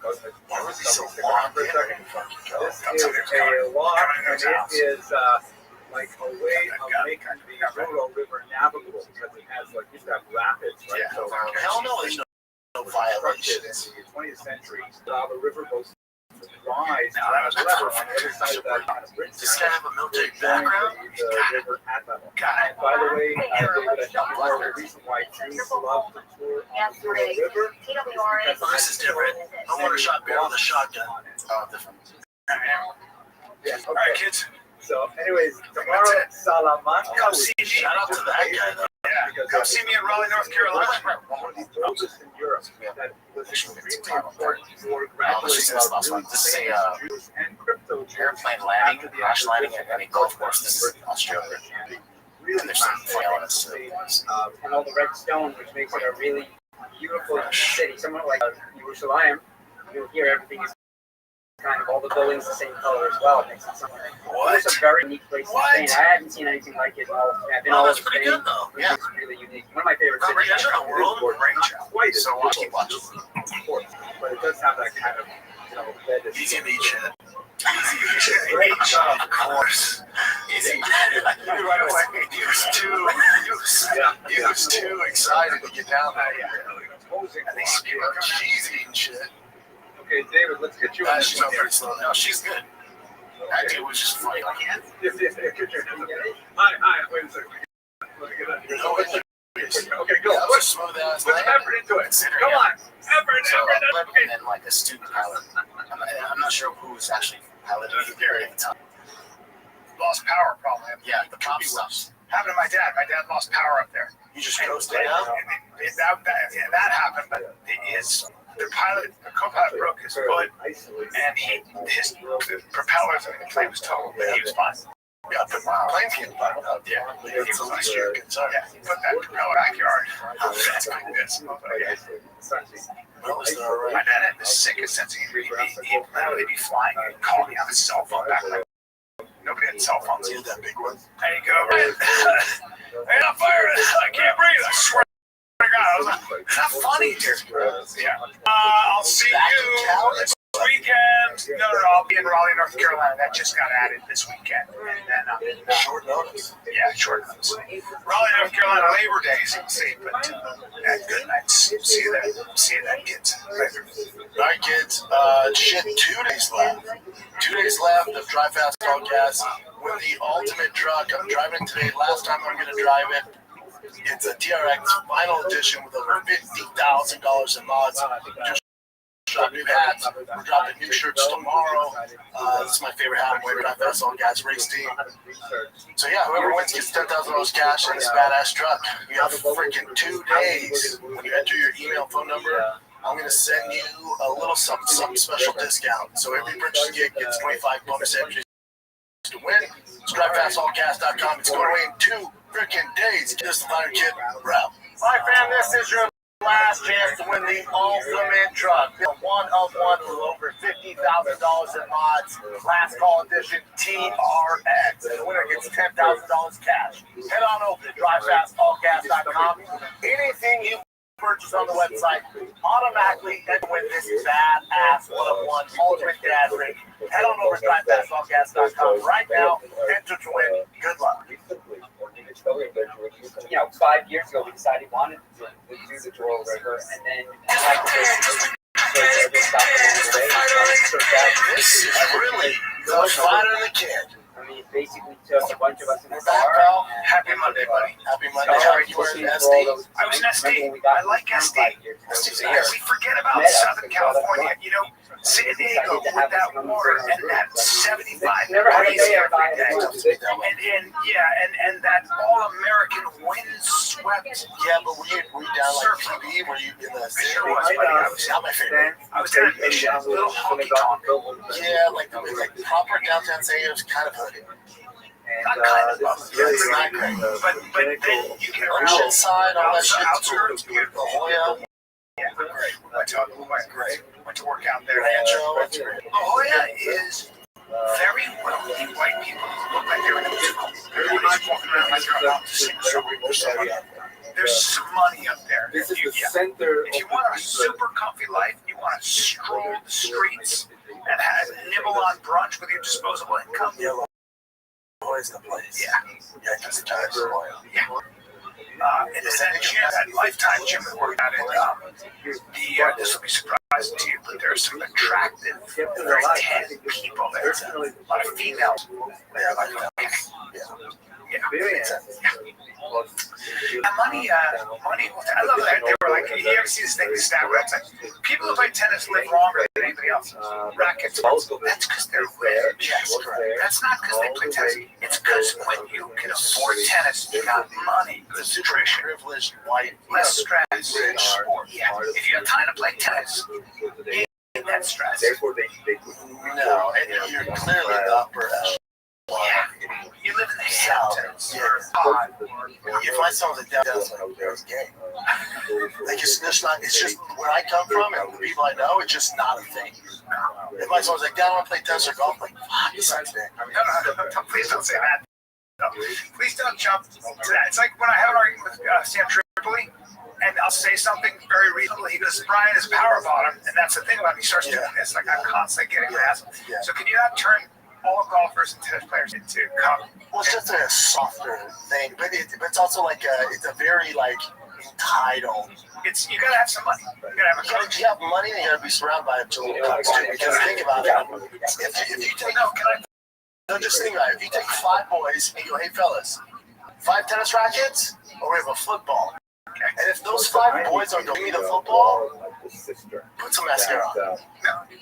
Boys, there's also makeup over there. No, Brendan, please. Now it's different if you're like Spanish or you're like born in like France. Soccer's different, but if you're like Spanish, you're born in Barcelona. Don't say with your head though. You're doing this now. You're going like this. Then tennis it's still a little gay. You're saying. I feel like you're still. It's just soft. No, it's not, dude. It is. No. It's a softer vibe. Tennis is a very word. Yeah.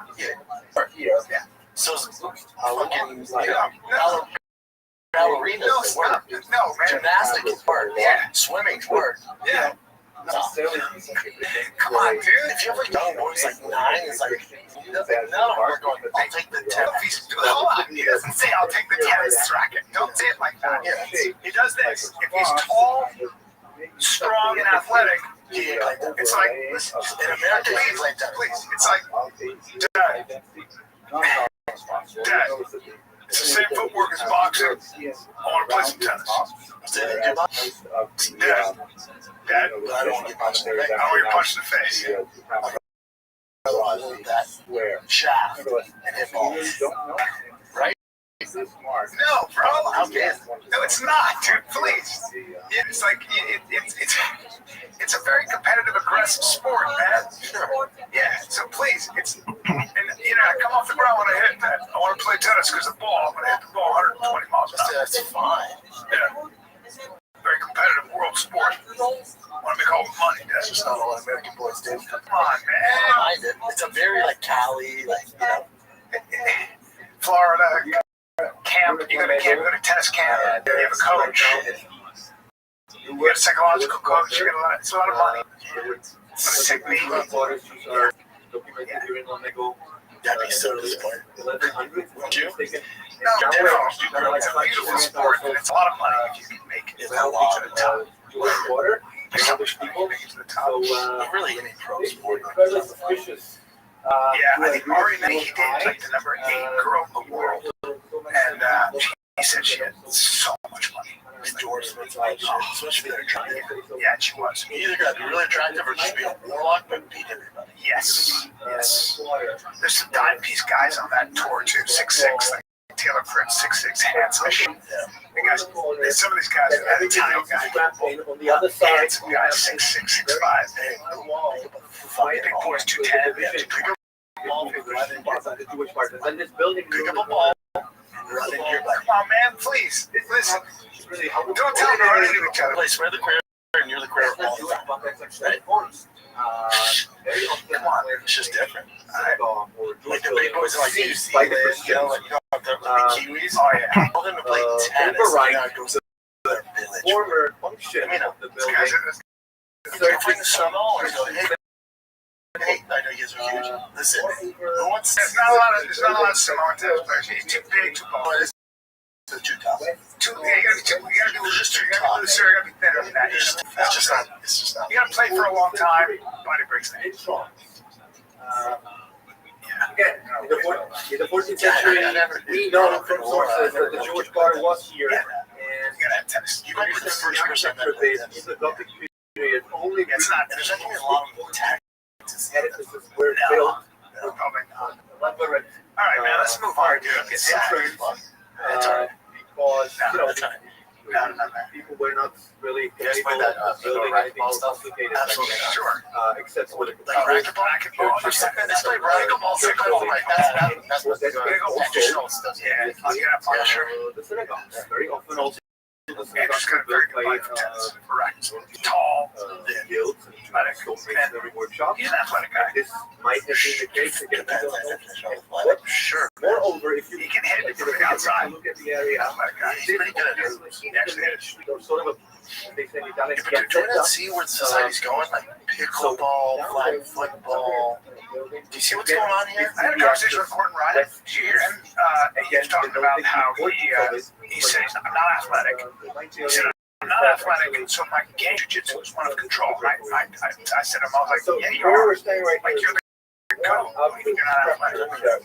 But his ability to really feel where you're going, to be 3 steps ahead, all that's part of being athletic. Athletics is no different. What is the difference? Like John Jones, if John Jones is in a group of NFL players, one of the he's not considered athletic. items to he's not, can't jump, can't run fast. Not exposed to ironically, agility's just not there. dedicated That's fighting. Yeah, that's different. But that's one metric about No, it's a different. What then? How do you just like a dominant chess player? Oh, no, that we know. That we know. Best quarterback, best fighter in the world, two guys that are not that athletic. Best quarterback? Yeah, so Tom Brady. I mean, this is slower than most. Because all that stuff. You would list Tom Brady as like the best athlete. Yeah, you can see but that. there's like guys like Lamar Jackson.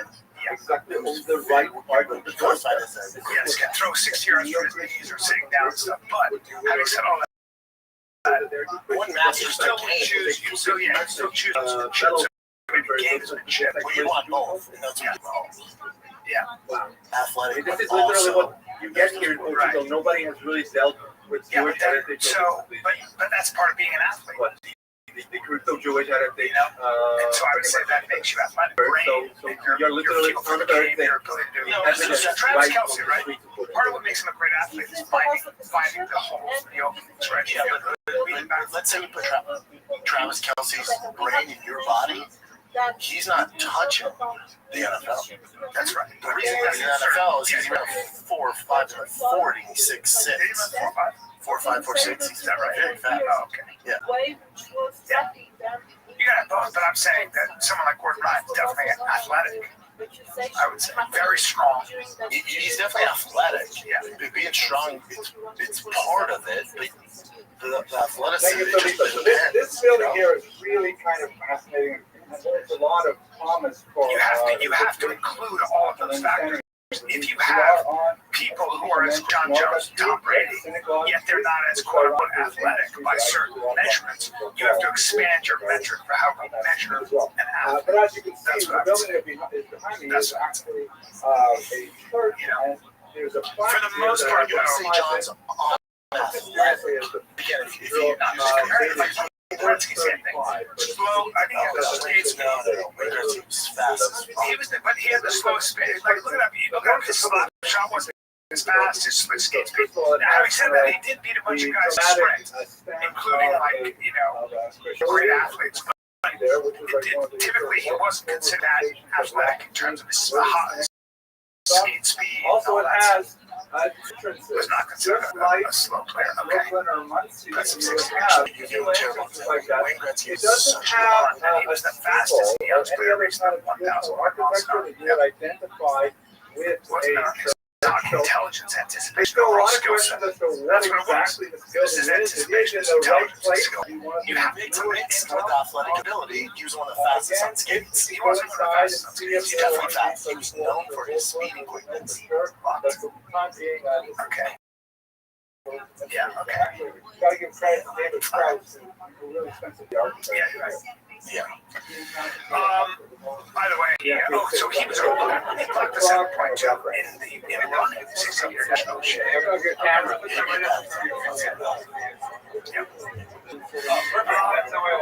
Still, what made him great though was his ability to see the angles and see things. But he doesn't get there unless he's athletic. Yeah, unless he's really explosive. Standing right you need the problem. Major square. You can't just be a great know the game, be a great planted with a whole bunch of sycamore trees in the 19th century. And I'm looking at the trees over my right shoulder. That's just that the trunks are rather distended and kind of have these bulbous large growths. Shortly after they were planted in the 19th century, they developed some kind of infection with some kind of invasive species, and the trunk was densely distended and right behind me is where reported unnoticed affair happened in Baltimore. That is, people who were accused by the Inquisition of practicing Judaism, which also seriously with witchcraft and many other things, they were executed here on this square. It was very rare. Porto had only these specific executions. All of the rest were cities like just I'm stating, I think it's ironic that when they tried to rebuild the area, it's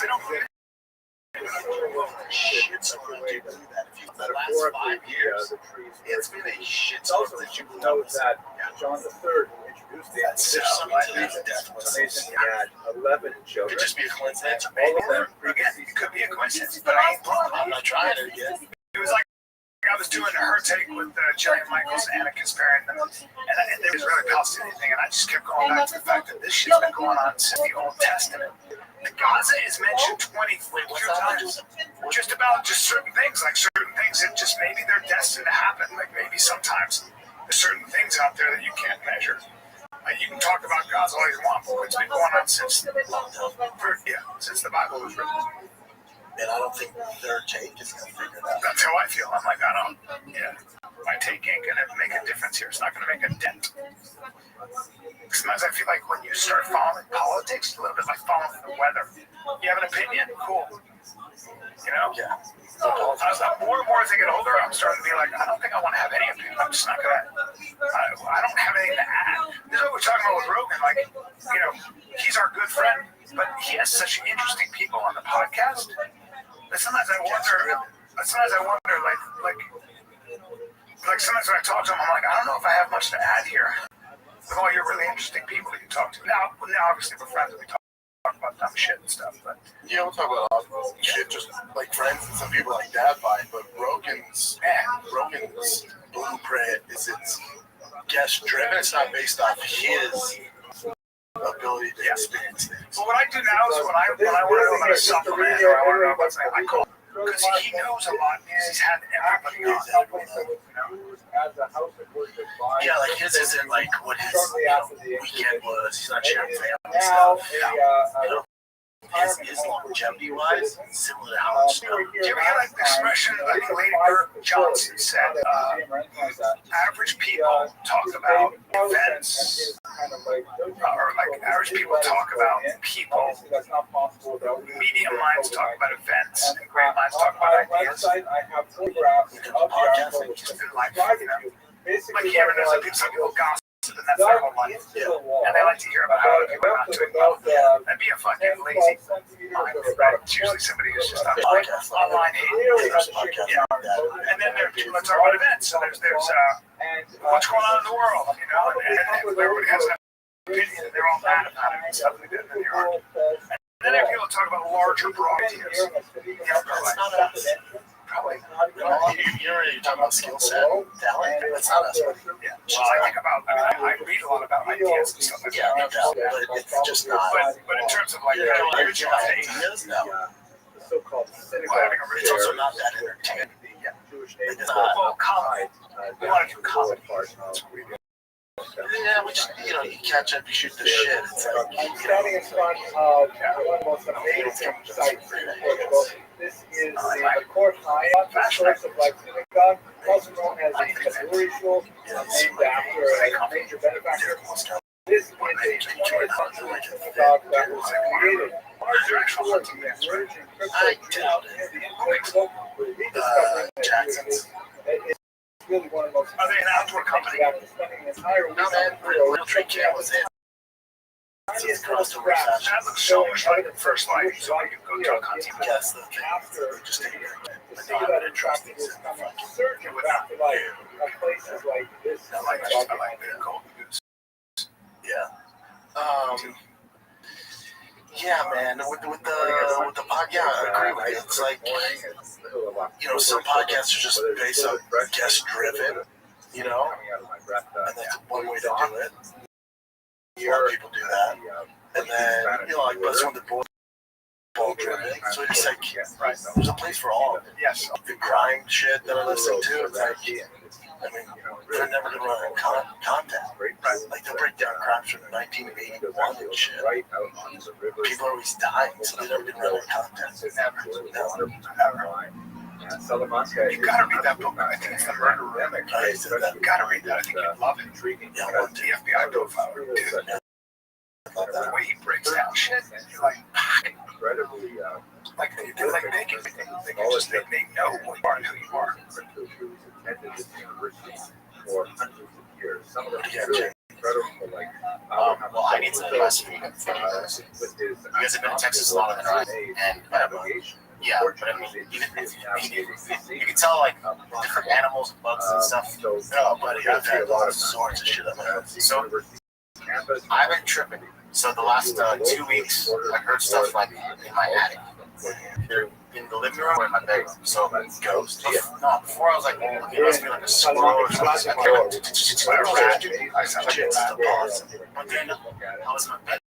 And finally, I heard this is the kind of place like someone's walking on the roof. That's right. That's what sounds. Learning the mistake. All right, thanks for the advice, guys. Yeah, I was gonna say like, I literally took my gun and I went outside to look at the roof of someone's house. No. So something's in the attic. It's like pointing to a ghost, but if it's not a ghost, this is sandstone. The stone we use to monitor is sandstone, and this is which in our reverberation. I don't be done crushed at the time. That's what Salamanca in your attic. Okay, and the pros and cons with this stone. The pros is that you can do lovely gardening. So you guys don't have stuff in your attic? The pro. The building right behind me is actually the base address of Salamanca. Have you gone in the attic? It has been reconstructed a few times since then and been remodeled, but essentially this gives you a sense of the size and grandeur of the community up until the 14th. Some freaking homeless person. It happened at Salamanca, which cleared the reservation of the 1591 and mass conversion that we spoke about last night. Back door. But it took a little bit longer until what of course it could be an accident. actually came to Salamanca. It's been several months here. I have some ideas and theories as to perhaps why Martha does really don't have he has a split personality.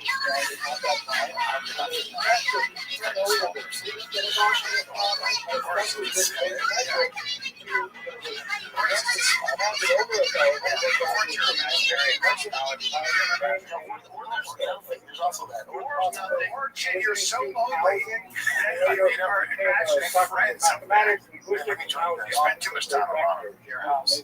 Or It's quite ironic in the background here. Hey, Jenny, you want a dating app? Prior, No, they all, one of the most famous figures from this country. He was, as we shall discuss tonight, he was actually a true believer. He was a new Christian. Listen to the break band, the rivalries, the highlight reels, the breakout stars. Dude, it's my favorite kind of football. We talking college football is back. You're trying to score big on Pick Six with DraftKings. Pick your favorite players, QBs, running backs, receivers. Four or less on two or more player stats. All right? Yeah, it's Ohio State kicking it off. What? And the upside, massive. Outplay the field and Pick Six dishes out payouts way beyond the minimums. Your DraftKings just drop $5 on your first pick set, and you'll score 50 bonus Pick Six picks. Right? Download the DraftKings Pick Six app. Use the code FIGHTER to get $50 in picks. And ride the upside with Pick Six all season long. Pick players, stack upsides, build your bag. And partnership with DraftKings Pick Six, the crown is yours. Gambling problem? Call 888-79-7777 or visit ccpg.org in Connecticut. Must be 18 and over. Age and eligibility restrictions vary by jurisdiction. Pick Six not available everywhere, including New York and Ontario. Void where prohibited. One per new customer. Bonus awarded as non-withdrawable. Pick Six bonus picks that expire in 14 days. 8/24/25 at 11:59 p.m. Eastern Time. Terms at pick6.draftkings.com/promos. But don't worry, I'm good. I don't need dating apps. If I think a girl's cute, I literally walk up to her. Hey, let's go. I should imagine. Yeah, and guess what? Sometimes it didn't work. It was super embarrassing. I saw girls talking about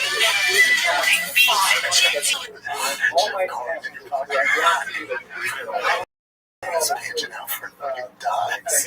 But you learn. With this kind of furniture. Bitches aren't into pigeons. And I had to do it. Okay, we need to talk this stuff together.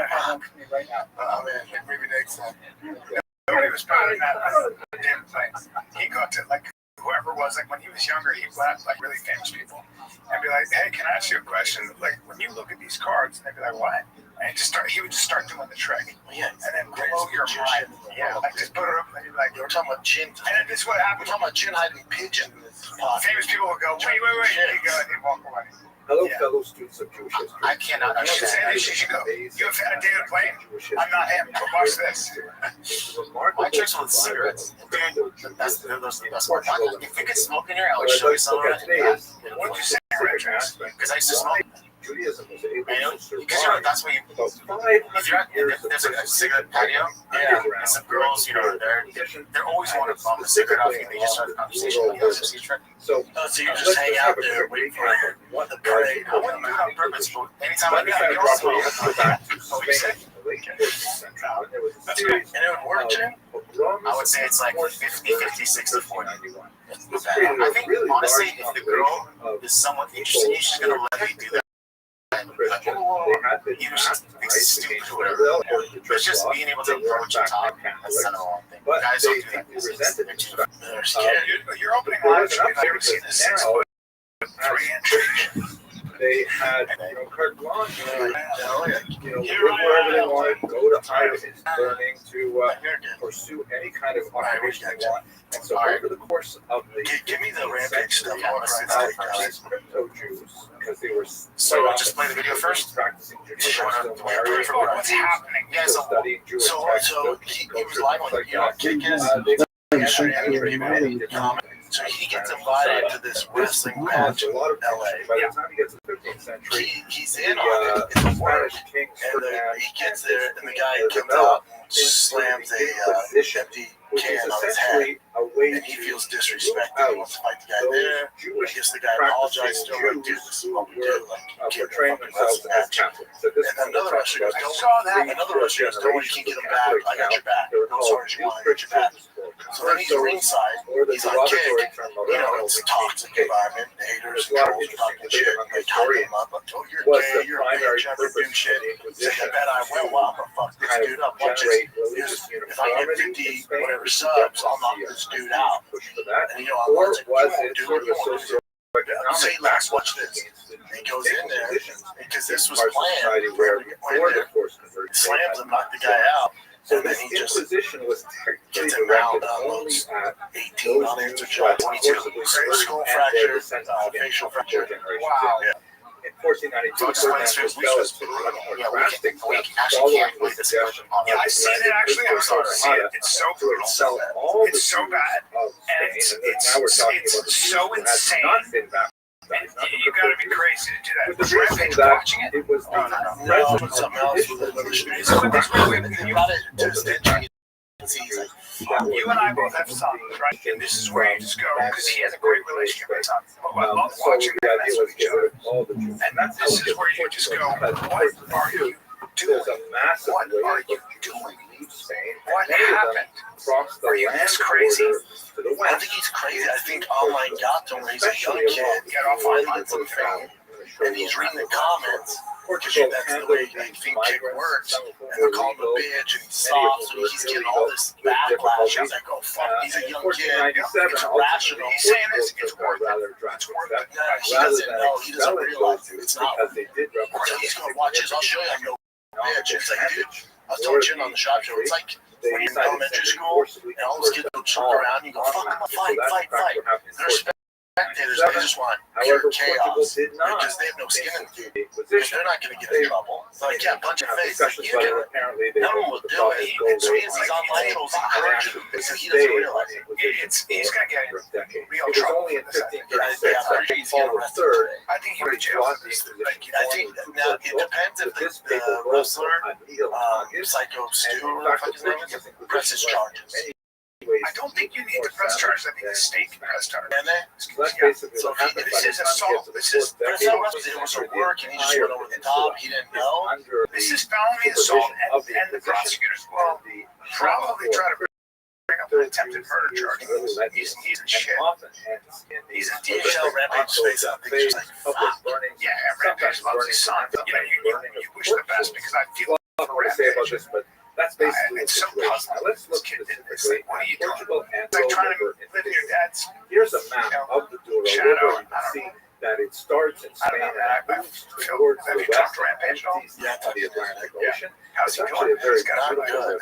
Just it's like his old hills. He's obviously a great father. He loves his son. You know, see, you have your son. He's young, dumb, full of cum. You know, he's just a. Sometimes when you're young, you're a complete moron. Irrational and didn't realize the fuck he's doing. This kid will look back on his life when he's 45 and go, oh my god. If he spends 5 years in prison, it's very possible. Yeah. It's very possible. And frankly, I don't have an argument for why he shouldn't be punished. No, I woke up this morning. Even last night for a Rampage. Originally, I was starting talking. I go, how can I defend him? I didn't see the video. I'm like, what's going on there? How can I defend him? Because I'm a Rampage. And I get all the links. I watch him like, hey, I'm defending this. It's tough. No, there's nothing you can't do it. It was could have killed the guy, actually. And the guy may not be the same, by the way.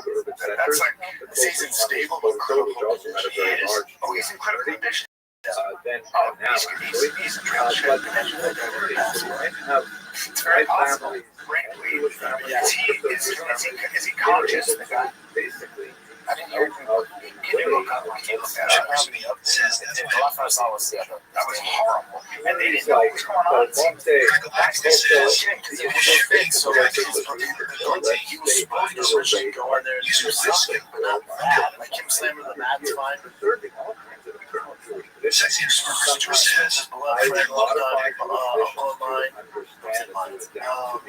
get the chance to speak with him. This basically was the situation. This case is not as positive as I know. As you says, years, engineer was in the region, and he had like an amateur ethnographer, and he was just asking us to do people said, whatever you do, don't do business with those people.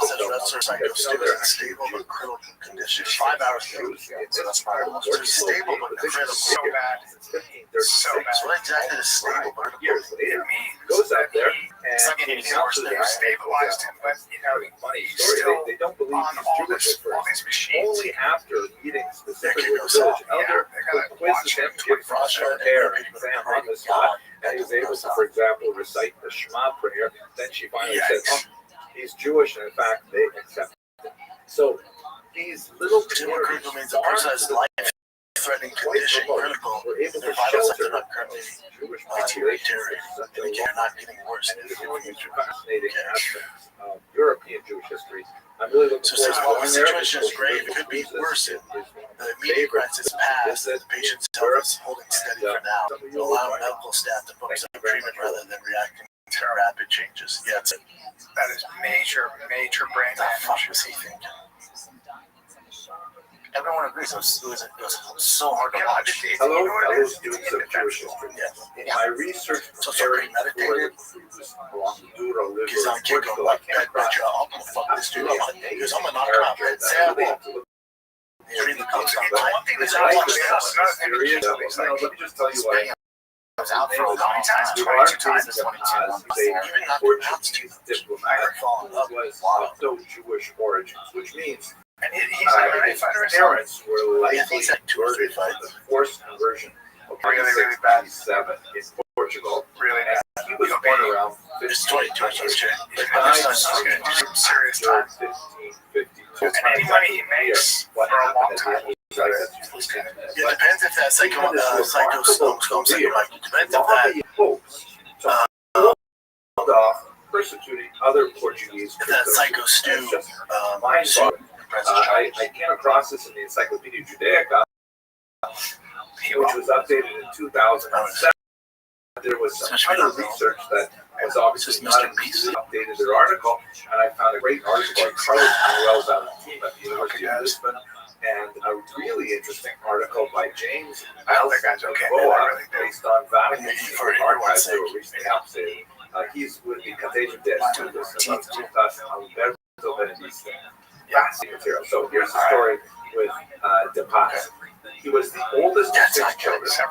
He was born around 1500, right? So his parents had just been forcibly converted to Christianity. All right, what do you think about this one? This is going to be in 2026. Southwest Airlines is having people that are plus size by 2 tickets. When I sit in those seats, I'm very narrow, and it's hard.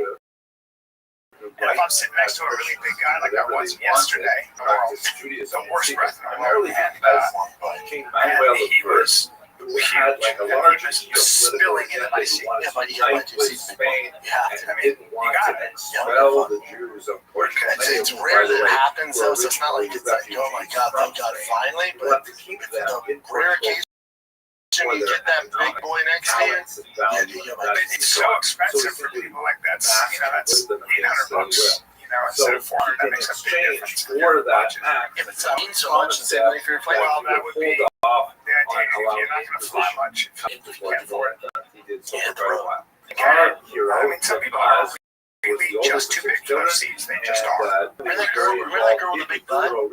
Actually, that Brazilian girl, she had like a giant ass. My wife took a picture. She and they had a lot of business down the river. And the she Paz ended up in the military, and he actually lost it. She was like, look at this. She was just spilling. There's no other word but into her section. Come on. Our next one is Lil Nas X. Walking. This was, I thought this was like a publicity thing. Like, 2 thoughts on this. Little Nas X coming out? Yeah, I was like, I don't know what he's doing. I thought it was like a party. Meanwhile, walking around his tight ways. Two thoughts on this. One is, one thought. The tight ways never look so good. And he's got a very good one. He's in great shape. Well, but it's he's got a decent shape.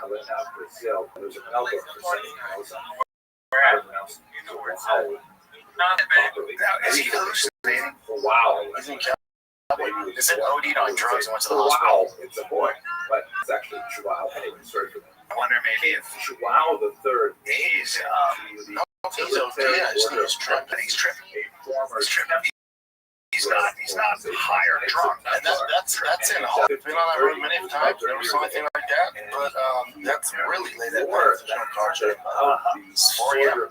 Yeah, that's Hollywood. Yeah, that makes sense. You know why? Somebody gets boring. Money gets boring. You gotta shake it up a little bit sometimes. Put a cone on your head. Walk around. But why did they arrest him? They arrest him. They put him in handcuffs. I don't think so. Yeah, we're told by him still walking down the middle of the road. Right. After Nas charged at the officers, they subdued and put him in handcuffs. I charged medics just possible overdose. Yeah, you don't want to charge at all. He could still face charges, but I'm sure he's not. And he's treated at a hospital. Somebody just tripping on the streets. Yes. Which could be worse. Yeah, it feels like ketamine and people tend to. He took his pants off. You can't have that. I did so many mushrooms that I don't remember anything. I did nothing. The Pope had issued this papal bull. I was told. Formally allowing the Inquisition to come. Yeah, with this bag of money, I'll tell you, I'll be chance apparently I was in the Inquisition, and it wasn't only Pope really yelling away. Paul the Third was also very involved with the It's mushrooms maybe that. You sure was something else? I was in hell. You're doing ayahuasca. I 7 grams of mushrooms. I thought I was. Oh yeah, Apparently I was asking for a manager. Hell, I kept asking for a manager. I was curled up in his underwear and just farting profusely. And was yelling the word, dude. It's so funny. You told me that story, like, dude, you gotta try it. I can't do the You know, you learn when you have many mushrooms, don't do mushrooms. Wow, I mean, not even love it. That's the man. I don't remember any of it. So dude, all those dude mushrooms. I was like, you were having a hard time. I was like, what do you mean? And you were just like, not everybody was coming after you when you were trying to like help. You were saying things to like,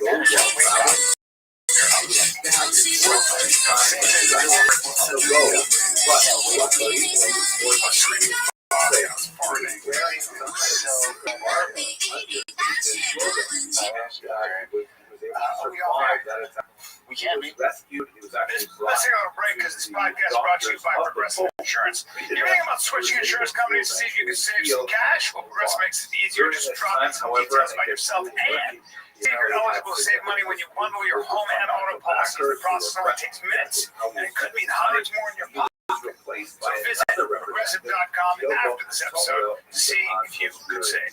Progressive Cashback Insurance Company affiliates potential savings will vary, not available in all states. Take a little break.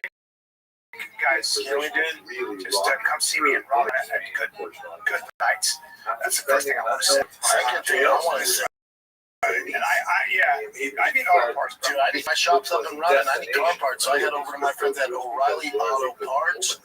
They're in the business of keeping your car on the road. O'Reilly Auto Parts offers friendly, helpful service and parts knowledge you'll need for all your maintenance and repairs, whatever you're looking for. They have thousands of parts and accessories in stock, either in store or online, so you don't have to worry if you're in the jam.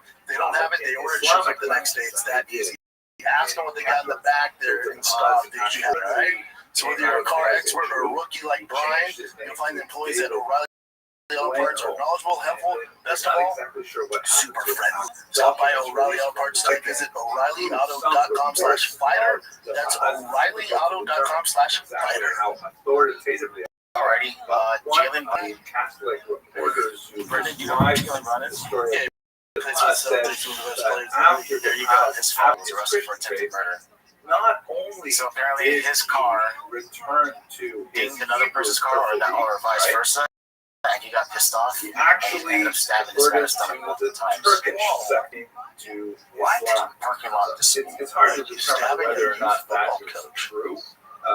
It seems like the author of so that. He stabbed him a bunch of times in the stomach because they bumped into each other. other. Not only did he become a Jew, even worse, he became a Muslim. So maybe just some kind of empty calendar.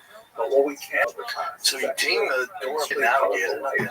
Very heroic individual who actually did tremendous things for the Portuguese. So the homeboy got out of the car, comes across. They got out of his car to check out the damage, but Brown brushed it off instead of simply a bump before calling it a bitch ass. After back and forth, the two agreed to duke it out, but when Cross' back was turned, Brown pulled out an object from his right side and swung his arm in stabbing motion, striking the coach in his back. Did he kill him? No, it's attempted murder. What are you doing? Hello, fellow students. Someone stated Brown 7 foot tall, 300 pounds. Oh my God! I'm really excited about Mayor Kaiser. Shoulder. Oh my God! Back's abdomen. 1829. So he's a 7 feet tall, 300 pounds. Weird, because his son's not that tall. And the 5'9", 160-pound guy, which is actually smaller than me. Hey, dude, don't fight that guy. Look at the size. He was trained as a rabbi. You don't want to fight a giant with a knife. Also, did you need the knife, 7-footer? Yeah, that's some big ass shit. Why would you take a knife out over the ording? I had some issues. Look at the size of it. The great historian So the guy's in critical condition. And one of his greatest political teachers was none other than Senator Feuer, one of the most influential thinkers of 19th century Germany. He held rabbinical posts in Switzerland and especially in Budapest, Hungary. He was very involved inside right now, especially in the fight for civil rights, which was a major enterprise in the middle of the 19th century. Well, he's going to look jail. at him as a historian. He made his fame with two And volumes frankly, that again, shifted their mood in Spanien and Portugal. there we go, The baby. history of the I take a little break because my bed back left here. The Hummer was stuck. Yeah, those are the Uneven. Even chicken. uneven on that. He would later Like when you see a follow up giant with Hummer, single but a real Hummer stereo that's uneven on a lift, you're like, ooh, that doesn't look safe at all. I was like, So one of them was translated scary. to is still in print. Christopher Very Columbus and the participation of the Jews in All right, what do you got, Jim? All right, how about this? Gervonta Another Davis is really guaranteed. interesting thing about I that call bullshit. Me too. I call bullshit. This is 150 to 200 though.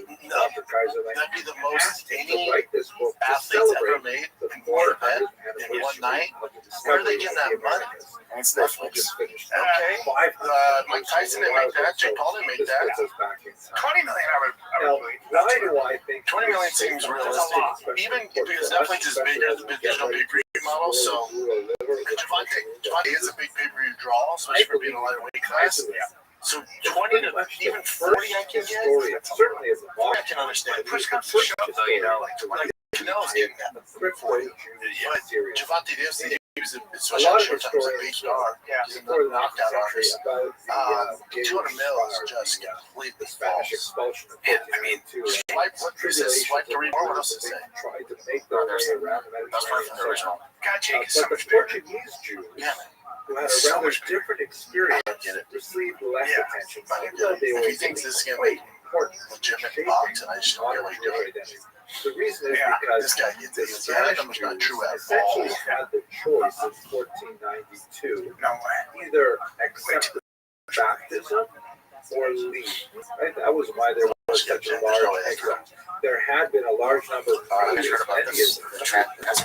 The interview with already Ghislaine Maxwell. I saw some highlight her saying Trump versus she never saw him do anything bad, They right? had Anything, really, right? Now, here's my question. Is she doing this hard for Trump? that was less of a I think she's doing this so she. There My was a feeling very is different that story there may because not so have been many much of those to Spanish it in Jews terms of fled like Jeffrey Epstein definitely was a scumbag. She which was helped him with that. But Western So her exact quote is, I don't recall ever seeing she's referring to Trump. I don't ever recall ever seeing him in the House. For instance, I never saw the president in any type of massage setting. I never witnessed the president in any appropriate setting. And that only lasted for about years. And in 1497, there was a mass engineered by the Portuguese government. And all of a sudden, all of these Spanish Jews, these refugees, along with the Portuguese Jews who had lived there in warfare done into, were suddenly Christians. And then it took them many generations. So when that you see, she did say she doesn't think Epstein killed him. That's interesting. I do think that she was also like Trump. So when that Steele dossier came out about him having piss parties and all those orgies, people were like, "Hey, Trump is germaphobe." There's not a shot he would do that, but a total germaphobe. So there's all that. You know, I mean, a lot of this is just bullshit. She said that, or People were like, anybody who knows that that's a lie. Which, of course, so there goes. Just like Maxwell, who wants a pardon, says she knows something. That's how I take it a little bit, grandson. I'd be singing like a bird killer. I never saw him. Let me out, dude. I didn't see shit. So you'd be a little careful with it, you know? Hard for the president to pardon somebody who was convicted of agitating part in child with 14 and 15-year-old girls being sexually raped, really. There she goes. I do not believe he died by suicide. Wow.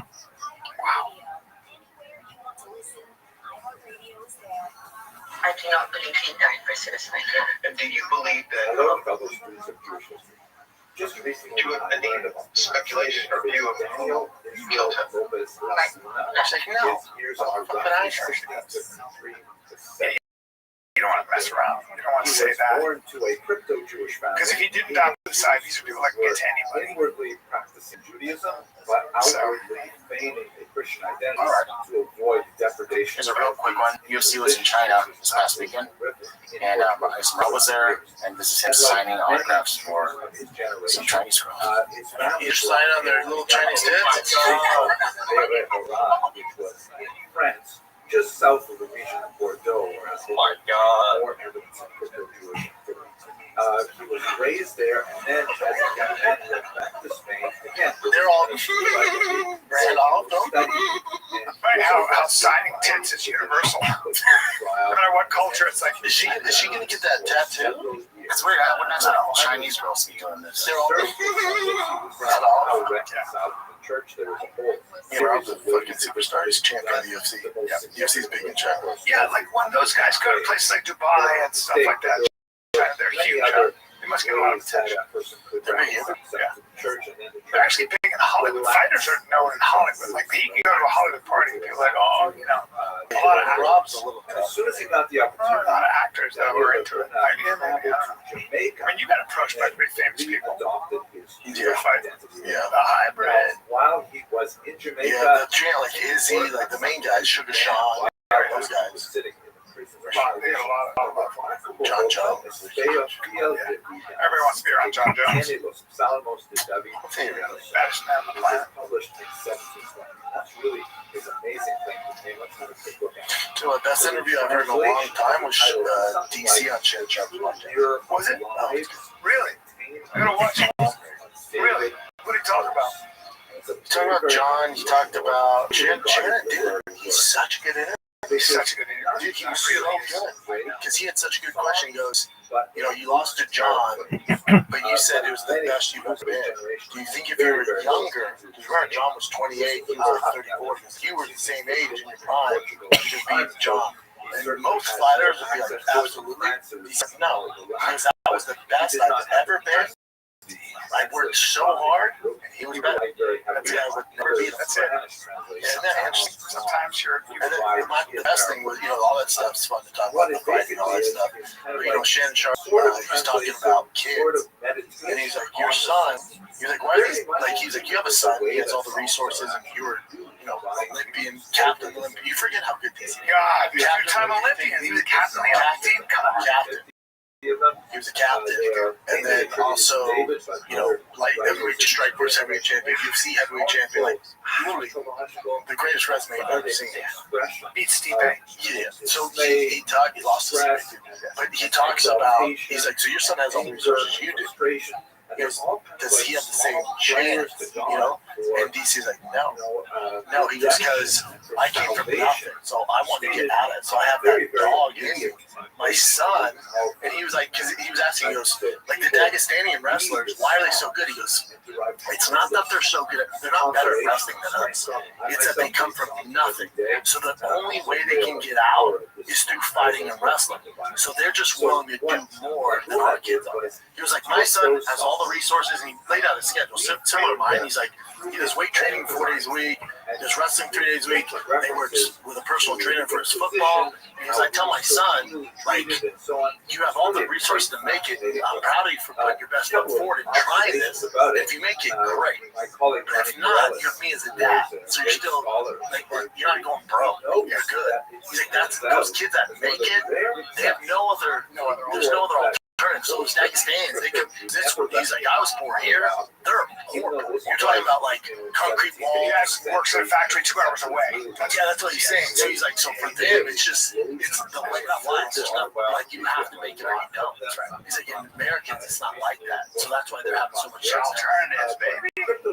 Alternatives. Yeah, because I said, I was talking with the parents last night. We had dinner with the neighbors, and I said, my biggest concern, all you guys, because my one neighbor redid his backyard. It's the biggest backyard I've ever seen. And I said, kids that go on, whatever they want to do, don't have this backyard.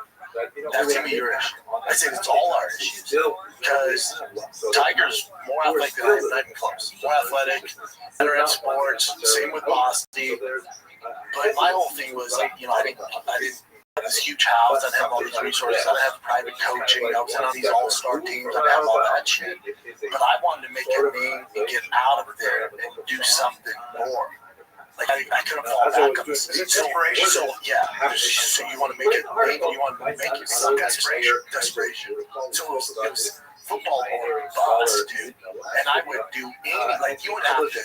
And I tell Tiger, like he's better now, but when he first started, when the coach would to warm up for practice, all right, guys, sprint. You would have to kill me to beat. I wouldn't leave the field. You'd have to. My dad, like, let's go. I'm like, nope, 5 more. Nope, 5 more.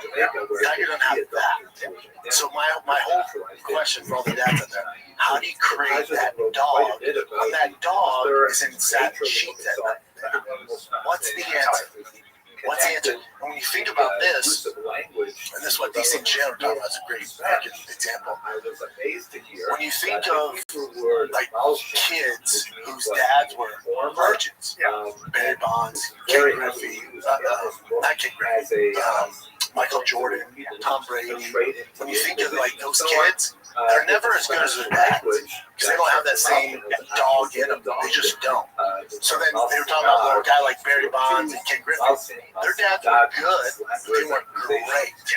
It's always the kids whose dad played some pro or they're pretty good, and then they put down that knowledge to their kiddo, and they're like, oh shit, I'm going to help with dad. In that sense, you have to make it really fun for the kid. Like, it's got to be always a very enjoyable experience and a challenging experience. But they have to. There's that extra gear, though. There's just that dog in the kid where it's just like, it's almost like they're born with it, I don't know what you do. I don't know the answer. I remember watching Jason Kidd play basketball. And, like, he was in a game, and he was just like, it was like the effort he was making, like that extra effort. And my friend said, he watched a lot of basketball, goes, God, he'd be a bitch to fight. Oh, yeah. Like, dog. You'd have to kill that dude. Dog. Yeah. And my favorite expression, the best way I've ever heard Artie describe Michael Jordan, he said about his heart, his dog. If he was on the Titanic, he wouldn't have sunk. He would have fucking hold of it. He's not going out like that. I will share this. I don't know how to get that out of the kid. But I think some of it's innate. It's just last so. week of history, like we Kobe have grew up pretty already nice, right? got He one of did the grow up feedback nice. people And then who are now looking at their own Steph Curry, Steph Curry, when you think about those guys, like their dads when they grew up around it, they might have seen those amount of information to the second installment. So those have resources because if you'll be able to install this and once again, opportunity to enrich our presence and understanding our past and seeing how that impacts our future is one of the things that are really enriching about this endeavor study. So with that, I hand it over to our instinct and thank you so much. I tell you, there's me and you at night. Thank you so much, Robert Posey. I know, don't tell me. I apologize for this. I'm actually not in my you're just gonna studio for this lecture. I'm traveling in a hotel room in Toronto. Really? And so it motivates you.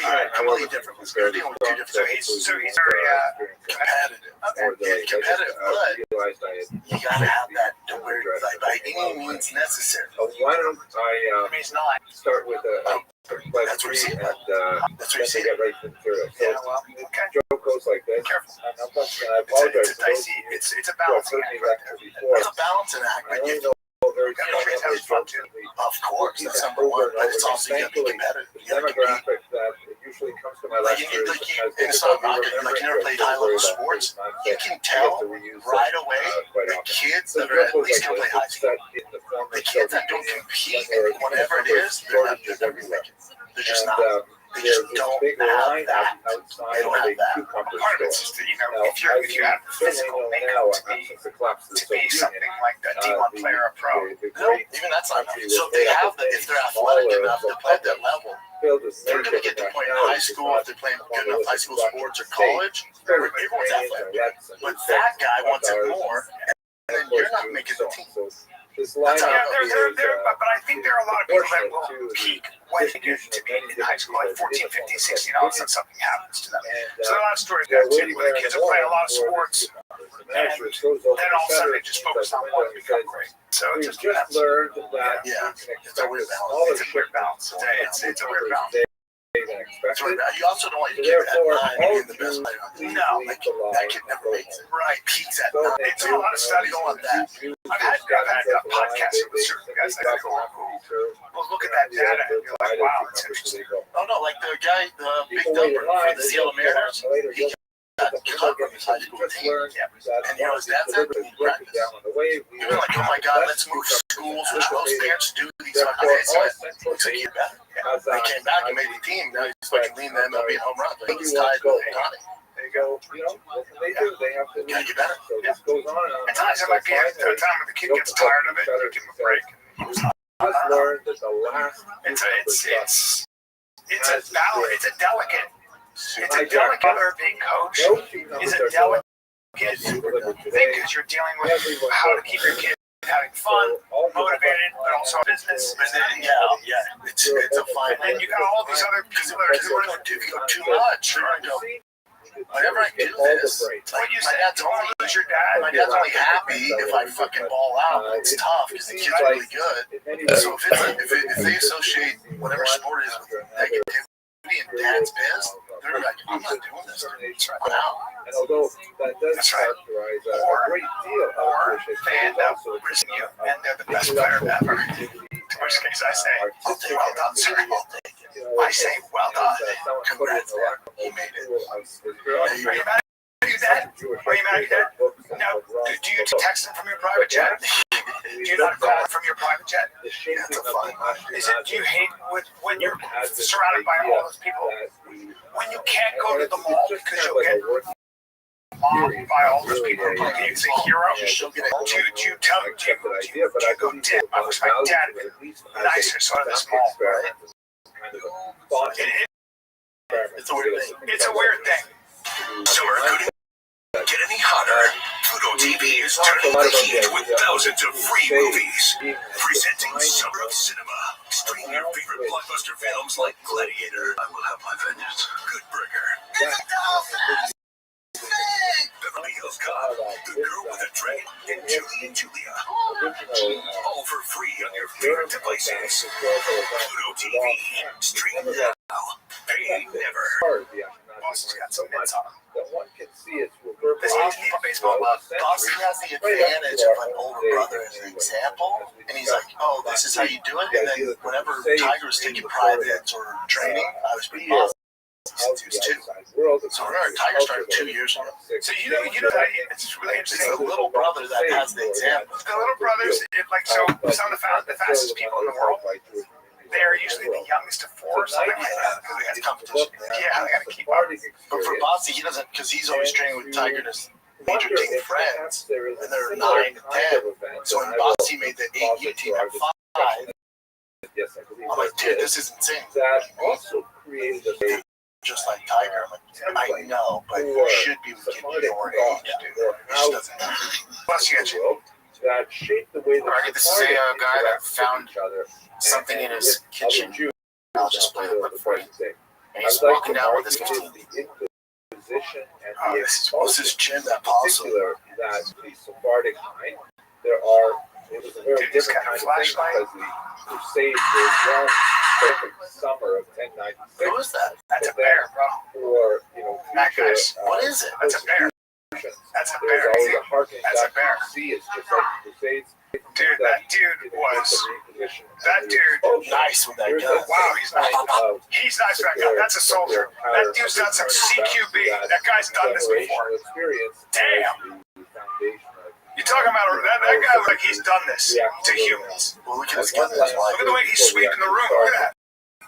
Look at the way he's. Oh, that bear was coming at him too. Oh yeah, he's not as Russian. Dude. Major groups of where's this at? That's a suppressed gun too. Did I just have go back again? Let me just see that gun one more time. Since I'm it's got a refresh on its own. This guy's nice. Nice with that gun. He should be protecting the president. And it also includes a large number of Jews small Eastern Mediterranean. That'll destroy you already. No, I know. So much, yeah, but small. Being cool for something. He thought somebody said house. He was like, no. As soon as that big lunch, get myself one of them. So, for example, the Jews in Istanbul, Turkey. I just want to see the suppressed model. With the rest barely sound like that. That's a tip. And in many ways, they put themselves the part of it's called Sevierville, Tennessee. Actually, it's not. Spain, but they found themselves in the Sephardic order. That's a big inside the house. That's not the eardrums, or it wasn't as loud as I thought it was. Oh, it's so loud if you were there that you can't hear it there. It's so loud. It's probably the last thing you're worried about. Jewish law. Oh my God! Well, when she said, "Oh my God," I guarantee you, like that's how. I've been here. Your ears are fucked up. But I mean, when you actually shoot an air, you can't shoot an AR-15 without protection. You always have to have fucking your air protection. Any more about this guy? Not about the guy, but it's the place is called. He's nice with it, Tennessee. As they say, he's nice with it. Yeah, boys, ready to go. He's done that before. The way in which they see themselves in the world, and so I think a lot of people so locked in. Like coming into his house. For Persian Jews. Got ready. Maybe we'll have a chance to examine. Yeah, hell no, there's no violations. Let me take you through the period of Inquisition. Does that have a military background? In greater detail now. Cultural so this is different. Homer shot beer with a shotgun. There are basically four major periods to consider. All right, kids. There's first the period of earliest. Come see me in Raleigh, North Carolina. 7-11. Which is the year of Muslim conquest. Let's just do this last one. This is a airplane. There is a Muslim this is Australia. And there's some same funny elements. Period known as the Golden Age or La Convivencia, the period of coexistence, which lasted for about 200 years and was quite remarkable. What? The third would be the Christian period. That's pretty good, though. The Muslims are slowly driven out of Great in the world. Great job. Jews So watch, keep watching. really excelled to a great degree under the Muslims. Easy in the shit. Easy in the shit.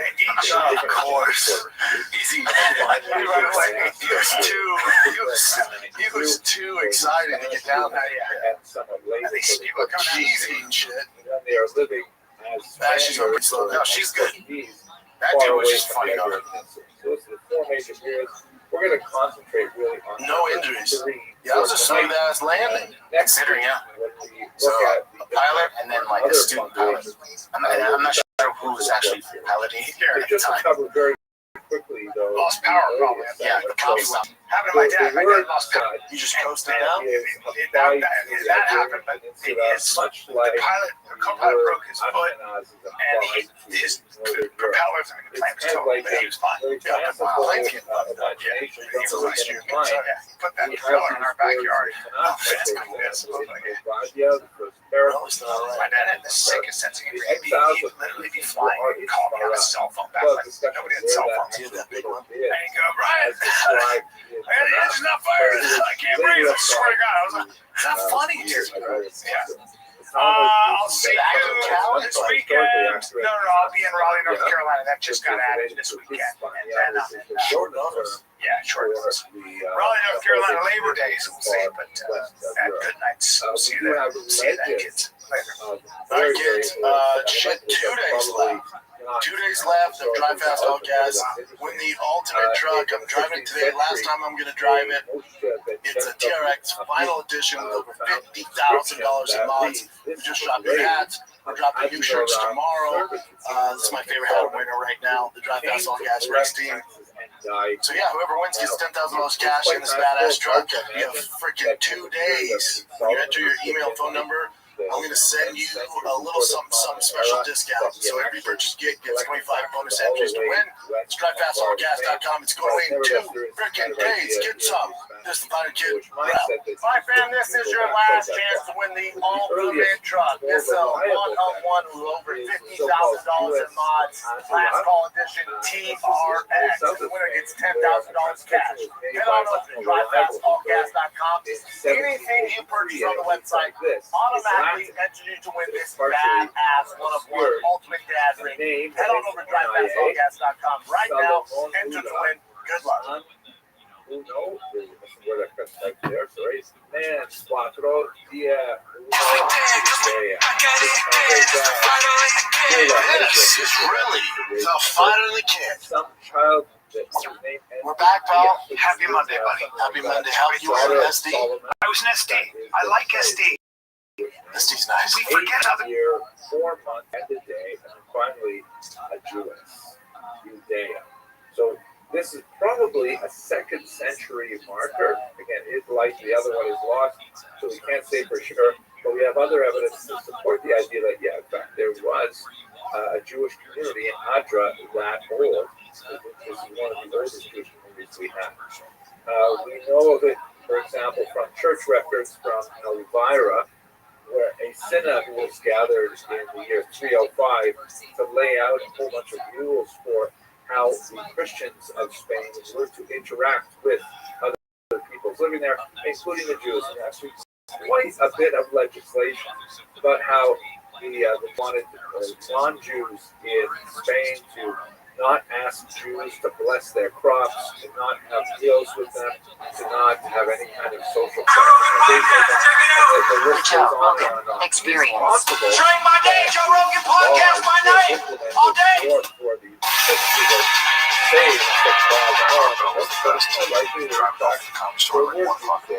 And the church was really trying to create a social separation between the early Christians and the Jews living in the city. So it's quite likely to have a population. Moving a little bit further, the Joe Rogan Experience. During my day, Joe Rogan podcast my night, all day. People that store like 1 o'clock in the morning, and some dude claimed he was a time traveler. Remember when he there was a dude that claimed to work at Area 51 and then cut at that? Yeah, you should cut out. Yeah, that was a good one. Art was the man. He could get, yeah, that's why we put that photo up there, because he was, you know, a lot of the subjects that we covered, he was the original guy talking about the things on the radio. Yeah, and the fact that he just kept the open lines. If you're a time traveler, just call in. And tell us what's going to happen in the future. People that were kidnapped by Bigfoot, like, no matter what. Art was like, interested, tell me more. Yeah, like he was always just talking to anything. Never called bullshit. No. So the last time I saw you, you gave me an Aztec death whistle, and Brian Callen blew it on the air and caused the pandemic. He was very good at it. I don't know. He just like grabbed it. Fortunately, we have another one. That's Luke Capital. Yeah, that's a good one, right? That is a beautiful one. Let's not repeat it again. I'm not blowing it. I don't know if it's true or not true, but it's a not coincidence. It definitely was. I got a lot of messages about it. Like, hey, this was kind of coincidentally at the start of this pandemic. Don't put this on me. Listen, man, people are blowing their whistles all over the world. Yeah, there's a bunch of those whistles out there. There's no way. There's no way. The only thing is, I don't think anybody ever blew one on a podcast that was seen by millions of people. I mean, you were directly responsible for those to become this viral, popular thing. Like, a few people knew about it, but they became this international thing now. Like, everybody talks about death whistles now because of it. Well, I don't know. They are weird. The sound of being, definitely weird. Yeah, if you heard dudes in the distance making that noise and you knew that people are after you, then you're like, oh, fuck. Yeah, it definitely keeps you up at night. I've seen people do pranks with them, just screaming randomly in the middle of the night in the street. People running around. What is the origin of that? Like, Aztec death whistles, like, when did they start using them? Doesn't anybody know? People keep finding them. The Aztec modern word for Mexica, which were a bunch of tribes that moved from northern America down there, and they brought with them a lot of customs. I think those were around before them. A lot of them emulated animals, so a lot of them was like shamanistic. People kind of imbue themselves with the animals. So a lot of them have jaguar sounds coming in. But some of the ones with the scream, apparently they're more about the screeching owls that live down there. They've been, people told me, native people down there told me that they're very much specifically kind of utilized for psychological effect. Just to fuck with people. Yeah, make them not sleep. During these flower wars where they would have with, I think, the classical techniques, they had screaming where they would try and capture people to bring back to the pyramid to sacrifice. In a way, they would tire them is to blow those at night where they were encamped or a place where they were about to attack. So they sleep with those. People can be really devious. Yeah, they know how to mess with your head. Yeah. Back in the Mexica, people glorify a lot of people from Mexico. Everybody's Aztec. Probably not Aztec. Probably some other tribe that didn't lose that initial conquest. Yeah, a lot of Aztecs have like Aztec tattoos on their back and stuff like that. That's the losing side, though.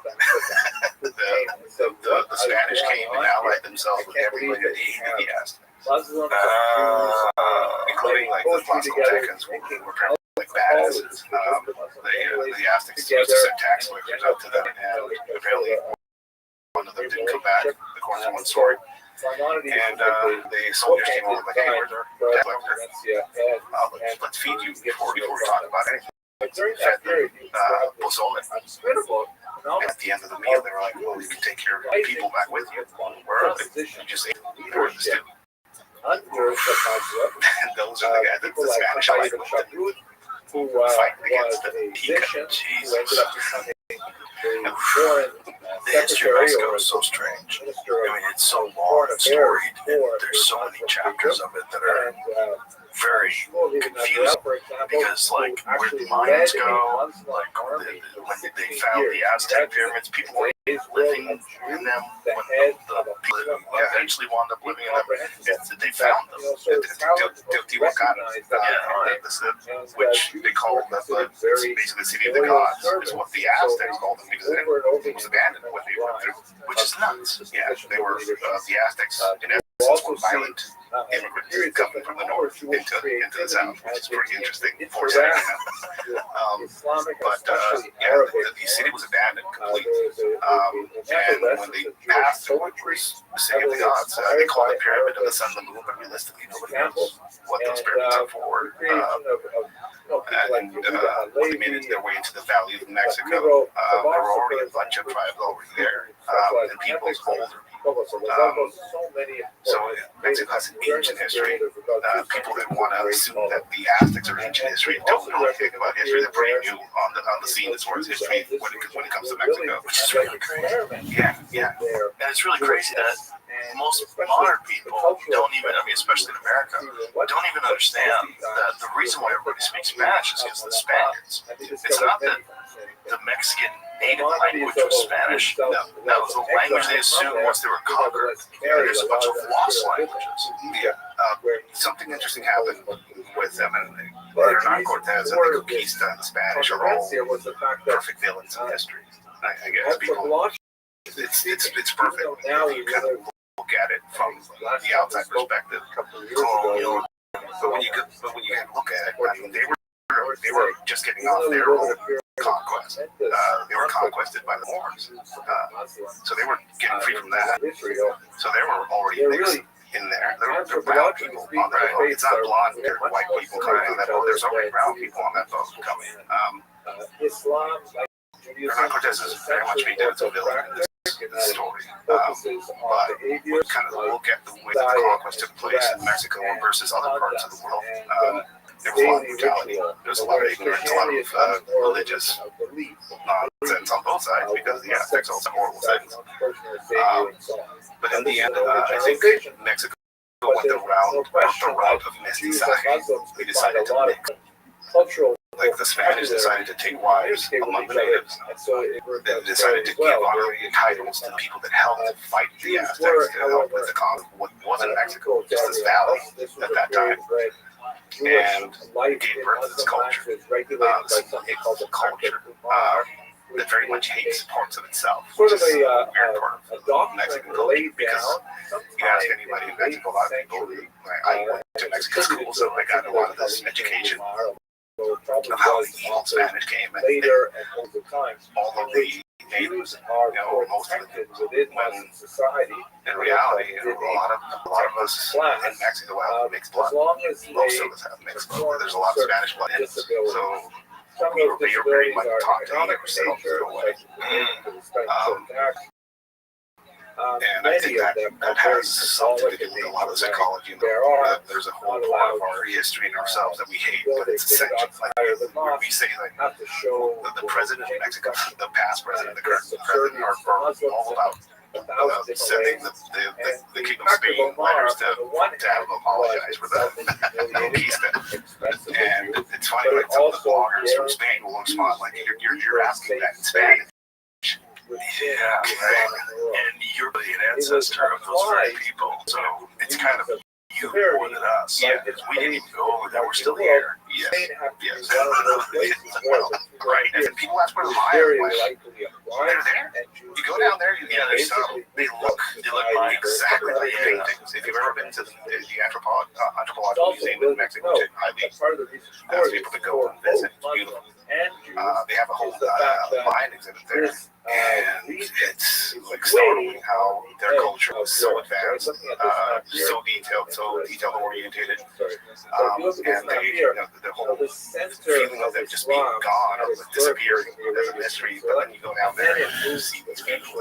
They look, they look very different. It's interesting. I went to Chichen Itza, and first of all, you just, I know that the pyramids of Egypt dwarf even that, but when you go there, you're like, what happened? Like, how did you guys do this? Like, how are you building these immense stone structures in the jungle way before Europeans ever settled into America? Like, way before there's anything like this anywhere else. A lot of strong backs, a lot of work ethic. There's no doubt. There's no doubt. There's a lot of that, but there's also a lot of like incredibly sophisticated engineering.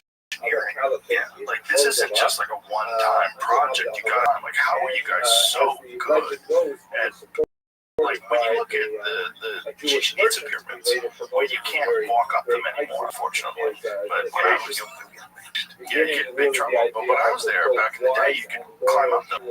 This is like, I guess, early 2000s, and you were allowed to walk up that. But they'll fuck you up now. There's just been videos of people doing things, and then they'll get lynched in the bottom. If you manage to climb that thing, there's a watch guy all the way on the top and a bunch of dogs. That's a weird thing about old pyramids. I don't know why dogs like hanging out up there. Oh, really? Yeah, like the one in the Sun Pyramid in Mexico, there's always dogs on top of it. But this one, there's also always feral dogs or domestic dogs? Wild dogs. They just hang out there. But I mean, when you see these things, like, give us some of the images.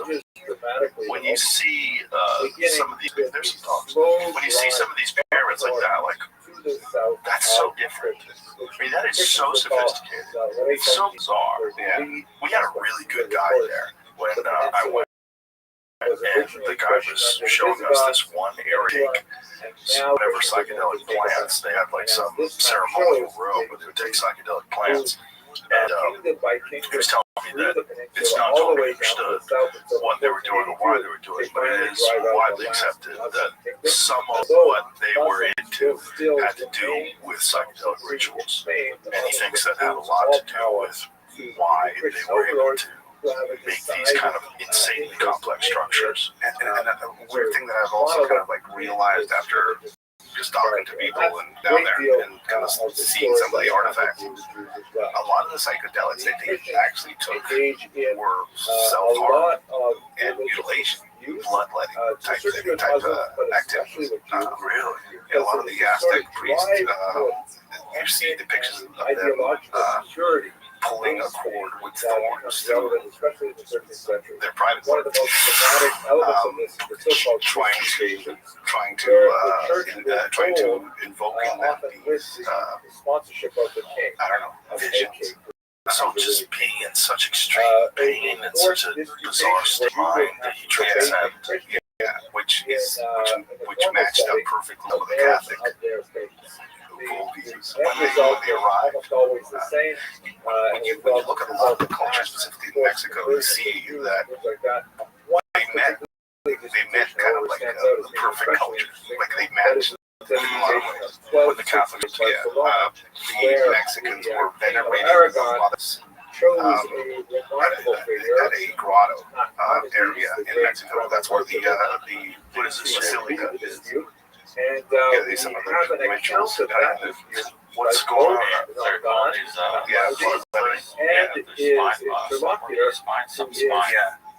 Coming out of that area, and that's wrapped around his dick. A lot of people want to go take ayahuasca down there, but I don't see a lot of this is probably coming back. Well, maybe, I don't know. But that's a big part of what they also did. You know, a lot of bloodletting, pain, a lot of human sacrifice too.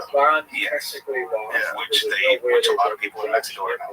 It's a big exaggeration. It's like propaganda, denial, and then you go there and there's like stone skull piles commemorating whatever war, depictions of them in codices that they themselves made of just getting sacrifice people on top of pyramids, pulling out their hearts. Well, that was that one statue that's on top of a pyramid that's like a bench. They were explaining to me that that's where they would sacrifice people. I mean, it makes sense. Even the way that in the art it's depicted, most people would think it would go through the rib cage to get at the heart. They go through the diaphragm right down here. So that's why there's a lot of pictures of some of these gods, like the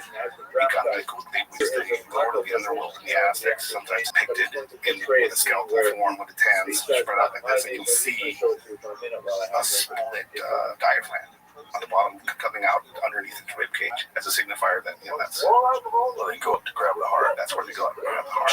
Show that sculpture, that flat bench sculpture that is like a man. It looks like he's sitting on his hands and knees, but with his, torso faced upward. That one, yeah, that was what they were explaining to me. And again, I imagine that a lot of these things that you have to interpret, because there are things out there that I don't understand. But I know blood was very essential, and it was essential for these cultures. It's one of the most powerful offerings you can make.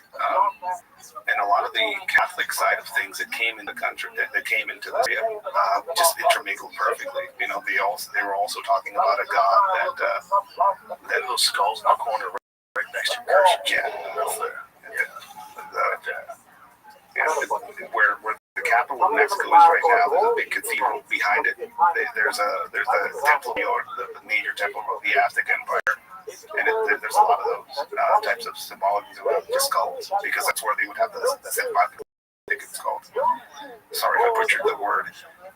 They would have these racks of skulls on top of the pyramids, on top of their central pyramid, kind of display all of the people that had gone. What was the story of what was the completion of Tenochtitlan or one of the Aztec pyramids where they sacrificed 80,000 slaves over whoever they had? I've heard like numbers 50,000. I have no idea how they would kind of figure out those numbers, right? But you do get accounts of some of the Spanish conquistadors describing the smell that some of these pyramids had. which if you're into a kill house, like a slaughterhouse, it has this dark smell. Yeah, it's like it's uncanny, and there's something about human tallow that I've also smelled, and blood that is very distinct. I mean, yeah, we're monkeys and probably have some genetic memory what that smell is. It makes us want to run, I guess. And then they just run experiments when they finally got into the city. The cities, don't get me wrong, the Aztec Empire, like the Spanish peasants coming off that boat were like awestruck when they saw the city. Yeah. They had water coming into it. The super sisters complex, just this structure and culture that was uncontested. When they got there, completely different than anything European. Yeah. So they came over here and were like, what is going on? This point. Yeah. What are you guys doing? Yeah. How do you have so much gold? Well, there was some gold. I mean, you hear these stories about the city of gold and stuff like that. There was gold there. But they valued other things. You know, that wasn't their main central thing. It was kind of puzzle about why they were so interested in some of the gold and regalia they had.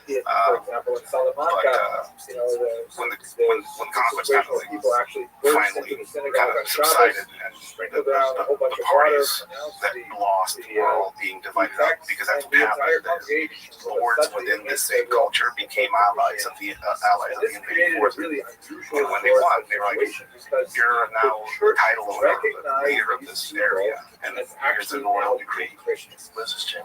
Oh yeah, sacrificial stuff. Yeah, that's a 60,000 human sacrifice. Oh my God! You can see where the blood was channeled to drip down from that. I think this is, I'm not sure if this is the one, but there was one stone where they would tie somebody onto the stone, and he would fight several people until he finally died. It's like I don't know, it's like a sacrifice, like a fighting sacrifice. Different type of sacrifice they did. Human intelligence applied to cruelty is very bizarre. It's very bizarre when you see torture. Yeah, torture, just that kind of stuff. Just what people would do for just pure entertainment or ritual, or I mean, because everyone's ready to die, so you just show death in the worst form, in the most cruel and uncaring, sacrificial form in front of everybody. Children, cutting people's hearts out while they're still alive. It just keeps everybody on symmetrical. Yeah. This is part of the show where I talk about AG1, which I've done for years, and usually I like to talk about routine, and don't get me wrong, because routine is super important, and AG1 is exactly the kind of daily, easy routine that can help you feel healthy and help you get the nutrients that your body needs. But even if you love a routine, isn't it nice to switch it up a little? Well, here we go. After 15 years of the original, AG1 has introduced 3 new flavors: tropical, berry, and citrus. It's still daily, it's still a routine, but it's no longer one flavor fits all. And honestly, the best part is that's the only thing that's changed. Besides new flavors, we're talking about the same science, the same 75 plus ingredients, and the same exact benefits. I partnered with AG1 for so long because they're committed to constantly improving. And now that includes offering 3 new flavors. Subscribe today and choose tropical citrus, berry, or the classic original variety. If you use my link, you'll also get a free bottle of AGD3K2 and an AG1 welcome kit and 5 AG1 travel packs with the first subscription. Just go to drinkag1.com/Joe Rogan or head to the link in the description to get started with AG1 and try the new flavors yourself. That's drinkag1.com/Joe Rogan. It's a spectacle, and I'm sure it keeps, there they go, sacrifice. Throwing their lives off the side. Yeah, people keep denying that actually happened, but it's, I think it's the same phenomenon here in the U.S. where all the Native Americans were like peaceful, and it was like a utopia before they came in. And, well, that's one that really bothers people when they want this binary sort of analysis of North America. You know, the white people were bad and evil, which for sure they were. And they came over here, and this is good people that were just living off the land in harmony. Like, not really.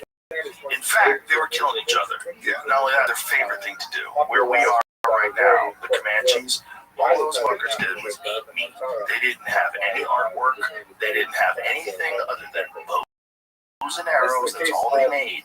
They made TV bows and arrows, and they fucked everybody up. And their favorite thing was to go to nearby tribes and kill everybody. Yeah. That was their fun time.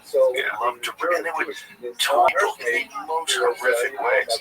In Empire Summer Moon, which is an amazing book on the Comanche, right in this spot. And they would take people that they captured, they would cut their arms and legs off while they were alive. So they would hold them down, immediately hack their arms and legs off, and then throw them on a bonfire to watch them wiggle. Fucking yo. Like, you gotta be, that's dark. Yeah, that's bloodlust. I don't know what that is. I mean, if you could, let's say they did that in front of the enemy that they just conquered. Yeah, well, they would basically keep one guy alive to watch them and let him go. Yeah, go tell him psychological operations. So everybody else gets butchered, one guy they let go. You go tell him, we're out here. And also, like, if you think about it, some of the horrors that are still happening down south. Yeah, just we sent me this message last night of these 6 or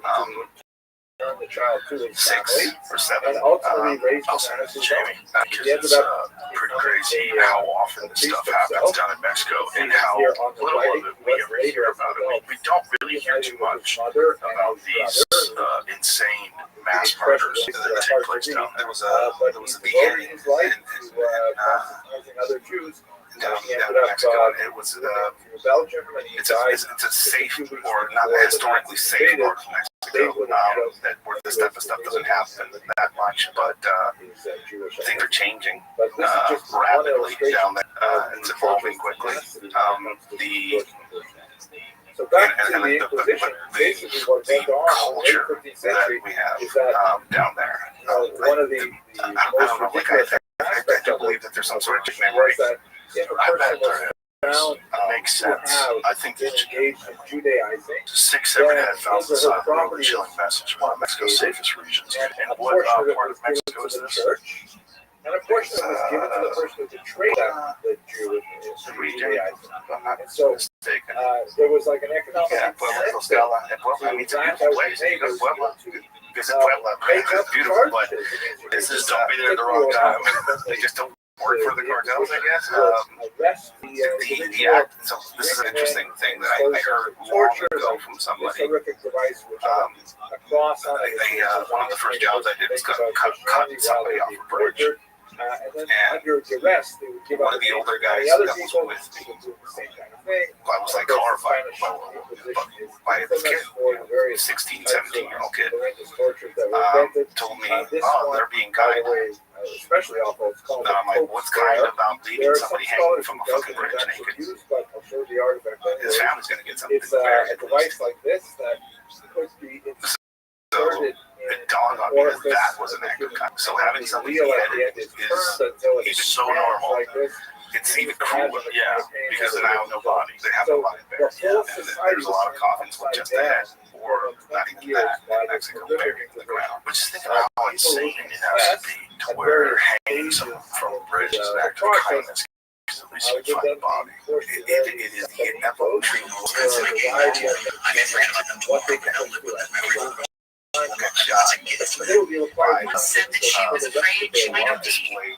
So when you just go back to work, it's every match I got and something they're never that's your smarter boring. That's my game. I may forget about them tomorrow, but memory comes to them. That's a kid's woman said that she was afraid she might have in terms of one of the women our understanding of Mexico and cartel culture. This is not something that was ever talked about when I was in high school. It was never talked about when I was a young man. It never came up. It wasn't a thing in the news. Cartel violence was not. I think the first time people started getting like an inkling of this was in the 90s when the phenomenon of this guy Adolfo Constanzo happened. This was on the border between Texas and Guadalajara area. He was we called him the narco satánico, the Satanist narc. he was a high-level practitioner of something called Palo and Santeria, and he would do rituals like in cartels, and he started his own cartel because he was pretty successful at social engineering and folk management, basically, is what he was doing. And at some point, he started believing in his power, and he instructed some of the members of his gang to abduct an American because he needed a way for his cult, where he would do some of these rituals. And I think that's the first time I ever like a small glimpse of the underground brutality, monster, religious occultism, and just torture and murder that has been going on out there for many years. But it has gotten really bad in the past 20, 30 years. So this has always been going on. And in a lot of ways, yes, brutality in Mexico has been going on for a while. But cartel brutality, when did the cartels really start getting power? I think the 70s and 80s is when we start seeing the formation of the first large organizations and federations working to produce and or to traffic substances through Mexico up into the United States. Was it originally cocaine? Marijuana. I think originally heroin actually was at the start or the initiation of a lot of this stuff. I think Where were they getting the heroin? They were planting poppy in the Sierra for the war effort, apparently, for the Americans, because they were running out of shortage of morphine, so they needed a place to plant it. And that's one of the places where they kind of started like, oh, they can grow this here. And they were still getting ideas. This is the Vietnam War? Yeah, around the This is Vietnam World War II era. That's when you start seeing the initiation of like people planting certain things. 40s, 50s, 60s, 50s, and I'd say 50s. Yeah. Wow. It's like Vietnam itself is connected to heroin. Yeah, because that's the dirty secret about why we were interested in that whole area of Vietnam. That was the trafficking area. Yeah, and the Golden Triangle. Yeah. Coincidentally, a lot of people got insanely rich somehow or another connected to that, but we had to be over there to stop communism or something. It's an interesting point you bring up of Vietnam, because it has something to do with, remind you, Mexico. Mexico has been a place that has been ruled over by a single party for 80 years, if that. The PRI, and then it went to its democratic period, and now we have other parties coming into play, and now we have a ruling party all over Mexico called Morena, who is, this is the party of the Abrazos Balazos. That's how they started, hot bullets against the cartel's policy, which allowed them to grow, and also super effective. It's not bullets. But this is coming off Mexico's liberals too, I guess. Yes, we do. Mexico's three things. Southern Mexico, that's rural Mexico. Central Mexico, that's where all the woke comes from. The capital of Mexico, that's where all that's where all the gender pronouns get issued into law. That's where violence against women specifically, and feminicide is now a thing cataloged under law. You can kill a dude, you slide, you can kill a woman, that's femicide, which is white. So that's where a lot of that politics comes from. And then northern Mexico, where I'm from, that's where, I guess, conservative, that's where all the factories are, that's where all the people, hardworking people, people that kind of like go into politics that are woke. That used to be the case, but now it is all over the country. And a lot of the policies that bring with them to the left. Mexico was very tired from the drug war that it had been going on for 20 years, that I was part of for 12. So Portugal initially allowed us. They saw Felipe Calderon bring the military into this fight to fight the cartel, just kicking a chap. He had realistically, he really didn't have a clue what he was about to kind of kick off. He had the idea that if you just put the military out, which we're not corrupted, he thought that we were corrupted. And he militarized a lot of policing going on around it. You can eliminate all these cartel members. This guy's gone, and we're gonna just now secure this area and control it. But it's been just basically gremlins. You know, one gremlin will turn into 4 or 5. You cut one head off and tied just a bunch of heads come out now. So Mexico has been going through that for a while. And then this president comes in with Lopez Obrador with this plan. I'm like, we'll just leave them alone, and their violence will stop because we'll stop fighting. And so that gave Jews in Portugal sort of a he has one of the most violent presidencies in history. His main criticizes Calvin over the drug war or his handling of it. He outmatches him from death during his administration. What we saw in his administration was the politicalization, and they were already in politics, but now they're really overt about it. Now cartels are like, we have their candidates running for office. The mayor of a city and the police chief of the city are all cartel members, and the police force are all cartel members in parts of Mexico. All of the political killings that happen in Mexico don't happen because there's a bunch of John F. Kennedys out there that are trying to change things, right? It's because that cartel is sponsoring that candidate. This cartel is sponsoring that candidate. I don't want your candidate to win something. Well, there was some insane amount of murders during the last election. Wasn't it like 30 plus murders? See if you can find out how many murders there was. That sounds about right. It is. Again, these criminal organizations have politicized. They figured out that, how can we operate in this region without too much issues? Right. Let's make the mayor our guy. Right. Let's elect the governor. So we like to think that we're innocent over here, but how much different is it with what we do with pharmaceutical drug companies sponsoring people? Because they pay for people's campaigns, and those people get in with a specific understanding of what kind of laws you need to push through, what kind of mandates you need to make in terms of mandating the use of certain medications. It's a different type of corruption. It's a different type of corruption, but it's still drugs. Yeah. Up to 60 politicians in the 2024 election. 60 politicians were assassinated during pre-campaign and campaign periods. Fucking imagine if that going on in America. Marjorie Taylor Greene's getting whacked. The AOC's getting whacked. That'd be fucking crazy. This episode is brought to you by Visible. I want to let you in on something. Your current wireless carrier does not want you to know about Visible, because Visible is the ultimate wireless hack.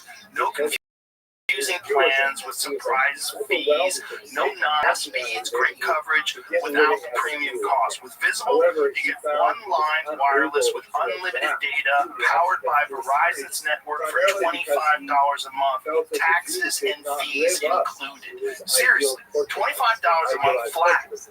What you see is what you pay. No hidden fees on top of that. Ready to see? Join now and unlock unlimited data for just $25 a month on the Visible plan. Don't think wireless can be so transparent? So Visible? Well, now you know. Switch today at visible.com/Rogan. Terms apply. See visible.com for plan features and network management details. And it is a clear sign that whatever division people in their heads about the cartels or this organization here, they're not openly at least involved in any of this political stuff. And no, all that shit's gone. Something happened last year. The arrest of the biggest cartel heads in history from Mexico, Elias Albana. He was arrested in Texas. They flew into a private airfield under pretty interesting circumstances, and then handed himself over to the authorities. He arrested there. Although the initial forced conversion that kicked off a lot of violence in Mexico. Why was he willing to fly in? So there's different stories around that. He's told his own story. He's actually talked about this many times openly with his drivers and stuff like that, driving around. So he just speaks about it. He's older now. He was a ghost. This is Elias Albana, who was the legitimate leader of the Sinaloa cartel. The U.S. would say that he was not really. The Sinaloa cartel is a federation, and a lot of the bigger, older parts of that cartel were kind of headed up by this figure, Elias Albana, who 50 years was never grabbed, never caught them about him vaguely in certain circles, but everybody knew that guy's the head of the single cartel, or he's the bigger guy in that organization, which is a federation of groups.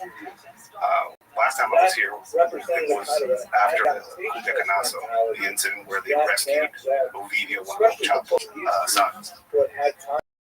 2 years ago, they finally caught up to him. The army did this operation, same thing happened. All the cartels burned the city, blocked roads, stuff like that. A lot of special operations soldiers died in his arrest, a few of them.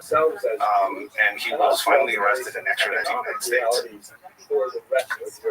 Conversation probably happened within the United States with the media when he was finally in U.S. custody. And El Chapo Guzman is in home, and he's not going to get out of that. His sons probably figured out that if they don't want to get into a home too, they probably need to cut a deal. And I think, and the theory is, that deal probably included hanging over the head of the single cartel. So, a U.S. law enforcer for 2 decades, he was taken into custody after arriving on a private plane at Texas airport with Guzman's son, Joaquin Guzman Lopez. Guzman Lopez pleaded not guilty to federal drug trafficking charges in Chicago. His brother, Ovidio Guzman Lopez, pleaded guilty last month. Zapata said that he was kidnapped in Mexico and hauled to the U.S. Guzman Lopez, whose lawyer denies those claims. So, this is the shady stuff that happened. Elias gets brought into a meeting. So a couple of questions that have come through, and some I think that you addressed directly. You wanted to add or point. So you mentioned the 4 major periods, not really into the drug. He's and not how the powerful like brothers a of lot the Chapo Guzman brothers. intrusion of all sorts He's kind of like playing out, basically. So it's someone who cuts a deal. And in this deal, he said, I'm going to get this guy on a plane and I'm going to fly him over. We're going to make a deal. That's the story. in like art, music, he has a Maya coming between the governor of Sinaloa, which is known more insular. They the governor of Sinaloa go is look in the more meeting with inward. Maya Sinaloa cartel, who is a member of Morena, a ruling party all over the country. Also no investigation. Also, he's still in power, which is shady as fuck. Between him and a man named Gwen, who was, I think he was the director of the, they had some sort of political dispute, and a line was being brought in to, I don't know, negotiate or that, which tells you a lot of how the cartels and politics and the university are tied, right? At that meeting, Nemesio Gwen, who is a friend of Amayo, the guy who's the director of the university, gets killed. They shoot him. There's a video published of a gas station shootout where supposedly this man, director of the university, gets killed. But it's fucking made up by the state prosecutor. They're trying to make this shit go away. Meanwhile, all this stuff starts unraveling. Oh, they abducted Amayo at that meeting, and that's why they killed this guy. We don't know, or at least I don't know if there's any specific confirmation the governor of Sinaloa was there. But he said he went to the U.S. He was in the U.S. He wasn't there, but there's no travel logs of him being in the U.S. It's a shit. They somehow overtake his bodyguards, Amayo's bodyguards. They're gone. Nobody knows where they went. Got somewhere. Got Amayo on a plane and flew into Texas. Homeland Security is apparently involved. FBI says that they may have been involved. But I was talking, last time I was here, I was talking about how at some point we're going to see either a direct U.S. intervention or military action in Mexico that's going to kick off things. And I think that was it. After that happened, sons cut deals. 17 members of the Guzman family were secretly flown to Tijuana and crossed the border with suitcases. And were put into FBI. Yeah, it looks like a question came in the chat after that. Very research on what happened at the time. They rescued members and they took him out of the country, so they're in the U.S.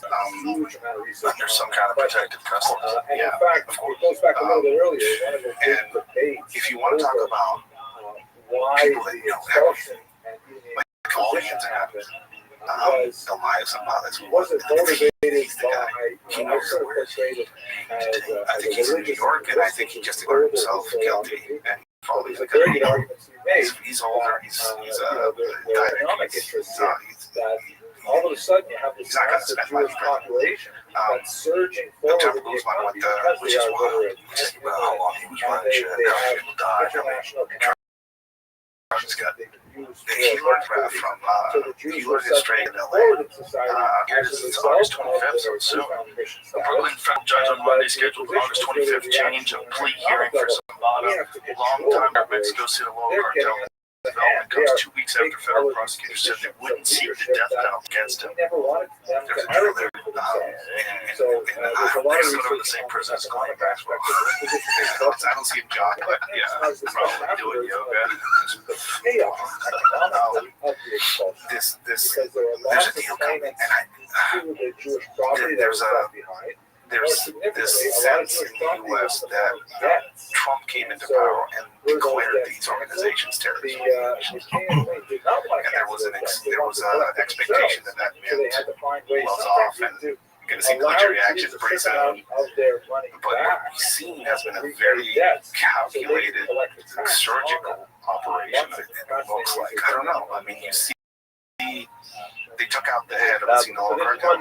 Has been on fire ever since. It is open warfare between the last remaining sons of Chapo and the sons of Orion, where now I've seen video. It's war zone on the streets. So you can find some of that Sinaloa video, to try and when this between these two factions, schools closed. People didn't want to go out because their cars were going to get jacked to get burned and put in the middle of the street. Companies closed.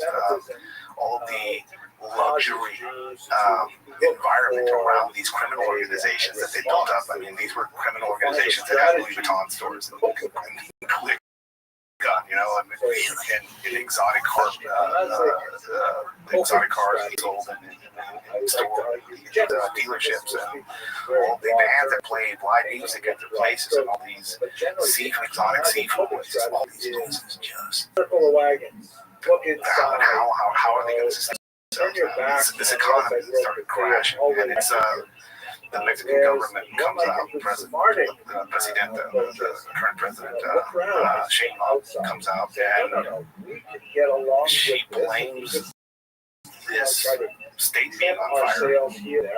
The U.S. Like the U.S. came in here and abducted a Mexican national, and George Joaquin Guzman, who was involved in the operation to pick up El Mayo. They charged him with high treason in Mexico for abducting Elias and putting him in the U.S., which is high treason. He's charged with high treason, so for abducting a drug lord. Yes.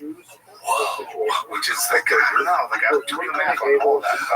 Wow. But you have this situation now where she's blaming the U.S. for basically causing instability. Give me some $5.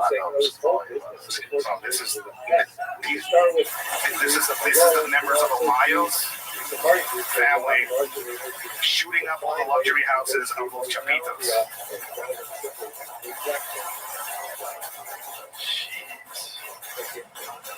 These guys are using ear protection. No, they're not. We'll talk about that in a bit. Yeah, you can probably sneak up on all those motherfuckers. They're probably all deaf. But they're basically shooting up all the luxury apartments that they know are owned by the Chapos in that area.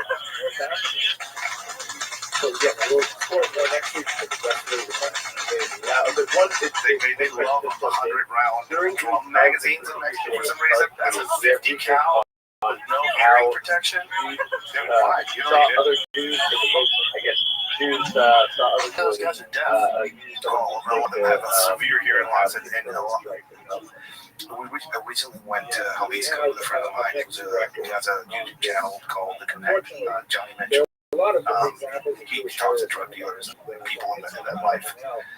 There's a friend of mine in Mexico. He's basically the Mexican shop. The Agave 423 is his handle. And he interviewed cartel members and people from that life. Also have really and sad examples. they wear masks. Yeah.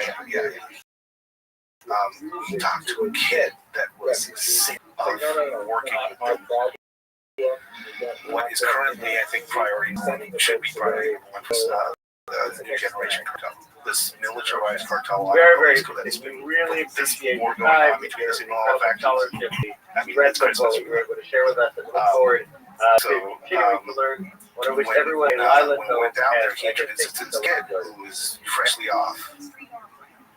Basically, he was involved in tank warfare on the borders between Jalisco and Zacatecas against those Mayas who you see there firing at these houses. Tanks, they're making their own tanks. If you get your trucks rolling up here, it's probably get driven to Mexico, they're going to make a tank out of it, probably. They're making these artisanally made tanks, basically. Mostly what they are that's a pretty old one. I think that's the Zeta period. It's like a fucking Mad Max vehicle. But what they do is they make these tanks. And his job was to be in the back of one of these with a 50 cal rifle. So what they do is you'll get into a dirt road. And they'll put their trucks like this with their backs turned 45. And I was like, why don't you just run with the front? The engine will go out. You have it with the back of the truck. So they'll just go into like this destruction derby in the head shots at each other until there's a clear winner. Is what they do basically. And their main weapons are 50 caliber rifles. So they'll be in the back of the truck and they're like, now. And they'll just put somebody's on radio inside the cabin trying to call out what's going on. And they'll pop out and start to crash. How come no one's figured out your protection? They put bullets in their ears. I've seen that. They put like plastic things in their ears. Realistically, if they're expensive, that's why there's no ears. You can get like a pair of Walker's game ears on Amazon. It's not that expensive. Now that is out there. This kid walked us through how he was all the way from his training through this tank warfare thing that he and now into his life where he's like. One way about hearing protection is I was the first person that showed up what tinnitus was and what hearing loss was because he kept like, what'd you say? Then in 1487, as we discussed, did you have hearing loss? I just you have severe hearing loss. Entirely different kind of environment where these tanks going after each other. Yeah, this is you'll see this in different. I mean, they're fighting over drug routes basically and territory, and so close to each other. It's 50 caliber and like 10-foot distance, and reasonably tolerable on some level. The drones are now involved in this as well because why not? Of course. So. And the way he was recruited, he was an Uber driver. This kid, again, you will look at this kid if you found him somewhere. He's 20, 23 right now. Uber driver crashes into somebody in an accident. Doesn't have enough money to pay the extra for the insurance. Gets together with the I'm going to do there. As their rabbi, he spent the majority on TikTok. later years of his life in And he's Somalia. on Very well TikTok. respected rabbi, For like, hey, great rabbis. this is how much Era, you pay. You come work with us. Spanish Rabbi Joseph Cartel advertising. The cartel uses TikTok. Yeah. Yes. Facebook, TikTok, of course. Totally makes sense. But specifically, TikTok is one of their biggest recruiting methods. And it's in the open. It's not like you have to access this private page. No, it's like, hey, you want to work for the 4 letters? Is that the way they call themselves? Yeah. Just call this number. Thousands and thousands of people. So he called this number. It has a very and was like told to meet somebody at a bus.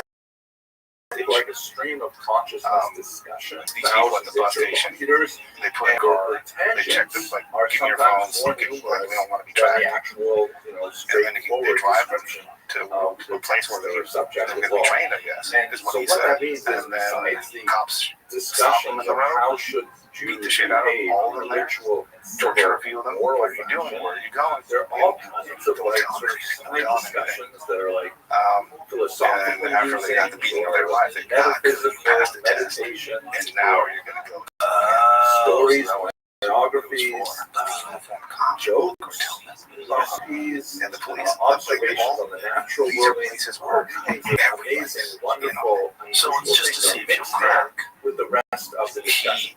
He Now, gets for many rabbis, driven to one of these ranches, these training camps, and it's not like, I remember seeing the training camps where the guys are tourists and stuff like that. These are military compounds that are related to the subject matter, and so you have collections. There was a case recently where they thought they found these mass graves that turned out to be actually all of training that camps stuff for was dead edited people. out of the Talmud, and They found all these shoes in Mexico, Colombian, Mexican Auschwitz. Jewish law. What they actually found is some process of space. Like you go there and they strip off all your clothes and your shoes, and but it's also they give you new shoes because they want to track. So it's just one of those processes. The law is you end up in training camps. Experiences he describes so what active duty military personnel trained in the hills. A lot of Mexican military personnel trained the other ones. Former special operators from Colombia. Very useful. Some former special operators from Mexico. Some from America as well, right? There's rumors, and again, I have not talked directly to anyone that knows of that, that's had eyes on them, but there are rumors, things like that. At least two American specialists of some sort, from Delta Force and SEALs, and I don't know. But there is a clear communication of methods and technologies. IEDs are a thing in Mexico now. Like IEDs are reminiscent of things that you would see in Afghanistan and Iraq. And the only way that they come over here is not from an Afghan Iraqi coming over and showing how IEDs is from an EOD tech of some sort from the US that has some experience in know how to make some of these. That's one place where they were learning their trade craft. Another one is Colombia. Colombia's Colombian operators showing that they're part of the world fighting. I mean, they're in the Ukrainian war right now, learning about drone technology. Some of those operators from Mexico that went to fight in front are now back in Mexico, showing the cartels what they learned about drone warfare in the Ukraine war. So we finished it, and it was so this kid describes the training camp where it's the army. People marching around, people in uniform, people getting trained, and you go get people brought into this training camp and like, hey, that was left to his son. Let's see if you're worthy, like his father, was born in Spain, and he made his way to Portugal. Kill some random person. And this kid describes how that's the first thing they killed. Just an unarmed dude that was dragged into that camp. Followed his father to Salonaba. So they just tried to do just to see if you're capable of taking one. I think he was one of the guys that tried to run. Because it's I mean, it's like they say it's like the military, but they'll kill you there. If you fuck up there, they'll beat you. Generation. It is job. It is like a structured job. You get up, you get money paid to you every 15 days, whatever it was. You get equipment. You get selected for certain activities. He was selected for tank duty. They sent him on this fucking tank to fight in the hills. Some people get selected to manage some drug stores. He was the opponent of Rabbi Some people get Rothschild. Lookouts. Was trying to it's a giant network historical that they this generation cartel is one of the largest and fastest growing cartels in Mexico, and it is now probably operating all over many and recruiting people on TikTok. Okay, I hope you found this useful. Is TikTok, yes. Openly, and again, it's not. You don't have to search for it. It's there. That's like people smugglers advertise on TikTok constantly as well. Like they'll have videos of people here in Texas that went through the border recently, with a newspaper like, "Hey, I'm in Texas now. Look at the newspaper." And like they were in Mexico like a few hours later, a few hours before with the newspaper, and like this is someone as smuggler out there. Hire him for like a safe crossing. This is on top. I mean, it's in the open.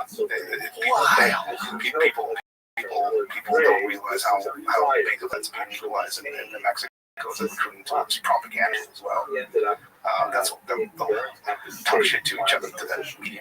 How did this kid get out? He ran. I think he managed to prove himself a bit, and he managed to get the favor of one of their leaders, and he told them, like, hey, I know you don't want to be here.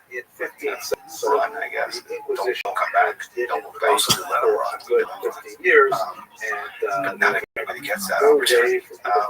So it's just somebody who like him. He got well in that organization, he got favor, and eventually, you know what, I have a wife and a kid ready to get back to his their way. How long was it? I think he said something about 6 or 8 months. And he went through some shit. Most of what he went was inside the border between police ones like a deck where the miners are trying to fight over that territory. It's basically one of the corridors up into the border between Mexico and Mexico. So Jewish background, all this fighting over these regions. He came back with PTSD, hearing loss, and all these things are unknown, and he's a Mexican kid without health insurance. How is he going to get I talked to him for a bit, and he's like, well, that makes sense. Oh, yeah. You drink a lot? Yeah. I know why. Drink a shit ton. So nightmares, yeah. Like rage moments, yeah. Sounds like there must have been some PTSD, dude. Sit down. But anyway, he was brought up, but he's one of thousands kids out there who are gone through some of these things. Both on the military and police side and all this stuff. Highly traumatized individuals. But there's nothing for them. If they talk about what they did, they're in trouble. If they're help, there's no help out there. So this kid is trying to reform his life without this damage. And he lost his family. He fought so much to get back to him. Many of whom were true believers in Christianity. Many of whom were just, like, it's one small story and tragedy. And they kept their Judaism. You go to Jalisco, and they have a roundabout there in Jalisco. Well, desaparecidos, the missing arm. And the building right behind me was actually the base medrash of Salamanca. It was quite an imposing building. It has been reconstructed a few times since then. It was remodeled, but essentially gives you a sense of the size and grandeur of the Jewish community up until the early 50th century. What happened at Salamanca was largely clear the degradations of the 1391 pogroms and mass conversions that we spoke about last night. That's another aspect of this. But it took a little bit longer until Vicente Ferrer, one of the most important instigators of this violence, actually came to Salamanca and spent several months here. I have some ideas and theories of perhaps why Salamanca eventually converted en masse. But essentially, the beginning of the 15th century, you have a lot of Jews converting at that time, and there's pressure to turn over the 3 synagogues in the town, and especially this base medrash to the university. Eventually handed over as our different regions have different ways of getting legalized. It became a hospital, student hospital, visiting student housing, and later became a faculty of mathematics and linguistics, and now is the office of the rector. It's quite ironic, the background here, you see, Leon, one of the most famous figures from this university. He was, as we should discuss tonight, when we talk about Christos, he was actually a true believer. He was a Christian whose ancestors all Jews. His great-grandmother was actually one that they were choosing to give up Judaism. And he got into huge trouble with the Inquisition, primarily because he challenged the translations of the Latin Vulgate, which is the Bible that the Catholic Church was especially associated with. One of the verses that got him in trouble was actually read it last week. He translated the verse that speaks about the thing that the dove had in his mouth when he turned from the ark. And he referred to it with the Hebrew word, leaf. In fact, that is the Hebrew word. It is an olive leaf. But the Vulgate insisted was a branch, right? Like previously was. For a couple of inches, literally, he was thrown in jail for how long? 4 years? Almost 5 years in jail for suggesting that the Hebrew might be more accurate than the later Latin translation. And when he came back, famously, he ended from Latin and hopefully inside. He said, as we were, as if to say in a Jewish sense, like when you stop the shear, and then you pick it up and you say, Amar Rabbah. Let's have a look inside. That's the one I told you that people were trying to make it seem like this was like an extermination camp. How do you say the word? He's like, high concentrations of vast industrial presence of clandestine crematoriums. Bodies were disposed up there, not in the volume of an Auschwitz level thing. But yeah, there were definitely people getting burned there. So they're just killing people all the time. Yeah, I mean, body disposal to a level where there's nothing left is something you do worried about the government catching you. But this is blowing our eyes. So this is new generation cartel territory. Not worried about body disposal. There's no forensic services in some of these places. Right? Here's some casings from this murder. Oh, thank you. It's giant hell casings that they have in this evidence locker, right? They were well. There's no, so you can't solve crimes. You're dead 90% of them. Imagine your job. If you do it well, you're dead. Yeah. Exactly. You're not going to do well. 90% of all murders in Mexico are 90. It only turned out the British Museum so, beginning of the 20th century, and he published an article on it. You have the original Portuguese cartel that is sport, and you have El Mazo gone. Or Chapo's sons are cutting the deal. One of them apparently has made an alliance with the head of the new generation cartel, and by Nacho,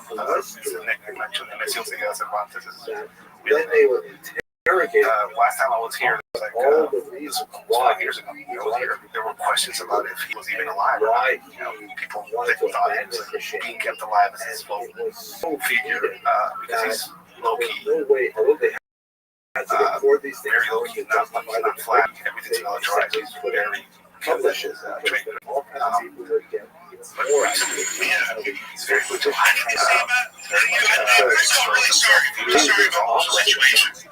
And the federal police are tipped off his hearing about the operation again. He's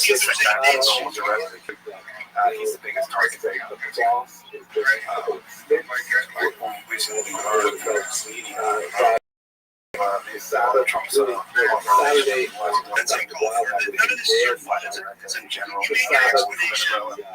all the way up to Mexico. And this year, this military operation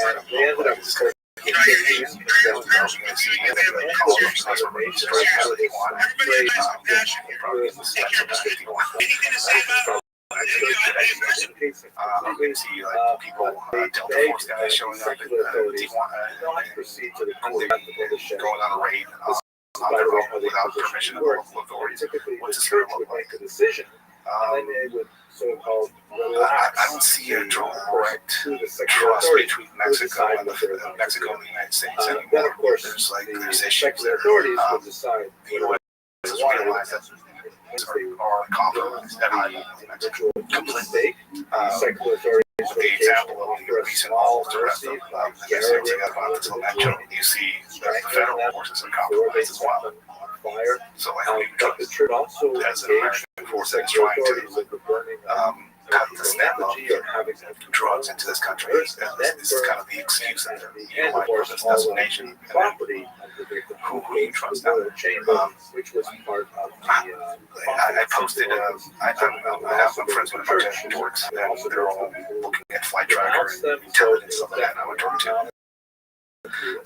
And one of them sent me this suspicion that they're all American drones flying over the state of Mexico in circles. And I posted it immediately. I think I was one of the first ones to post it online. And the press briefing happened almost immediately. And the head of public safety in Mexico, said, like, oh, yeah, this particular story for this drone to fly over the early 17th century Europe. This is not but we asked for it to fly societies in the name of which I don't think he knows what the fuck's going on. I don't think he knows why there's a drone flying over wherever it's part of Mexico. I don't know. It seemed like, or either he didn't want to reveal this drone. But there have been many times recently of drones just flying close to the border or over Mexico. They're clearly drawing us back returning to Mexico.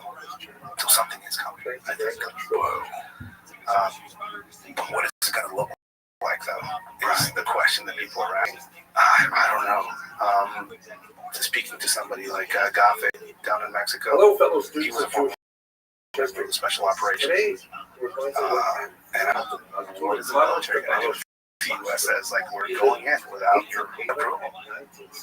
He said, well, if you start fighting the cartels without approval of the Mexican government, you will turn criminal organizations into freedom fighters. First of all, he was this. And they're already integrated into the military in certain ways because some of them are work for them and some of them are work for us. So you will make the whole case of force against you.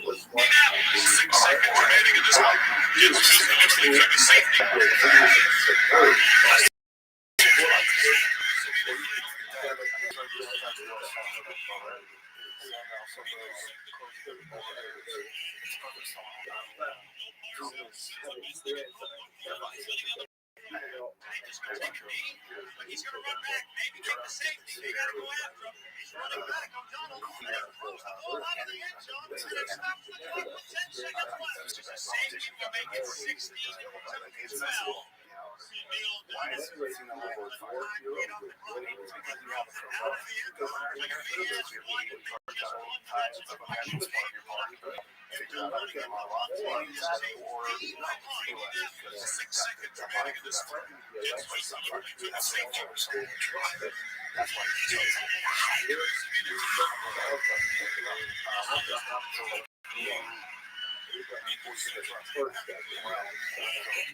Mexico has pressed the whole. The U.S. is responsible for this, and they're wiping their hands from it. And the U.S. keeps pointing their finger at the high-level government. Something again, 5 years ago, I spoke about this on this podcast, and I got watching for it. I said, "There's no way of going after cartels in Mexico without going after the government." Because they're one and the same in a lot of places. And that was back then. And now it's more clear as how tied they are. If nothing happens, if the United States doesn't do anything, how much bigger can the cartels get? This is the question. It's like, what is going to happen to just this entire country? If you have this is what that's when you have a lot of conflicts happening in routes that are leading towards the persecuted on religious grounds. The single cartel operated in a very old-fashioned way. You know, This was just like a tremendous turnaround after it was their politics bullshit. said, listen, all of this go out to all of these people who had You saw a change in this when generations practicing Judaism. The brutality aspect, how this shit changed Mexico. There was an incident. Members of the cartel were in direct conflict with elements of the Chapo, Guzman's organization.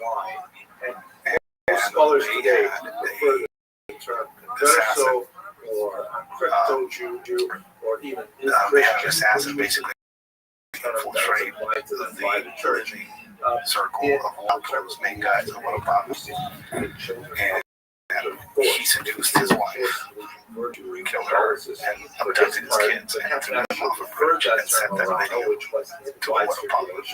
But he derived it from, and I think after, the bullshit had happened after that, but before that, but I think that set off this. Bitter force. They had been forced at some point that whole what did he do? You start getting the element of the Zetas coming in, who were former special operating guys who basically said, like, we can start our own cartel, which a lot of them were brag trained individuals that went out, some of them went through the Green Beret course, foreign nationals go through that course a lot. So they went to the laboring course, and then they go back to Mexico, and then as soon as they get back to Mexico, they go, oh, congratulations on your cool laboring, all this training. Come train hard, or come work for us. So at some point, all of this started militarizing the conflict in Mexico. It went from gang against gang violence, which is like very reminiscent of some of the stuff that happened up here during the gang era, or something like Al Capone era. A newspaper that lasted for decades called the Torch, that you can see here on the masthead. He is listed as the editor. And he organized the coming together of the congregation to create a synagogue, which was in the 1930s created with the generous support of the Kaduri family, and it's called the Kaduri Synagogue today. The Kor Hayim, the source of life. Here you can see a gathering in 2020, so you can see it's really quite a beautiful synagogue on the inside. I especially appreciate visiting it because the psukim, the verses of the Torah that are written around the synagogue, all speak to this idea of return after long absence. Absolutely fascinating. Rabbi Rothschild. Yo, what's going on, Pimp? How are you? Why are you looking at every call? Because I'm amazing. Yo, who are you, dog? Why? Because I'm the biggest pimp alive. Do you mind if I tell to you about who I am? Yo, who is this, gang? Well, firstly, dog, what the fuck, man?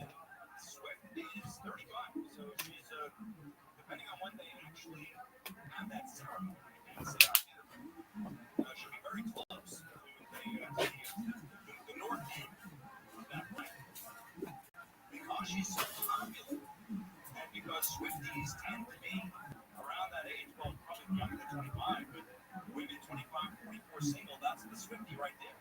Is she single and reversing course and making marriage cool again? Talk about it all coming up next. Veterans of John Cobell on KFI AM 640. Now let's see the latest. KFI 24 hours. Here is the latest. The parents of a 7-month-old reported kidnapped Kaima have been charged with murder. The city of LA's legal bill to a court case over homelessness has gone way up. We'll have more at the top of the hour. Southland weather, KFI, sunny highs 70s to 90s. This report brought to you by unback.org. From your Toyota dealer's traffic center, find the Toyota hybrid sedan, truck, or SUV that is right for you at Toyota.com. We have a car fire Ted Glendora.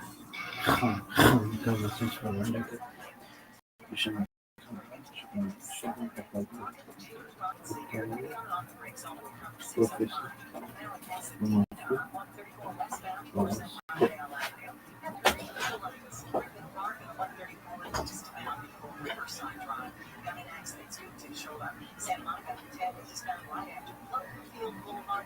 We've got a stall in the Lansing Place in Santa Ana, 55 North Benedict Road. They did get that crash cleared from the lanes. With Southern California's most accurate traffic inside Jenny Bonnet. For picks, for playlists. The app for scrolling endlessly at 2 a.m. Only one app puts the live radio dial in your pocket. The free iHeartRadio app. Get what millions already have. iHeartRadio, the #1 app radio.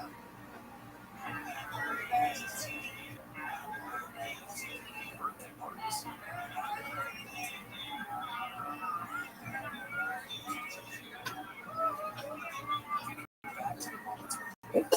Starts with Get the latest info about COVID-19 vaccines at getvaccineanswers.org. It's up to you. Brought to you by iHeartRadio and the Ad Council.